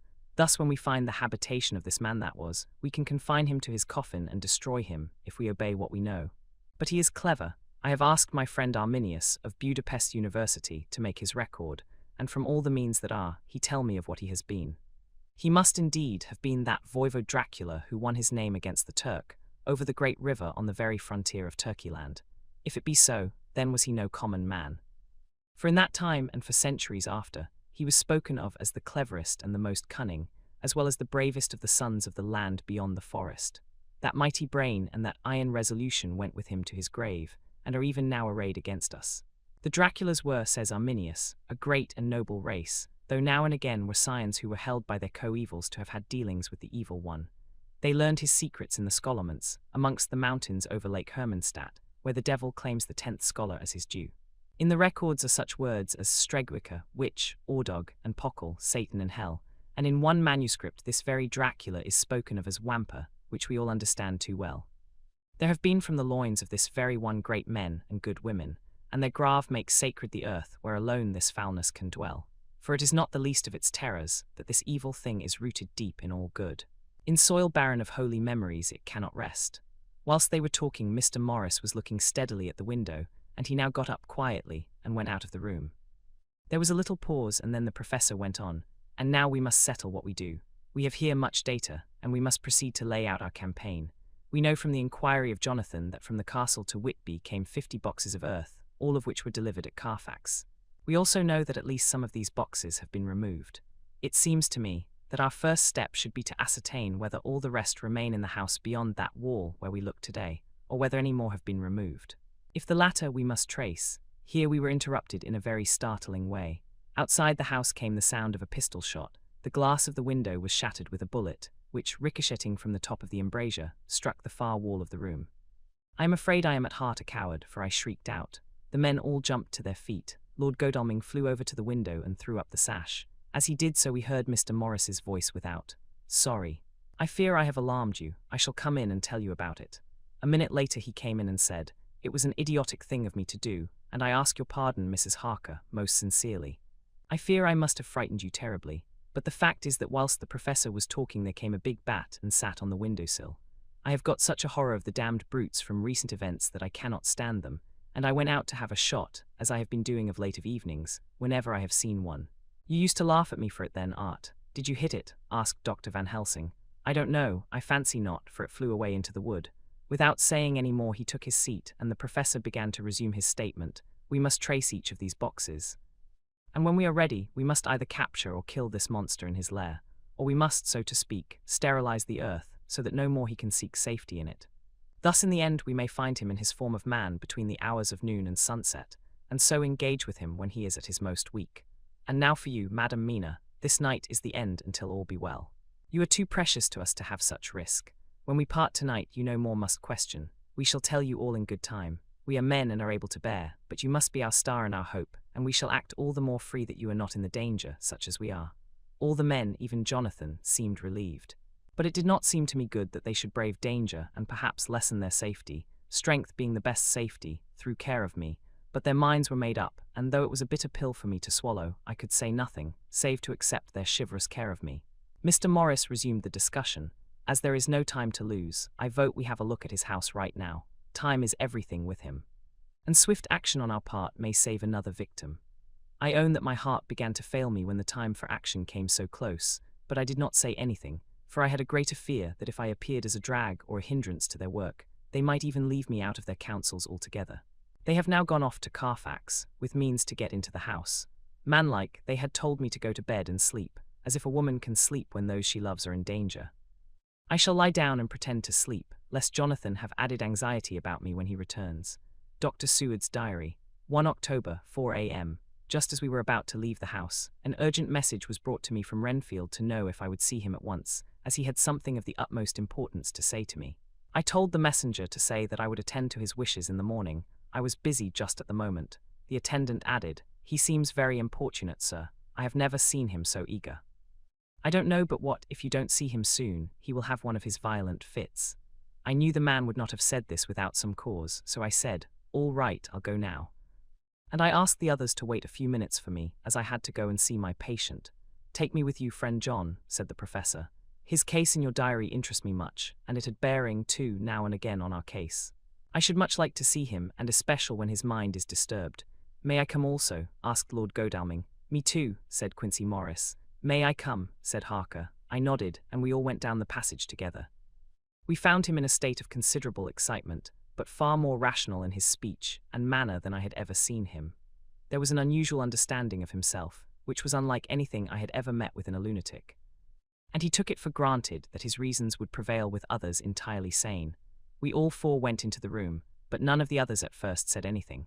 His request was that I would at once release him from the asylum and send him home. This he backed up with arguments regarding his complete recovery and adduced his own existing sanity. "I appeal to your friends," he said. "They will, perhaps, not mind sitting in judgment on my case.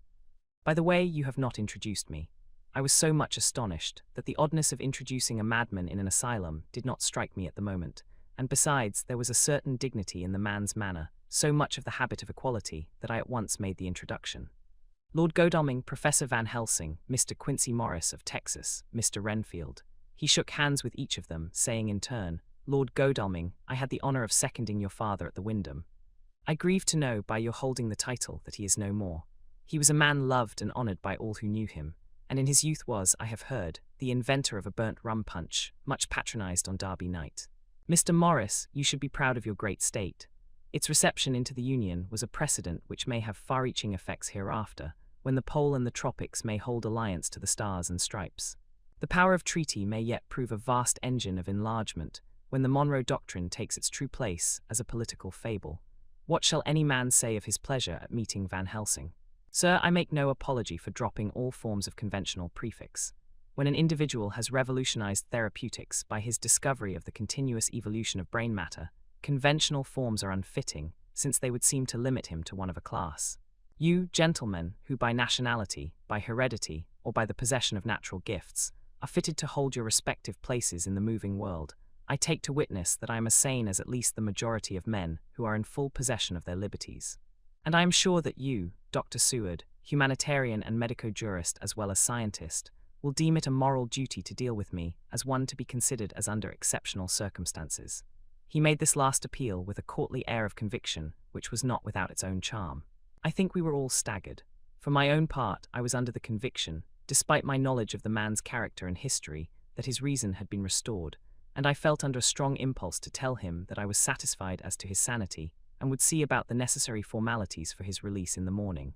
I thought it better to wait, however, before making so grave a statement, for of old I knew the sudden changes to which this particular patient was liable. So I contented myself with making a general statement that he appeared to be improving very rapidly, that I would have a longer chat with him in the morning, and would then see what I could do in the direction of meeting his wishes. This did not at all satisfy him, for he said quickly, "But I fear, Dr. Seward, that you hardly apprehend my wish. I desire to go at once, here, now, this very hour, this very moment, if I may. Time presses, and in our implied agreement with the old Scytherman it is of the essence of the contract. I am sure it is only necessary to put before so admirable a practitioner as Dr. Seward so simple, yet so momentous a wish, to ensure its fulfillment." He looked at me keenly, and seeing the negative in my face, turned to the others and scrutinized them closely. Not meeting any sufficient response, he went on, "Is it possible that I have erred in my supposition?" "You have," I said frankly, but at the same time, as I felt, brutally. There was a considerable pause, and then he said slowly, "Then I suppose I must only shift my ground of request. Let me ask for this concession, boon, privilege, what you will. I am content to implore in such a case, not on personal grounds, but for the sake of others. I am not at liberty to give you the whole of my reasons, but you may, I assure you, take it from me that they are good ones, sound and unselfish, and spring from the highest sense of duty. Could you look, sir, into my heart, you would approve to the full the sentiments which animate me. Nay, more, you would count me amongst the best and truest of your friends." Again he looked at us all keenly. I had a growing conviction that this sudden change of his entire intellectual method was but yet another form or phase of his madness, and so determined to let him go on a little longer, knowing from experience that he would, like all lunatics, give himself away in the end.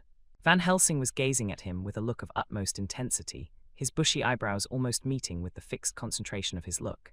He said to Renfield in a tone which did not surprise me at the time, but only when I thought of it afterwards, for it was as of one addressing an equal, "Can you not tell frankly your real reason for wishing to be free tonight? I will undertake that if you will satisfy even me, a stranger, without prejudice, and with the habit of keeping an open mind, Dr. Seward will give you, at his own risk and on his own responsibility, the privilege you seek." He shook his head sadly, and with a look of poignant regret on his face. The professor went on, "Come, sir, bethink yourself. You claim the privilege of reason in the highest degree, since you seek to impress us with your complete reasonableness. You do this, whose sanity we have reason to doubt, since you are not yet released from medical treatment for this very defect. If you will not help us in our effort to choose the wisest course, how can we perform the duty which you yourself put upon us?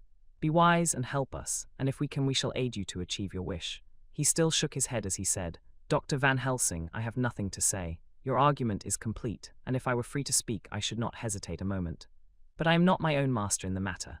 I can only ask you to trust me. If I am refused, the responsibility does not rest with me." I thought it was now time to end the scene, which was becoming too comically grave, so I went towards the door, simply saying, "Come, my friends, we have work to do. Good night." As, however, I got near the door, a new change came over the patient. He moved towards me so quickly that for the moment I feared that he was about to make another homicidal attack. My fears, however, were groundless, for he held up his two hands imploringly and made his petition in a moving manner. As he saw that the very excess of his emotion was militating against him, by restoring us more to our old relations, he became still more demonstrative. I glanced at Van Helsing and saw my conviction reflected in his eyes, so I became a little more fixed in my manner, if not more stern, and motioned to him that his efforts were unavailing. I had previously seen something of the same constantly growing excitement in him when he had to make some request of which at the time he had thought much, such, for instance, as when he wanted a cat. And I was prepared to see the collapse into the same sullen acquiescence on this occasion.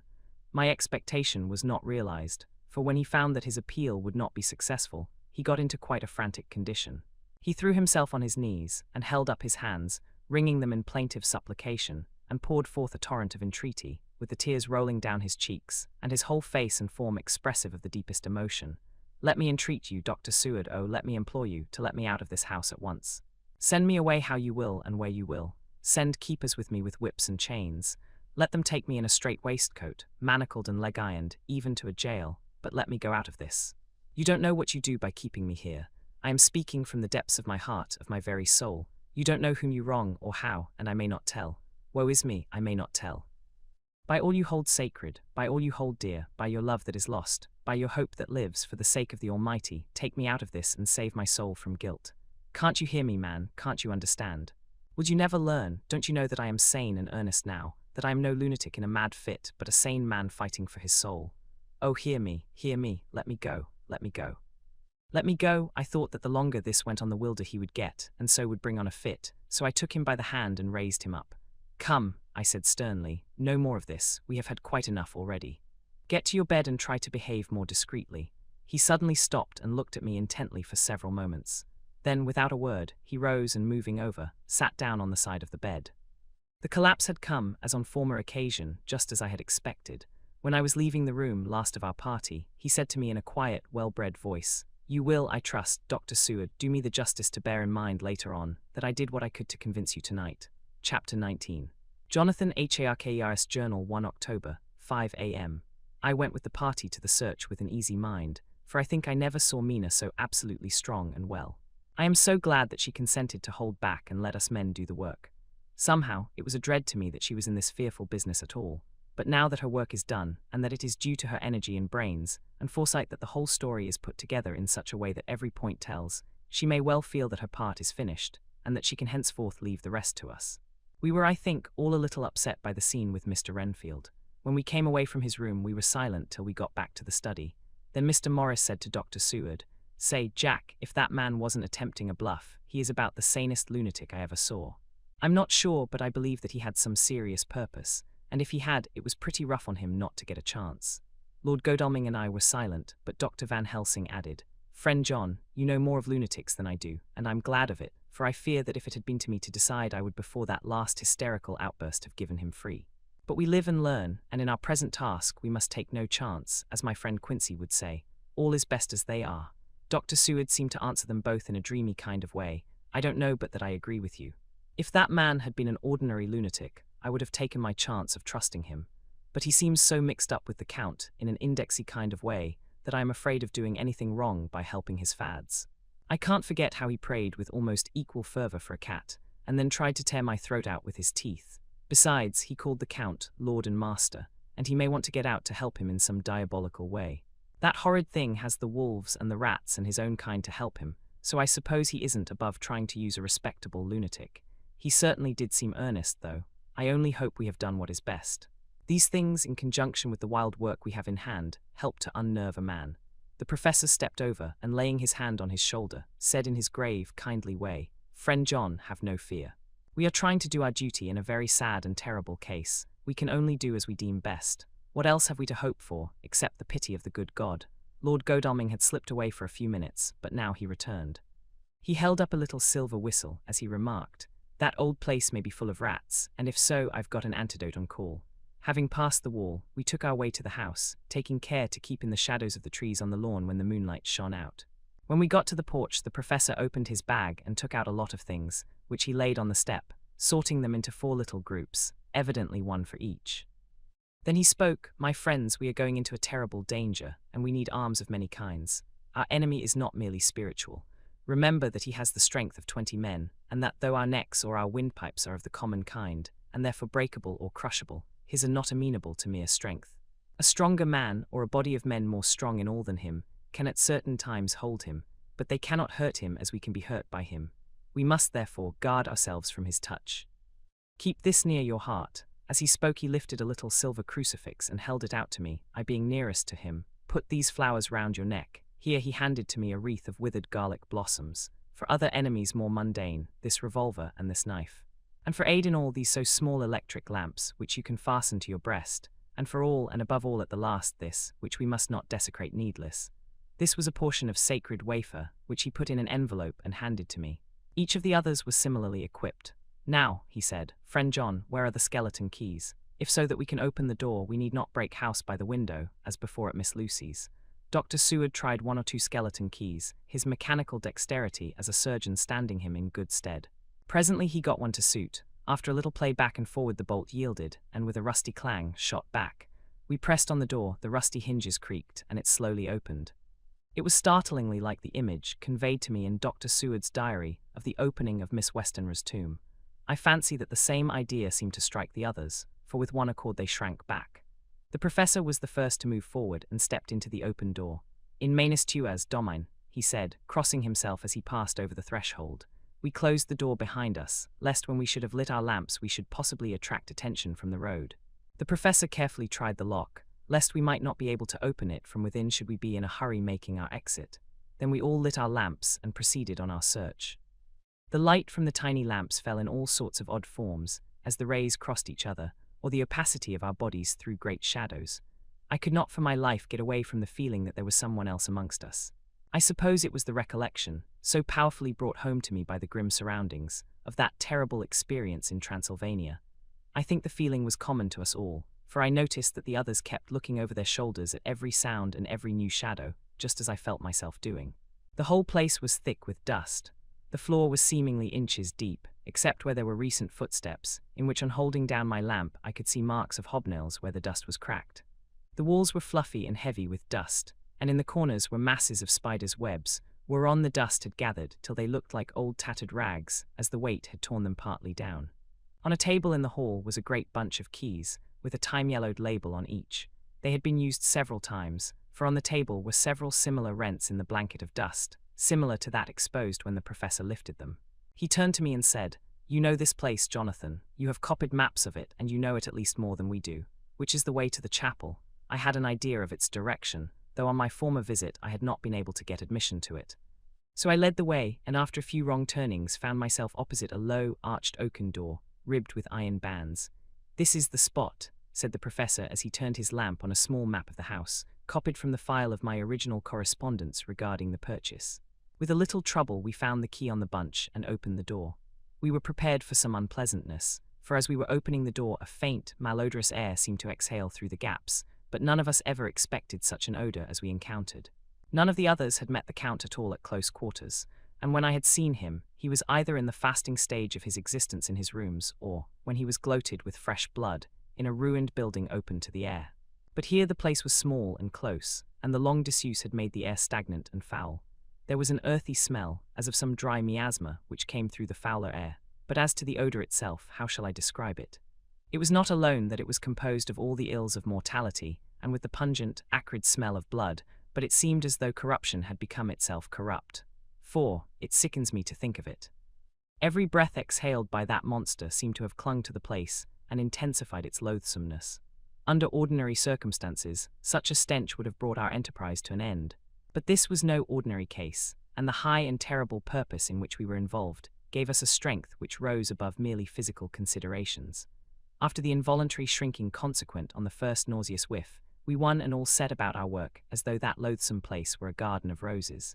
We made an accurate examination of the place, the professor saying as we began, "The first thing is to see how many of the boxes are left. We must then examine every hole and corner and cranny, and see if we cannot get some clue as to what has become of the rest." A glance was sufficient to show how many remained, for the great earth chests were bulky, and there was no mistaking them. There were only 29 left out of the 50. Once I got a fright, for seeing Lord Godalming suddenly turn and look out of the vaulted door into the dark passage beyond, I looked too, and for an instant my heart stood still. Somewhere looking out from the shadow, I seemed to see the high lights of the Count's evil face, the ridge of the nose, the red eyes, the red lips, the awful pallor. It was only for a moment, for as Lord Godalming said, "I thought I saw a face, but it was only the shadows," and resumed his inquiry, I turned my lamp in the direction and stepped into the passage. There was no sign of anyone, and as there were no corners, no doors, no aperture of any kind, but only the solid walls of the passage, there could be no hiding place even for him. I took it that fear had helped imagination, and said nothing. A few minutes later I saw Morris step suddenly back from a corner, which he was examining. We all followed his movements with our eyes, for undoubtedly some nervousness was growing on us, and we saw a whole mass of phosphorescence, which twinkled like stars. We all instinctively drew back. The whole place was becoming alive with rats. For a moment or two we stood appalled, all save Lord Godalming, who was seemingly prepared for such an emergency. Rushing over to the great iron-bound oaken door, which Dr. Seward had described from the outside, and which I had seen myself, he turned the key in the lock, drew the huge bolts, and swung the door open. Then, taking his little silver whistle from his pocket, he blew a low, shrill call. It was answered from behind Dr. Seward's house by the yelping of dogs, and after about a minute 3 terriers came dashing round the corner of the house. Unconsciously we had all moved towards the door, and as we moved I noticed that the dust had been much disturbed. The boxes which had been taken out had been brought this way. But even in the minute that had elapsed the number of the rats had vastly increased. They seemed to swarm over the place all at once, till the lamplight, shining on their moving dark bodies and glittering, baleful eyes, made the place look like a bank of earth set with fireflies. The dogs dashed on, but at the threshold suddenly stopped and snarled, and then, simultaneously lifting their noses, began to howl in most lugubrious fashion. The rats were multiplying in thousands, and we moved out. Lord Godalming lifted one of the dogs, and carrying him in, placed him on the floor. The instant his feet touched the ground he seemed to recover his courage, and rushed at his natural enemies.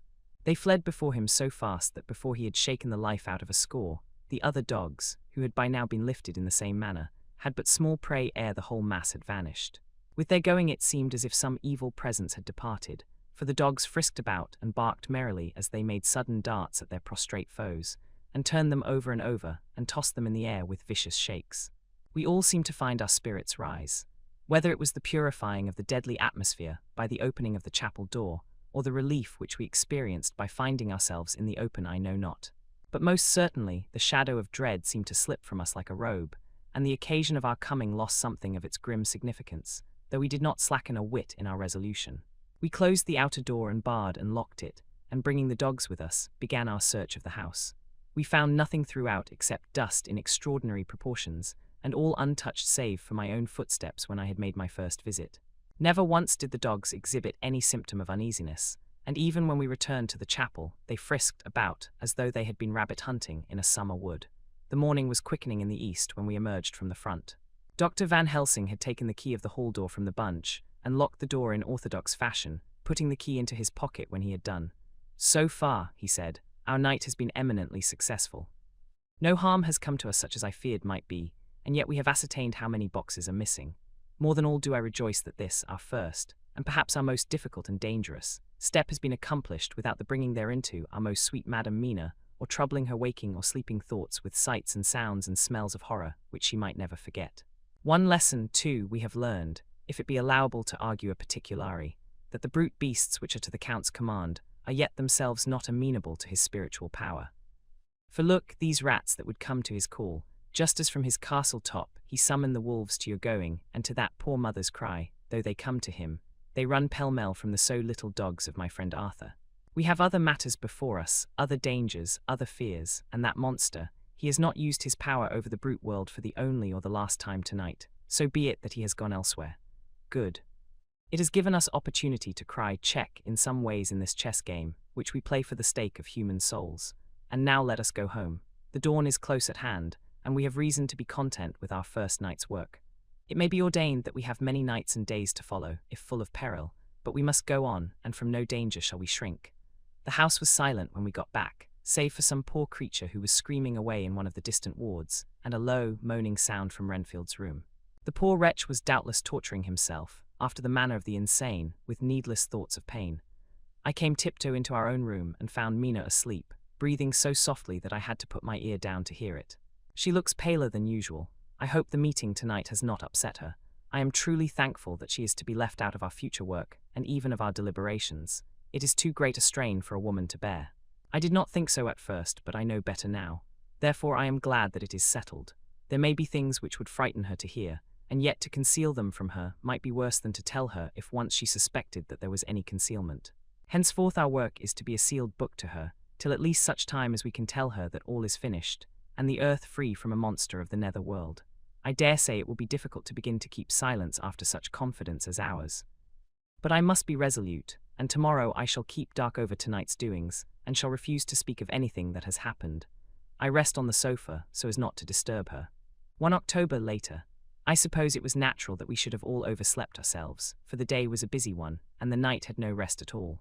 Even Mina must have felt its exhaustion, for though I slept till the sun was high, I was awake before her, and had to call 2 or 3 times before she awoke. Indeed, she was so sound asleep that for a few seconds she did not recognize me, but looked at me with a sort of blank terror, as one looks who has been waked out of a bad dream. She complained a little of being tired, and I let her rest till later in the day. We now know of 21 boxes having been removed, and if it be that several were taken in any of these removals, we may be able to trace them all. Such will, of course, immensely simplify our labour, and the sooner the matter is attended to the better. I shall look up Thomas Snelling today. Dr. Seward's diary, 1 October. It was towards noon when I was awakened by the professor walking into my room. He was more jolly and cheerful than usual, and it is quite evident that last night's work has helped to take some of the brooding weight off his mind. After going over the adventure of the night, he suddenly said, "Your patient interests me much. May it be that with you I visit him this morning, or if that you are too occupied, I can go alone if it may be. It is a new experience to me to find a lunatic who talk philosophy and reasons so sound. I had some work to do which pressed, so I told him that if he would go alone I would be glad, as then I should not have to keep him waiting. So I called an attendant and gave him the necessary instructions. Before the professor left the room, I cautioned him against getting any false impression from my patient. But, he answered, I want him to talk of himself and of his delusion as to consuming live things. He said to Madame Mina, as I see in your diary of yesterday, that he had once had such a belief. Why do you smile, friend John? Excuse me, I said, but the answer is here. I laid my hand on the typewritten matter. When our sane and learned lunatic made that very statement of how he used to consume life, his mouth was actually nauseous with the flies and spiders which he had eaten just before Mrs. Harker entered the room. Van Helsing smiled in turn. Good, he said. Your memory is true, friend John. I should have remembered. And yet it is this very obliquity of thought and memory which makes mental disease such a fascinating study. Perhaps I may gain more knowledge out of the folly of this madman than I shall from the teaching of the most wise. Who knows? I went on with my work, and before long was through that in hand. It seemed that the time had been very short indeed, but there was Van Helsing back in the study. Do I interrupt? He asked politely as he stood at the door. Not at all, I answered. Come in, my work is finished and I am free. I can go with you now if you like. It is needless, I have seen him. Well, I fear that he does not appraise me at much. Our interview was short. When I entered his room, he was sitting on a stool in the centre, with his elbows on his knees, and his face was the picture of sullen discontent. I spoke to him as cheerfully as I could, and with such a measure of respect as I could assume. He made no reply whatever. Don't you know me? I asked. His answer was not reassuring. I know you well enough. You are the old fool, Van Helsing. I wish you would take yourself and your idiotic brain theories somewhere else. Damn all thick-headed Dutchmen. Not a word more would he say, but sat in his implacable sullenness as indifferent to me as though I had not been in the room at all. Thus departed for this time my chance of much learning from this so clever lunatic. So I shall go, if I may, and cheer myself with a few happy words with that sweet soul Madame Mina. Friend John, it does rejoice me unspeakable that she is no more to be pained, no more to be worried with our terrible things. Though we shall much miss her help, it is better so. I agree with you with all my heart, I answered earnestly, for I did not want him to weaken in this matter. Mrs. Harker is better out of it. Things are quite bad enough for us, all men of the world and who have been in many tight places in our time, but it is no place for a woman, and if she had remained in touch with the affair, it would in time infallibly have wrecked her. So Van Helsing has gone to confer with Mrs. Harker and Harker. Quincy and Art are all out following up the clues as to the earth boxes. I shall finish my round of work and we shall meet tonight. Mina Harker's journal, 1 October. It is strange to me to be kept in the dark as I am today. After Jonathan's full confidence for so many years, to see him manifestly avoid certain matters, and those the most vital of all. This morning I slept late after the fatigues of yesterday, and though Jonathan was late too, he was the earlier. He spoke to me before he went out, never more sweetly or tenderly, but he never mentioned a word of what had happened in the visit to the Count's house, and yet he must have known how terribly anxious I was, poor dear fellow. I suppose it must have distressed him even more than it did me. They all agreed that it was best that I should not be drawn further into this awful work, and I acquiesced, but to think that he keeps anything from me. And now I am crying like a silly fool, when I know it comes from my husband's great love and from the good wishes of those other strong men. That has done me good. Well, someday Jonathan will tell me all. And lest it should ever be that he should think for a moment that I kept anything from him, I still keep my journal as usual. Then if he has feared of my trust, I shall show it to him, with every thought of my heart put down for his dear eyes to read. I feel strangely sad and low-spirited today. I suppose it is the reaction from the terrible excitement. Last night I went to bed when the men had gone, simply because they told me to. I didn't feel sleepy, and I did feel full of devouring anxiety. I kept thinking over everything that has been ever since Jonathan came to see me in London, and it all seems like a horrible tragedy, with fate pressing on relentlessly to some destined end.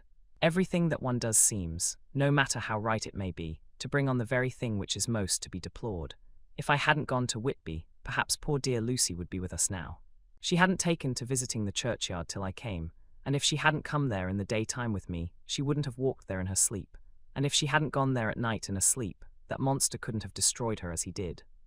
Oh, why did I ever go to Whitby? They're now crying again. I wonder what has come over me today. I must hide it from Jonathan, for if he knew that I had been crying twice in one morning, I who never cried on my own account and whom he has never caused to shed a tear, the dear fellow would fret his heart out. I shall put a bold face on, and if I do feel weepy, he shall never see it. I suppose it is one of the lessons that we poor women have to learn. I can't quite remember how I fell asleep last night. I remember hearing the sudden barking of the dogs, and a lot of queer sounds, like praying on a very tumultuous scale, from Mr. Renfield's room, which is somewhere under this. And then there was silence over everything, silence so profound that it startled me, and I got up and looked out of the window. All was dark and silent, the black shadows thrown by the moonlight seeming full of a silent mystery of their own. Not a thing seemed to be stirring, but all to be grim and fixed as death or fate, so that a thin streak of white mist, that crept with almost imperceptible slowness across the grass towards the house, seemed to have a sentience and a vitality of its own. I think that the digression of my thoughts must have done me good, for when I got back to bed I found a lethargy creeping over me. I lay a while but could not quite sleep, so I got out and looked out of the window again. The mist was spreading and was now close up to the house, so that I could see it lying thick against the wall, as though it were stealing up to the windows. The poor man was more loud than ever, and though I could not distinguish a word he said, I could in some way recognize in his tones some passionate entreaty on his part. Then there was the sound of a struggle, and I knew that the attendants were dealing with him. I was so frightened that I crept into bed and pulled the clothes over my head, putting my fingers in my ears. I was not then a bit sleepy, at least so I thought, but I must have fallen asleep, for except dreams, I do not remember anything until the morning when Jonathan woke me. I think that it took me an effort and a little time to realize where I was, and that it was Jonathan who was bending over me. My dream was very peculiar, and was almost typical of the way that waking thoughts become merged in, or continued in, dreams. I thought that I was asleep and waiting for Jonathan to come back. I was very anxious about him, and I was powerless to act. My feet and my hands and my brain were weighted, so that nothing could proceed at the usual pace. And so I slept uneasily and thought. Then it began to dawn upon me that the air was heavy and dank and cold. I put back the clothes from my face and found to my surprise that all was dim around. The gaslight which I had left lit for Jonathan, but turned down, came only like a tiny red spark through the fog, which had evidently grown thicker and poured into the room. Then it occurred to me that I had shut the window before I had come to bed. I would have got out to make certain on the point, but some leaden lethargy seemed to chain my limbs and even my will. I lay still and endured, that was all. I closed my eyes but could still see through my eyelids. It is wonderful what tricks our dreams play us and how conveniently we can imagine. The mist grew thicker and thicker, and I could see now how it came in, for I could see it like smoke, or with the white energy of boiling water, pouring in, not through the window, but through the joinings of the door. It got thicker and thicker, till it seemed as if it became concentrated into a sort of pillar of cloud in the room, through the top of which I could see the light of the gas, shining like a red eye. Things began to whirl through my brain, just as the cloudy column was now whirling in the room, and through it all came the scriptural words, a pillar of cloud by day and of fire by night. Was it indeed some such spiritual guidance that was coming to me in my sleep? But the pillar was composed of both the day and the night guiding, for the fire was in the red eye, which at the thought got a new fascination for me, till as I looked the fire divided, and seemed to shine on me through the fog like two red eyes, such as Lucy told me of in her momentary mental wandering when, on the cliff, the dying sunlight struck the windows of St. Mary's Church. Suddenly the horror burst upon me that it was thus that Jonathan had seen those awful women growing into reality through the whirling mist in the moonlight, and in my dream I must have fainted, for all became black darkness. The last conscious effort which imagination made was to show me a livid white face bending over me out of the mist. I must be careful of such dreams, for they would unseat one's reason if there were too much of them. I would get Dr. Van Helsing or Dr. Seward to prescribe something for me which would make me sleep, only that I fear to alarm them. Such a dream at the present time would become woven into their fears for me. Tonight I shall strive hard to sleep naturally. If I do not, I shall tomorrow night get them to give me a dose of chloral. That cannot hurt me for once, and it will give me a good night's sleep. Last night tired me more than if I had not slept at all. 2 October 10 p.m. Last night I slept but did not dream. I must have slept soundly, for I was not waked by Jonathan coming to bed. But the sleep has not refreshed me, for today I feel terribly weak and spiritless. I spent all yesterday trying to read, or lying down dozing. In the afternoon Mr. Renfield asked if he might see me. Poor man, he was very gentle, and when I came away he kissed my hand and bade God bless me. Some way it affected me much. I am crying when I think of him. This is a new weakness, of which I must be careful. Jonathan would be miserable if he knew I had been crying. He and the others were out till dinner time, and they all came in tired. I did what I could to brighten them up, and I suppose that the effort did me good, for I forgot how tired I was. After dinner they sent me to bed, and all went off to smoke together, as they said, but I knew that they wanted to tell each other of what had occurred to each during the day. I could see from Jonathan's manner that he had something important to communicate. I was not so sleepy as I should have been, so before they went I asked Dr. Seward to give me a little opiate of some kind, as I had not slept well the night before. He very kindly made me up a sleeping draught, which he gave to me, telling me that it would do me no harm, as it was very mild. I have taken it, and am waiting for sleep, which still keeps aloof. I hope I have not done wrong, for as sleep begins to flirt with me, a new fear comes, that I may have been foolish in thus depriving myself of the power of waking. I might want it. Here comes sleep. Good night. Chapter 20. Jonathan Harker's Journal 1 October, evening. I found Thomas Snelling in his house at Bethnal Green, but unhappily he was not in a condition to remember anything. The very prospect of beer which my expected coming had opened to him had proved too much, and he had begun too early on his expected debauch. I learned, however, from his wife, who seemed a decent, poor soul, that he was only the assistant to Smollett, who of the two mates was the responsible person. So off I drove to Walworth, and found Mr. Joseph Smollett at home and in his shirt-sleeves, taking a late tea out of a saucer. He is a decent, intelligent fellow, distinctly a good, reliable type of workman, and with a headpiece of his own. He remembered all about the incident of the boxes, and from a wonderful dog's-eared notebook, which he produced from some mysterious receptacle about the seat of his trousers, and which had hieroglyphical entries in thick, half-obliterated pencil, he gave me the destinations of the boxes. There were, he said, 6 in the cartload which he took from Carfax and left at 197, Chicksand Street, Mile End, New Town, and another 6 which he deposited at Jamaica Lane, Bermondsey. If then the Count meant to scatter these ghastly refuges of his over London, these places were chosen as the first of delivery, so that later he might distribute more fully. The systematic manner in which this was done made me think that he could not mean to confine himself to 2 sides of London. He was now fixed on the far east of the northern shore, on the east of the southern shore, and on the south. The north and west were surely never meant to be left out of his diabolical scheme, let alone the city itself, and the very heart of fashionable London in the southwest and west. I went back to Smollett and asked him if he could tell us if any other boxes had been taken from Carfax. He replied, "Well, governor, you've treated me worry handsome. I had given him half a sovereign, and I'll tell you all I know. I heard a man by the name of Bloxam say 4 nights ago in the R&Ounds in Pincher's Alley, as 'ow he and his mate 'ad a rare dusty job in a old ooze at Perfect. There ain't a many such jobs as this air, and I'm thinkin' that maybe Sam Bloxam could tell ye summat. I asked if he could tell me where to find him. I told him that if he could get me the address, it would be worth another half sovereign to him. So he gulped down the rest of his tea and stood up, saying that he was going to begin the search then and there. At the door he stopped and said, 'Look, governor, there ain't no sense in me keepin' you I may find Sam soon, or I mayn't, but anyhow he ain't like to be in a way to tell ye much tonight. Sam is a rare one when he starts on the booze. If you can give me an envelope with a stamp on it and put your address on it, I'll find out where Sam is to be found and post it ye tonight. But ye'd better be up arter I am soon in the mornin', or maybe ye won't catch I am, for Sam gets off main early, never mind the booze the night afore.' This was all practical, so one of the children went off with a penny to buy an envelope and a sheet of paper, and to keep the change. When she came back, I addressed the envelope and stamped it, and when Smollett had again faithfully promised to post the address when found, I took my way to home. We're on the track anyhow. I am tired tonight and want sleep. Mina is fast asleep and looks a little too pale. Her eyes look as though she had been crying. Poor dear, I've no doubt it frets her to be kept in the dark, and it may make her doubly anxious about me and the others, but it is best as it is. It is better to be disappointed and worried in such a way now than to have her nerve broken. The doctors were quite right to insist on her being kept out of this dreadful business. I must be firm, for on me this particular burden of silence must rest. I shall not ever enter on the subject with her under any circumstances. Indeed, it may not be a hard task after all, for she herself has become reticent on the subject, and has not spoken of the Count or his doings ever since we told her of our decision.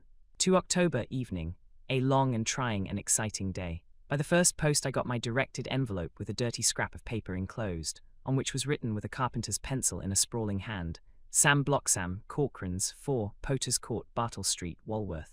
Ask for the Depite. I got the letter in bed and rose without waking Mina. She looked heavy and sleepy and pale and far from well. I determined not to wake her, but that when I should return from this new search, I would arrange for her going back to Exeter. I think she would be happier in our own home, with her daily tasks to interest her, than in being here amongst us and in ignorance. I only saw Dr. Seward for a moment, and told him where I was off to, promising to come back and tell the rest so soon as I should have found out anything. I drove to Walworth and found, with some difficulty, Potters Court. Mr. Smollett's spelling misled me, as I asked for Potters Court instead of Potters Court. However, when I had found the court, I had no difficulty in discovering Corcoran's lodging-house. When I asked the man who came to the door for the Depite, he shook his head and said, "I dunno there ain't no such a person, I never 'eard of in all my bloomin' days. Don't believe there ain't nobody of that kind livin', or anywheres." I took out Smollett's letter, and as I read it, it seemed to me that the lesson of the spelling of the name of the court might guide me. "What are you?" I asked. "I'm the Deputy," he answered. I saw at once that I was on the right track. Phonetic spelling had again misled me. A half-crown tip put the Deputy's knowledge at my disposal, and I learned that Mr. Bloxam, who had slept off the remains of his beer on the previous night at Corcoran's, had left for his work at Poplar at 5 o'clock that morning. He could not tell me where the place of work was situated, but he had a vague idea that it was some kind of a newfangled warehouse, and with this slender clue I had to start for Poplar.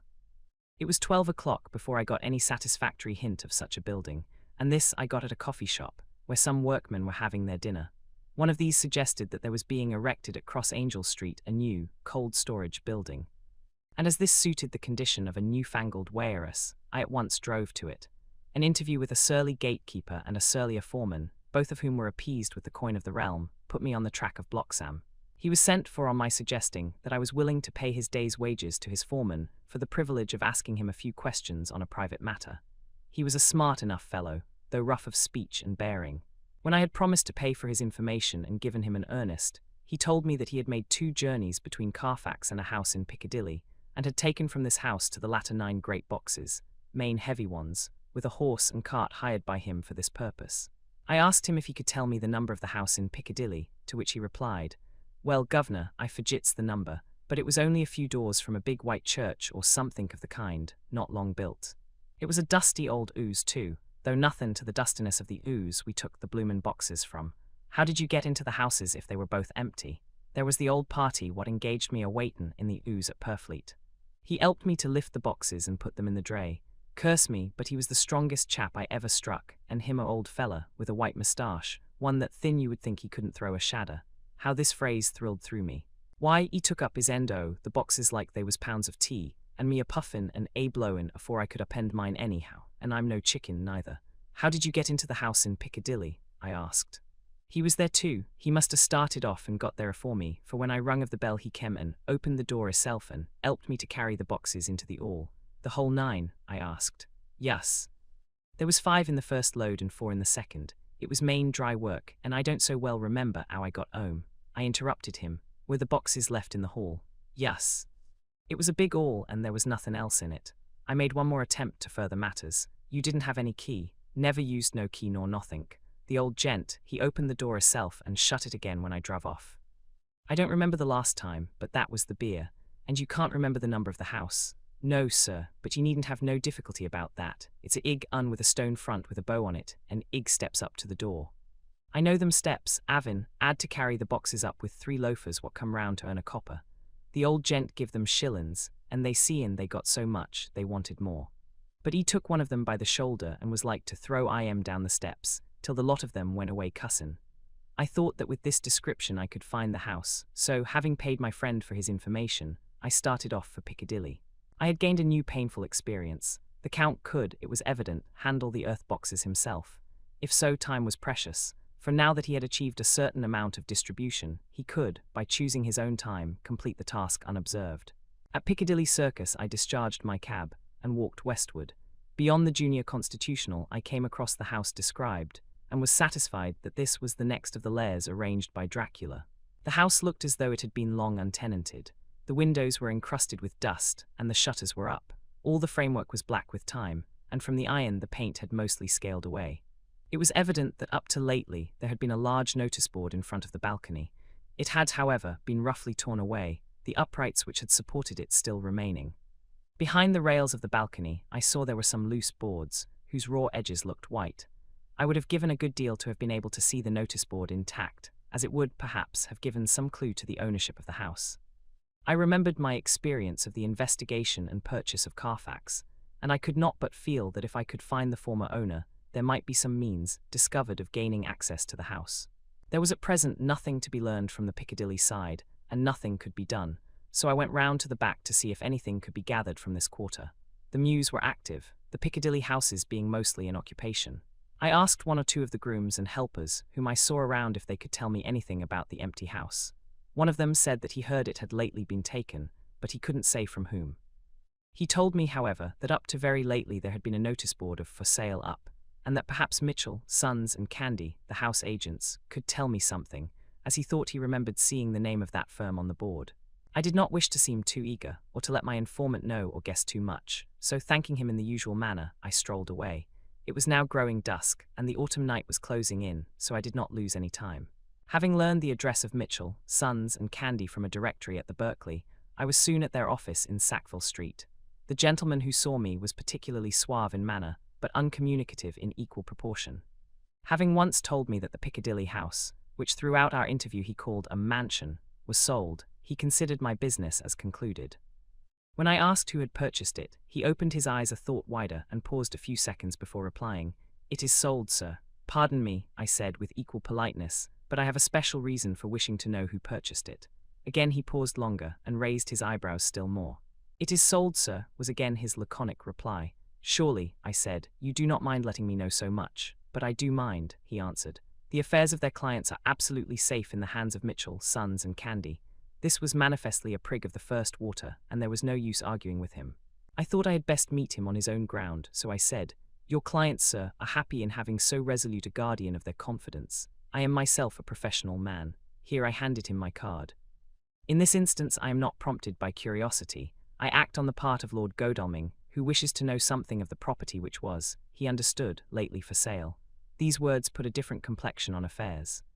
He said, "I would like to oblige you if I could, Mr. Harker, and especially would I like to oblige his lordship. We once carried out a small matter of renting some chambers for him when he was the Honourable Arthur Holmwood. If you will let me have his lordship's address, I will consult the house on the subject, and will, in any case, communicate with his lordship by tonight's post. It will be a pleasure if we can so far deviate from our rules as to give the required information to his lordship." I wanted to secure a friend, and not to make an enemy, so I thanked him, gave the address at Dr. Seward's and came away. It was now dark, and I was tired and hungry. I got a cup of tea at the I-Rated Bread Company and came down to Purfleet by the next train. I found all the others at home. Mina was looking tired and pale, but she made a gallant effort to be bright and cheerful. It wrung my heart to think that I had had to keep anything from her, and so caused her inquietude. Thank God, this will be the last night of her looking on at our conferences, and feeling the sting of our not showing our confidence. It took all my courage to hold to the wise resolution of keeping her out of our grim task. She seems somehow more reconciled, or else the very subject seems to have become repugnant to her, for when any accidental allusion is made she actually shudders.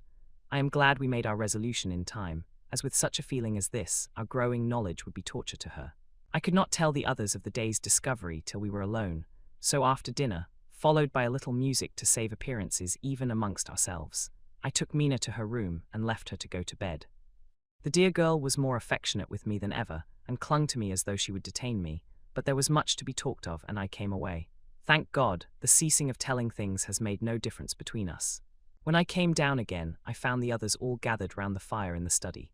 In the train, I had written my diary so far, and simply read it off to them, as the best means of letting them get abreast of my own information. When I had finished, Van Helsing said, This has been a great day's work, friend Jonathan. Doubtless we are on the track of the missing boxes. If we find them all in that house, then our work is near the end. But if there be some missing, we must search until we find them. Then shall we make our final coup and hunt the wretch to his real death. We all sat silent a while, and all at once Mr. Morris spoke. Say, how are we going to get into that house? We got into the other, answered Lord Godalming quickly. But this is different. We broke house at Carfax, but we had night and a walled park to protect us. It will be a mighty different thing to commit burglary in Piccadilly, either by day or night. I confess I don't see how we are going to get in unless that agency duck can find us a key of some sort. Perhaps we shall know when you get his letter in the morning. Lord Godalming's brows contracted, and he stood up and walked about the room. By and by he stopped and said, turning from one to another of us, Quincy's head is level. This burglary business is getting serious. We got off once all right, but we have now a rare job on hand, unless we can find the Count's key basket. As nothing could well be done before morning, and as it would be at least advisable to wait till Lord Godalming should hear from Mitchell's, we decided not to take any active step before breakfast time. For a good while we sat and smoked, discussing the matter in its various lights and bearings. I took the opportunity of bringing this diary right up to the moment. I am very sleepy and shall go to bed. Just a line. Mina sleeps soundly and her breathing is regular. Her forehead is puckered up into little wrinkles, as though she thinks even in her sleep. She is still too pale, but does not look so haggard as she did this morning. Tomorrow will, I hope, mend all this. She will be herself at home in Exeter. Oh, but I am sleepy. Dr. Seward's diary, 1 October. I am puzzled afresh about Renfield. His moods change so rapidly that I find it difficult to keep touch of them, and as they always mean something more than his own well-being, they form a more than interesting study. This morning, when I went to see him after his repulse of Van Helsing, his manner was that of a man commanding destiny. He was, in fact, commanding destiny, subjectively. He did not really care for any of the things of mere earth. He was in the clouds and looked down on all the weaknesses and wants of us poor mortals. I thought I would improve the occasion and learn something, so I asked him, "What about the flies these times?" He smiled on me in quite a superior sort of way, such a smile as would have become the face of Malvolio, as he answered me, "The fly, my dear sir, has one striking feature. Its wings are typical of the aerial powers of the psychic faculties. The ancients did well when they typified the soul as a butterfly. I thought I would push his analogy to its utmost logically, so I said quickly, 'Oh, it is a soul you are after now, is it?' His madness foiled his reason, and a puzzled look spread over his face as, shaking his head with a decision which I had but seldom seen in him, he said, 'Oh no, oh no. I want no souls, life is all I want.' Here he brightened up. 'I am pretty indifferent about it at present. Life is all right, I have all I want. You must get a new patient, doctor, if you wish to study zoophagy.' This puzzled me a little, so I drew him on. 'Then you command life. You are a god, I suppose?' He smiled with an ineffably benign superiority. 'Oh no. Far be it from me to arrogate to myself the attributes of the deity. I am not even concerned in his especially spiritual doings. If I may state my intellectual position, I am, so far as concerns things purely terrestrial, somewhat in the position which Enoch occupied spiritually. This was a poser to me.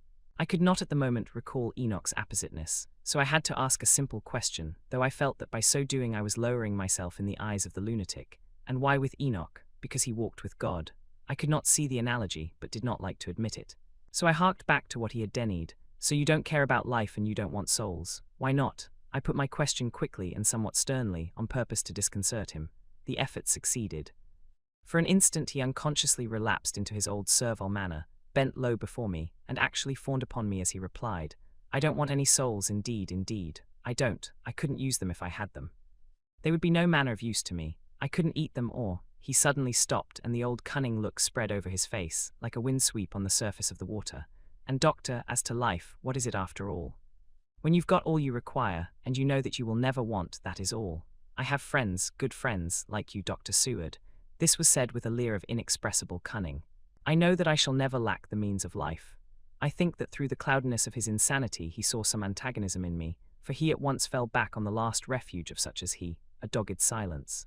After a short time I saw that for the present it was useless to speak to him. He was sulky, and so I came away. Later in the day he sent for me. Ordinarily I would not have come without special reason, but just at present I am so interested in him that I would gladly make an effort. Besides, I am glad to have anything to help to pass the time. Harker is out, following up clues, and so are Lord Godalming and Quincy. Van Helsing sits in my study poring over the record prepared by the Harkers. He seems to think that by accurate knowledge of all details he will light upon some clue. He does not wish to be disturbed in the work, without cause. I would have taken him with me to see the patient, only I thought that after his last repulse he might not care to go again. There was also another reason. Renfield might not speak so freely before a third person as when he and I were alone. I found him sitting out in the middle of the floor on his stool, a pose which is generally indicative of some mental energy on his part.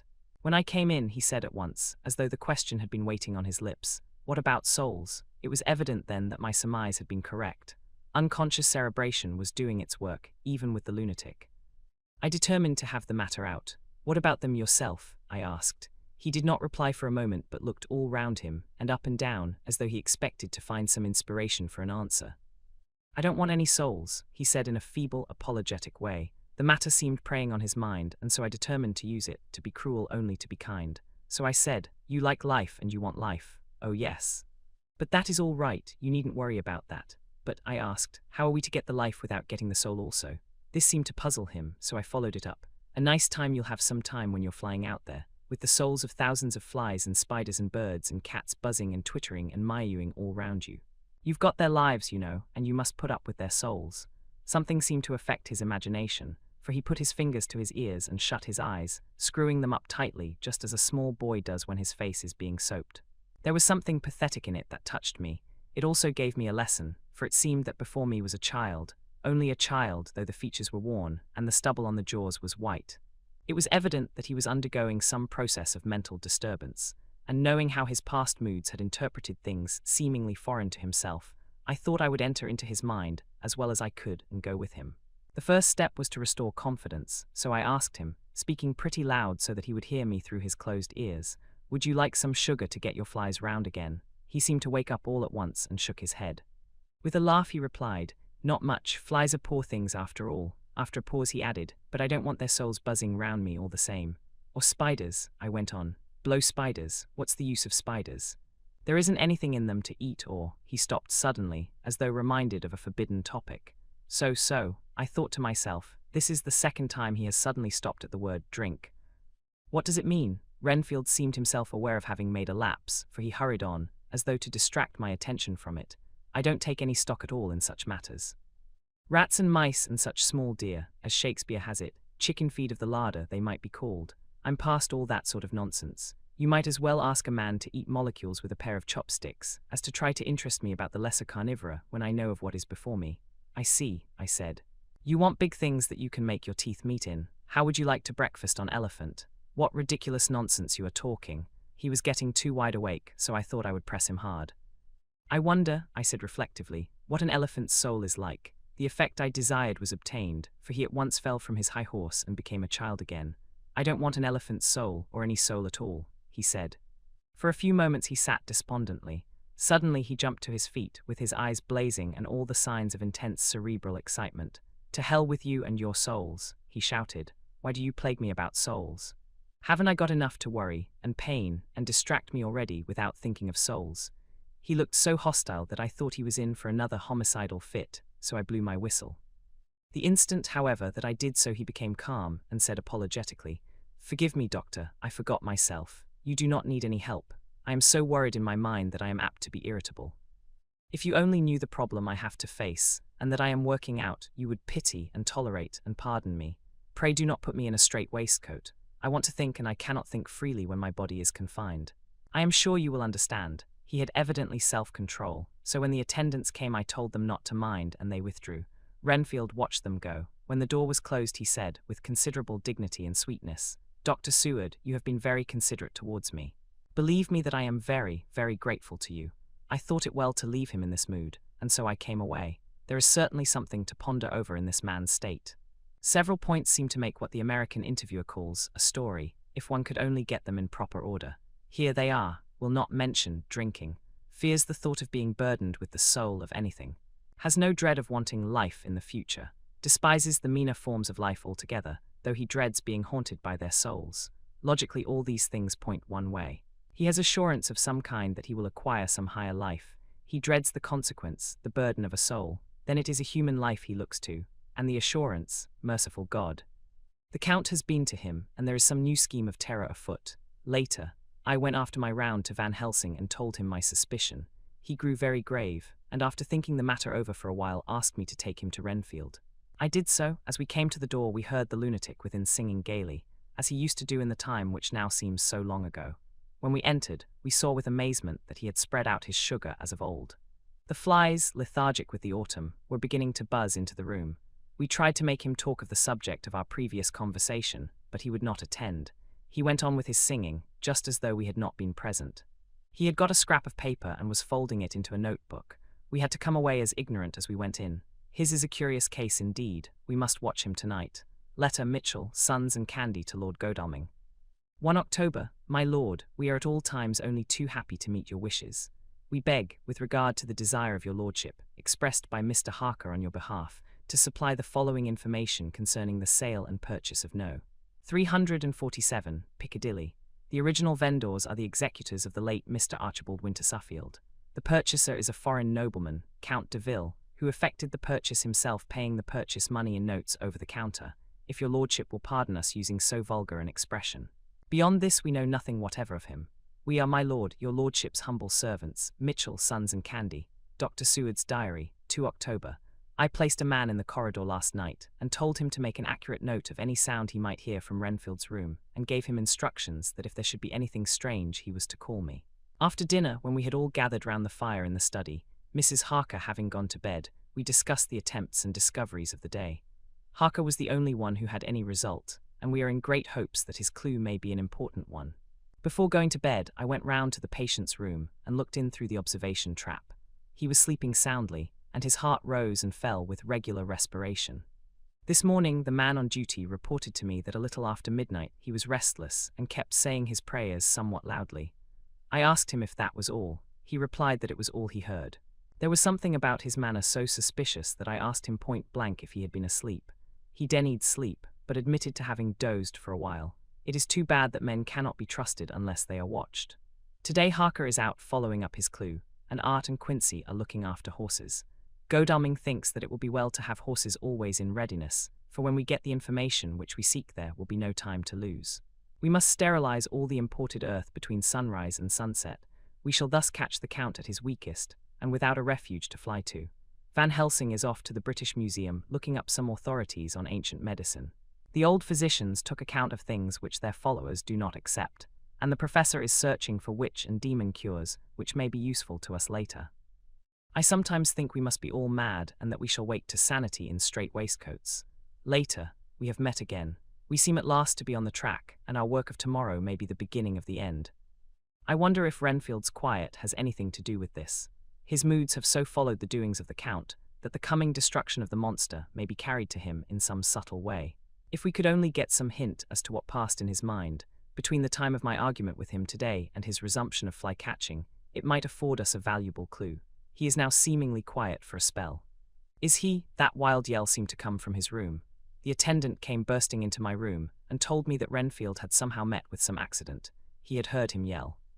And when he went to him, found him lying on his face on the floor, all covered with blood. I must go at once. Chapter 21. Dr. Seward's Diary, 3 October. Let me put down with exactness all that happened, as well as I can remember it, since last I made an entry. Not a detail that I can recall must be forgotten. In all calmness I must proceed. When I came to Renfield's room, I found him lying on the floor on his left side in a glittering pool of blood. When I went to move him, it became at once apparent that he had received some terrible injuries. There seemed none of that unity of purpose between the parts of the body which marks even lethargic sanity. As the face was exposed, I could see that it was horribly bruised, as though it had been beaten against the floor. Indeed, it was from the face wounds that the pool of blood originated. The attendant who was kneeling beside the body said to me as we turned him over, "I think, sir, his back is broken. See, both his right arm and leg and the whole side of his face are paralyzed." How such a thing could have happened puzzled the attendant beyond measure. He seemed quite bewildered, and his brows were gathered in as he said, "I can't understand the two things. He could mark his face like that by beating his own head on the floor. I saw a young woman do it once at the Eversfield Asylum before anyone could lay hands on her. And I suppose he might have broke his neck by falling out of bed if he got in an awkward kink. But for the life of me, I can't imagine how the two things occurred. If his back was broke, he couldn't beat his head, and if his face was like that before the fall out of bed, there would be marks of it. I said to him, "Go to Dr. Van Helsing and ask him to kindly come here at once. I want him without an instant's delay." The man ran off, and within a few minutes the professor, in his dressing gown and slippers, appeared. When he saw Renfield on the ground, he looked keenly at him a moment, and then turned to me. I think he recognized my thought in my eyes, for he said very quietly, manifestly for the ears of the attendant, "Ah, a sad accident. He will need very careful watching and much attention. I shall stay with you myself. But I shall first dress myself. If you will remain, I shall in a few minutes join you." The patient was now breathing stertorously, and it was easy to see that he had suffered some terrible injury. Van Helsing returned with extraordinary celerity, bearing with him a surgical case. He had evidently been thinking and had his mind made up, for almost before he looked at the patient, he whispered to me, "Send the attendant away. We must be alone with him when he becomes conscious after the operation." So I said, "I think that will do now, Simmons. We have done all that we can at present. You had better go your round, and Dr. Van Helsing will operate. Let me know instantly if there be anything unusual anywhere." The man withdrew, and we went into a strict examination of the patient. The wounds of the face were superficial. The real injury was a depressed fracture of the skull, extending right up through the motor area. The professor thought a moment and said, "We must reduce the pressure and get back to normal conditions, as far as can be. The rapidity of the suffusion shows the terrible nature of his injury. The whole motor area seems affected. The suffusion of the brain will increase quickly, so we must trephine at once, or it may be too late." As he was speaking, there was a soft tapping at the door. I went over and opened it and found in the corridor without Arthur and Quincy in pajamas and slippers. The former spoke. "I heard your man call up Dr. Van Helsing and tell him of an accident. So I woke Quincy, or rather called for him, as he was not asleep. Things are moving too quickly and too strangely for sound sleep for any of us these times. I've been thinking that tomorrow night will not see things as they have been. We'll have to look back and forward a little more than we have done. May we come in?" I nodded, and held the door open till they had entered, then I closed it again. When Quincy saw the attitude and state of the patient, and noted the horrible pool on the floor, he said softly, "My God. What has happened to him? Poor devil." I told him briefly, and added that we expected he would recover consciousness after the operation, for a short time at all events. He went at once and sat down on the edge of the bed, with Godalming beside him. We all watched in patience. "We shall wait," said Van Helsing, "just long enough to fix the best spot for trephining, so that we may most quickly and perfectly remove the blood clot. For it is evident that the hemorrhage is increasing." The minutes during which we waited passed with fearful slowness. I had a horrible sinking in my heart, and from Van Helsing's face, I gathered that he felt some fear or apprehension as to what was to come. I dreaded the words that Renfield might speak. I was positively afraid to think, but the conviction of what was coming was on me, as I have read of men who have heard the death watch. The poor man's breathing came in uncertain gasps. Each instant he seemed as though he would open his eyes and speak, but then would follow a prolonged stertorous breath, and he would relapse into a more fixed insensibility. Inured as I was to sick beds and death, this suspense grew and grew upon me. I could almost hear the beating of my own heart, and the blood surging through my temples sounded like blows from a hammer. The silence finally became agonizing. I looked at my companions, one after another, and saw from their flushed faces and damp brows that they were enduring equal torture. There was a nervous suspense over us all, as though overhead some dread bell would peal out powerfully when we should least expect it. At last there came a time when it was evident that the patient was sinking fast. He might die at any moment. I looked up at the professor and caught his eyes fixed on mine. His face was sternly set as he spoke. "There is no time to lose. His words may be worth many lives. I have been thinking so as I stood here. It may be there is a soul at stake. We shall operate just above the ear." Without another word he made the operation. For a few moments the breathing continued to be stertorous. Then there came a breath so prolonged that it seemed as though it would tear open his chest. Suddenly his eyes opened and became fixed in a wild, helpless stare. This was continued for a few moments. Then it softened into a glad surprise, and from the lips came a sigh of relief. He moved convulsively, and as he did so said, "I'll be quiet, doctor. Tell them to take off the strait waistcoat. I have had a terrible dream, and it has left me so weak that I cannot move. What's wrong with my face? It feels all swollen and it smarts dreadfully." He tried to turn his head, but even with the effort his eyes seemed to grow glassy again, so I gently put it back. Then Van Helsing said in a quiet, grave tone, "Tell us your dream, Mr. Renfield." As he heard the voice his face brightened through its mutilation, and he said, "That is Dr. Van Helsing. How good it is of you to be here. Give me some water, my lips are dry, and I shall try to tell you. I dreamed." He stopped and seemed fainting. I called quietly to Quincy, "The brandy, it is in my study, quick." He flew and returned with a glass, the decanter of brandy and a carafe of water. We moistened the parched lips, and the patient quickly revived. It seemed, however, that his poor injured brain had been working in the interval, for when he was quite conscious, he looked at me piercingly with an agonized confusion which I shall never forget, and said, "I must not deceive myself. It was no dream, but all a grim reality." Then his eyes roved round the room. As they caught sight of the two figures sitting patiently on the edge of the bed, he went on, "If I were not sure already, I would know from them." For an instant his eyes closed, not with pain or sleep, but voluntarily, as though he were bringing all his faculties to bear. When he opened them, he said, hurriedly, and with more energy than he had yet displayed, "Quick, doctor, quick. I am dying. I feel that I have but a few minutes, and then I must go back to death, or worse, wet my lips with brandy again. I have something that I must say before I die, or before my poor crushed brain dies anyhow. Thank you. It was that night after you left me, when I implored you to let me go away. I couldn't speak then, for I felt my tongue was tied, but I was as sane then, except in that way, as I am now. I was in an agony of despair for a long time after you left me. It seemed hours. Then there came a sudden peace to me. My brain seemed to become cool again, and I realized where I was. I heard the dogs bark behind our house, but not where he was." As he spoke, Van Helsing's eyes never blinked, but his hand came out and met mine and gripped it hard. He did not, however, betray himself. He nodded slightly and said, "Go on," in a low voice. Renfield proceeded. He came up to the window in the mist, as I had seen him often before. But he was solid then, not a ghost, and his eyes were fierce like a man's when angry. He was laughing with his red mouth. The sharp white teeth glinted in the moonlight when he turned to look back over the belt of trees, to where the dogs were barking. I wouldn't ask him to come in at first, though I knew he wanted to, just as he had wanted all along. Then he began promising me things, not in words but by doing them. He was interrupted by a word from the professor. How? By making them happen. Just as he used to send in the flies when the sun was shining, great big fat ones with steel and sapphire on their wings, and big moths in the night with skull and crossbones on their backs. Van Helsing nodded to him as he whispered to me unconsciously, "The Acrontia atotropos of the sphinges, what you call the death's head moth," the patient went on without stopping. Then he began to whisper, "Rats, rats, rats. Hundreds, thousands, millions of them, and everyone alive, and dogs to eat them, and cats too. All lives, all red blood with years of life in it. And not merely buzzing flies." I laughed at him, for I wanted to see what he could do. Then the dogs howled, away beyond the dark trees in his house. He beckoned me to the window. I got up and looked out, and he raised his hands, and seemed to call out without using any words. A dark mass spread over the grass, coming on like the shape of a flame of fire.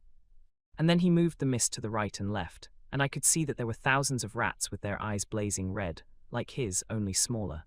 He held up his hand, and they all stopped, and I thought he seemed to be saying, "All these lives will I give you, I and many more and greater, through countless ages, if you will fall down and worship me." And then a red cloud, like the color of blood, seemed to close over my eyes. And before I knew what I was doing, I found myself opening the sash and saying to him, "Come in, Lord and Master." The rats were all gone, but he slid into the room through the sash, though it was only open an inch wide, just as the moon herself has often come in through the tiniest crack and has stood before me in all her size and splendor. His voice was weaker, so I moistened his lips with the brandy again, and he continued. But it seemed as though his memory had gone on working in the interval, for his story was further advanced. I was about to call him back to the point, but Van Helsing whispered to me, "Let him go on, do not interrupt him. He cannot go back, and maybe could not proceed at all if once he lost the thread of his thought." He proceeded. "All day I waited to hear from him, but he did not send me anything, not even a blowfly, and when the moon got up I was pretty angry with him.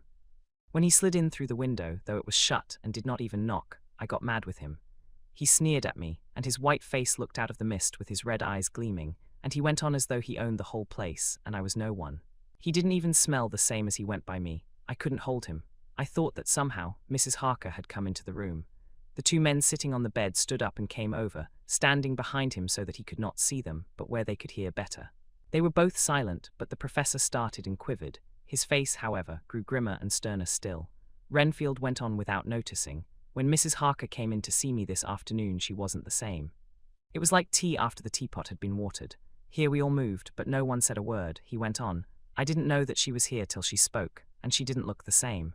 I don't care for the pale people. I like them with lots of blood in them, and hers had all seemed to have run out. I didn't think of it at the time, but when she went away I began to think, and it made me mad to know that he had been taking the life out of her. I could feel that the rest quivered as I did, but we remained otherwise still. So when he came tonight I was ready for him. I saw the mist stealing in, and I grabbed it tight.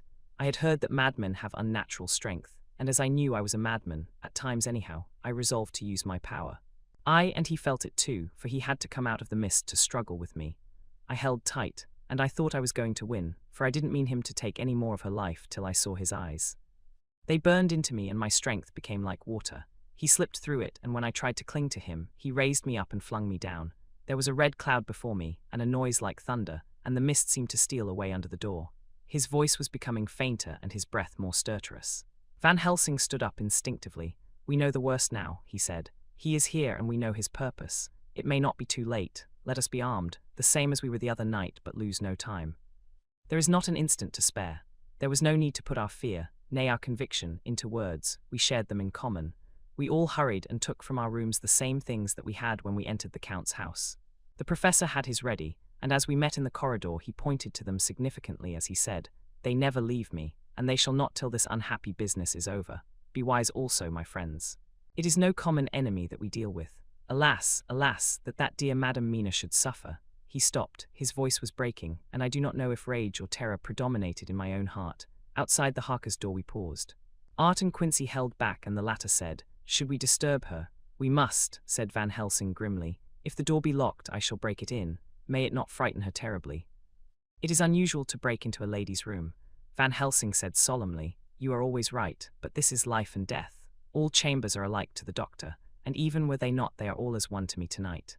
Friend John, when I turn the handle, if the door does not open, do you put your shoulder down and shove, and you too, my friends. Now," he turned the handle as he spoke, but the door did not yield. We threw ourselves against it. With a crash it burst open, and we almost fell headlong into the room. The professor did actually fall, and I saw across him as he gathered himself up from hands and knees. What I saw appalled me. I felt my hair rise like bristles on the back of my neck, and my heart seemed to stand still. The moonlight was so bright that through the thick yellow blind the room was light enough to see. On the bed beside the window lay Jonathan Harker, his face flushed and breathing heavily as though in a stupor. Kneeling on the near edge of the bed facing outwards was the white-clad figure of his wife. By her side stood a tall, thin man, clad in black. His face was turned from us, but the instant we saw we all recognized the Count, in every way, even to the scar on his forehead. With his left hand he held both Mrs. Harker's hands, keeping them away with her arms at full tension. His right hand gripped her by the back of the neck, forcing her face down on his bosom. Her white nightdress was smeared with blood, and a thin stream trickled down the man's bare breast, which was shown by his torn-open dress. The attitude of the two had a terrible resemblance to a child forcing a kitten's nose into a saucer of milk to compel it to drink. As we burst into the room, the Count turned his face, and the hellish look that I had heard described seemed to leap into it. His eyes flamed red with devilish passion. The great nostrils of the white aquiline nose opened wide and quivered at the edge. And the white sharp teeth, behind the full lips of the blood-dripping mouth, champed together like those of a wild beast. With a wrench which threw his victim back upon the bed as though hurled from a height, he turned and sprang at us. But by this time the professor had gained his feet, and was holding towards him the envelope which contained the sacred wafer. The Count suddenly stopped, just as poor Lucy had done outside the tomb, and cowered back. Further and further back he cowered, as we, lifting our crucifixes, advanced. The moonlight suddenly failed, as a great black cloud sailed across the sky, and when the gaslight sprang up under Quincy's match, we saw nothing but a faint vapor. This, as we looked, trailed under the door, which with the recoil from its bursting open, had swung back to its old position. Van Helsing, Art, and I moved forward to Mrs. Harker, who by this time had drawn her breath, and with it had given a scream so wild, so ear-piercing, so despairing that it seems to me now that it will ring in my ears till my dying day. For a few seconds she lay in her helpless attitude and disarray. Her face was ghastly, with a pallor which was accentuated by the blood which smeared her lips and cheeks and chin. From her throat trickled a thin stream of blood. Her eyes were mad with terror. Then she put before her face her poor crushed hands, which bore on their whiteness the red mark of the Count's terrible grip, and from behind them came a low desolate wail, which made the terrible scream seem only the quick expression of an endless grief. Van Helsing stepped forward and drew the coverlet gently over her body, whilst Art, after looking at her face for an instant despairingly, ran out of the room. Van Helsing whispered to me, "Jonathan is in a stupor such as we know the vampire can produce. We can do nothing with poor Madam Mina for a few moments till she recovers herself. I must wake him." He dipped the end of a towel in cold water, and with it began to flick him on the face, his wife all the while holding her face between her hands and sobbing in a way that was heartbreaking to hear. I raised the blind and looked out of the window. There was much moonshine, and as I looked I could see Quincy Morris run across the lawn and hide himself in the shadow of a great yew tree. It puzzled me to think why he was doing this. But at the instant I heard Harker's quick exclamation as he woke to partial consciousness and turned to the bed. On his face, as there might well be, was a look of wild amazement. He seemed dazed for a few seconds, and then full consciousness seemed to burst upon him all at once, and he started up. His wife was aroused by the quick movement, and turned to him with her arms stretched out, as though to embrace him. Instantly, however, she drew them in again, and putting her elbows together, held her hands before her face, and shuddered till the bed beneath her shook. "In God's name, what does this mean?" Harker cried out. "Dr. Seward, Dr. Van Helsing, what is it? What has happened? What is wrong? Mina, dear, what is it? What does that blood mean? My God, has it come to this?" And raising himself to his knees, he beat his hands wildly together. "Good God, help us, help her, oh help her." With a quick movement he jumped from bed and began to pull on his clothes, all the man in him awake at the need for instant exertion. "What has happened? Tell me all about it," he cried without pausing. "Dr. Van Helsing, you love Mina, I know. Oh, do something to save her. It cannot have gone too far yet. Guard her while I look for him." His wife, through her terror and horror and distress, saw some sure danger to him. Instantly forgetting her own grief, she seized hold of him and cried out, "No, no, Jonathan, you must not leave me. I have suffered enough tonight, God knows, without the dread of his harming you. You must stay with me. Stay with these friends who will watch over you." Her expression became frantic as she spoke, and he yielding to her, she pulled him down sitting on the bedside and clung to him fiercely. Van Helsing and I tried to calm them both. The professor held up his little golden crucifix and said with wonderful calmness, "Do not fear, my dear, we are here, and whilst this is close to you no foul thing can approach. You are safe for tonight. And we must be calm and take counsel together." She shuddered and was silent, holding down her head on her husband's breast. When she raised it, his white nightrobe was stained with blood where her lips had touched, and where the thin open wound in her neck had sent forth drops. The instant she saw it she drew back, with a low wail, and whispered amidst choking sobs, "Unclean, unclean. I must touch him or kiss him no more. Oh, that it should be that it is I who am now his worst enemy, and whom he may have most cause to fear." To this he spoke out resolutely, "Nonsense, Mina. It is a shame to me to hear such a word. I would not hear it of you, and I shall not hear it from you. May God judge me by my deserts, and punish me with more bitter suffering than even this hour, if by any act or will of mine anything ever come between us." He put out his arms and folded her to his breast. And for a while she lay there sobbing. He looked at us over her bowed head, with eyes that blinked damply above his quivering nostrils. His mouth was set as steel. After a while her sobs became less frequent and more faint, and then he said to me, speaking with a studied calmness which I felt tried his nervous power to the utmost, "And now, Dr. Seward, tell me all about it. Too well I know the broad fact. Tell me all that has been." I told him exactly what had happened, and he listened with seeming impassiveness, but his nostrils twitched and his eyes blazed as I told how the ruthless hands of the Count had held his wife in that terrible and horrid position, with her mouth to the open wound in his breast. It interested me, even at that moment, to see that, whilst the face of white-set passion worked convulsively over the bowed head, the hands tenderly and lovingly stroked the ruffled hair. Just as I had finished, Quincy and Godalming knocked at the door. They entered in obedience to our summons. Van Helsing looked at me questioningly. I understood him to mean if we were to take advantage of their coming to divert, if possible, the thoughts of the unhappy husband and wife from each other and from themselves. So on nodding acquiescence to him, he asked them what they had seen or done, to which Lord Godalming answered, "I could not see him anywhere in the passage or in any of our rooms." I looked in the study, but though he had been there, he had gone. He had, however, he stopped suddenly, looking at the poor drooping figure on the bed. Van Helsing said gravely, "Go on, friend Arthur, we want here no more concealments. Our hope now is in knowing all. Tell freely." So Art went on. He had been there, and though it could only have been for a few seconds, he made rare hay of the place. All the manuscript had been burned, and the blue flames were flickering amongst the white ashes. The cylinders of your phonograph, too, were thrown on the fire, and the wax had helped the flames. Here I interrupted.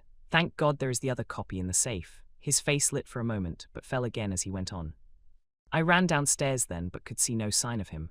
I looked into Renfield's room, but there was no trace there except... Again he paused. "Go on," said Harker hoarsely. So he bowed his head and, moistening his lips with his tongue, added, "Except that the poor fellow is dead." Mrs. Harker raised her head. Looking from one to the other of us, she said solemnly, "God's will be done." I could not but feel that Art was keeping back something. But as I took it that it was with a purpose, I said nothing. Van Helsing turned to Morris and asked, "And you, friend Quincy, have you any to tell?" "A little," he answered. "It may be much eventually, but at present I can't say. I thought it well to know, if possible, where the Count would go when he left the house. I did not see him, but I saw a bat rise from Renfield's window and flap westward. I expected to see him in some shape go back to Carfax. But he evidently sought some other lair. He will not be back tonight, for the sky is reddening in the east and the dawn is close. We must work tomorrow." He said the latter words through his shut teeth. For a space of perhaps a couple of minutes there was silence, and I could fancy that I could hear the sound of our hearts beating. Then Van Helsing said, placing his hand very tenderly on Mrs. Harker's head, "And now, Madam Mina, poor dear, dear Madam Mina, tell us exactly what happened.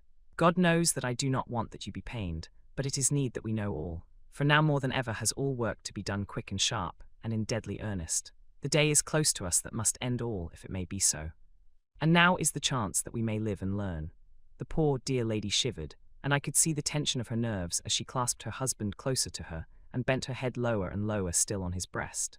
Then she raised her head proudly and held out one hand to Van Helsing, who took it in his, and after stooping and kissing it reverently, held it fast. The other hand was locked in that of her husband, who held his other arm thrown round her protectingly. After a pause in which she was evidently ordering her thoughts, she began, "I took the sleeping draught which you had so kindly given me, but for a long time it did not act.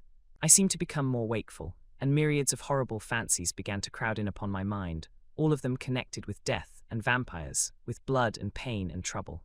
Her husband involuntarily groaned as she turned to him and said lovingly, "Do not fret, dear, you must be brave and strong, and help me through the horrible task. If you only knew what an effort it is to me to tell of this fearful thing at all, you would understand how much I need your help." Well, I saw I must try to help the medicine to its work with my will, if it was to do me any good, so I resolutely set myself to sleep. Sure enough, sleep must soon have come to me, for I remember no more. Jonathan coming in had not waked me, for he lay by my side when next I remember. There was in the room the same thin white mist that I had before noticed, but I forget now if you know of this. You will find it in my diary, which I shall show you later. I felt the same vague terror which had come to me before, and the same sense of some presence. I turned to wake Jonathan, but found that he slept so soundly that it seemed as if it was he who had taken the sleeping draught, and not I. I tried, but I could not wake him. This caused me a great fear, and I looked around terrified. Then indeed my heart sank within me. Beside the bed, as if he had stepped out of the mist, or rather as if the mist had turned into his figure, for it had entirely disappeared, stood a tall, thin man, all in black. I knew him at once from the description of the others. The waxen face, the high aquiline nose on which the light fell in a thin white line, the parted red lips with the sharp white teeth showing between, and the red eyes that I had seemed to see in the sunset on the windows of St. Mary's Church at Whitby. I knew, too, the red scar on his forehead where Jonathan had struck him. For an instant my heart stood still, and I would have screamed out, only that I was paralyzed. In the pause he spoke in a sort of keen, cutting whisper, pointing as he spoke to Jonathan. "Silence. If you make a sound, I shall take him and dash his brains out before your very eyes." I was appalled and was too bewildered to do or say anything. With a mocking smile, he placed one hand upon my shoulder and, holding me tight, bared my throat with the other, saying as he did so, "First, a little refreshment to reward my exertions. You may as well be quiet. It is not the first time or the second that your veins have appeased my thirst." I was bewildered, and strangely enough, I did not want to hinder him. I suppose it is a part of the horrible curse that such is, when his touch is on his victim. And oh my God, pity me. He placed his reeking lips upon my throat. Her husband groaned again. She clasped his hand harder and looked at him pityingly, as if he were the injured one, and went on. I felt my strength fading away, and I was in a half swoon. How long this horrible thing lasted I know not. But it seemed that a long time must have passed before he took his foul, awful, sneering mouth away. I saw it drip with the fresh blood. The remembrance seemed for a while to overpower her, and she drooped and would have sunk down but for her husband's sustaining arm. With a great effort she recovered herself and went on. Then he spoke to me mockingly. "And so you, like the others, would play your brains against mine. You would help these men to hunt me and frustrate me in my designs. You know now, and they know in part already, and will know in full before long, what it is to cross my path. They should have kept their energies for use closer to home. Whilst they played wits against me who commanded nations and intrigued for them and fought for them, hundreds of years before they were born, I was countermining them. And you, their best beloved one, are now to me, flesh of my flesh, blood of my blood, kin of my kin, my bountiful winepress for a while, and shall be later on my companion and my helper. You shall be avenged in turn. For not one of them but shall minister to your needs. But as yet you are to be punished for what you have done. You have aided in thwarting me, now you shall come to my call. When my brain says, come, to you, you shall cross land or sea to do my bidding, and to that end this." With that he pulled open his shirt, and with his long sharp nails opened a vein in his breast. When the blood began to spurt out, he took my hands in one of his, holding them tight, and with the other seized my neck and pressed my mouth to the wound, so that I must either suffocate or swallow some of the, oh my God, what have I done? What have I done to deserve such a fate? I who have tried to walk in meekness and righteousness all my days. God pity me, look down on a poor soul in worse than mortal peril. And in mercy pity those to whom she is dear. Then she began to rub her lips as though to cleanse them from pollution. As she was telling her terrible story, the eastern sky began to quicken, and everything became more and more clear. Harker was still and quiet, but over his face, as the awful narrative went on, came a grey look which deepened and deepened in the morning light, till when the first red streak of the coming dawn shot up, the flesh stood darkly out against the whitening hair. We have arranged that one of us is to stay within call of the unhappy pair, till we can meet together and arrange about taking action. Of this I am sure. The sun rises today on no more miserable house in all the great round of its daily course. Chapter 22. Jonathan Harker's Journal, 3 October. As I must do something or go mad, I write this diary. It is now 6 o'clock, and we are to meet in the study in half an hour and take something to eat. For Dr. Van Helsing and Dr. Seward are agreed that if we do not eat, we cannot work our best. Our best will be, God knows, required today. I must keep writing at every chance, for I dare not stop to think. All, big and little, must go down. Perhaps at the end the little things may teach us most. The teaching, big or little, could not have landed Mina or me anywhere worse than we are today. However, we must trust and hope. Poor Mina told me just now, with the tears running down her dear cheeks, that it is in trouble and trial that our faith is tested, that we must keep on trusting, and that God will aid us up to the end. The end, oh my God, what end? To work, to work. When Dr. Van Helsing and Dr. Seward had come back from seeing poor Renfield, we went gravely into what was to be done. First, Dr. Seward told us that when he and Dr. Van Helsing had gone down to the room below, they had found Renfield lying on the floor, all in a heap. His face was all bruised and crushed in, and the bones of the neck were broken.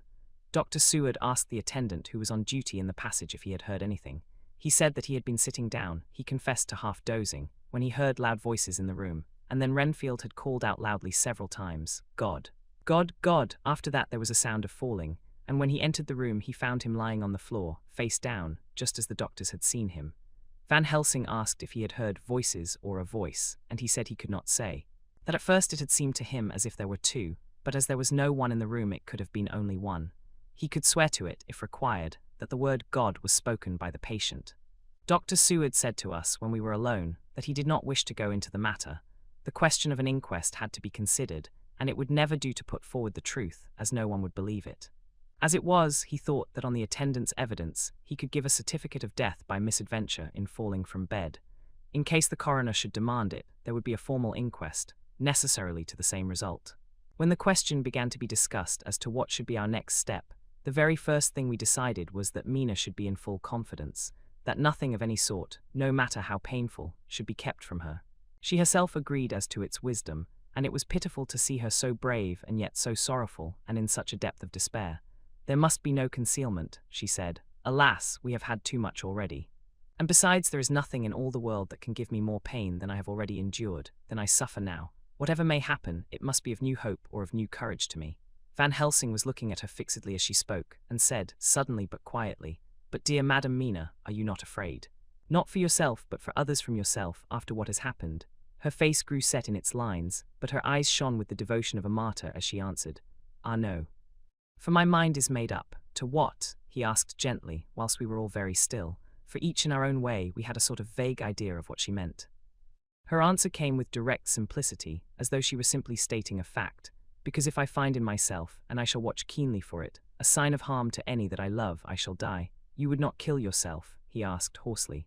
I would if there were no friend who loved me, who would save me such a pain and so desperate an effort. She looked at him meaningly as she spoke. He was sitting down. But now he rose and came close to her and put his hand on her head as he said solemnly, My child, there is such an one if it were for your good. For myself, I could hold it in my account with God to find such an euthanasia for you, even at this moment if it were best. Nay, were it safe, but my child, for a moment he seemed choked and a great sob rose in his throat. He gulped it down and went on, There are here some who would stand between you and death. You must not die. You must not die by any hand, but least of all by your own. Until the other, who has fouled your sweet life, is true dead, you must not die, for if he is still with the quick undead, your death would make you even as he is. No, you must live. You must struggle and strive to live, though death would seem a boon unspeakable.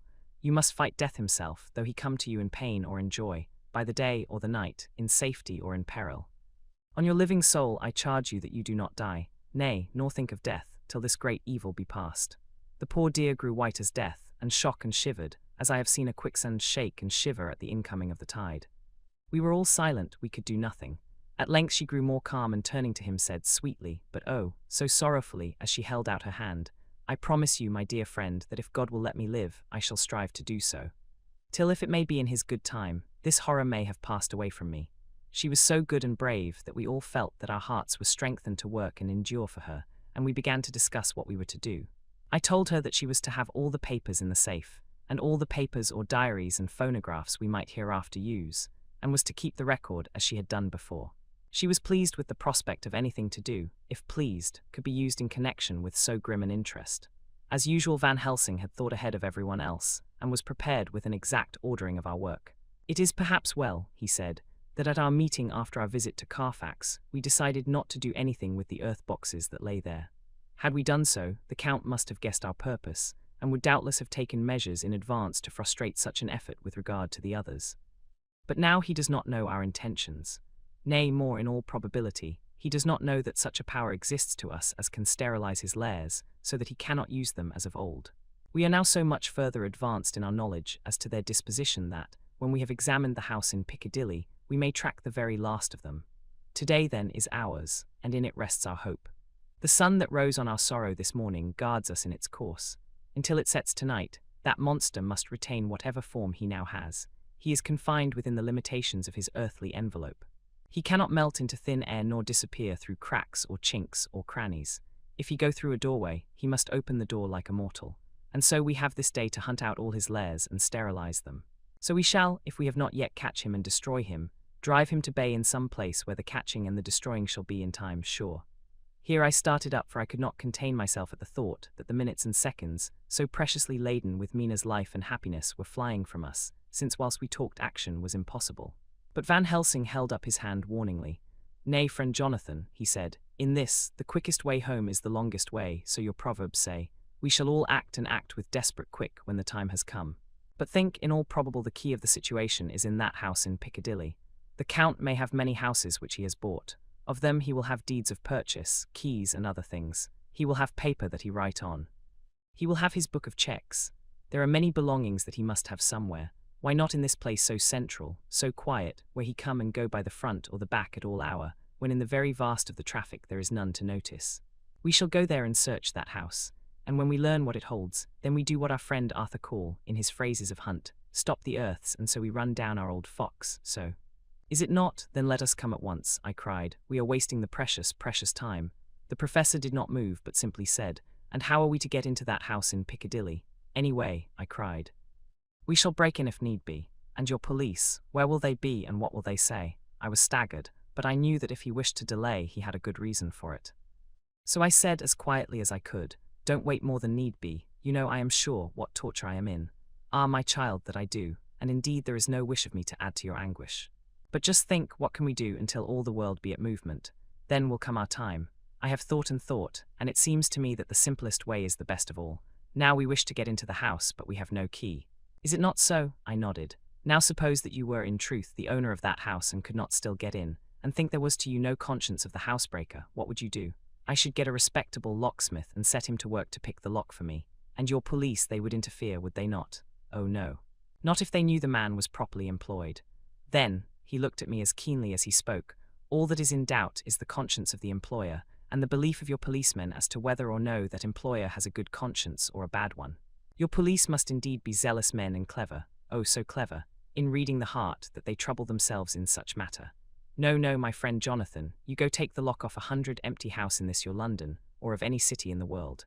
And if you do it as such things are rightly done, and at the time such things are rightly done, no one will interfere. I have read of a gentleman who owned a so fine house in London, and when he went for months of summer to Switzerland and lock up his house, some burglar came and broke window at back and got in. Then he went and made open the shutters in front and walk out and in through the door, before the very eyes of the police. Then he have an auction in that house, and advertise it, and put up big notice. And when the day come, he sell off by a great auctioneer all the goods of that other man who owned them. Then he go to a builder, and he sell him that house, making an agreement that he pull it down and take all away within a certain time. And your police and other authority help him all they can. And when that owner come back from his holiday in Switzerland, he find only an empty hole where his house had been. This was all done en règle. And in our work we shall be en règle too. We shall not go so early that the policemen who have then little to think of shall deem it strange, but we shall go after 10 o'clock when there are many about, and such things would be done were we indeed owners of the house. I could not but see how right he was, and the terrible despair of Mina's face became relaxed a thought. There was hope in such good counsel. Van Helsing went on, when once within that house we may find more clues. At any rate some of us can remain there whilst the rest find the other places where there be more earth boxes, at Bermondsey and Mile End. Lord Godalming stood up. I can be of some use here, he said. I shall wire to my people to have horses and carriages where they will be most convenient. Look here, old fellow, said Morris. It is a capital idea to have all ready in case we want to go horsebacking.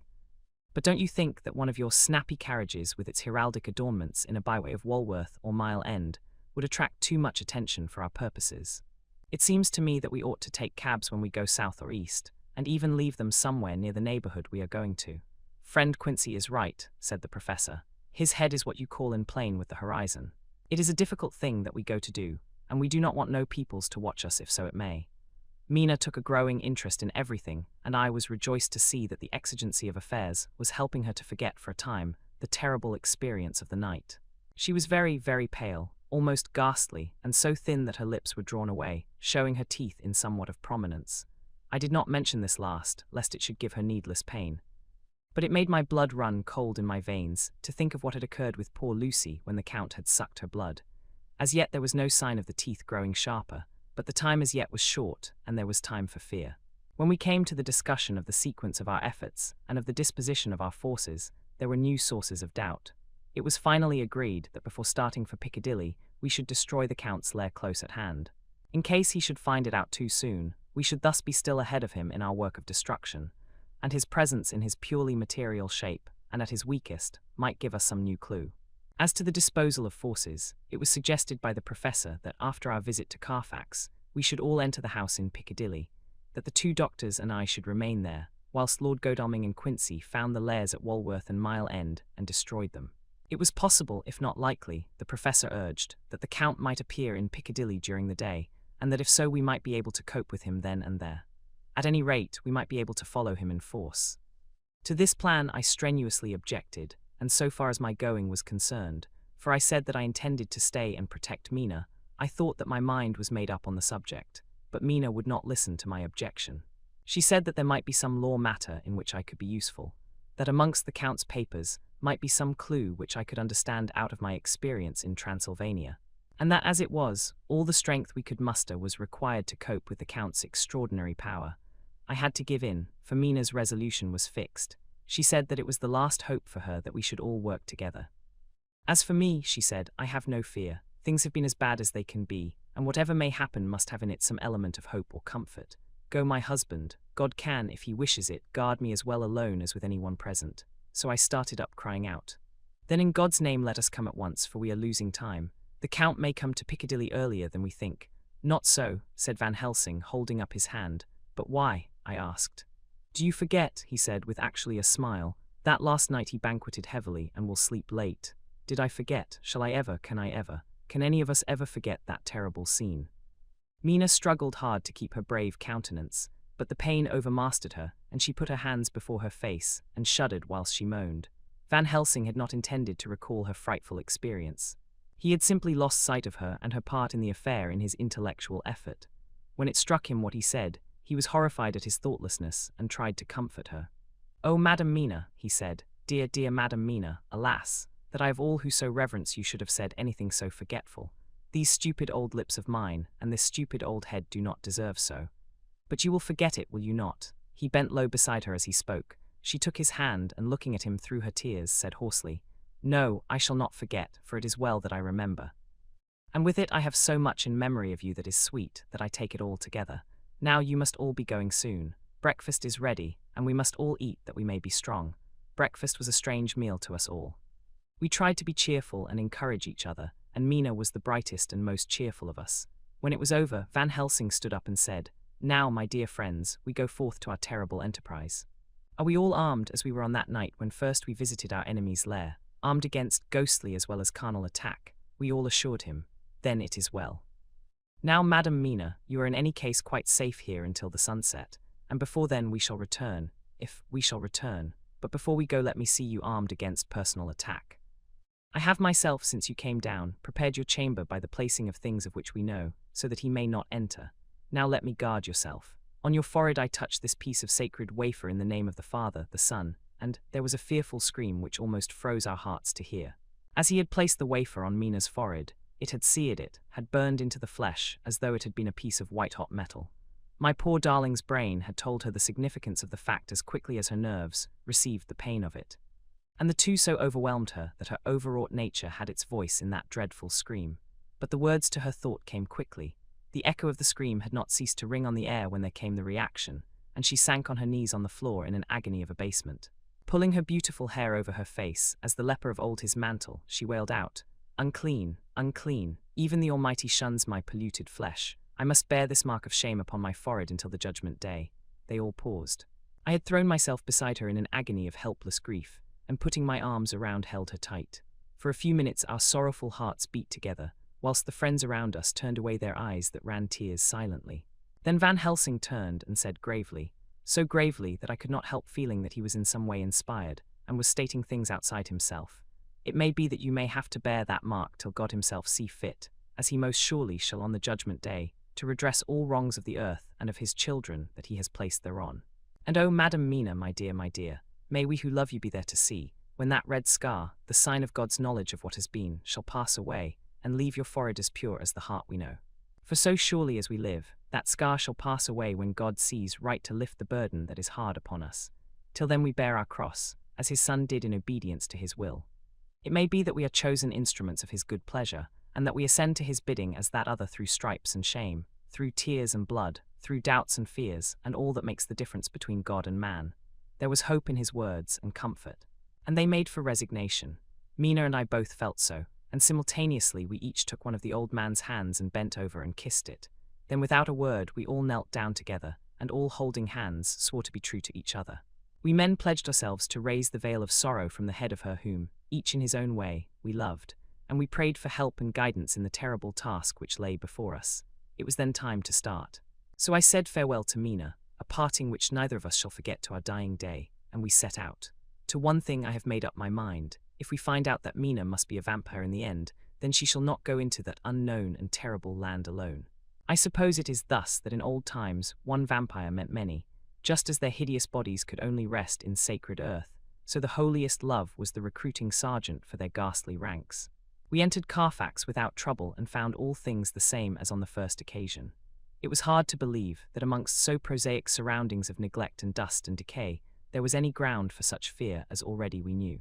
Had not our minds been made up, and had there not been terrible memories to spur us on, we could hardly have proceeded with our task. We found no papers or any sign of use in the house. And in the old chapel the great boxes looked just as we had seen them last.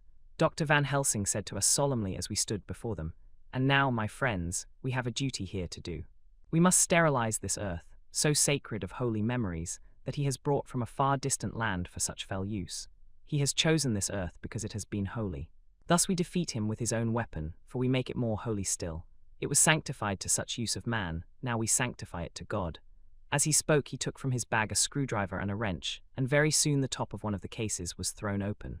The earth smelled musty and close, but we did not somehow seem to mind, for our attention was concentrated on the professor.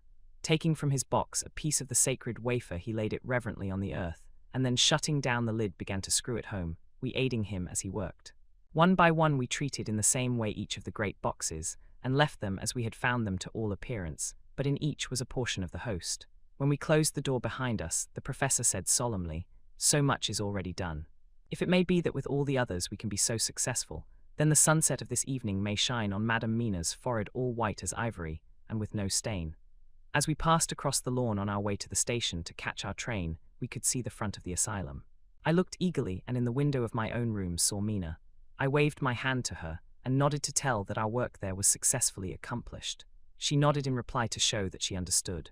The last I saw, she was waving her hand in farewell. It was with a heavy heart that we sought the station and just caught the train, which was steaming in as we reached the platform.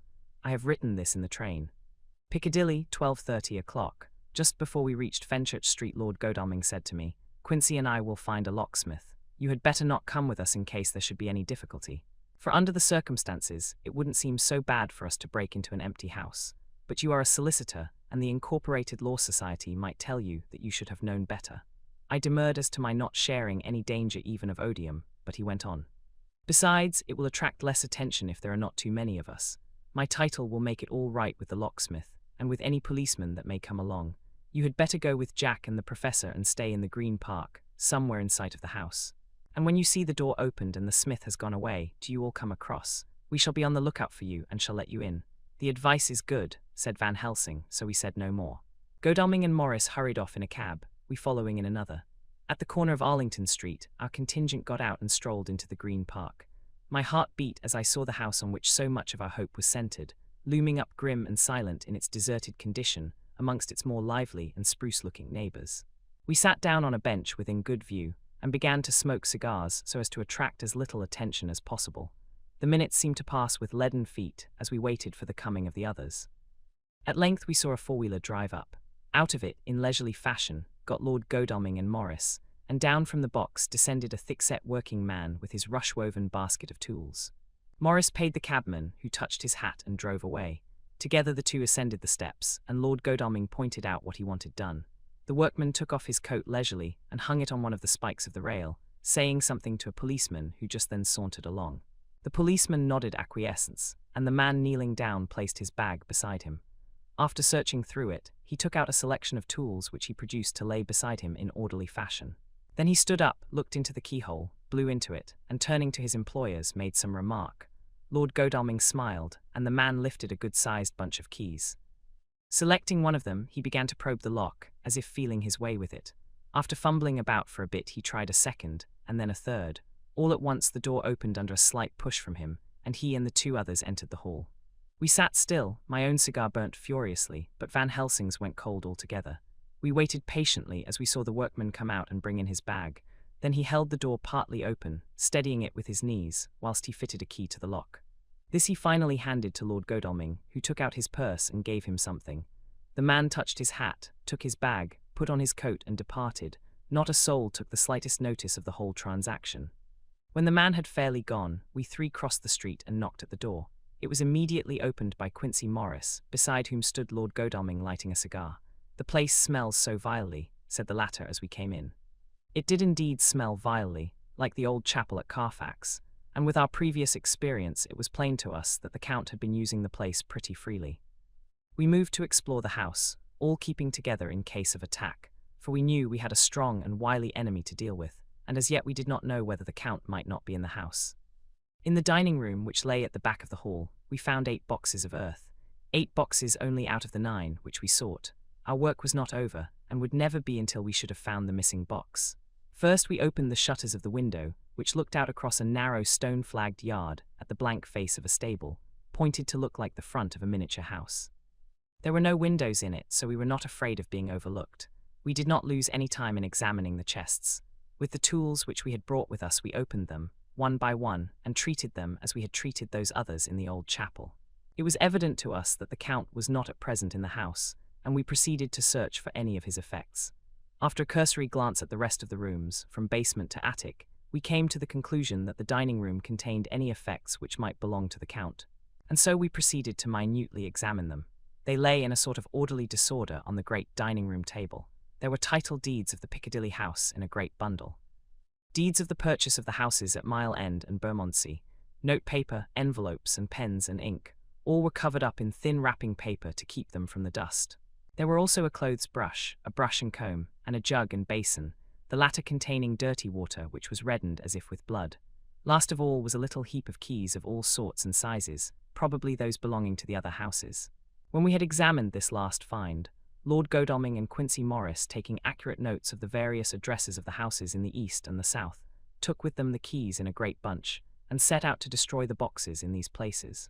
The rest of us are, with what patience we can, waiting their return or the coming of the Count. Chapter 23. Dr. Sewrds Diary, 3 October. The time seemed terribly long whilst we were waiting for the coming of Godalming and Quincy Morris.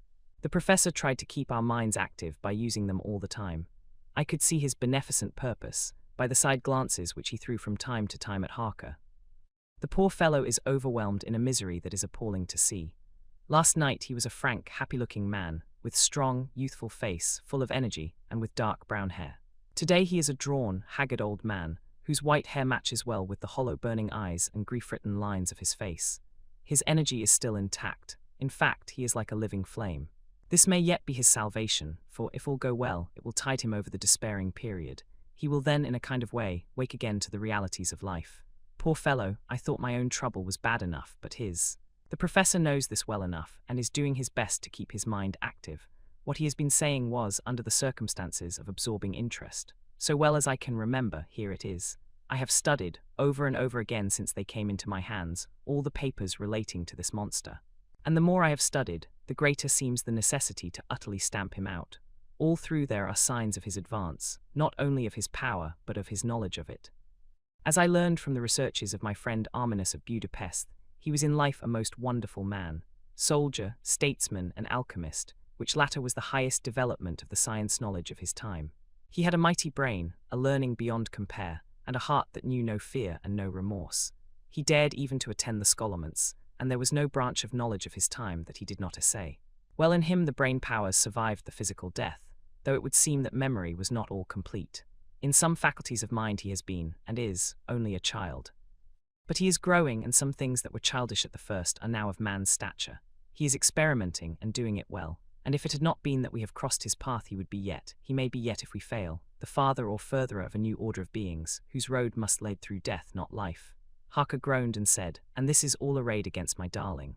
But how is he experimenting? The knowledge may help us to defeat him. He has all along since his coming been trying his power, slowly but surely. That big child brain of his is working. Well, for us it is as yet a child brain. For had he dared at the first to attempt certain things he would long ago have been beyond our power.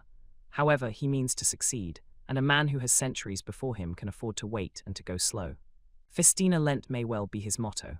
I fail to understand, said Harker wearily. Oh, do be more plain to me. Perhaps grief and trouble are dulling my brain.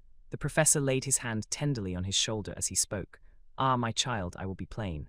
Do you not see how, of late, this monster has been creeping into knowledge experimentally? How he has been making use of the zoophagus patient to effect his entry into friend John's home? For your vampire, though in all afterwards he can come when and how he will, must at the first make entry only when asked thereto by an inmate. But these are not his most important experiments. Do we not see how at the first all these so great boxes were moved by others? He knew not then, but that must be so. But all the time that so great child brain of his was growing, and he began to consider whether he might not himself move the box. So he began to help, and then when he found that this be all right, he tried to move them all alone. And so he progress, and he scatter these grave of him, and none but he know where they are hidden. He may have intend to bury them deep in the ground, so that he only use them in the night, or at such time as he can change his form. They do him equal well, and none may know these are his hiding place. But my child, do not despair. This knowledge come to him just too late. Already all of his lairs but one be sterilizers for him, and before the sunset this shall be so. Then he have no place where he can move and hide. I delayed this morning that so we might be sure. Is there not more at stake for us than for him? Then why we not be even more careful than him? By my clock it is 1 hour, and already, if all be well, friend Arthur and Quincy are on their way to us. Today is our day, and we must go sure if slow, and lose no chance. See, there are 5 of us when those absent ones return. Whilst he was speaking we were startled by a knock at the hall door, the double postman's knock of the telegraph boy. We all moved out to the hall with one impulse, and Van Helsing, holding up his hand to us to keep silence, stepped to the door and opened it. The boy handed in a dispatch. The professor closed the door again, and after looking at the direction, opened it and read aloud. Look out for D. He has just now, 12:45, come from Carfax hurriedly and hastened towards the south. He seems to be going the round and may want to see you. Mina. There was a pause, broken by Jonathan Harker's voice. Now, God be thanked, we shall soon meet. Van Helsing turned to him quickly and said, God will act in his own way in time. Do not fear and do not rejoice as yet, for what we wish for at the moment may be our undoings. I care for nothing now, he answered hotly, except to wipe out this brute from the face of creation. I would sell my soul to do it. Oh, hush, hush, my child, said Van Helsing.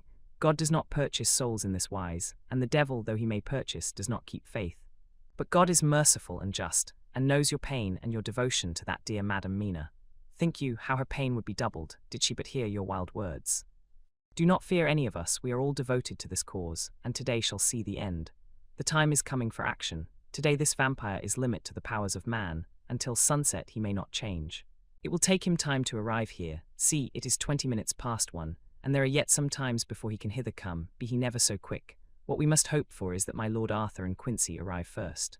About half an hour after we had received Mrs. Harker's telegram, there came a quiet, resolute knock at the hall door. It was just an ordinary knock, such as is given hourly by thousands of gentlemen, but it made the professor's heart and mine beat loudly. We looked at each other, and together moved out into the hall. We each held ready to use our various armaments, the spiritual in the left hand, the mortal in the right. Van Helsing pulled back the latch and, holding the door half open, stood back, having both hands ready for action.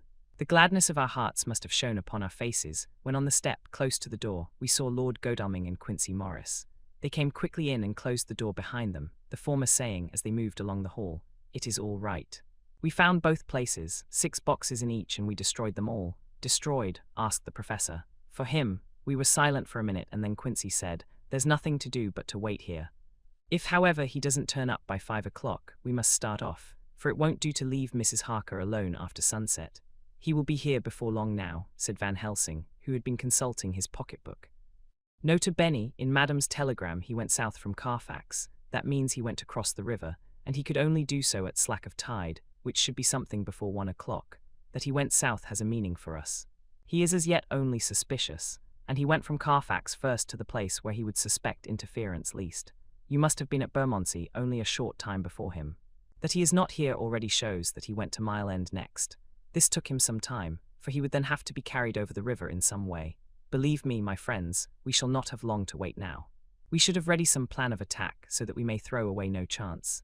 Hush, there is no time now. Have all your arms. Be ready. He held up a warning hand as he spoke, for we all could hear a key softly inserted in the lock of the hall door. I could not but admire, even at such a moment, the way in which a dominant spirit asserted itself. In all our hunting parties and adventures in different parts of the world, Quincy Morris had always been the one to arrange the plan of action, and Arthur and I had been accustomed to obey him implicitly. Now the old habit seemed to be renewed instinctively.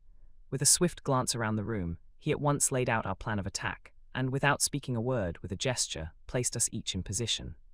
Van Helsing, Harker, and I were just behind the door, so that when it was opened, the professor could guard it whilst we two-stepped between the incomer and the door. Godalming behind and Quincy in front stood just out of sight, ready to move in front of the window. We waited in a suspense that made the seconds pass with nightmare slowness. The slow, careful steps came along the hall. The Count was evidently prepared for some surprise, at least he feared it. Suddenly, with a single bound, he leaped into the room, winning a way past us before any of us could raise a hand to stay him.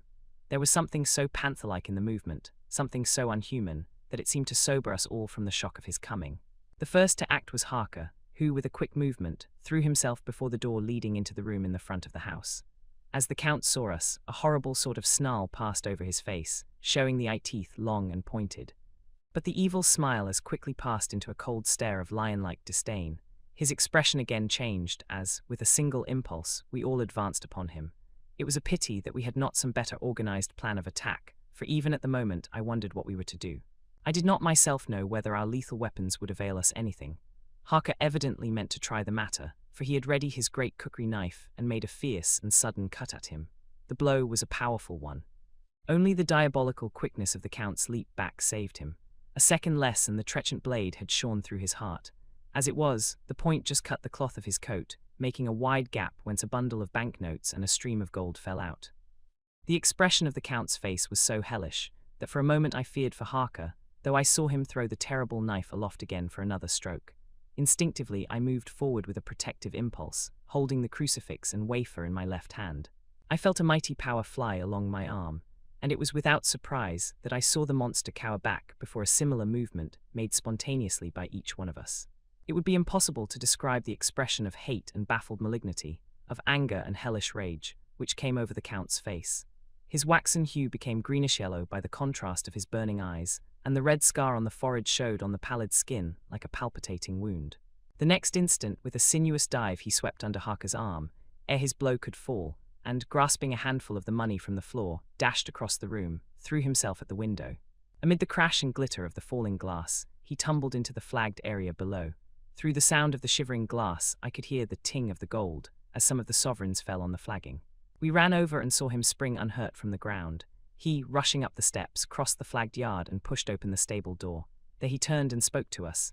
You think to baffle me, you, with your pale faces all in a row, like sheep in a butcher's. You shall be sorry yet, each one of you. You think you have left me without a place to rest, but I have more. My revenge is just begun. I spread it over centuries, and time is on my side. Your girls that you all love are mine already, and through them you and others shall yet be mine, my creatures, to do my bidding and to be my jackals when I want to feed. Bah! With a contemptuous sneer, he passed quickly through the door, and we heard the rusty bolt creak as he fastened it behind him. A door beyond opened and shut. The first of us to speak was the professor, as, realizing the difficulty of following him through the stable, we moved toward the hall. We have learnt something, much. Notwithstanding his brave words, he fears us. He fear time, he fear want. For if not, why he hurry so? His very tone betray him, or my ears deceive. Why take that money? You follow quick. You are hunters of wild beast, and understand it so. For me, I make sure that nothing here may be of use to him, if so that he return. As he spoke, he put the money remaining into his pocket, took the title deeds in the bundle as Harker had left them, and swept the remaining things into the open fireplace, where he set fire to them with a match. Godalming and Morris had rushed out into the yard, and Harker had lowered himself from the window to follow the Count. He had, however, bolted the stable door, and by the time they had forced it open there was no sign of him. Van Helsing and I tried to make inquiry at the back of the house, but the mews was deserted, and no one had seen him depart. It was now late in the afternoon, and sunset was not far off. We had to recognize that our game was up. With heavy hearts we agreed with the professor when he said, "Let us go back to Madame Mina, poor dear Madame Mina. All we can do just now is done, and we can there at least protect her, but we need not despair. There is but one more earth box, and we must try to find it. When that is done, all may yet be well." I could see that he spoke as bravely as he could to comfort Harker. The poor fellow was quite broken down. Now and again he gave a low groan which he could not suppress. He was thinking of his wife. With sad hearts we came back to my house, where we found Mrs. Harker waiting us, with an appearance of cheerfulness which did honor to her bravery and unselfishness. When she saw our faces, her own became as pale as death. For a second or two her eyes were closed as if she were in secret prayer, and then she said cheerfully, "I can never thank you all enough. Oh, my poor darling." As she spoke, she took her husband's grey head in her hands and kissed it. "Lay your poor head here and rest it. All will yet be well, dear. God will protect us if he so will it in his good intent." The poor fellow groaned. There was no place for words in his sublime misery. We had a sort of perfunctory supper together, and I think it cheered us all up somewhat. It was, perhaps, the mere animal heat of food to hungry people, for none of us had eaten anything since breakfast, or the sense of companionship may have helped us, but anyhow we were all less miserable, and saw the morrow as not altogether without hope. True to our promise, we told Mrs. Harker everything which had passed, and although she grew snowy white at times when danger had seemed to threaten her husband, and red at others when his devotion to her was manifested, she listened bravely and with calmness. When we came to the part where Harker had rushed at the Count so recklessly, she clung to her husband's arm, and held it tight as though her clinging could protect him from any harm that might come. She said nothing, however, till the narration was all done, and matters had been brought right up to the present time. Then, without letting go her husband's hand, she stood up amongst us and spoke. Oh, that I could give any idea of the scene.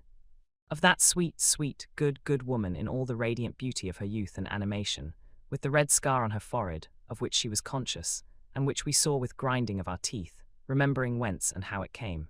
Her loving kindness against our grim hate, her tender faith against all our fears and doubting, and we, knowing that so far as symbols went, she with all her goodness and purity and faith was outcast from God.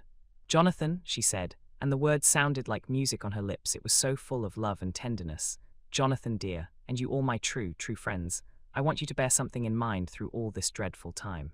I know that you must fight, that you must destroy even as you destroyed the false Lucy, so that the true Lucy might live hereafter, but it is not a work of hate. That poor soul who has wrought all this misery is the saddest case of all. Just think what will be his joy when he, too, is destroyed in his worser part, that his better part may have spiritual immortality. You must be pitiful to him, too, though it may not hold your hands from his destruction." As she spoke, I could see her husband's face darken and draw together, as though the passion in him were shriveling his being to its core. Instinctively the clasp on his wife's hand grew closer, till his knuckles looked white. She did not flinch from the pain which I knew she must have suffered, but looked at him with eyes that were more appealing than ever.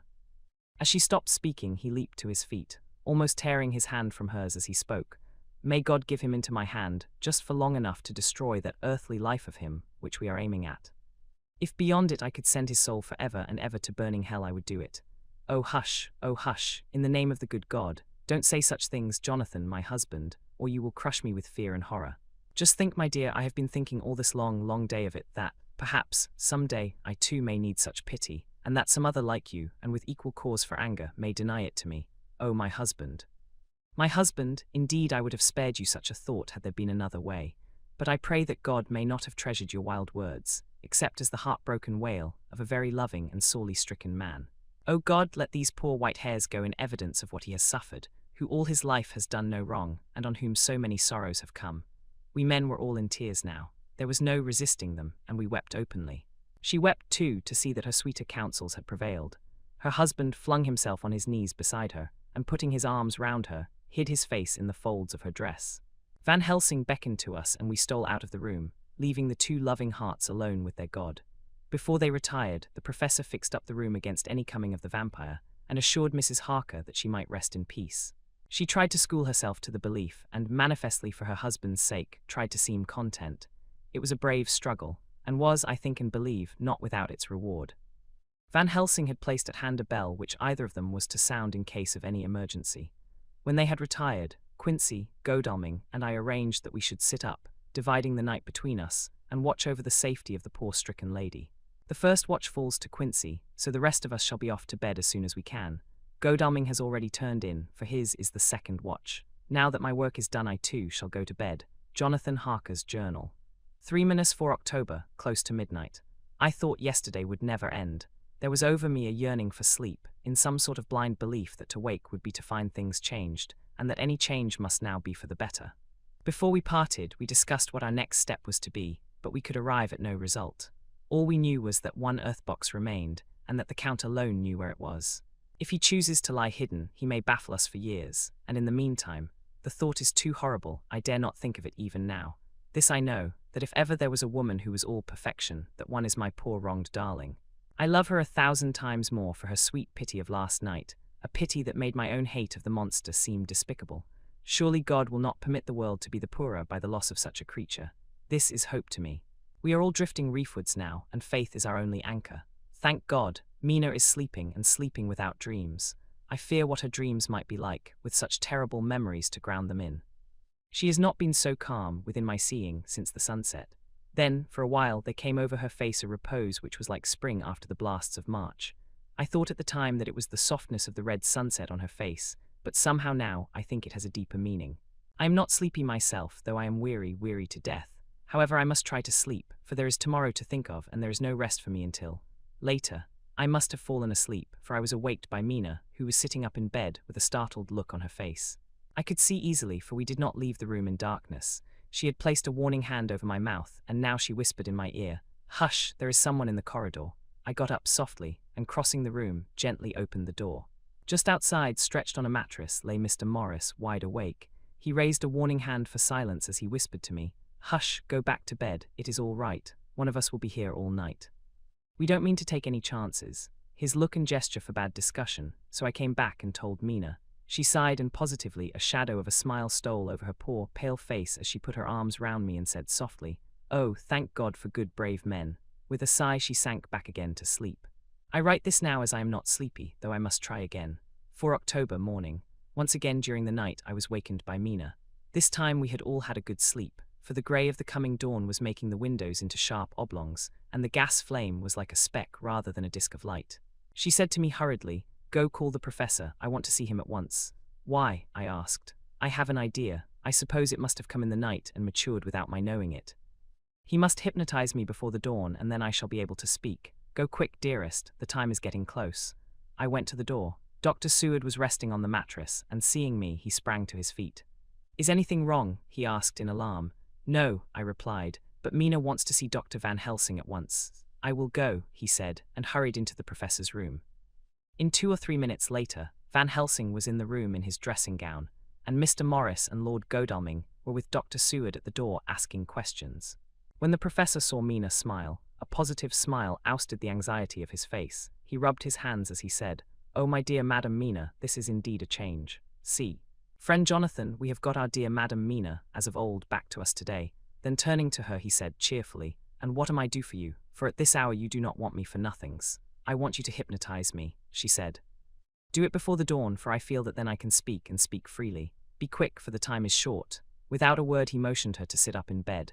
Looking fixedly at her, he commenced to make passes in front of her, from over the top of her head downward, with each hand in turn. Mina gazed at him fixedly for a few minutes, during which my own heart beat like a trip hammer, for I felt that some crisis was at hand. Gradually her eyes closed, and she sat, stock still. Only by the gentle heaving of her bosom could one know that she was alive. The professor made a few more passes and then stopped, and I could see that his forehead was covered with great beads of perspiration. Mina opened her eyes. But she did not seem the same woman. There was a faraway look in her eyes, and her voice had a sad dreaminess which was new to me. Raising his hand to impose silence, the professor motioned to me to bring the others in. They came on tiptoe, closing the door behind them, and stood at the foot of the bed, looking on. Mina appeared not to see them.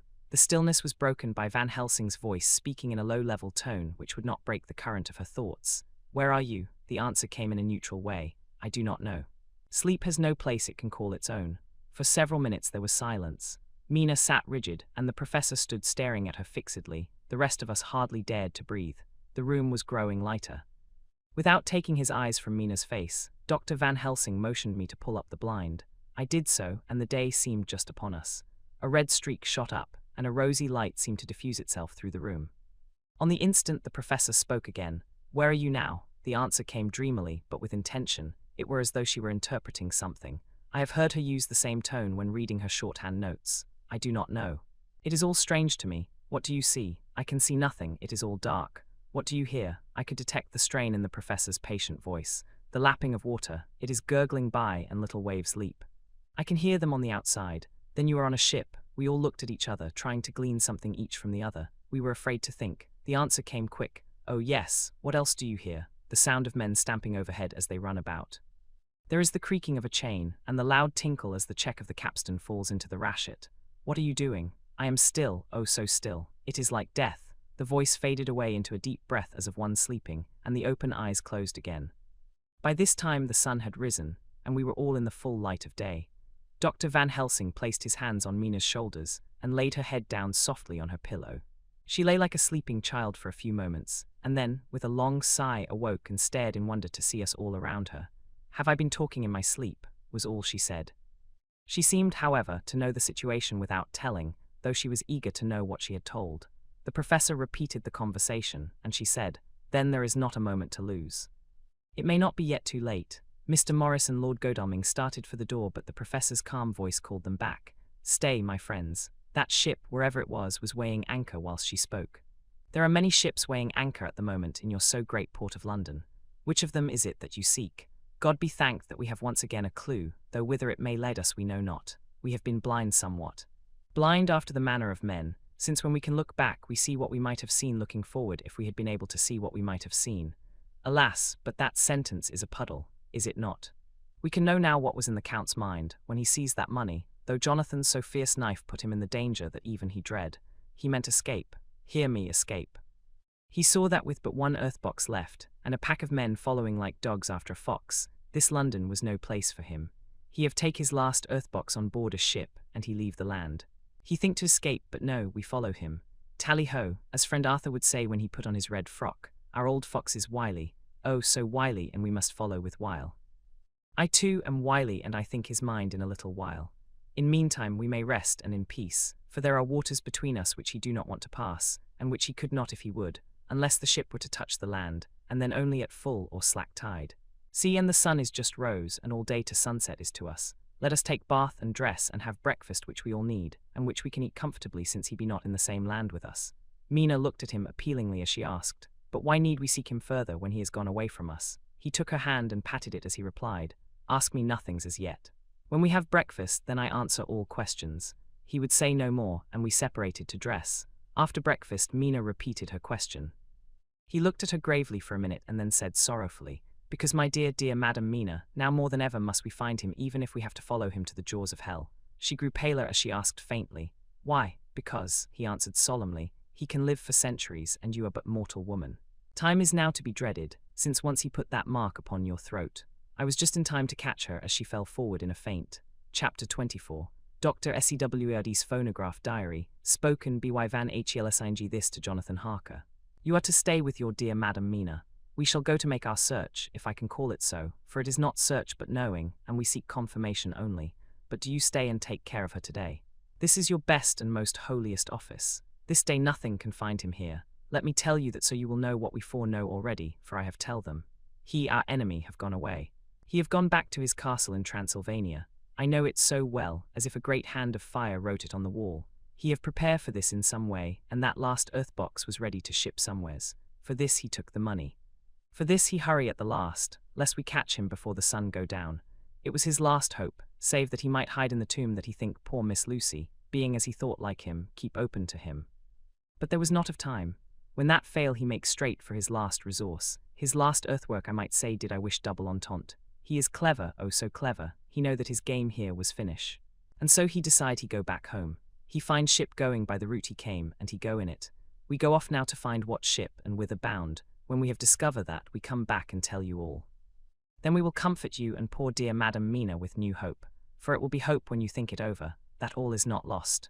This very creature that we pursue, he take hundreds of years to get so far as London. And yet in one day, when we know of the disposal of him, we drive him out.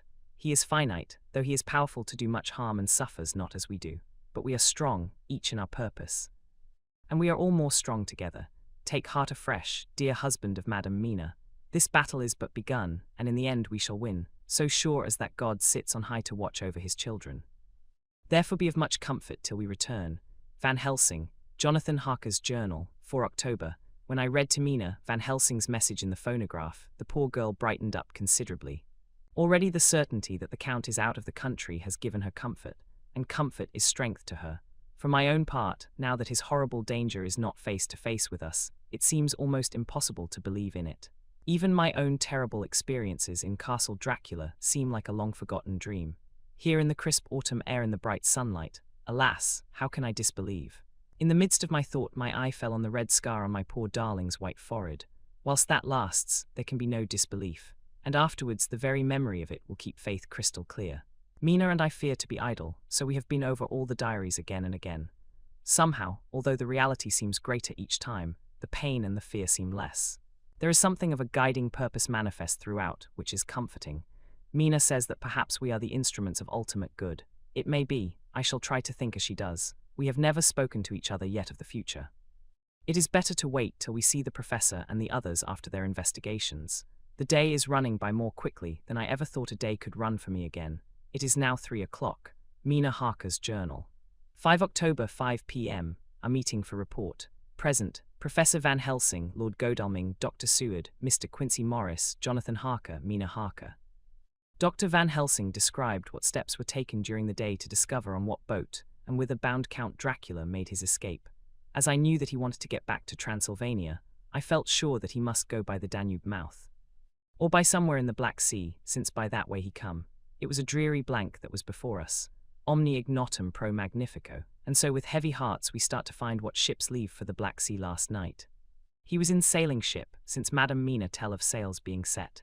These not so important as to go in your list of the shipping in the Times, and so we go, by suggestion of Lord Godalming, to your Lloyd's, where a note of all ships that sail, however so small. There we find that only one Black Sea-bound ship go out with the tide. She is the Tsarina Catherine, and she sailed from Doolittle's wharf for Varna, and thence on to other parts and up the Danube. So, said I, this is the ship we're on is the Count. So off we go to Doolittle's wharf, and there we find a man in an office of wood so small that the man look bigger than the office. From him we inquire of the goings of the Tsarina Catherine. He swear much, and he red face and loud of voice, but he good fellow all the same. And when Quincy give him something from his pocket which crackle as he roll it up, and put it in a so small bag which he have hid deep in his clothing, he still better fellow and humble servant to us. He come with us and ask many men who are rough and hot. These be better fellows too when they have been no more thirsty.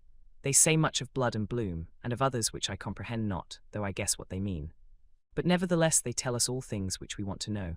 They make known to us among them, how last afternoon at about 5 o'clock comes a man so hurry. A tall man, thin and pale, with high nose and teeth so white, and eyes that seem to be burning. That he be all in black, except that he have a hat of straw which suit not him or the time. That he scatter his money in making quick inquiry as to what ship sails for the Black Sea, and for where. Some took him to the office and then to the ship, where he will not go aboard but halt at shore end of gangplank, and ask that the captain come to him. The captain come, when told that he will be pay well. And though he sware much at the first, he agreed to term.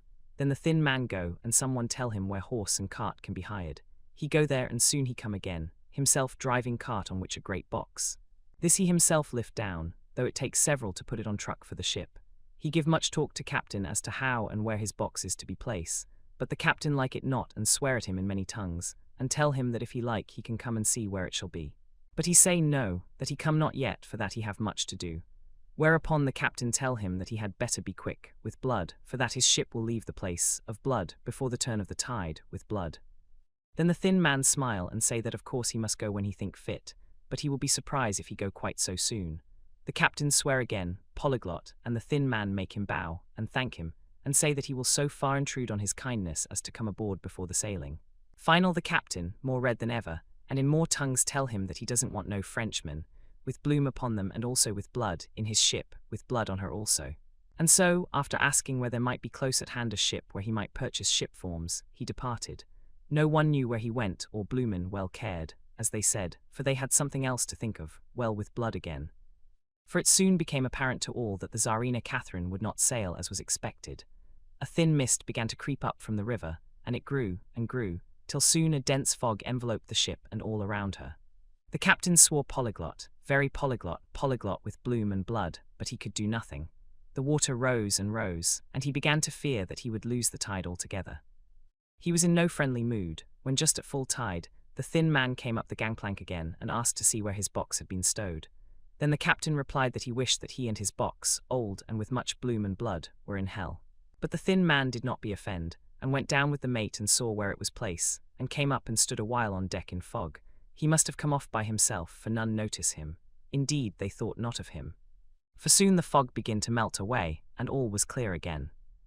My friends of the thirst and the language that was of bloom and blood laughed, as they told how the captain's swears exceeded even his usual polyglot, and was more than ever full of picturesque. When on questioning other mariners who were on movement up and down on the river that hour, he found that few of them had seen any of fog at all, except where it lay round the wharf.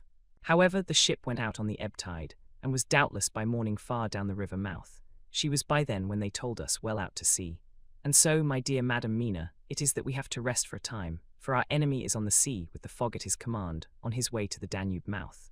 To sail a ship takes time, go she never so quick, and when we start we go on land more quick, and we meet him there. Our best hope is to come on him when in the box between sunrise and sunset. For then he can make no struggle, and we may deal with him as we should. There are days for us in which we can make ready our plan. We know all about where he go. For we have seen the owner of the ship, who have shown us invoices and all papers that can be. The box we seek is to be landed in Varna, and to be given to an agent, one Ristix, who will there present his credentials. And so our merchant friend will have done his part.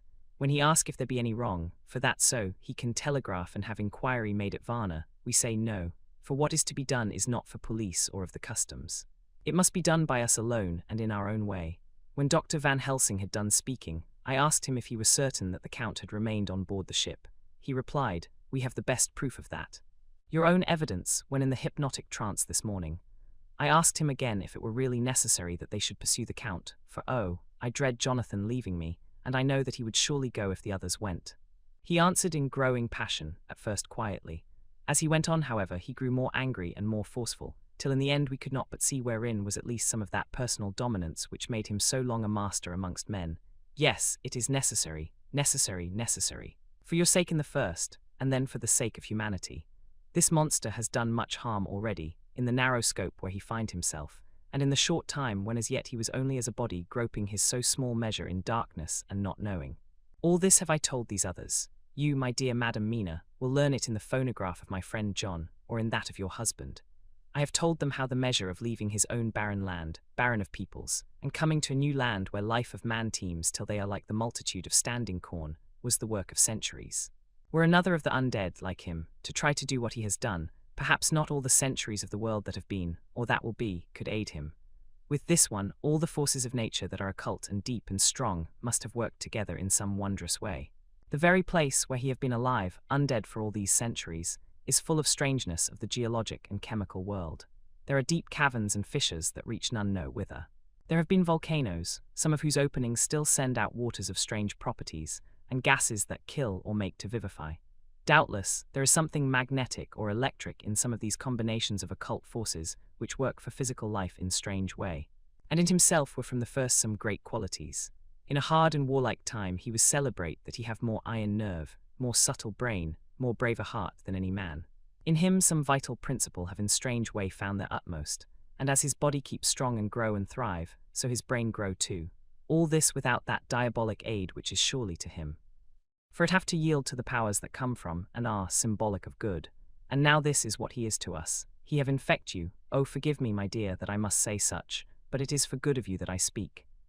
He infect you in such wise that even if he do no more you have only to live in your own old, sweet way, and so in time, death, which is of man's common lot and with God's sanction, shall make you like to him. This must not be, we have sworn together that it must not. Thus are we ministers of God's own wish, that the world and men for whom his Son die will not be given over to monsters, whose very existence would defame him. He have allowed us to redeem one soul already, and we go out as the old knights of the cross to redeem more. Like them we shall travel towards the sunrise, and like them, if we fall in good cause. He paused, and I said, but will not the Count take his rebuff wisely? Since he has been driven from England, will he not avoid it, as a tiger does the village from which he has been hunted? Aha, he said, your simile of the tiger good for me, and I shall adopt him. Your man-eater, as they of India call the tiger who has once tasted blood of the human, care no more for the other prey, but prowl unceasing till he get him. This that we hunt from our village is a tiger, too, a man-eater, and he never ceased to prowl. Nay, in himself he is not one to retire and stay afar. In his life, his living life, he go over the Turkey frontier and attack his enemy on his own ground. He be beaten back, but did he stay? No. He come again and again and again. Look at his persistence and endurance. With the child brain that was to him, he have long since conceived the idea of coming to a great city. What does he do? He find out the place of all the world most of promise for him. Then he deliberately set himself down to prepare for the task. He find in patience just how is his strength, and what are his powers. He study new tongues. He learn new social life, new environment of old ways, the politic, the law, the finance, the science, the habit of a new land, and a new people who have come to be since he was. His glimpse that he have had, whet his appetite only and enkeen his desire. Nay, it help him to grow as to his brain, for it all proved to him how right he was at the first in his surmises. He have done this alone, all alone. From a ruined tomb in a forgotten land. What more may he not do when the greater world of thought is open to him? He that can smile at death, as we know him, who can flourish in the midst of diseases that kill off whole peoples. Oh, if such an one was to come from God, and not the devil, what a force for good might he not be in this old world of ours? But we are pledged to set the world free. Our toil must be in silence, and our efforts all in secret, for in this enlightened age, when men believe not even what they see, the doubting of wise men would be his greatest strength. It would be at once his sheath and his armor, and his weapons to destroy us, his enemies, who are willing to peril even our own souls for the safety of one we love, for the good of mankind, and for the honor and glory of God. After a general discussion, it was determined that for tonight nothing be definitely settled, that we should all sleep on the facts and try to think out the proper conclusions. Tomorrow at breakfast we are to meet again, and after making our conclusions known to one another, we shall decide on some definite course of action. I feel a wonderful peace and rest tonight. It is as if some haunting presence were removed from me. Perhaps my surmise was not finished, could not be, for I caught sight in the mirror of the red mark upon my forehead. And I knew that I was still unclean. Dr. Seward's diary, 5 October. We all rose early, and I think that sleep did much for each and all of us. When we met at early breakfast, there was more general cheerfulness than any of us had ever expected to experience again. It is really wonderful how much resilience there is in human nature. Let any obstructing cause, no matter what, be removed in any way, even by death, and we fly back to first principles of hope and enjoyment. More than once as we sat around the table, my eyes opened in wonder whether the whole of the past days had not been a dream.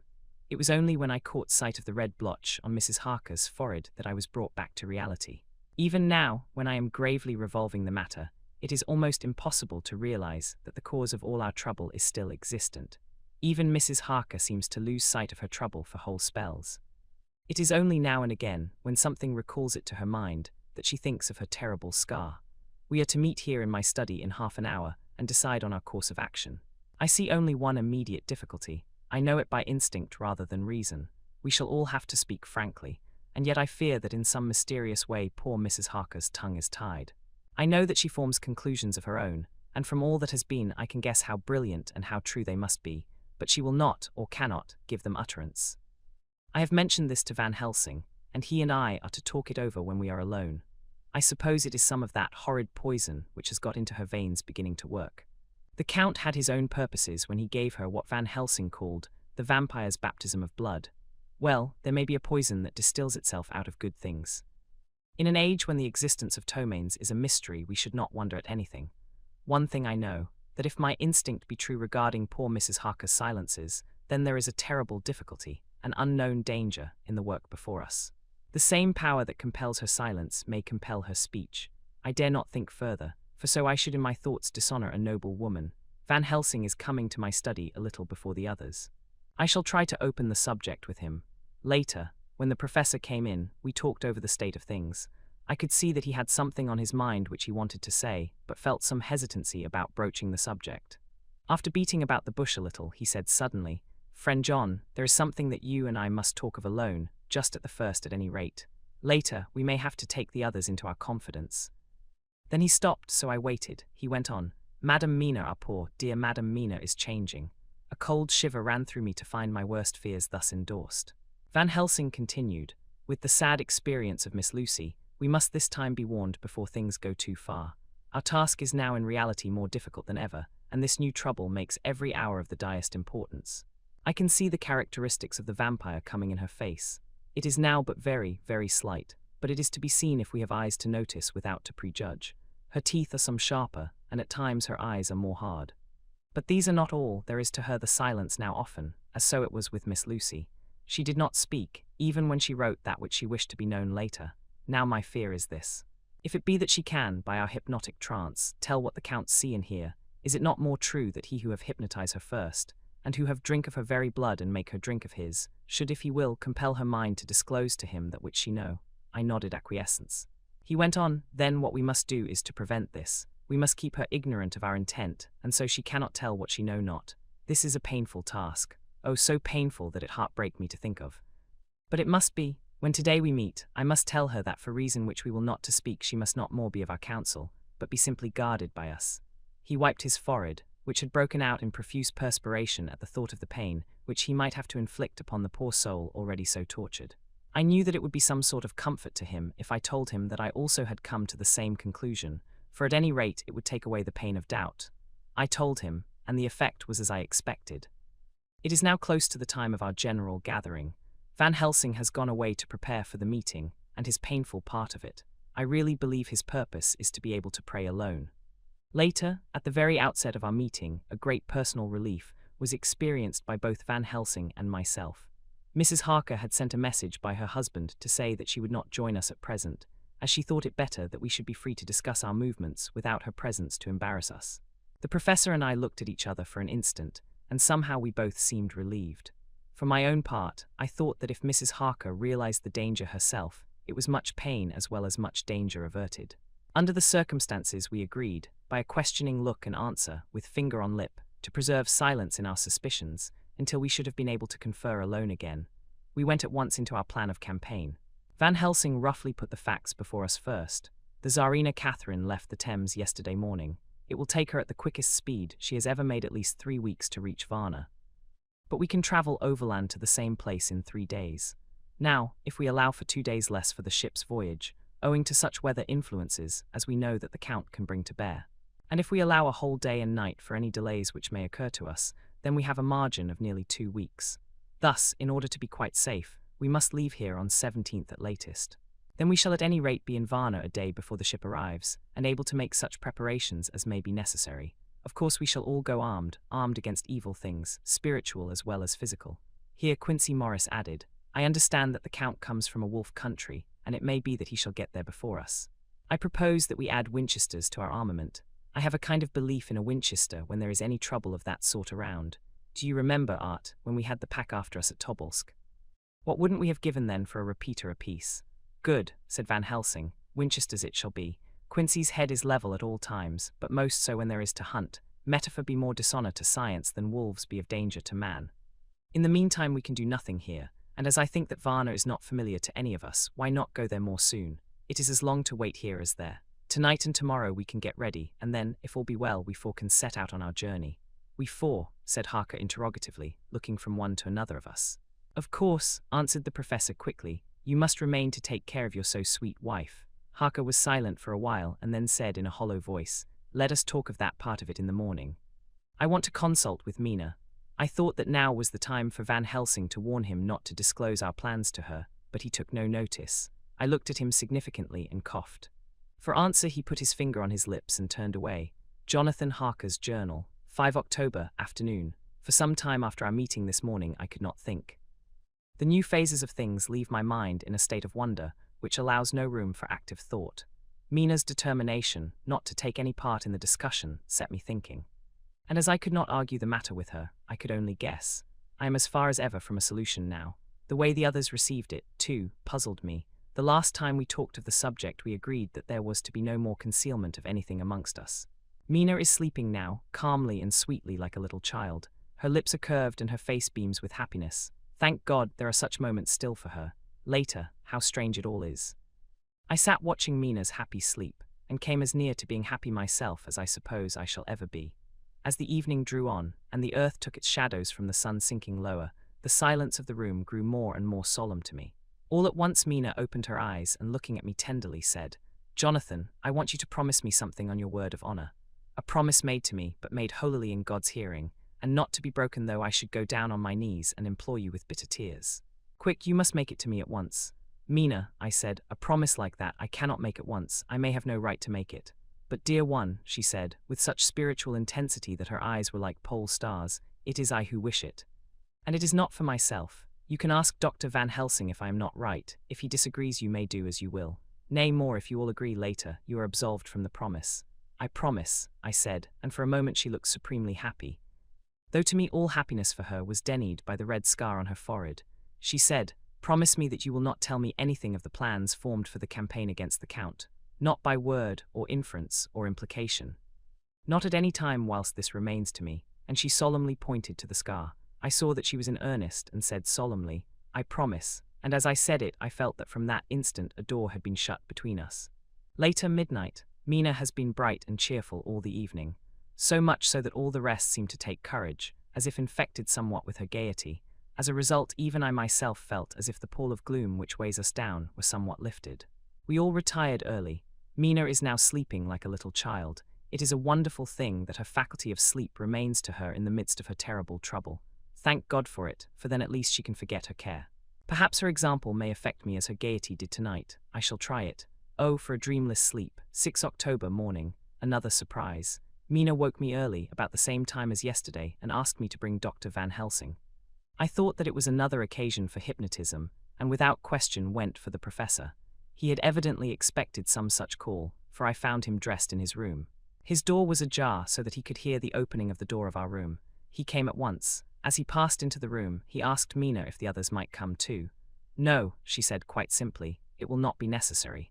You can tell them just as well. I must go with you on your journey." Dr. Van Helsing was as startled as I was. After a moment's pause he asked, "But why? You must take me with you."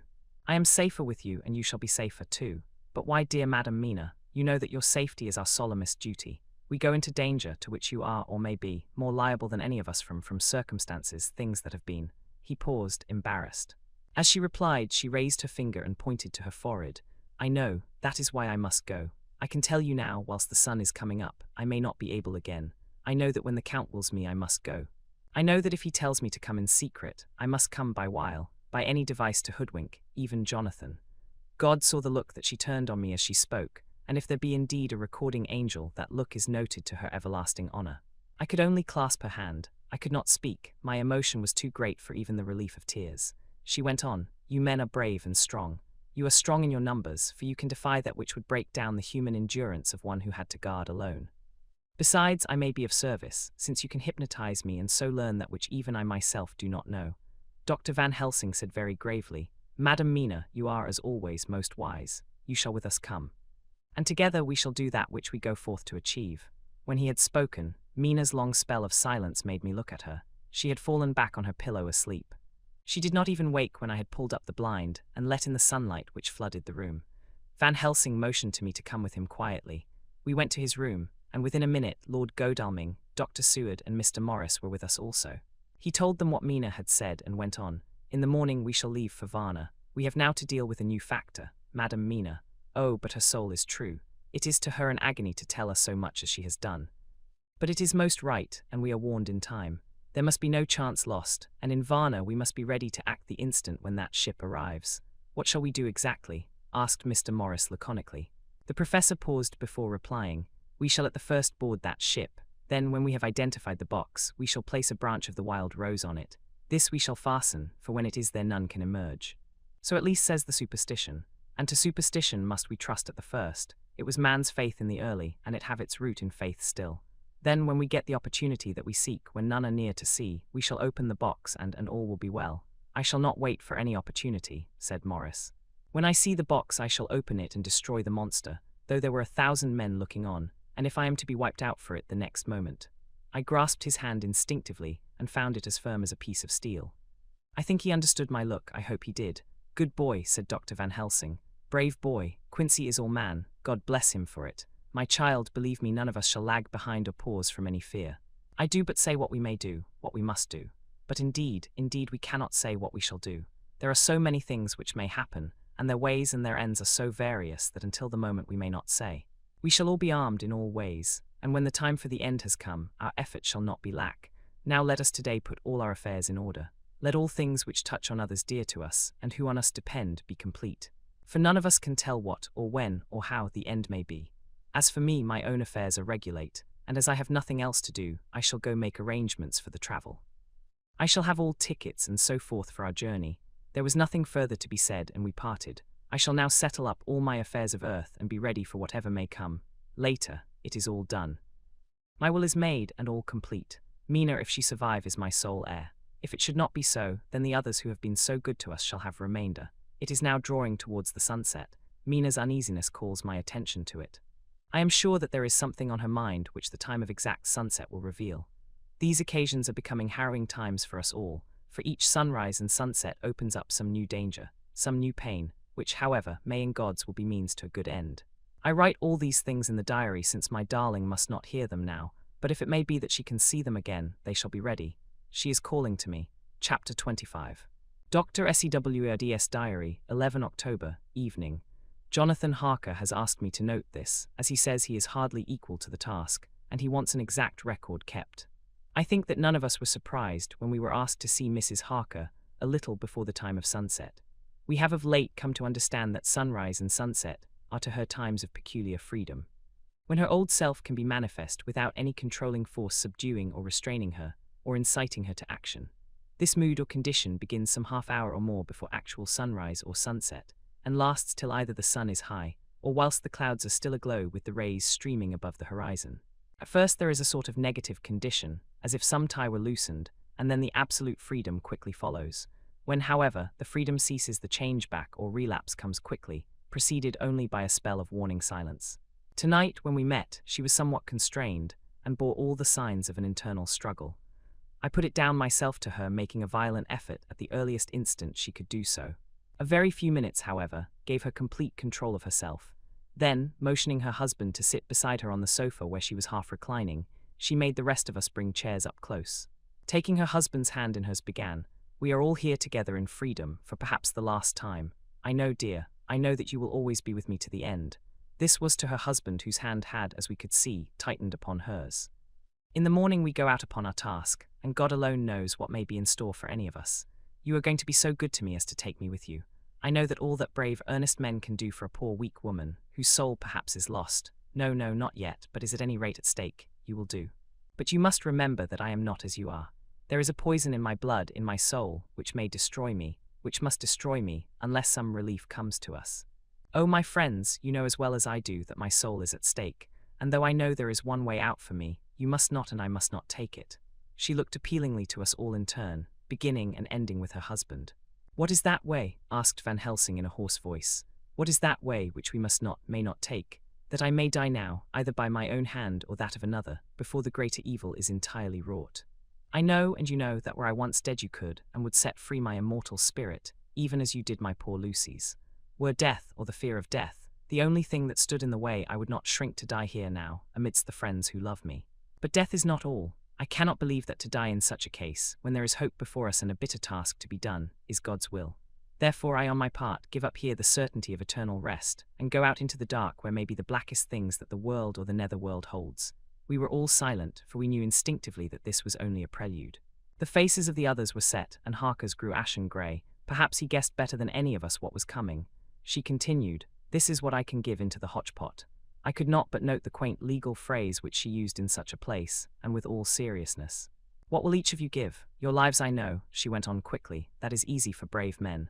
Your lives are God's and you can give them back to him, but what will you give to me?" She looked again questioningly, but this time avoided her husband's face. Quincy seemed to understand. He nodded, and her face lit up.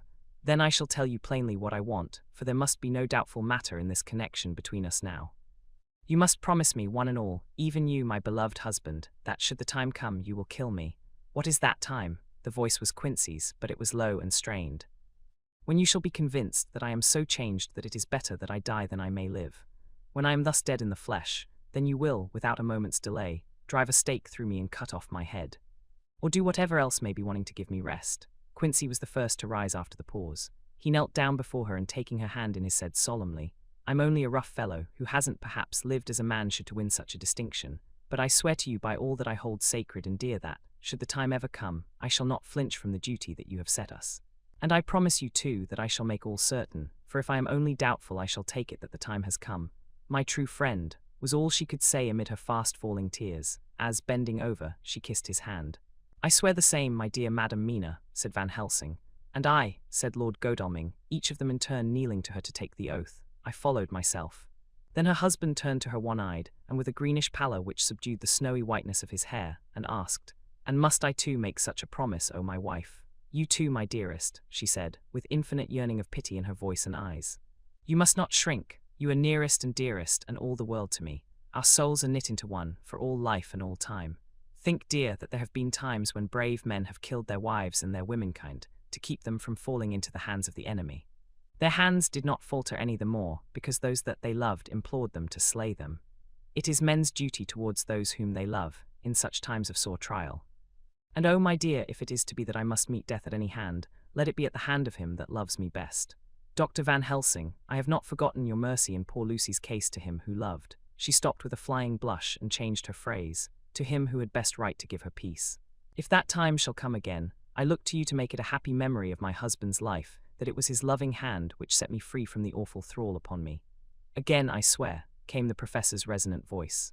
Mrs. Harker smiled, positively smiled, as with a sigh of relief she leaned back and said, "And now one word of warning, a warning which you must never forget. This time, if it ever come, may come quickly and unexpectedly, and in such case you must lose no time in using your opportunity. At such a time I myself might be, nay, if the time ever comes shall be, leagued with your enemy against you. One more request," she became very solemn as she said this. "It is not vital and necessary like the other, but I want you to do one thing for me if you will." We all acquiesced, but no one spoke. "There was no need to speak. I want you to read the burial service." She was interrupted by a deep groan from her husband. Taking his hand in hers, she held it over her heart and continued, "You must read it over me some day. Whatever may be the issue of all this fearful state of things, it will be a sweet thought to all or some of us. You, my dearest, will I hope read it, for then it will be in your voice in my memory forever, come what may. But oh, my dear one," he pleaded, "death is afar off from you." "Nay," she said, holding up a warning hand. "I am deeper in death at this moment than if the weight of an earthly grave lay heavy upon me. Oh, my wife, must I read it?" he said before he began. "It would comfort me, my husband," was all she said. And he began to read when she had got the book ready. How could anyone tell of that strange scene, its solemnity, its gloom, its sadness, its horror, and withal its sweetness? Even a skeptic, who can see nothing but a travesty of bitter truth in anything holy or emotional, would have been melted to the heart had he seen that little group of loving and devoted friends kneeling round that stricken and sorrowing lady, or heard the tender passion of her husband's voice, as in tones so broken with emotion that often he had to pause, he read the simple and beautiful service from the burial of the dead. I cannot go on words, and vivois fail me, she was right in her instinct. Strange as it all was, bizarre as it may hereafter seem even to us who felt its potent influence at the time, it comforted us much.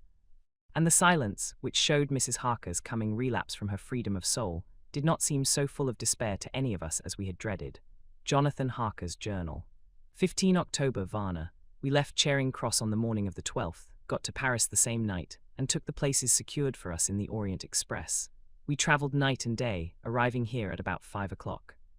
Lord Godalming went to the consulate to see if any telegram had arrived for him, whilst the rest of us came on to this hotel, the Odysseus. The journey may have had incidents. I was, however, too eager to get on to care for them. Until the Tsarina Catherine comes into port, there will be no interest for me in anything in the wide world. Thank God, Mina is well and looks to be getting stronger. Her colour is coming back. She sleeps a great deal. Throughout the journey, she slept nearly all the time. Before sunrise and sunset, however, she is very wakeful and alert, and it has become a habit for Van Helsing to hypnotize her at such times. At first, some effort was needed, and he had to make many passes, but now she seems to yield at once, as if by habit, and scarcely any action is needed. He seems to have power at these particular moments to simply will, and her thoughts obey him. He always asks her what she can see and hear. She answers to the first, "Nothing, all is dark," and to the second, "I can hear the waves lapping against the ship and the water rushing by. Canvas and cordage strain and masts and yards creak. The wind is high, I can hear it in the shrouds, and the bow throws back the foam. It is evident that the Tsarina Catherine is still at sea, hastening on her way to Varna. Lord Godalming has just returned. He had 4 telegrams, one each day since we started, and all to the same effect, that the Tsarina Catherine had not been reported to Lloyd's from anywhere. He had arranged before leaving London that his agent should send him every day a telegram, saying if the ship had been reported. He was to have a message even if she were not reported, so that he might be sure that there was a watch being kept at the other end of the wire. We had dinner and went to bed early. Tomorrow we are to see the vice-consul, and to arrange, if we can, about getting on board the ship as soon as she arrives. Van Helsing says that our chance will be to get on the boat between sunrise and sunset. The Count, even if he takes the form of a bat, cannot cross the running water of his own volition, and so cannot leave the ship. As he dare not change to man's form without suspicion, which he evidently wishes to avoid, he must remain in the box. If then we can come on board after sunrise, he is at our mercy, for we can open the box and make sure of him, as we did of poor Lucy before he wakes. What mercy he shall get from us will not count for much.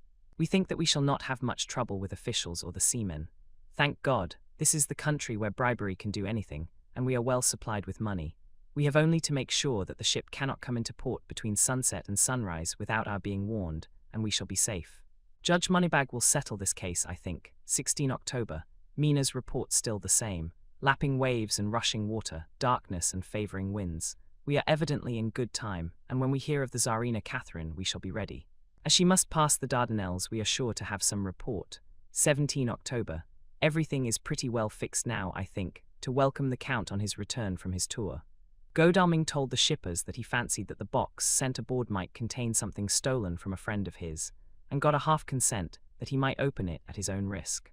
The owner gave him a paper telling the captain to give him every facility in doing whatever he chose on board the ship, and also a similar authorization to his agent at Varna. We have seen the agent, who was much impressed with Godalming's kindly manner to him, and we are all satisfied that whatever he can do to aid our wishes will be done. We have already arranged what to do in case we get the box open. If the Count is there, Van Helsing and Seward will cut off his head at once and drive a stake through his heart. Morris and Godalming and I shall prevent interference, even if we have to use the arms which we shall have ready. The professor says that if we can so treat the Count's body, it will soon after fall into dust. In such case there would be no evidence against us, in case any suspicion of murder were aroused. But even if it were not, we should stand or fall by our act, and perhaps some day this very script may be evidence to come between some of us and a rope. For myself, I should take the chance only too thankfully if it were to come. We mean to leave no stone unturned to carry out our intent. We have arranged with certain officials that the instant the Tsarina Catherine is seen, we are to be informed by a special messenger. 24 October, a whole week of waiting. Daily telegrams to Godalming, but only the same story, not yet reported. Mina's morning and evening hypnotic answer is unvaried. Lapping waves, rushing water, and creaking masts. Telegram, October 24th. Rufus Smith, Lloyd's, London, to Lord Godalming, care of HBM Vice-Consul, Varna. Tsarina Catherine reported this morning from Dardanelles. Dr. Seward's diary. 25 October. How I miss my phonograph. To write diary with a pen is irksome to me, but Van Helsing says I must. We were all wild with excitement yesterday when Godalming got his telegram from Lloyd's. I know now what men feel in battle when the call to action is heard. Mrs. Harker, alone of our party, did not show any signs of emotion. After all, it is not strange that she did not. For we took special care not to let her know anything about it, and we all tried not to show any excitement when we were in her presence. In old days she would, I am sure, have noticed, no matter how we might have tried to conceal it. But in this way she is greatly changed during the past 3 weeks. The lethargy grows upon her, and though she seems strong and well, and is getting back some of her colour, Van Helsing and I are not satisfied. We talk of her often. We have not, however, said a word to the others. It would break poor Harker's heart, certainly his nerve, if he knew that we had even a suspicion on the subject. Van Helsing examines, he tells me, her teeth very carefully, whilst she is in the hypnotic condition, for he says that so long as they do not begin to sharpen there is no active danger of a change in her. If this change should come, it would be necessary to take steps. We both know what those steps would have to be, though we do not mention our thoughts to each other. We should neither of us shrink from the task, awful though it be to contemplate. Euthanasia is an excellent and a comforting word. I am grateful to whoever invented it. It is only about 24 hours' sail from the Dardanelles to here. At the rate the Tsarina Catherine has come from London. She should therefore arrive some time in the morning, but as she cannot possibly get in before then, we are all about to retire early. We shall get up at 1 o'clock so as to be ready. 25 October, noon. No news yet of the ship's arrival. Mrs. Harker's hypnotic report this morning was the same as usual, so it is possible that we may get news at any moment. We men are all in a fever of excitement, except Harker, who is calm. His hands are cold as ice, and an hour ago I found him whetting the edge of the great Gurkha knife which he now always carries with him. It will be a bad lookout for the Count if the edge of that kukri ever touches his throat, driven by that stern, ice-cold hand. Van Helsing and I were a little alarmed about Mrs. Harker today.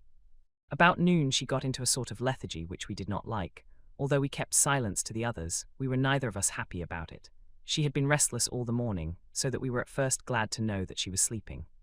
When, however, her husband mentioned casually that she was sleeping so soundly that he could not wake her, we went to her room to see for ourselves.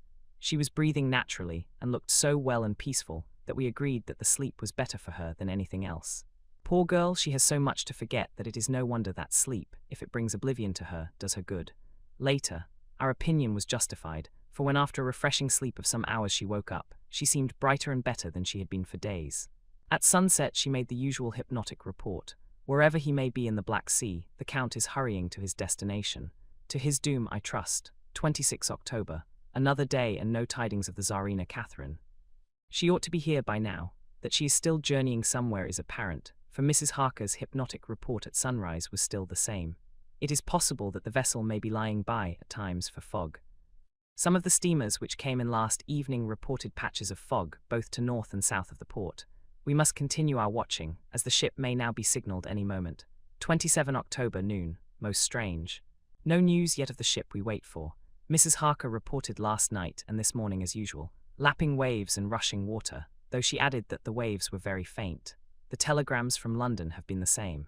No further report. Van Helsing is terribly anxious, and told me just now that he fears the Count is escaping us. He added significantly, I did not like that lethargy of Madame Mina's. Souls and memories can do strange things during trance. I was about to ask him more, but Harker just then came in, and he held up a warning hand. We must try tonight at sunset to make her speak more fully when in her hypnotic state. 28 October, telegram. Rufus Smith, London, to Lord Godalming, care HBM Vice-Consul, Varna. Tsarina Catherine reported entering Galatz at 1 o'clock today. Dr. Seward's diary. 28 October. When the telegram came announcing the arrival in Galatz, I do not think it was such a shock to any of us as might have been expected. True, we did not know whence, or how, or when the bolt would come. But I think we all expected that something strange would happen. The delay of arrival at Varna made us individually satisfied that things would not be just as we had expected. We only waited to learn where the change would occur. None the less, however, was it a surprise. I suppose that nature works on such a hopeful basis that we believe against ourselves that things will be as they ought to be, not as we should know that they will be. Transcendentalism is a beacon to the angels, even if it be a will-o'-the-wisp to man. It was an odd experience, and we all took it differently. Van Helsing raised his hand over his head for a moment, as though in remonstrance with the Almighty. But he said not a word, and in a few seconds stood up with his face sternly set. Lord Godalming grew very pale, and sat breathing heavily. I was myself half stunned, and looked in wonder at one after another. Quincey Morris tightened his belt with that quick movement which I knew so well. In our old wandering days it meant action. Mrs. Harker grew ghastly white, so that the scar on her forehead seemed to burn, but she folded her hands meekly and looked up in prayer. Harker smiled, actually smiled, the dark, bitter smile of one who is without hope, but at the same time his action belied his words, for his hands instinctively sought the hilt of the great cookery knife and rested there. "When does the next train start for Galatz?" said Van Helsing to us generally. "At 6:30 tomorrow morning." We all started, for the answer came from Mrs. Harker. "How on earth do you know?" said Art. "You forget, or perhaps you do not know, though Jonathan does and so does Dr. Van Helsing, that I am the train fiend. At home in Exeter I always used to make up the timetables, so as to be helpful to my husband. I found it so useful sometimes, that I always make a study of the timetables now. I knew that if anything were to take us to Castle Dracula we should go by Galatz, or at any rate through Bucharest, so I learned the times very carefully. Unhappily there are not many to learn, as the only train tomorrow leaves as I say." "Wonderful woman," murmured the professor. "Can't we get a special?" asked Lord Godalming. Van Helsing shook his head. "I fear not. This land is very different from yours or mine. Even if we did have a special, it would probably not arrive as soon as our regular train. Moreover, we have something to prepare. We must think. Now let us organize. You, friend Arthur, go to the train and get the tickets and arrange that all be ready for us to go in the morning. Do you, friend Jonathan, go to the agent of the ship and get from him letters to the agent in Galatz, with authority to make search the ship just as it was here. Maurice Quincy, you see the vice-consul, and get his aid with his fellow in Galatz, and all he can do to make our way smooth, so that no times be lost when over the Danube. John will stay with Madam Mina and me, and we shall consult. For so if time be long you may be delayed, and it will not matter when the sun set, since I am here with Madam to make report." "And I," said Mrs. Harker brightly, and more like her old self than she had been for many a long day, "shall try to be of use in all ways, and shall think and write for you as I used to do. Something is shifting from me in some strange way, and I feel freer than I have been of late." The three younger men looked happier at the moment, as they seemed to realize the significance of her words. But Van Helsing and I, turning to each other, met each a grave and troubled glance. We said nothing at the time, however. When the three men had gone out to their tasks, Van Helsing asked Mrs. Harker to look up the copy of the diaries and find him the part of Harker's journal at the castle. She went away to get it. When the door was shut upon her, he said to me, "We mean the same, speak out. There is some change. It is a hope that makes me sick, for it may deceive us." "Quite so." "Do you know why I asked her to get the manuscript?" "No," said I, "unless it was to get an opportunity of seeing me alone. You are in part right, friend John, but only in part. I want to tell you something. And oh, my friend, I am taking a terrible risk, but I believe it is right." In the moment when Madam Mina said those words that arrest both our understanding, an inspiration came to me. In the trance of 3 days ago, the Count sent her his spirit to read her mind, or more like he took her to see him in his earth-box in the ship with water rushing, just as it go free at rise and set of sun. He learned then that we are here, for she have more to tell in her open life with eyes to see and ears to hear than he, shut, as he is, in his coffin box. Now he make his most effort to escape us. At present he want her not. He is sure with his so great knowledge that she will come at his call, but he cut her off, take her, as he can do, out of his own power, that so she come not to him. Ah! There I have hope that our man-brains that have been of man so long, and that have not lost the grace of God, will come higher than his child-brain that lie in his tomb for centuries, that grow not yet to our stature, and that do only work selfish and therefore small. Here comes Madam Mina, not a word to her of her trance. She know it not, and it would overwhelm her and make despair just when we want all her hope, all her courage. When most we want all her great brain, which is trained like man's brain, but is of sweet woman and have a special power which the Count give her, and which he may not take away altogether, though he think not so. Hush! Let me speak, and you shall learn. Oh, John, my friend, we are in awful straits, I fear, as I never feared before. We can only trust the good God. Silence. Here she comes. I thought that the professor was going to break down and have hysterics, just as he had when Lucy died, but with a great effort he controlled himself and was at perfect nervous poise when Mrs. Harker tripped into the room, bright and happy-looking, and in the doing of work, seemingly forgetful of her misery. As she came in, she handed a number of sheets of typewriting to Van Helsing. He looked over them gravely, his face brightening up as he read. Then holding the pages between his finger and thumb, he said, "Friend John, to you with so much of experience already, and you too, dear Madam Mina, that are young, here is a lesson. Do not fear ever to think. A half-thought has been buzzing often in my brain, but I fear to let him loose his wings. Here now, with more knowledge, I go back to where that half-thought come from, and I find that he be no half-thought at all. That be a whole thought, though so young that he is not yet strong to use his little wings. Nay, like the ugly duck of my friend Hans Andersen, he be no duck thought at all, but a big swan thought that sail nobly on big wings, when the time come for him to try them.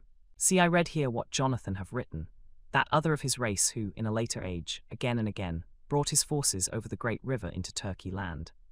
who, when he was beaten back, came again, and again, and again, though he had to come alone from the bloody field where his troops were being slaughtered, since he knew that he alone could ultimately triumph. What does this tell us? Not much. No, the Count's child thought see nothing, therefore he speaks so free. Your man thought see nothing, my man thought see nothing, till just now. No, but there comes another word from someone who speak without thought, because she too know not what it might mean. Just as there are elements which rest, yet when in nature's course they move on their way and they touch, then poof, and there comes a flash of light, heaven wide, that blind and kill and destroy some. But that show up all earth below for leagues and leagues. Is it not so? Well, I shall explain. To begin, have you ever studied the philosophy of crime? Yes and no. You, John, yes, for it is a study of insanity. You know, Madam Mina. For crime touch you not but once. Still, your mind works true, and argues not a particulari ad universale. There is this peculiarity in criminals. It is so constant, in all countries and at all times, that even police, who know not much from philosophy, come to know it empirically that it is. That is to be empiric. The criminal always work at one crime. That is the true criminal who seems predestinate to crime, and who will of none other. This criminal has not full man brain. He is clever and cunning and resourceful. But he be not of man's stature as to brain, he be of child brain in much. Now this criminal of ours is predestinate to crime also. He too have child brain, and it is of the child to do what he have done. The little bird, the little fish, the little animal learn not by principle, but empirically, and when he learn to do, then there is to him the ground to start from to do more. Deux plus sto, said Archimedes. Give me a fulcrum, and I shall move the world. To do once is the fulcrum whereby child brain become man brain, and until he have the purpose to do more, he continue to do the same again every time, just as he have done before. Oh, my dear, I see that your eyes are opened, and that to you the lightning flash show all the leagues. For Mrs. Harker began to clap her hands and her eyes sparkled. He went on, now you shall speak. Tell us two dry men of science what you see with those so bright eyes. He took her hand and held it whilst she spoke. His finger and thumb closed on her pulse, as I thought instinctively and unconsciously, as she spoke. The Count is a criminal, and of criminal type. Nordau and Lombroso would so classify him, and qua criminal he is of imperfectly formed mind. Thus, in a difficulty he has to seek resource in habit. His past is a clue, and the one page of it that we know, and that from his own lips tells that once before, when in what Mr. Morris would call a tight place, he went back to his own country from the land he had tried to invade, and thence, without losing purpose, prepared himself for a new effort. He came again better equipped for his work, and won. So he came to London to invade a new land. He was beaten, and when all hope of success was lost and his existence in danger, he fled back over the sea to his home. Just as formerly he had fled back over the Danube from Turkey land. Good, good, oh you so clever lady, said Van Helsing enthusiastically, as he stooped and kissed her hand. A moment later he said to me, as calmly as though we had been having a secrum consultation, 72 only, and in all this excitement, I have hope. Turning to her again, he said with keen expectation, but go on, go on. There is more to tell if you will, be not afraid. John and I know, I do in any case and shall tell you if you are right. Speak without fear. I will try to, but you will forgive me if I seem egotistical. Nay. Fear not, you must be egotist, for it is of you that we think. Then, as he is criminal, he is selfish, and as his intellect is small and his action is based on selfishness, he confines himself to one purpose. That purpose is remorseless. As he fled back over the Danube, leaving his forces to be cut to pieces, so now he is intent on being safe, careless of all. So his own selfishness frees my soul somewhat from the terrible power which he acquired over me on that dreadful night. I felt it, oh I felt it, thank God for his great mercy. My soul is freer than it has been since that awful hour, and all that haunts me is a fear lest in some trance or dream he may have used my knowledge for his ends. The professor stood up. He has so used your mind. And by it he has left us here in Varna, whilst the ship that carried him rushed through enveloping fog up to Galatz, where doubtless he had made preparation for escaping from us. But his child mind only saw so far. And it may be that, as ever is in God's providence, the very thing that the evildoer most reckoned on for his selfish good, turns out to be his chiefest harm. The hunter is taken in his own snare, as the great psalmist says. For now that he think he is free from every trace of us all, and that he has escaped us with so many hours to him, then his selfish child brain will whisper him to sleep. He think, too, that as he cut himself off from knowing your mind, there can be no knowledge of him to you. There is where he fail. That terrible baptism of blood which he give you makes you free to go to him in spirit, as you have as yet done in your times of freedom, when the sun rise and set. At such times you go by my volition and not by his, and this power to good of you and others, as you have won from your suffering at his hands. This is now all the more precious that he know it not, and to guard himself have even cut himself off from his knowledge of our where. We, however, are not selfish, and we believe that God is with us through all this blackness and these many dark hours. We shall follow him, and we shall not flinch, even if we peril ourselves that we become like him. Friend John, this has been a great hour, and it have done much to advance us on our way. You must be scribe and write him all down, so that when the others return from their work you can give it to them. Then they shall know as we do. And so I have written it whilst we wait their return, and Mrs. Harker has written with her typewriter all since she brought the MS to us. Chapter 26. Dr. Seward's Diary, 29 October. This is written in the train from Varna to Galatz. Last night we all assembled a little before the time of sunset. Each of us had done his work as well as he could. So far as thought and endeavour and opportunity go, we are prepared for the whole of our journey, and for our work when we get to Galatz. When the usual time came round, Mrs. Harker prepared herself for her hypnotic effort. And after a longer and more serious effort on the part of Van Helsing than has been usually necessary, she sank into the trance. Usually she speaks on a hint, but this time the professor had to ask her questions, and to ask them pretty resolutely, before we could learn anything.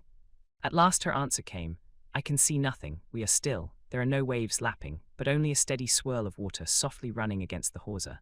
I can hear men's voices calling, near and far, and the roll and creak of oars in the rowlocks.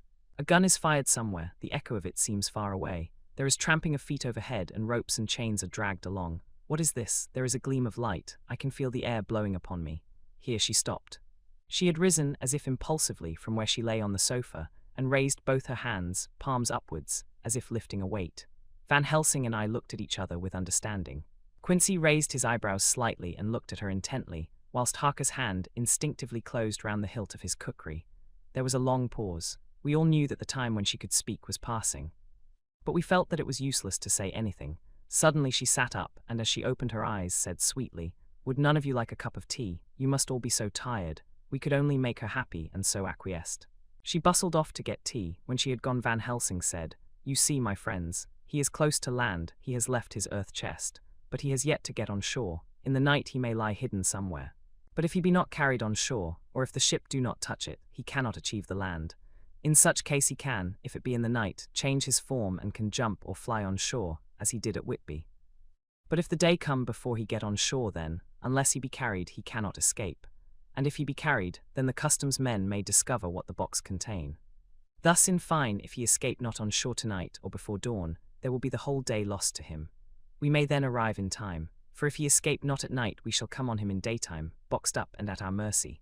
For he dare not be his true self, awake and visible, lest he be discovered. There was no more to be said, so we waited in patience until the dawn, at which time we might learn more from Mrs. Harker. Early this morning we listened, with breathless anxiety, for her response in her trance. The hypnotic stage was even longer in coming than before, and when it came the time remaining until full sunrise was so short that we began to despair. Van Helsing seemed to throw his whole soul into the effort. At last, in obedience to his will, she made reply, All is dark. I hear lapping water, level with me, and some creaking as of wood on wood. She paused, and the red sun shot up. We must wait till tonight, and so it is that we are travelling towards Galatz in an agony of expectation. We are due to arrive between 2 and 3 in the morning. But already at Bucharest, we are 3 hours late, so we cannot possibly get in till well after sun-up. Thus we shall have 2 more hypnotic messages from Mrs. Harker. Either or both may possibly throw more light on what is happening. Later, sunset has come and gone. Fortunately it came at a time when there was no distraction, for had it occurred whilst we were at a station, we might not have secured the necessary calm and isolation. Mrs. Harker yielded to the hypnotic influence even less readily than this morning. I am in fear that her power of reading the Count's sensations may die away, just when we want it most. It seems to me that her imagination is beginning to work. Whilst she has been in the trance hitherto, she has confined herself to the simplest of facts. If this goes on, it may ultimately mislead us. If I thought that the Count's power over her would die away equally with her power of knowledge, it would be a happy thought, but I am afraid that it may not be so. When she did speak, her words were enigmatical. Something is going out. I can feel it pass me like a cold wind. I can hear, far off, confused sounds, as of men talking in strange tongues, fierce falling water, and the howling of wolves. She stopped, and a shudder ran through her, increasing in intensity for a few seconds, till at the end she shook as though in a palsy. She said no more, even in answer to the professor's imperative questioning. When she woke from the trance, she was cold and exhausted and languid, but her mind was all alert. She could not remember anything, but asked what she had said. When she was told, she pondered over it deeply for a long time and in silence. 30 October, 7 a.m. We are near Galatz now, and I may not have time to write later. Sunrise this morning was anxiously looked for by us all. Knowing of the increasing difficulty of procuring the hypnotic trance, Van Helsing began his passes earlier than usual. They produced no effect, however, until the regular time, when she yielded with a still greater difficulty, only a minute before the sun rose. The professor lost no time in his questioning. Her answer came with equal quickness. All is dark. I hear water swirling by, level with my ears, and the creaking of wood on wood, cattle low far off. There is another sound, a queer one like. She stopped and grew white and whiter still. Go on, speak, I command you, said Van Helsing in an agonized voice. At the same time there was despair in his eyes, for the risen sun was reddening even Mrs. Harker's pale face. She opened her eyes, and we all started as she said, sweetly and seemingly with the utmost unconcern, "Oh, Professor, why ask me to do what you know I can't? I don't remember anything." Then, seeing the look of amazement on our faces, she said, turning from one to the other with a troubled look, "What have I said? What have I done? I know nothing, only that I was lying here, half asleep, and heard you say, 'Go on. Speak, I command you. It seems so funny to hear you order me about as if I were a bad child.' Oh, Madam Mina," he said sadly, "it is proof, if proof be needed, of how I love and honor you, when a word for your good, spoken more earnest than ever, can seem so strange because it is to order her whom I am proud to obey. The whistles are sounding. We are nearing Galatz. We are on fire with anxiety and eagerness. Mina Harker's journal, 30 October. Mr. Morris took me to the hotel where our rooms had been ordered by telegraph, he being the one who could best be spared, since he does not speak any foreign language. The forces were distributed much as they had been at Varna, except that Lord Godalming went to the vice-consul, as his rank might serve as an immediate guarantee of some sort to the official, we being in extreme hurry. Jonathan and the two doctors went to the shipping agent to learn particulars of the arrival of the Tsarina Catherine. Later, Lord Godalming has returned, the consul is away, and the vice-consul sick. So the routine work has been attended to by a clerk. He was very obliging and offered to do anything in his power. Jonathan Harker's journal, 30 October. At 9 o'clock Dr. Van Helsing, Dr. Seward, and I called on Messrs. Mackenzie and Steinkopf, the agents of the London firm of Hapgood. They had received a wire from London, in answer to Lord Godalming's telegraphed request, asking us to show them any civility in their power. They were more than kind and courteous, and took us at once on board the Tsarina Catherine, which lay at anchor out in the river harbour. There we saw the captain, Donaldson by name, who told us of his voyage. He said that in all his life he had never had so favourable a run. "Man," he said, "but it made us afeard, for we expect that we should have to pay for it. Why, some rare piece o' ill luck, so as to keep up the average. It's no canny to run frae London to the Black Sea. Why, a wind ahint ye, as though the deal himself were blowin' on your sail for his ain purpose. And the time we could no speer a thing. Jim we were nigh a ship, or a port, or a headland, a fog fell on us and travelled wy us, till when after it had lifted and we looked out, the deal a thing could we see. We ran by Gibraltar without bane, able to signal. Until we came to the Dardanelles, and had to wait to get our permit to pass, we never were within hail o' aught. At first I inclined to slack off sail and beat about till the fog was lifted. But whiles I thought that if the deal was minded to get us into the Black Sea quick, he was like to do it whether we would or no. If we had a quick voyage it would be no to our miscredit why, the owners, or no hurt to our traffic. And the old moan who had served his ain purpose would be decently grateful to us for no hindering him. This mixture of simplicity and cunning, of superstition and commercial reasoning, aroused Van Helsing, who said, "Mine friend, that devil is more clever than he is thought by some. And he know when he meet his match." The skipper was not displeased with the compliment, and went on, "When we got past the Bosphorus the men began to grumble. Some o' them, the Romanians, came and asked me to heave overboard a big box which had been put on board by a queer-looking old man just before we had started frae London. I had seen them speer at the fellow, and put out their twa fingers when they saw him, to guard against the evil eye. Man, but the superstition of foreigners is perfectly ridiculous. I sent them about their business pretty quick. But as just after a fog closed in on us I felt a wee bit as they did anent something, though I wouldn't say it was agin the big box. Well, on we went, and as the fog didn't let up for 5 days, I juiced let the wind carry us. For if the deal wanted to get somewheres, well, he would fetch it up a reet, and if he didn't, well, we'd keep a sharp lookout anyhow. Sure enyuch, we had a fair way in deep water all the time. And 2 days ago, when the morning sun came through the fog, we found ourselves just in the river opposite Galatz. The Romanians were wild, and wanted me right or wrong to take out the box and fling it in the river. I had to argue why them about it why a handspike, and when the last o' them rose off the deck why his head in his hand, I had convinced them that, evil eye or no evil eye, the property and the trust of my owners were better in my hands than in the river Danube. They had, mind ye, taken the box on the deck ready to fling in, and as it was marked Galats via Varna, I thought I'd let it lie till we discharged in the port and get rid o' tea altogether. We didn't do much clearing that day, and had to remain the nisht at anchor, but in the morning, braw and airly an hour before sun-up, a man came aboard in order, written to him from England, to receive a box marked for one Count Dracula. Sure enuch the matter was one ready to his hand. He had his papers a reet, and glad I was to be rid o' the damn thing, for I was beginning maisel to feel uneasy at it. If the deal did have any luggage aboard the ship, I'm thinking, it was nane ither than that same. What was the name of the man who took it? Asked Dr. Van Helsing with restrained eagerness. I'll be tellin' ye quick, he answered, and stepping down to his cabin, produced a receipt signed Emanuel Hildesheim. Bergenstrasse 16 was the address. We found out that this was all the captain knew, so with thanks we came away. We found Hildesheim in his office, a Hebrew of rather the Adelphi theatre type, with a nose like a sheep and a fez. His arguments were pointed with specie, we doing the punctuation, and with a little bargaining he told us what he knew. This turned out to be simple but important. He had received a letter from Mr. Deville of London, telling him to receive, if possible before sunrise so as to avoid customs, a box which would arrive at Galatz in the Tsarina Catherine. This he was to give in charge to a certain Petrov Skinsky, who dealt with the Slovaks who traded down the river to the port. He had been paid for his work by an English bank note, which had been duly cashed for gold at the Danube International Bank. When Skinsky had come to him, he had taken him to the ship and handed over the box, so as to save porterage. That was all he knew. We then sought for Skinsky, but were unable to find him. One of his neighbours, who did not seem to bear him any affection, said that he had gone away 2 days before, no one knew whither. This was corroborated by his landlord, who had received by messenger the key of the house together with the rent due in English money. This had been between 10 and 11 o'clock last night.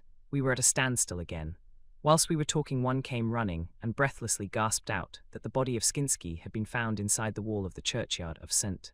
Peter, and that the throat had been torn open as if by some wild animal. Those we had been speaking with ran off to see the horror, the women crying out, "This is the work of a Slovak." We hurried away lest we should have been in some way drawn into the affair, and so detained. As we came home, we could arrive at no definite conclusion. We were all convinced that the box was on its way by water to somewhere, but where that might be we would have to discover. With heavy hearts we came home to the hotel to Mina. When we met together, the first thing was to consult as to taking Mina again into our confidence. Things are getting desperate, and it is at least a chance, though a hazardous one. As a preliminary step, I was released from my promise to her. Mina Harker's journal, 30 October, evening. They were so tired and worn out and dispirited that there was nothing to be done till they had some rest, so I asked them all to lie down for half an hour whilst I should enter everything up to the moment. I feel so grateful to the man who invented the traveller's typewriter, and to Mr. Morris for getting this one for me. I should have felt quite astray doing the work if I had to write with a pen. It is all done. Poor dear Jonathan, what he must have suffered, what must he be suffering now? He lies on the sofa hardly seeming to breathe, and his whole body appears in collapse. His brows are knit, his face is drawn with pain. Poor fellow, maybe he is thinking, and I can see his face all wrinkled up with the concentration of his thoughts. Oh, if I could only help at all. I shall do what I can. I have asked Dr. Van Helsing, and he has got me all the papers that I have not yet seen. Whilst they are resting, I shall go over all carefully, and perhaps I may arrive at some conclusion. I shall try to follow the professor's example, and think without prejudice on the facts before me. I do believe that under God's providence I have made a discovery. I shall get the maps and look over them. I am more than ever sure that I am right. My new conclusion is ready, so I shall get our party together and read it. They can judge it. It is well to be accurate, and every minute is precious. Mina Harker's memorandum. Entered in her journal, ground of inquiry, Count Dracula's problem is to get back to his own place. He must be brought back by someone. This is evident, for had he power to move himself as he wished, he could go either as man, or wolf, or bat, or in some other way. He evidently fears discovery or interference, in the state of helplessness in which he must be, confined as he is between dawn and sunset in his wooden box. How is he to be taken? Here a process of exclusions may help us. By road, by rail, by water. 1. By road. There are endless difficulties, especially in leaving the city. There are people, and people are curious and investigate. A hint, a surmise, a doubt as to what might be in the box would destroy him. Why, there are, or there may be, customs and octroi officers to pass. His pursuers might follow. This is his highest fear. And in order to prevent his being betrayed, he has repelled, so far as he can, even his victim, me, too, by rail. There is no one in charge of the box. It would have to take its chance of being delayed. And delay would be fatal, with enemies on the track. True, he might escape at night, but what would he be if left in a strange place with no refuge that he could fly to? This is not what he intends, and he does not mean to risk it. 3. By water. Here is the safest way in one respect, but with most danger in another. On the water he is powerless except at night. Even then he can only summon fog and storm and snow and his wolves. But were he wrecked, the living water would engulf him, helpless, and he would indeed be lost. He could have the vessel drive to land, but if it were unfriendly land wherein he was not free to move, his position would still be desperate.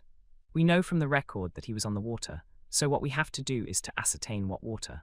The first thing is to realize exactly what he has done as yet. We may then get a light on what his later task is to be. Firstly, we must differentiate between what he did in London as part of his general plan of action, when he was pressed for moments, and had to arrange as best he could. Secondly, we must see, as well as we can surmise it from the facts we know of, what he has done here. As to the first, he evidently intended to arrive at Galatz, and sent invoice to Varna to deceive us lest we should ascertain his means of exit from England. His immediate and sole purpose then was to escape. The proof of this is the letter of instructions sent to Emanuel Hildesheim to clear and take away the box before sunrise. There is also the instruction to Petrov Skinsky. These we must only guess at, but there must have been some letter or message since Skinsky came to Hildesheim. That so far, his plans were successful we know. The Tsarina Catherine made a phenomenally quick journey, so much so that Captain Donelson's suspicions were aroused. But his superstition united with his canniness played the Count's game for him, and he ran with his favouring wind through fogs, and all till he brought up blindfold at Galatz. That the Count's arrangements were well made has been proved. Hildesheim cleared the box, took it off and gave it to Skinsky. Skinsky took it, and here we lose the trail. We only know that the box is somewhere on the water, moving along. The customs and the octroi, if there be any, have been avoided. Now we come to what the Count must have done after his arrival, on land, at Galatz. The box was given to Skinsky before sunrise. At sunrise the Count could appear in his own form. Here we ask why Skinsky was chosen at all to aid in the work. In my husband's diary, Skinsky is mentioned as dealing with the Slovaks who trade down the river to the port. And the man's remark that the murder was the work of a Slovak showed the general feeling against his class. The Count wanted isolation. My surmise is this, that in London the Count decided to get back to his castle by water as the most safe and secret way. He was brought from the castle by Szgany, and probably they delivered their cargo to Slovaks who took the boxes to Varna, for there they were shipped for London. Thus the Count had knowledge of the persons who could arrange this service. When the box was on land, before sunrise or after sunset, he came out from his box, met Skinsky and instructed him what to do as to arranging the carriage of the box up some river. When this was done and he knew that all was in train, he blotted out his traces, as he thought, by murdering his agent. I have examined the map and find that the river most suitable for the Slovaks to have ascended is either the Pruth or the Sureth. I read in the typescript that in my trance I heard cows low and water swirling level with my ears and the creaking of wood. The Count in his box, then, was on a river in an open boat, propelled probably either by oars or poles, for the banks are near and it is working against stream. There would be no such sound if floating downstream. Of course it may not be either the Sureth or the Pruth, but we may possibly investigate further. Now of these two, the Pruth is the more easily navigated, but the Sureth is at Fundu, joined by the Bistritza, which runs up round the Borgo Pass. The loop it makes is manifestly as close to Dracula's castle as can be got by water. Mina Harker's journal continued. When I had done reading, Jonathan took me in his arms and kissed me. The others kept shaking me by both hands, and Dr. Van Helsing said, "Our dear Madam Mina is once more our teacher. Her eyes have been where we were blinded. Now we are on the track once again, and this time we may succeed. Our enemy is at his most helpless, and if we can come on him by day on the water, our task will be over. He has a start, but he is powerless to hasten, as he may not leave his box lest those who carry him may suspect. For them to suspect would be to prompt them to throw him in the stream where he perish. This he knows and will not. Now men, to our council of war, for here and now we must plan what each and all shall do. I shall get a steam launch and follow him," said Lord Godalming. "And I horses to follow on the bank lest by chance he land," said Mr. Morris. "Good," said the professor, "both good, but neither must go alone. There must be force to overcome force if need be. The Slovak is strong and rough, and he carries rude arms." All the men smiled, for amongst them they carried a small arsenal. Said Mr. Morris, "I have brought some Winchesters. They are pretty handy in a crowd, and there may be wolves." The Count, if you remember, took some other precautions. He made some requisitions on others that Mrs. Harker could not quite hear or understand. We must be ready at all points. Dr. Seward said, I think I had better go with Quincy. We have been accustomed to hunt together, and we two, well armed, will be a match for whatever may come along. You must not be alone, Art. It may be necessary to fight the Slovaks, and a chance thrust, for I don't suppose these fellows carry guns, would undo all our plans. There must be no chances this time. We shall not rest until the Count's head and body have been separated, and we are sure that he cannot reincarnate. He looked at Jonathan as he spoke, and Jonathan looked at me. I could see that the poor dear was torn about in his mind. Of course he wanted to be with me, but then the boat service would, most likely, be the one which would destroy the vampire. Why did I hesitate to write the word? He was silent a while, and during his silence Dr. Van Helsing spoke. Friend Jonathan, this is to you for twice reasons. First, because you are young and brave and can fight, and all energies may be needed at the last. And again, that it is your right to destroy him, that which has wrought such woe to you and yours. Be not afraid for Madam Mina. She will be my care if I may. I am old. My legs are not so quick to run as once, and I am not used to ride so long or to pursue as need be, or to fight with lethal weapons, but I can be of other service. I can fight in other way, and I can die if need be as well as younger men. Now let me say that what I would is this. While you, my Lord Godalming and friend Jonathan go in your so swift little steamboat up the river, and whilst John and Quincy guard the bank where perchance he might be landed, I will take Madam Mina right into the heart of the enemy's country. Whilst the old fox is tied in his box, floating on the running stream whence he cannot escape to land, where he dares not raise the lid of his coffin box lest his Slovak carriers should in fear leave him to perish, we shall go in the track where Jonathan went, from Bistritz over the Borgo, and find our way to the castle of Dracula. Here Madam Mina's hypnotic power will surely help, and we shall find our way, all dark and unknown otherwise, after the first sunrise when we are near that fateful place. There is much to be done, and other places to be made sanctify, so that that nest of vipers be obliterated. Here Jonathan interrupted him hotly. Do you mean to say, Professor Van Helsing, that you would bring Mina, in her sad case and tainted as she is with that devil's illness, right into the jaws of his death trap? Not for the world, not for heaven or hell. He became almost speechless for a minute and then went on. Do you know what the place is? Have you seen that awful den of hellish infamy, with the very moonlight alive with grisly shapes, and every speck of dust that whirls in the wind a devouring monster in embryo? Have you felt the vampire's lips upon your throat? Here he turned to me, and as his eyes lit on my forehead he threw up his arms with a cry. Oh my God, what have we done to have this terror upon us? And he sank down on the sofa in a collapse of misery. The professor's voice, as he spoke in clear, sweet tones, which seemed to vibrate in the air, calmed us all. Oh, my friend, it is because I would save Madam Mina from that awful place that I would go. God forbid that I should take her into that place. There is work, wild work, to be done there that her eyes may not see. We men here, all save Jonathan, have seen with their own eyes what is to be done before that place can be purified. Remember that we are in terrible straits. If the Count escape us this time, and he is strong and subtle and cunning, he may choose to sleep him for a century, and then in time our dear one, he took my hand, would come to him to keep him company, and would be as those others that you, Jonathan, saw. You have told us of their gloating lips. You heard their ribald laugh as they clutched the moving bag that the Count threw to them. You shudder, and well may it be. Forgive me that I make you so much pain, but it is necessary. My friend, is it not a dire need for the which I am giving, possibly my life? If it were that anyone went into that place to stay, it is I who would have to go to keep them company. Do as you will, said Jonathan, with a sob that shook him all over. We are in the hands of God. Later. Oh, it did me good to see the way that these brave men worked. How can women help loving men when they are so earnest, and so true, and so brave? And too, it made me think of the wonderful power of money. What can it not do when it is properly applied, and what might it do when basely used? I felt so thankful that Lord Godalming is rich, and that both he and Mr. Morris, who also has plenty of money, are willing to spend it so freely. For if they did not, our little expedition could not start, either so promptly or so well equipped as it will within another hour. It is not 3 hours since it was arranged what part each of us was to do, and now Lord Godalming and Jonathan have a lovely steam launch, with steam up ready to start at a moment's notice. Dr. Seward and Mr. Morris have 6 good horses, well appointed. We have all the maps and appliances of various kinds that can be had.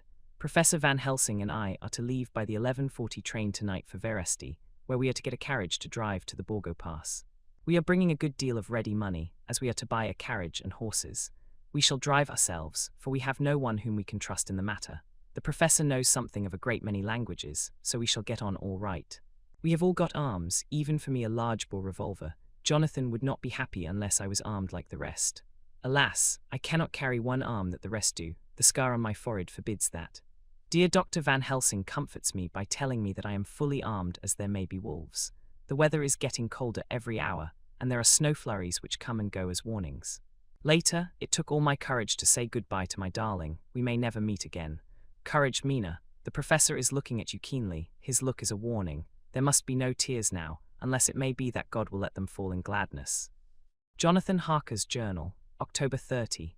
Night. I am writing this in the light from the furnace door of the steam launch. Lord Godalming is firing up. He is an experienced hand at the work, as he has had for years a launch of his own on the Thames, and another on the Norfolk Broads.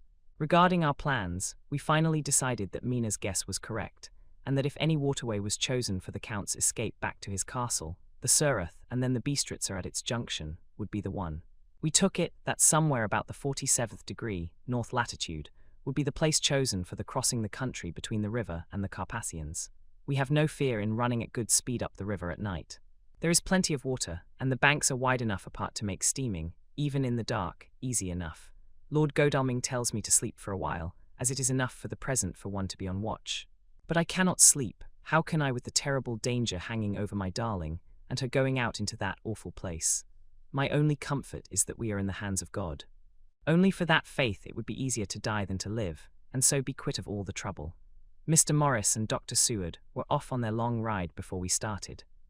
They are to keep up the right bank, far enough off to get on higher lands where they can see a good stretch of river and avoid the following of its curves. They have, for the first stages, 2 men to ride and lead their spare horses, 4 in all, so as not to excite curiosity. When they dismiss the men, which shall be shortly, they shall themselves look after the horses. It may be necessary for us to join forces, if so they can mount our whole party. One of the saddles has a movable horn, and can be easily adapted for Mina, if required. It is a wild adventure we are on. Here, as we are rushing along through the darkness, with the cold from the river seeming to rise up and strike us. With all the mysterious voices of the night around us, it all comes home. We seem to be drifting into unknown places and unknown ways, into a whole world of dark and dreadful things. Godalming is shutting the furnace door. 31 October, still hurrying along. The day has come and Godalming is sleeping. I am on watch. The morning is bitterly cold. The furnace heat is grateful, though we have heavy fur coats. As yet we have passed only a few open boats, but none of them had on board any box or package of anything like the size of the one we seek. The men were scared every time we turned our electric lamp on them, and fell on their knees and prayed. One November evening, no news all day, we have found nothing of the kind we seek. We have now passed into the Bistritzer, and if we are wrong in our surmise our chance is gone. We have overhauled every boat, big and little. Early this morning, one crew took us for a government boat and treated us accordingly. We saw in this a way of smoothing matters, so at Fundu, where the Bistritzer runs into the Surrey, we got a Romanian flag which we now fly conspicuously. With every boat which we have overhauled since then this trick has succeeded. We have had every deference shown to us, and not once any objection to whatever we chose to ask or do. Some of the Slovaks tell us that a big boat passed them, going at more than usual speed, as she had a double crew on board. This was before they came to Fundu, so they could not tell us whether the boat turned into the Bistritzer or continued on up the Surrey.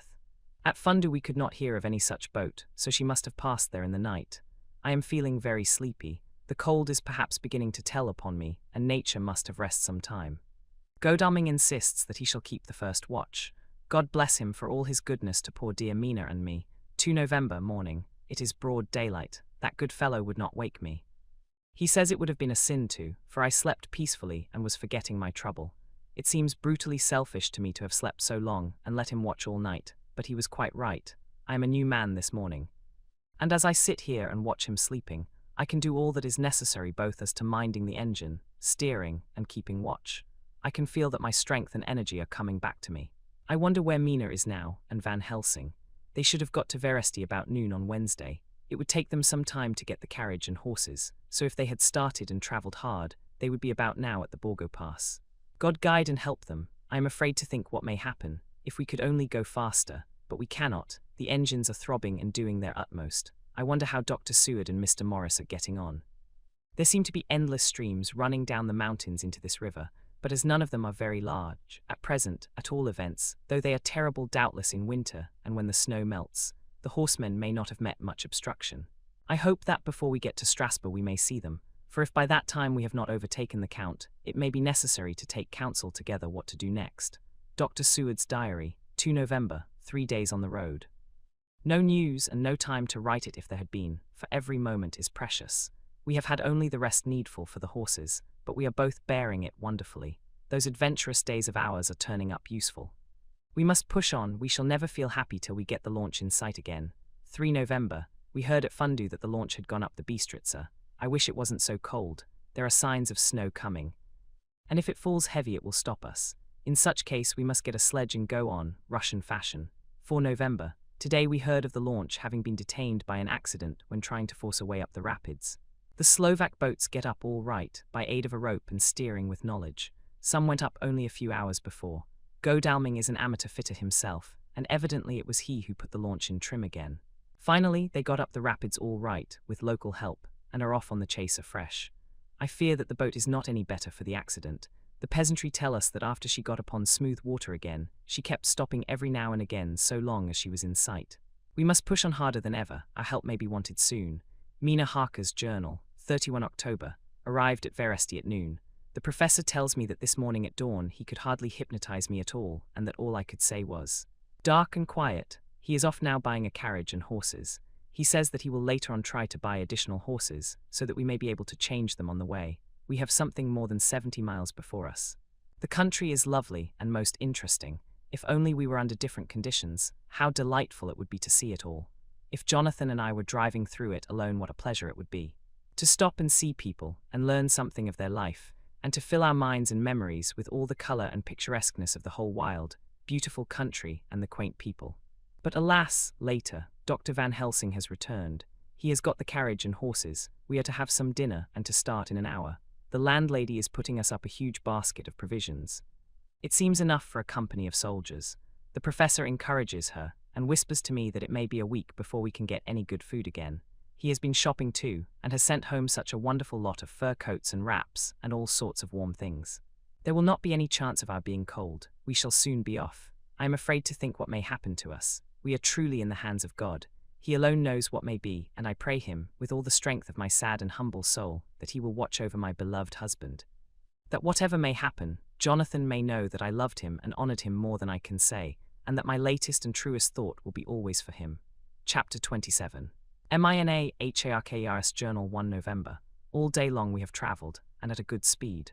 The horses seem to know that they are being kindly treated, for they go willingly their full stage at best speed. We have now had so many changes, and find the same things so constantly, that we are encouraged to think that the journey will be an easy one. Dr. Van Helsing is laconic. He tells the farmers that he is hurrying to Bistritz, and pays them well to make the exchange of horses. We get hot soup or coffee or tea, and off we go. It is a lovely country, full of beauties of all imaginable kinds, and the people are brave and strong and simple and seem full of nice qualities. They are very, very superstitious. In the first house where we stopped, when the woman who served us saw the scar on my forehead, she crossed herself and put out 2 fingers towards me to keep off the evil eye. I believe they went to the trouble of putting an extra amount of garlic into our food, and I can't abide garlic. Ever since then I have taken care not to take off my hat or veil, and so have escaped their suspicions. We are travelling fast, and as we have no driver with us to carry tales, we go ahead of scandal, but I dare say that fear of the evil eye will follow hard behind us all the way. The professor seems tireless. All day he would not take any rest, though he made me sleep for a long spell. At sunset time he hypnotized me, and he says that I answered as usual darkness, lapping water and creaking wood, so our enemy is still on the river. I am afraid to think of Jonathan, but somehow I have now no fear for him, or for myself. I write this whilst we wait in a farmhouse for the horses to be got ready. Dr. Van Helsing is sleeping. Poor dear, he looks very tired and old and grey, but his mouth is set as firmly as a conqueror's. Even in his sleep he is instinct with resolution. When we have well started, I must make him rest whilst I drive. I shall tell him that we have days before us, and we must not break down when most of all his strength will be needed. All is ready, we are off shortly. 2 November morning. I was successful, and we took turns driving all night. Now the day is on us, bright though cold. There is a strange heaviness in the air. I say heaviness for want of a better word. I mean that it oppresses us both. It is very cold, and only our warm furs keep us comfortable. At dawn Van Helsing hypnotized me. He says I answered darkness, creaking wood and roaring water, so the river is changing as they ascend. I do hope that my darling will not run any chance of danger, more than need be. But we are in God's hands. 2 November night, all day long driving. The country gets wilder as we go, and the great spurs of the Carpathians, which at Veresti seemed so far from us and so low on the horizon, now seem to gather round us and tower in front. We both seem in good spirits. I think we make an effort each to cheer the other. In the doing so we cheer ourselves. Dr. Van Helsing says that by morning we shall reach the Borgo Pass. The houses are very few here now, and the professor says that the last horse we got will have to go on with us, as we may not be able to change. He got 2 in addition to the 2 we changed, so that now we have a rude 4 in hand. The dear horses are patient and good, and they give us no trouble. We are not worried with other travellers, and so even I can drive. We shall get to the pass in daylight. We do not want to arrive before. So we take it easy and have each a long rest in turn. Oh, what will tomorrow bring to us? We go to seek the place where my poor darling suffered so much. God grant that we may be guided aright, and that he will deign to watch over my husband and those dear to us both, and who are in such deadly peril. As for me, I am not worthy in his sight. Alas, I am unclean to his eyes, and shall be until he may deign to let me stand forth in his sight as one of those who have not incurred his wrath. Memorandum by Abraham Van Helsing. 4 November, this to my old and true friend John Seward, MD of Purfleet, London, in case I may not see him. It may explain. It is morning, and I write by a fire which all the night I have kept alive, Madam Mina aiding me. It is cold, cold, so cold that the grey heavy sky is full of snow, which when it falls will settle for all winter as the ground is hardening to receive it. It seems to have affected Madam Mina. She has been so heavy of head all day that she was not like herself. She sleeps and sleeps and sleeps. She who is usual so alert have done literally nothing all the day. She even have lost her appetite. She make no entry into her little diary, she who writes so faithful at every pause. Something whispered to me that all is not well. However, tonight she is more vif. Her long sleep all day have refresh and restore her, for now she is all sweet and bright as ever. At sunset I try to hypnotize her, but alas, with no effect. The power has grown less and less with each day, and tonight it fail me altogether. Well, God's will be done, whatever it may be, and whithersoever it may lead. Now to the historical, for as Madam Mina write not in her stenography, I must, in my cumbrous old fashion, that so each day of us may not go unrecorded. We got to the Borgo Pass just after sunrise yesterday morning. When I saw the signs of the dawn I got ready for the hypnotism. We stopped our carriage, and got down so that there might be no disturbance. I made a couch with furs, and Madam Mina, lying down, yield herself as usual, but more slow and more short time than ever, to the hypnotic sleep. As before came the answer, darkness and the swirling of water. Then she woke, bright and radiant, and we go on our way and soon reach the pass. At this time and place, she become all on fire with zeal. Some new guiding power be in her manifested, for she point to a road and say, "This is the way." "How know you it?" I ask. "Of course I know it," she answer, and with a pause add, "Have not my Jonathan travelled it and wrote of his travel? At first I think somewhat strange, but soon I see that there be only one such by road. It is used but little, and very different from the coach road from the Bukovina to Bistritz, which is more wide and hard, and more of use. So we came down this road. When we meet other ways, not always were we sure that they were roads at all, for they be neglect and light snow have fallen, the horses know and they only. I give rein to them, and they go on so patient. By and by we find all the things which Jonathan have note in that wonderful diary of him. Then we go on for long, long hours and hours. At the first I tell Madam Mina to sleep. She try, and she succeed. She sleep all the time. Till at the last I feel myself to suspicious grow, and attempt to wake her. But she sleep on, and I may not wake her though I try. I do not wish to try too hard lest I harm her. For I know that she have suffer much, and sleep at times be all in all to her. I think I drowse myself, for all of sudden I feel guilt, as though I have done something. I find myself bolt up with the reins in my hand, and the good horses go along jog, jog, just as ever. I look down and find Madam Mina still sleep. It is now not far off sunset time, and over the snow the light of the sun flow in big yellow flood, so that we throw great long shadow on where the mountain rise so steep. For we are going up, and all is so wild and rocky, as though it were the end of the world. Then I arouse Madam Mina. This time she wake with not much trouble, and then I try to put her to hypnotic sleep. But she sleep not, being as though I were not. Still I try and try, till all at once I find her and myself in dark, so I look round and find that the sun have gone down. Madam Mina laugh, and I turn and look at her. She is now quite awake, and looks so well as I never saw her since that night at Carfax when we first entered the Count's house. I am amazed, and not at ease then, but she is so bright and tender and thoughtful for me that I forget all fear. I light a fire, for we have brought supply of wood with us, and she prepare food while I undo the horses and set them, tethered in shelter, to feed. Then when I return to the fire she have my supper ready. I go to help her. But she smile and tell me that she have eat already, that she was so hungry that she would not wait. I like it not, and I have grave doubts, but I fear to affright her, and so I am silent of it. She help me, and I eat alone. And then we wrap in fur and lie beside the fire, and I tell her to sleep while I watch.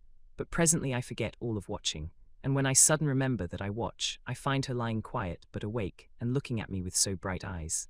Once, twice more the same occur, and I get much sleep till before morning.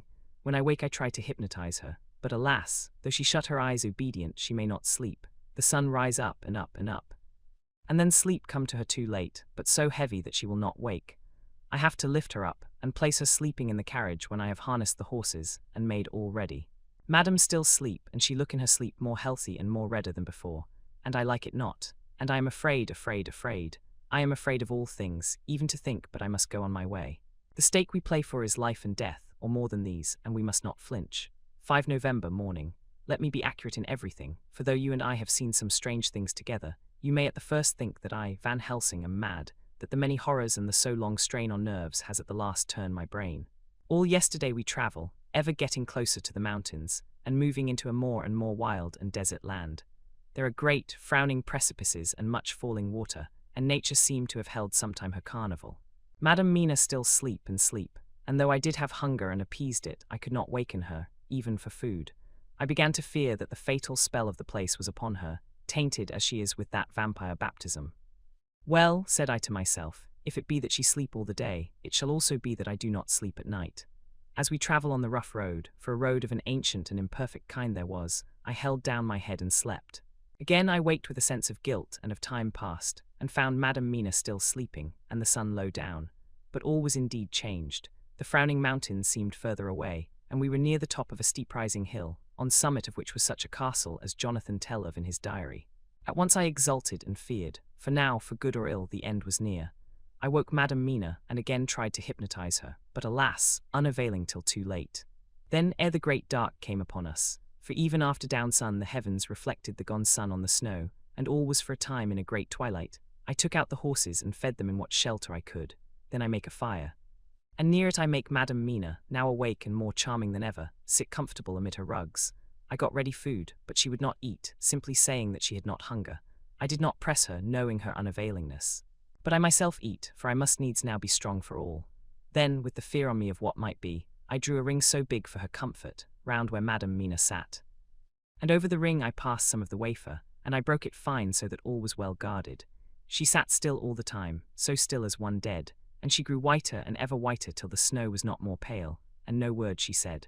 But when I drew near, she clung to me, and I could know that the poor soul shook her from head to feet with a tremor that was pain to feel.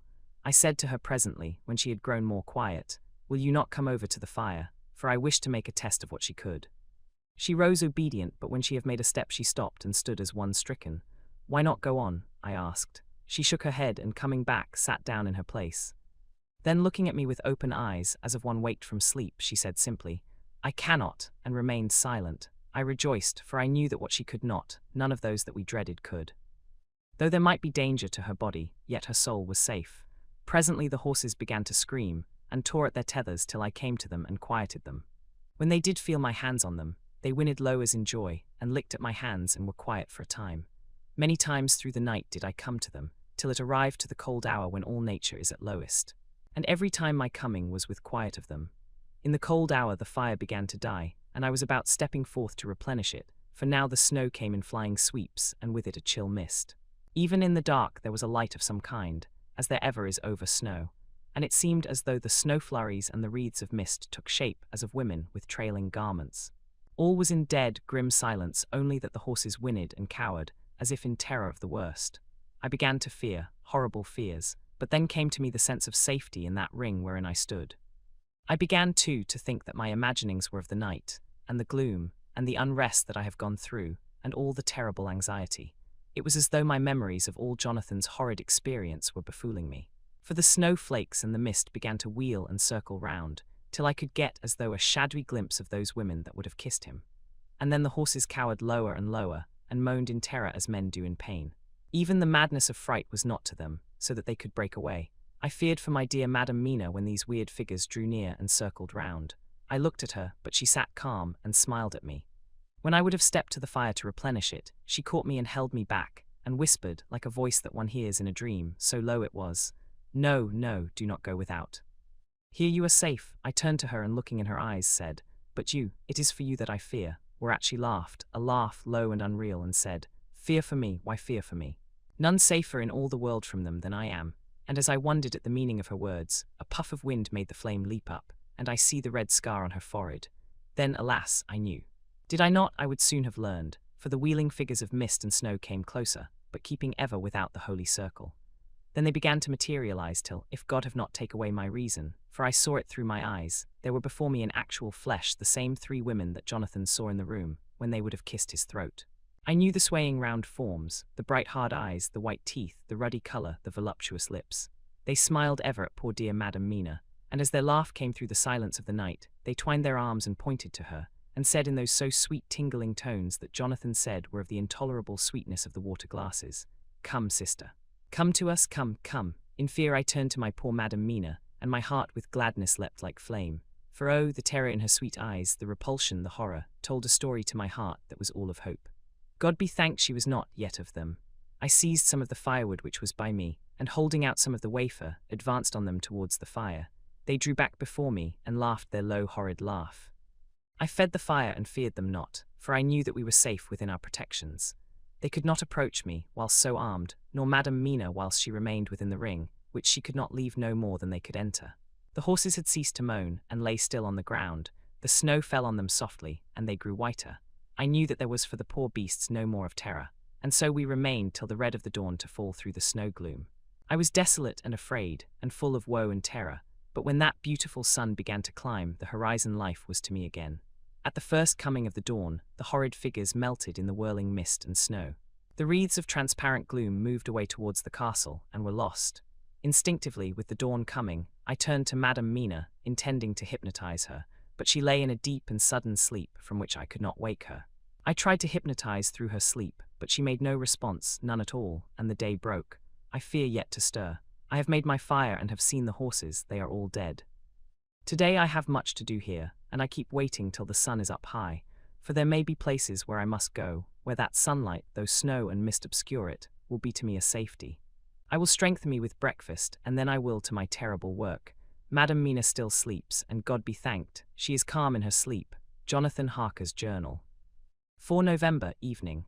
The accident to the launch has been a terrible thing for us. Only for it we should have overtaken the boat long ago, and by now my dear Mina would have been free. I fear to think of her off on the wolds near that horrid place. We have got horses and we follow on the track. I note this whilst Godalming is getting ready. We have our arms. The Shganey must look out if they mean fight. Oh, if only Morris and Seward were with us. We must only hope. If I write no more goodbye, Mina, God bless and keep you. Dr. Seward's diary. 5 November. With the dawn we saw the body of Shganey before us dashing away from the river with their later wagon. They surrounded it in a cluster and hurried along as though beset. The snow is falling lightly, and there is a strange excitement in the air. It may be our own feelings, but the depression is strange. Far off I hear the howling of wolves. The snow brings them down from the mountains, and there are dangers to all of us and from all sides. The horses are nearly ready, and we are soon off. We ride to death of someone. God alone knows who or where or what or when or how it may be. Dr. Van Helsing's memorandum. 5 November afternoon. I am at least sane. Thank God for that mercy at all events, though the proving it has been dreadful. When I left Madam Mina sleeping within the holy circle, I took my way to the castle. The blacksmith hammer which I took in the carriage from Veresti was useful. Though the doors were all open, I broke them off the rusty hinges, lest some ill intent or ill chance should close them, so that being entered I might not get out. Jonathan's bitter experience served me here. By memory of his diary I found my way to the old chapel, for I knew that here my work lay. The air was oppressive. It seemed as if there was some sulphurous fume, which at times made me dizzy. Either there was a roaring in my ears, or I heard afar off the howl of wolves. Then I bethought me of my dear Madam Mina, and I was in terrible plight. The dilemma had me between his horns. Her I had not dared to take into this place, but left safe from the vampire in that holy circle, and yet even there would be the wolf.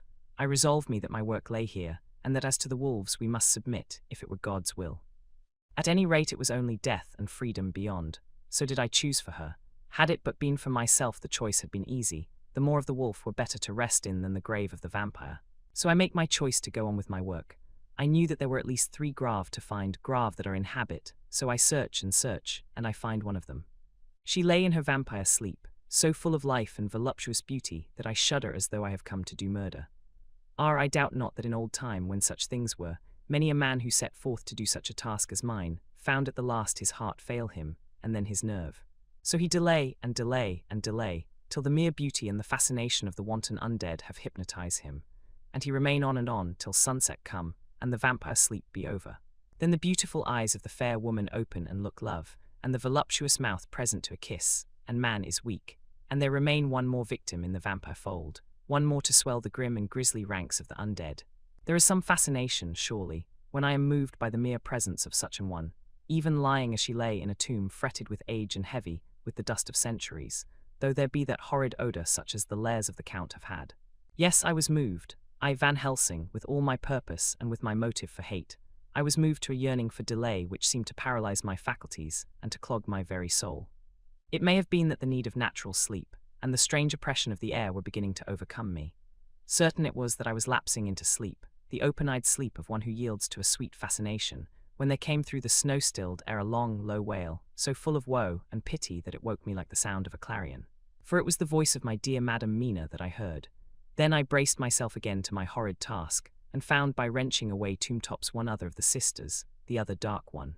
I dared not pause to look on her as I had on her sister, lest once more I should begin to be in thrall, but I go on searching until, presently, I find in a high great tomb, as if made to one much beloved, that other fair sister which, like Jonathan, I had seen to gather herself out of the atoms of the mist.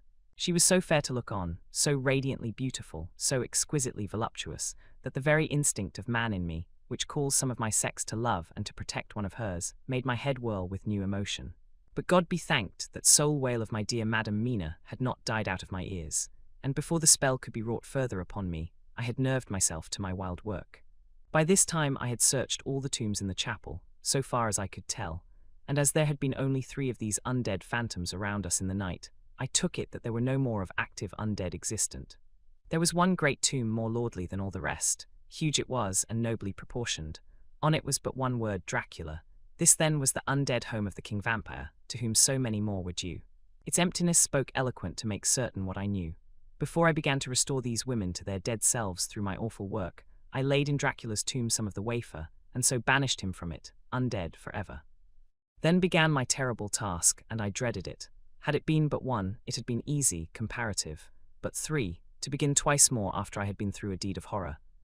For if it was terrible with the sweet Miss Lucy, what would it not be with these strange ones who had survived through centuries, and who had been strengthened by the passing of the years, who would, if they could, have fought for their foul lives? Oh, my friend John, but it was butcher work. Had I not been nerved by thoughts of other dead, and of the living over whom hung such a pall of fear, I could not have gone on. I tremble and tremble even yet, though till all was over, God be thanked, my nerve did stand. Had I not seen the repose in the first place, and the gladness that stole over it just ere the final dissolution came, as realization that the soul had been won, I could not have gone further with my butchery. I could not have endured the horrid screeching as the stake drove home, the plunging of writhing form and lips of bloody foam. I should have fled in terror and left my work undone, but it is over. And the poor souls, I can pity them now and weep, as I think of them placid each in her full sleep of death for a short moment ere fading. For friend John, hardly had my knife severed the head of each, before the whole body began to melt away and crumble into its native dust, as though the death that should have come centuries agone had at last assert himself and say at once and loud, I am here. Before I left the castle I so fixed its entrances that never more can the Count enter there undead. When I stepped into the circle where Madam Mina slept, she woke from her sleep, and seeing me, cried out in pain that I had endured too much. Come, she said, come away from this awful place. Let us go to meet my husband who is, I know, coming towards us. She was looking thin and pale and weak, but her eyes were pure and glowed with fervour. I was glad to see her paleness and her illness, for my mind was full of the fresh horror of that ruddy vampire sleep. And so with trust and hope, and yet full of fear, we go eastward to meet our friends, and him, whom Madam Mina tell me that she know are coming to meet us. Mina Harker's Journal. 6 November. It was late in the afternoon when the professor and I took our way towards the east, whence I knew Jonathan was coming. We did not go fast, though the way was steeply downhill, for we had to take heavy rugs and wraps with us. We dared not face the possibility of being left without warmth in the cold and the snow. We had to take some of our provisions, too, for we were in a perfect desolation, and so far as we could see through the snowfall, there was not even the sign of habitation. When we had gone about a mile, I was tired with the heavy walking and sat down to rest. Then we looked back and saw where the clear line of Dracula's castle cut the sky. For we were so deep under the hill we're on, it was set that the angle of perspective of the Carpathian Mountains was far below it. We saw it in all its grandeur, perched 1,000 feet on the summit of a sheer precipice, and with seemingly a great gap between it and the steep of the adjacent mountain on any side. There was something wild and uncanny about the place. We could hear the distant howling of wolves. They were far off, but the sound, even though coming muffled through the deadening snowfall, was full of terror. I knew from the way Dr. Van Helsing was searching about that he was trying to seek some strategic point where we would be less exposed in case of attack. The rough roadway still led downwards. We could trace it through the drifted snow. In a little while the professor signaled to me, so I got up and joined him. He had found a wonderful spot, a sort of natural hollow in a rock, with an entrance like a doorway between two boulders. He took me by the hand and drew me in. "See," he said, "here you will be in shelter, and if the wolves do come I can meet them one by one." He brought in our furs and made a snug nest for me and got out some provisions and forced them upon me. But I could not eat. To even try to do so was repulsive to me, and much as I would have liked to please him, I could not bring myself to the attempt. He looked very sad but did not reproach me. Taking his field glasses from the case, he stood on the top of the rock and began to search the horizon. Suddenly he called out, "Look, Madam Mina, look, look." I sprang up and stood beside him on the rock. He handed me his glasses and pointed. The snow was now falling more heavily and swirled about fiercely, for a high wind was beginning to blow. However, there were times when there were pauses between the snow flurries and I could see a long way round. From the height where we were it was possible to see a great distance, and far off, beyond the white waste of snow, I could see the river lying like a black ribbon in kinks and curls as it wound its way. Straight in front of us and not far off, in fact so near that I wondered we had not noticed before, came a group of mounted men hurrying along. In the midst of them was a cart, a long later wagon which swept from side to side, like a dog's tail wagging, with each stern inequality of the road. Outlined against the snow as they were, I could see from the men's clothes that they were peasants or gypsies of some kind. On the cart was a great square chest. My heart leaped as I saw it, for I felt that the end was coming. The evening was now drawing close, and well I knew that at sunset the thing, which was till then imprisoned there, would take new freedom, and could in any of many forms elude all pursuit. In fear I turned to the professor. To my consternation, however, he was not there. An instant later I saw him below me. Round the rock he had drawn a circle, such as we had found shelter in last night. When he had completed it he stood beside me again, saying, "At least you shall be safe here from him." He took the glasses from me, and at the next lull of the snow swept the whole space below us. "See," he said, "they come quickly. They are flogging the horses and galloping as hard as they can." He paused and went on in a hollow voice, "They are racing for the sunset. We may be too late. God's will be done." Down came another blinding rush of driving snow, and the whole landscape was blotted out. It soon passed, however, and once more his glasses were fixed on the plain. Then came a sudden cry, "Look, look, look, see 2 horsemen follow fast coming up from the south. It must be Quincy and John. Take the glass.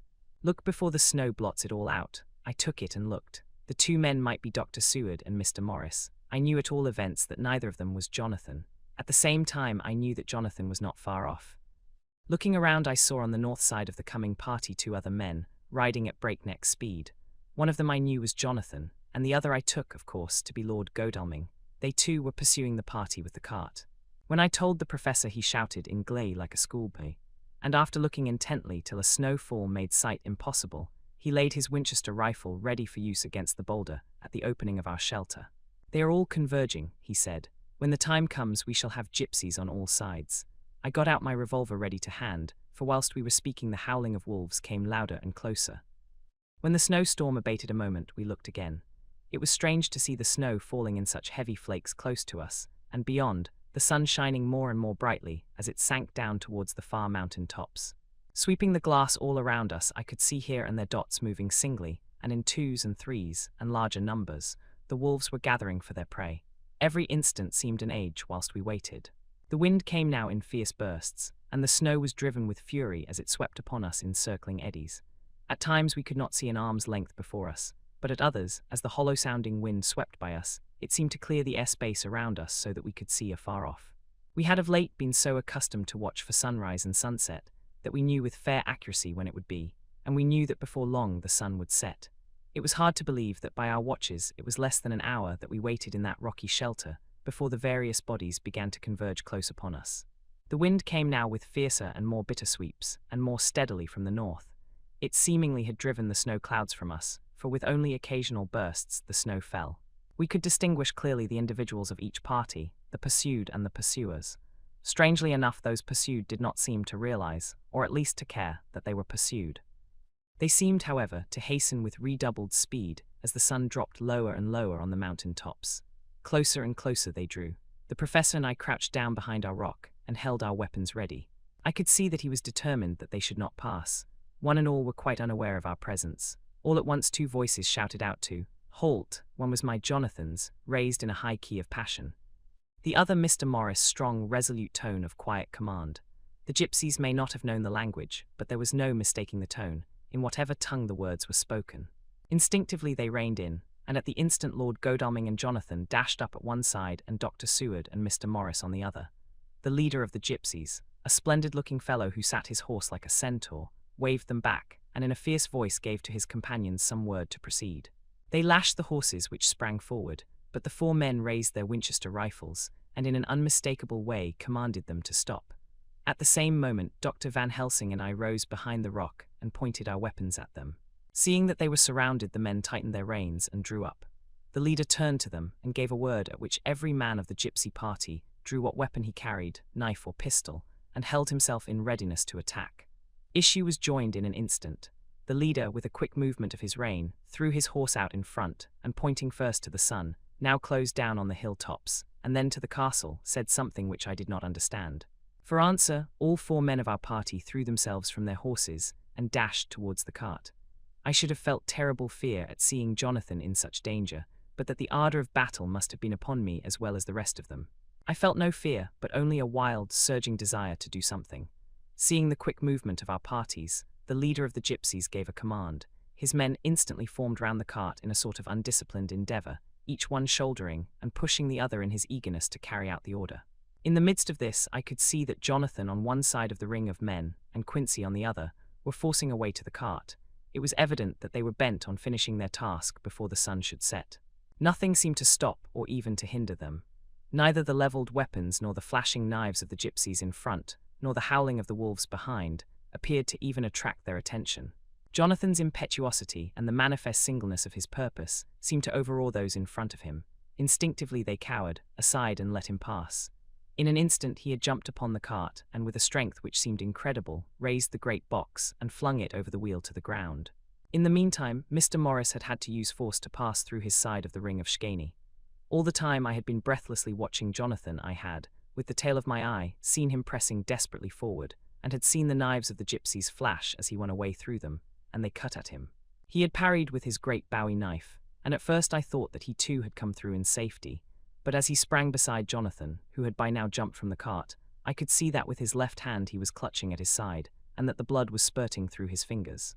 He did not delay notwithstanding this, for as Jonathan, with desperate energy, attacked one end of the chest, attempting to prise off the lid with his great cookery knife, he attacked the other frantically with his Bowie.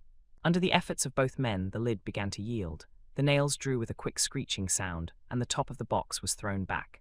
By this time the gypsies, seeing themselves covered by the Winchesters, and at the mercy of Lord Godalming and Dr. Seward, had given in and made no resistance.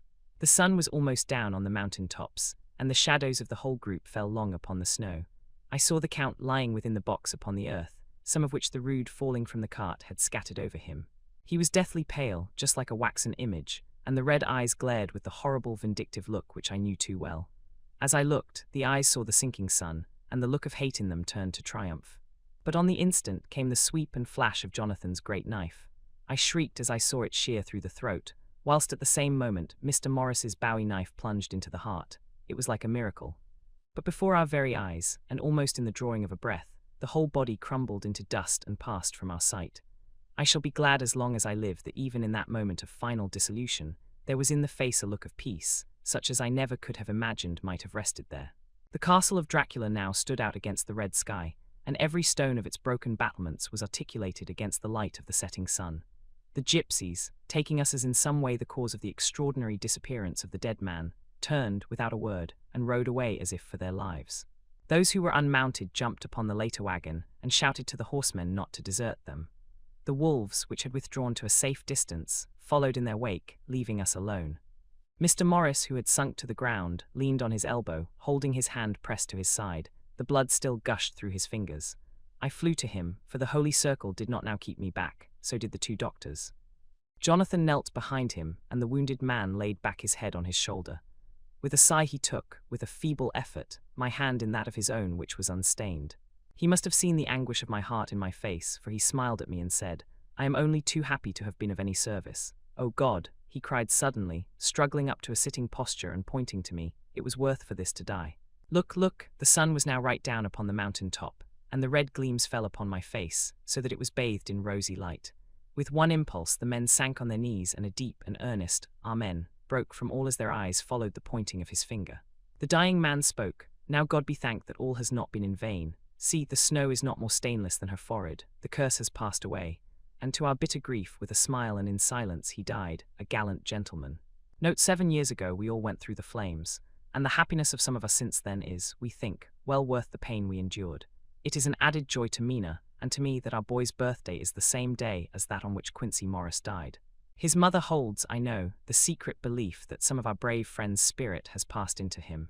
His bundle of names links all our little band of men together, but we call him Quincy. In the summer of this year we made a journey to Transylvania, and went over the old ground which was, and is, to us so full of vivid and terrible memories. It was almost impossible to believe that the things which we had seen with our own eyes and heard with our own ears were living truths. Every trace of all that had been was blotted out. The castle stood as before, reared high above a waste of desolation. When we got home we were talking of the old time, which we could all look back on without despair, for Godalming and Seward are both happily married. I took the papers from the safe where they had been ever since our return so long ago. We were struck with the fact that in all the mass of material of which the record is composed, there is hardly one authentic document. Nothing but a mass of typewriting, except the later notebooks of Mina and Seward and myself, and Van Helsing's memorandum. We could hardly ask anyone, even did we wish to accept these as proofs of so wild a story. Van Helsing summed it all up as he said, with our boy on his knee, "We want no proofs, we ask none to believe us. This boy will some day know what a brave and gallant woman his mother is. Already he knows her sweetness and loving care. Later on he will understand how some men so loved her that they did dare much for her sake." Jonathan Harker. Thank you for listening. If you enjoyed this story, don't forget to follow the Reading Lantern and let its light guide you to your next great tale.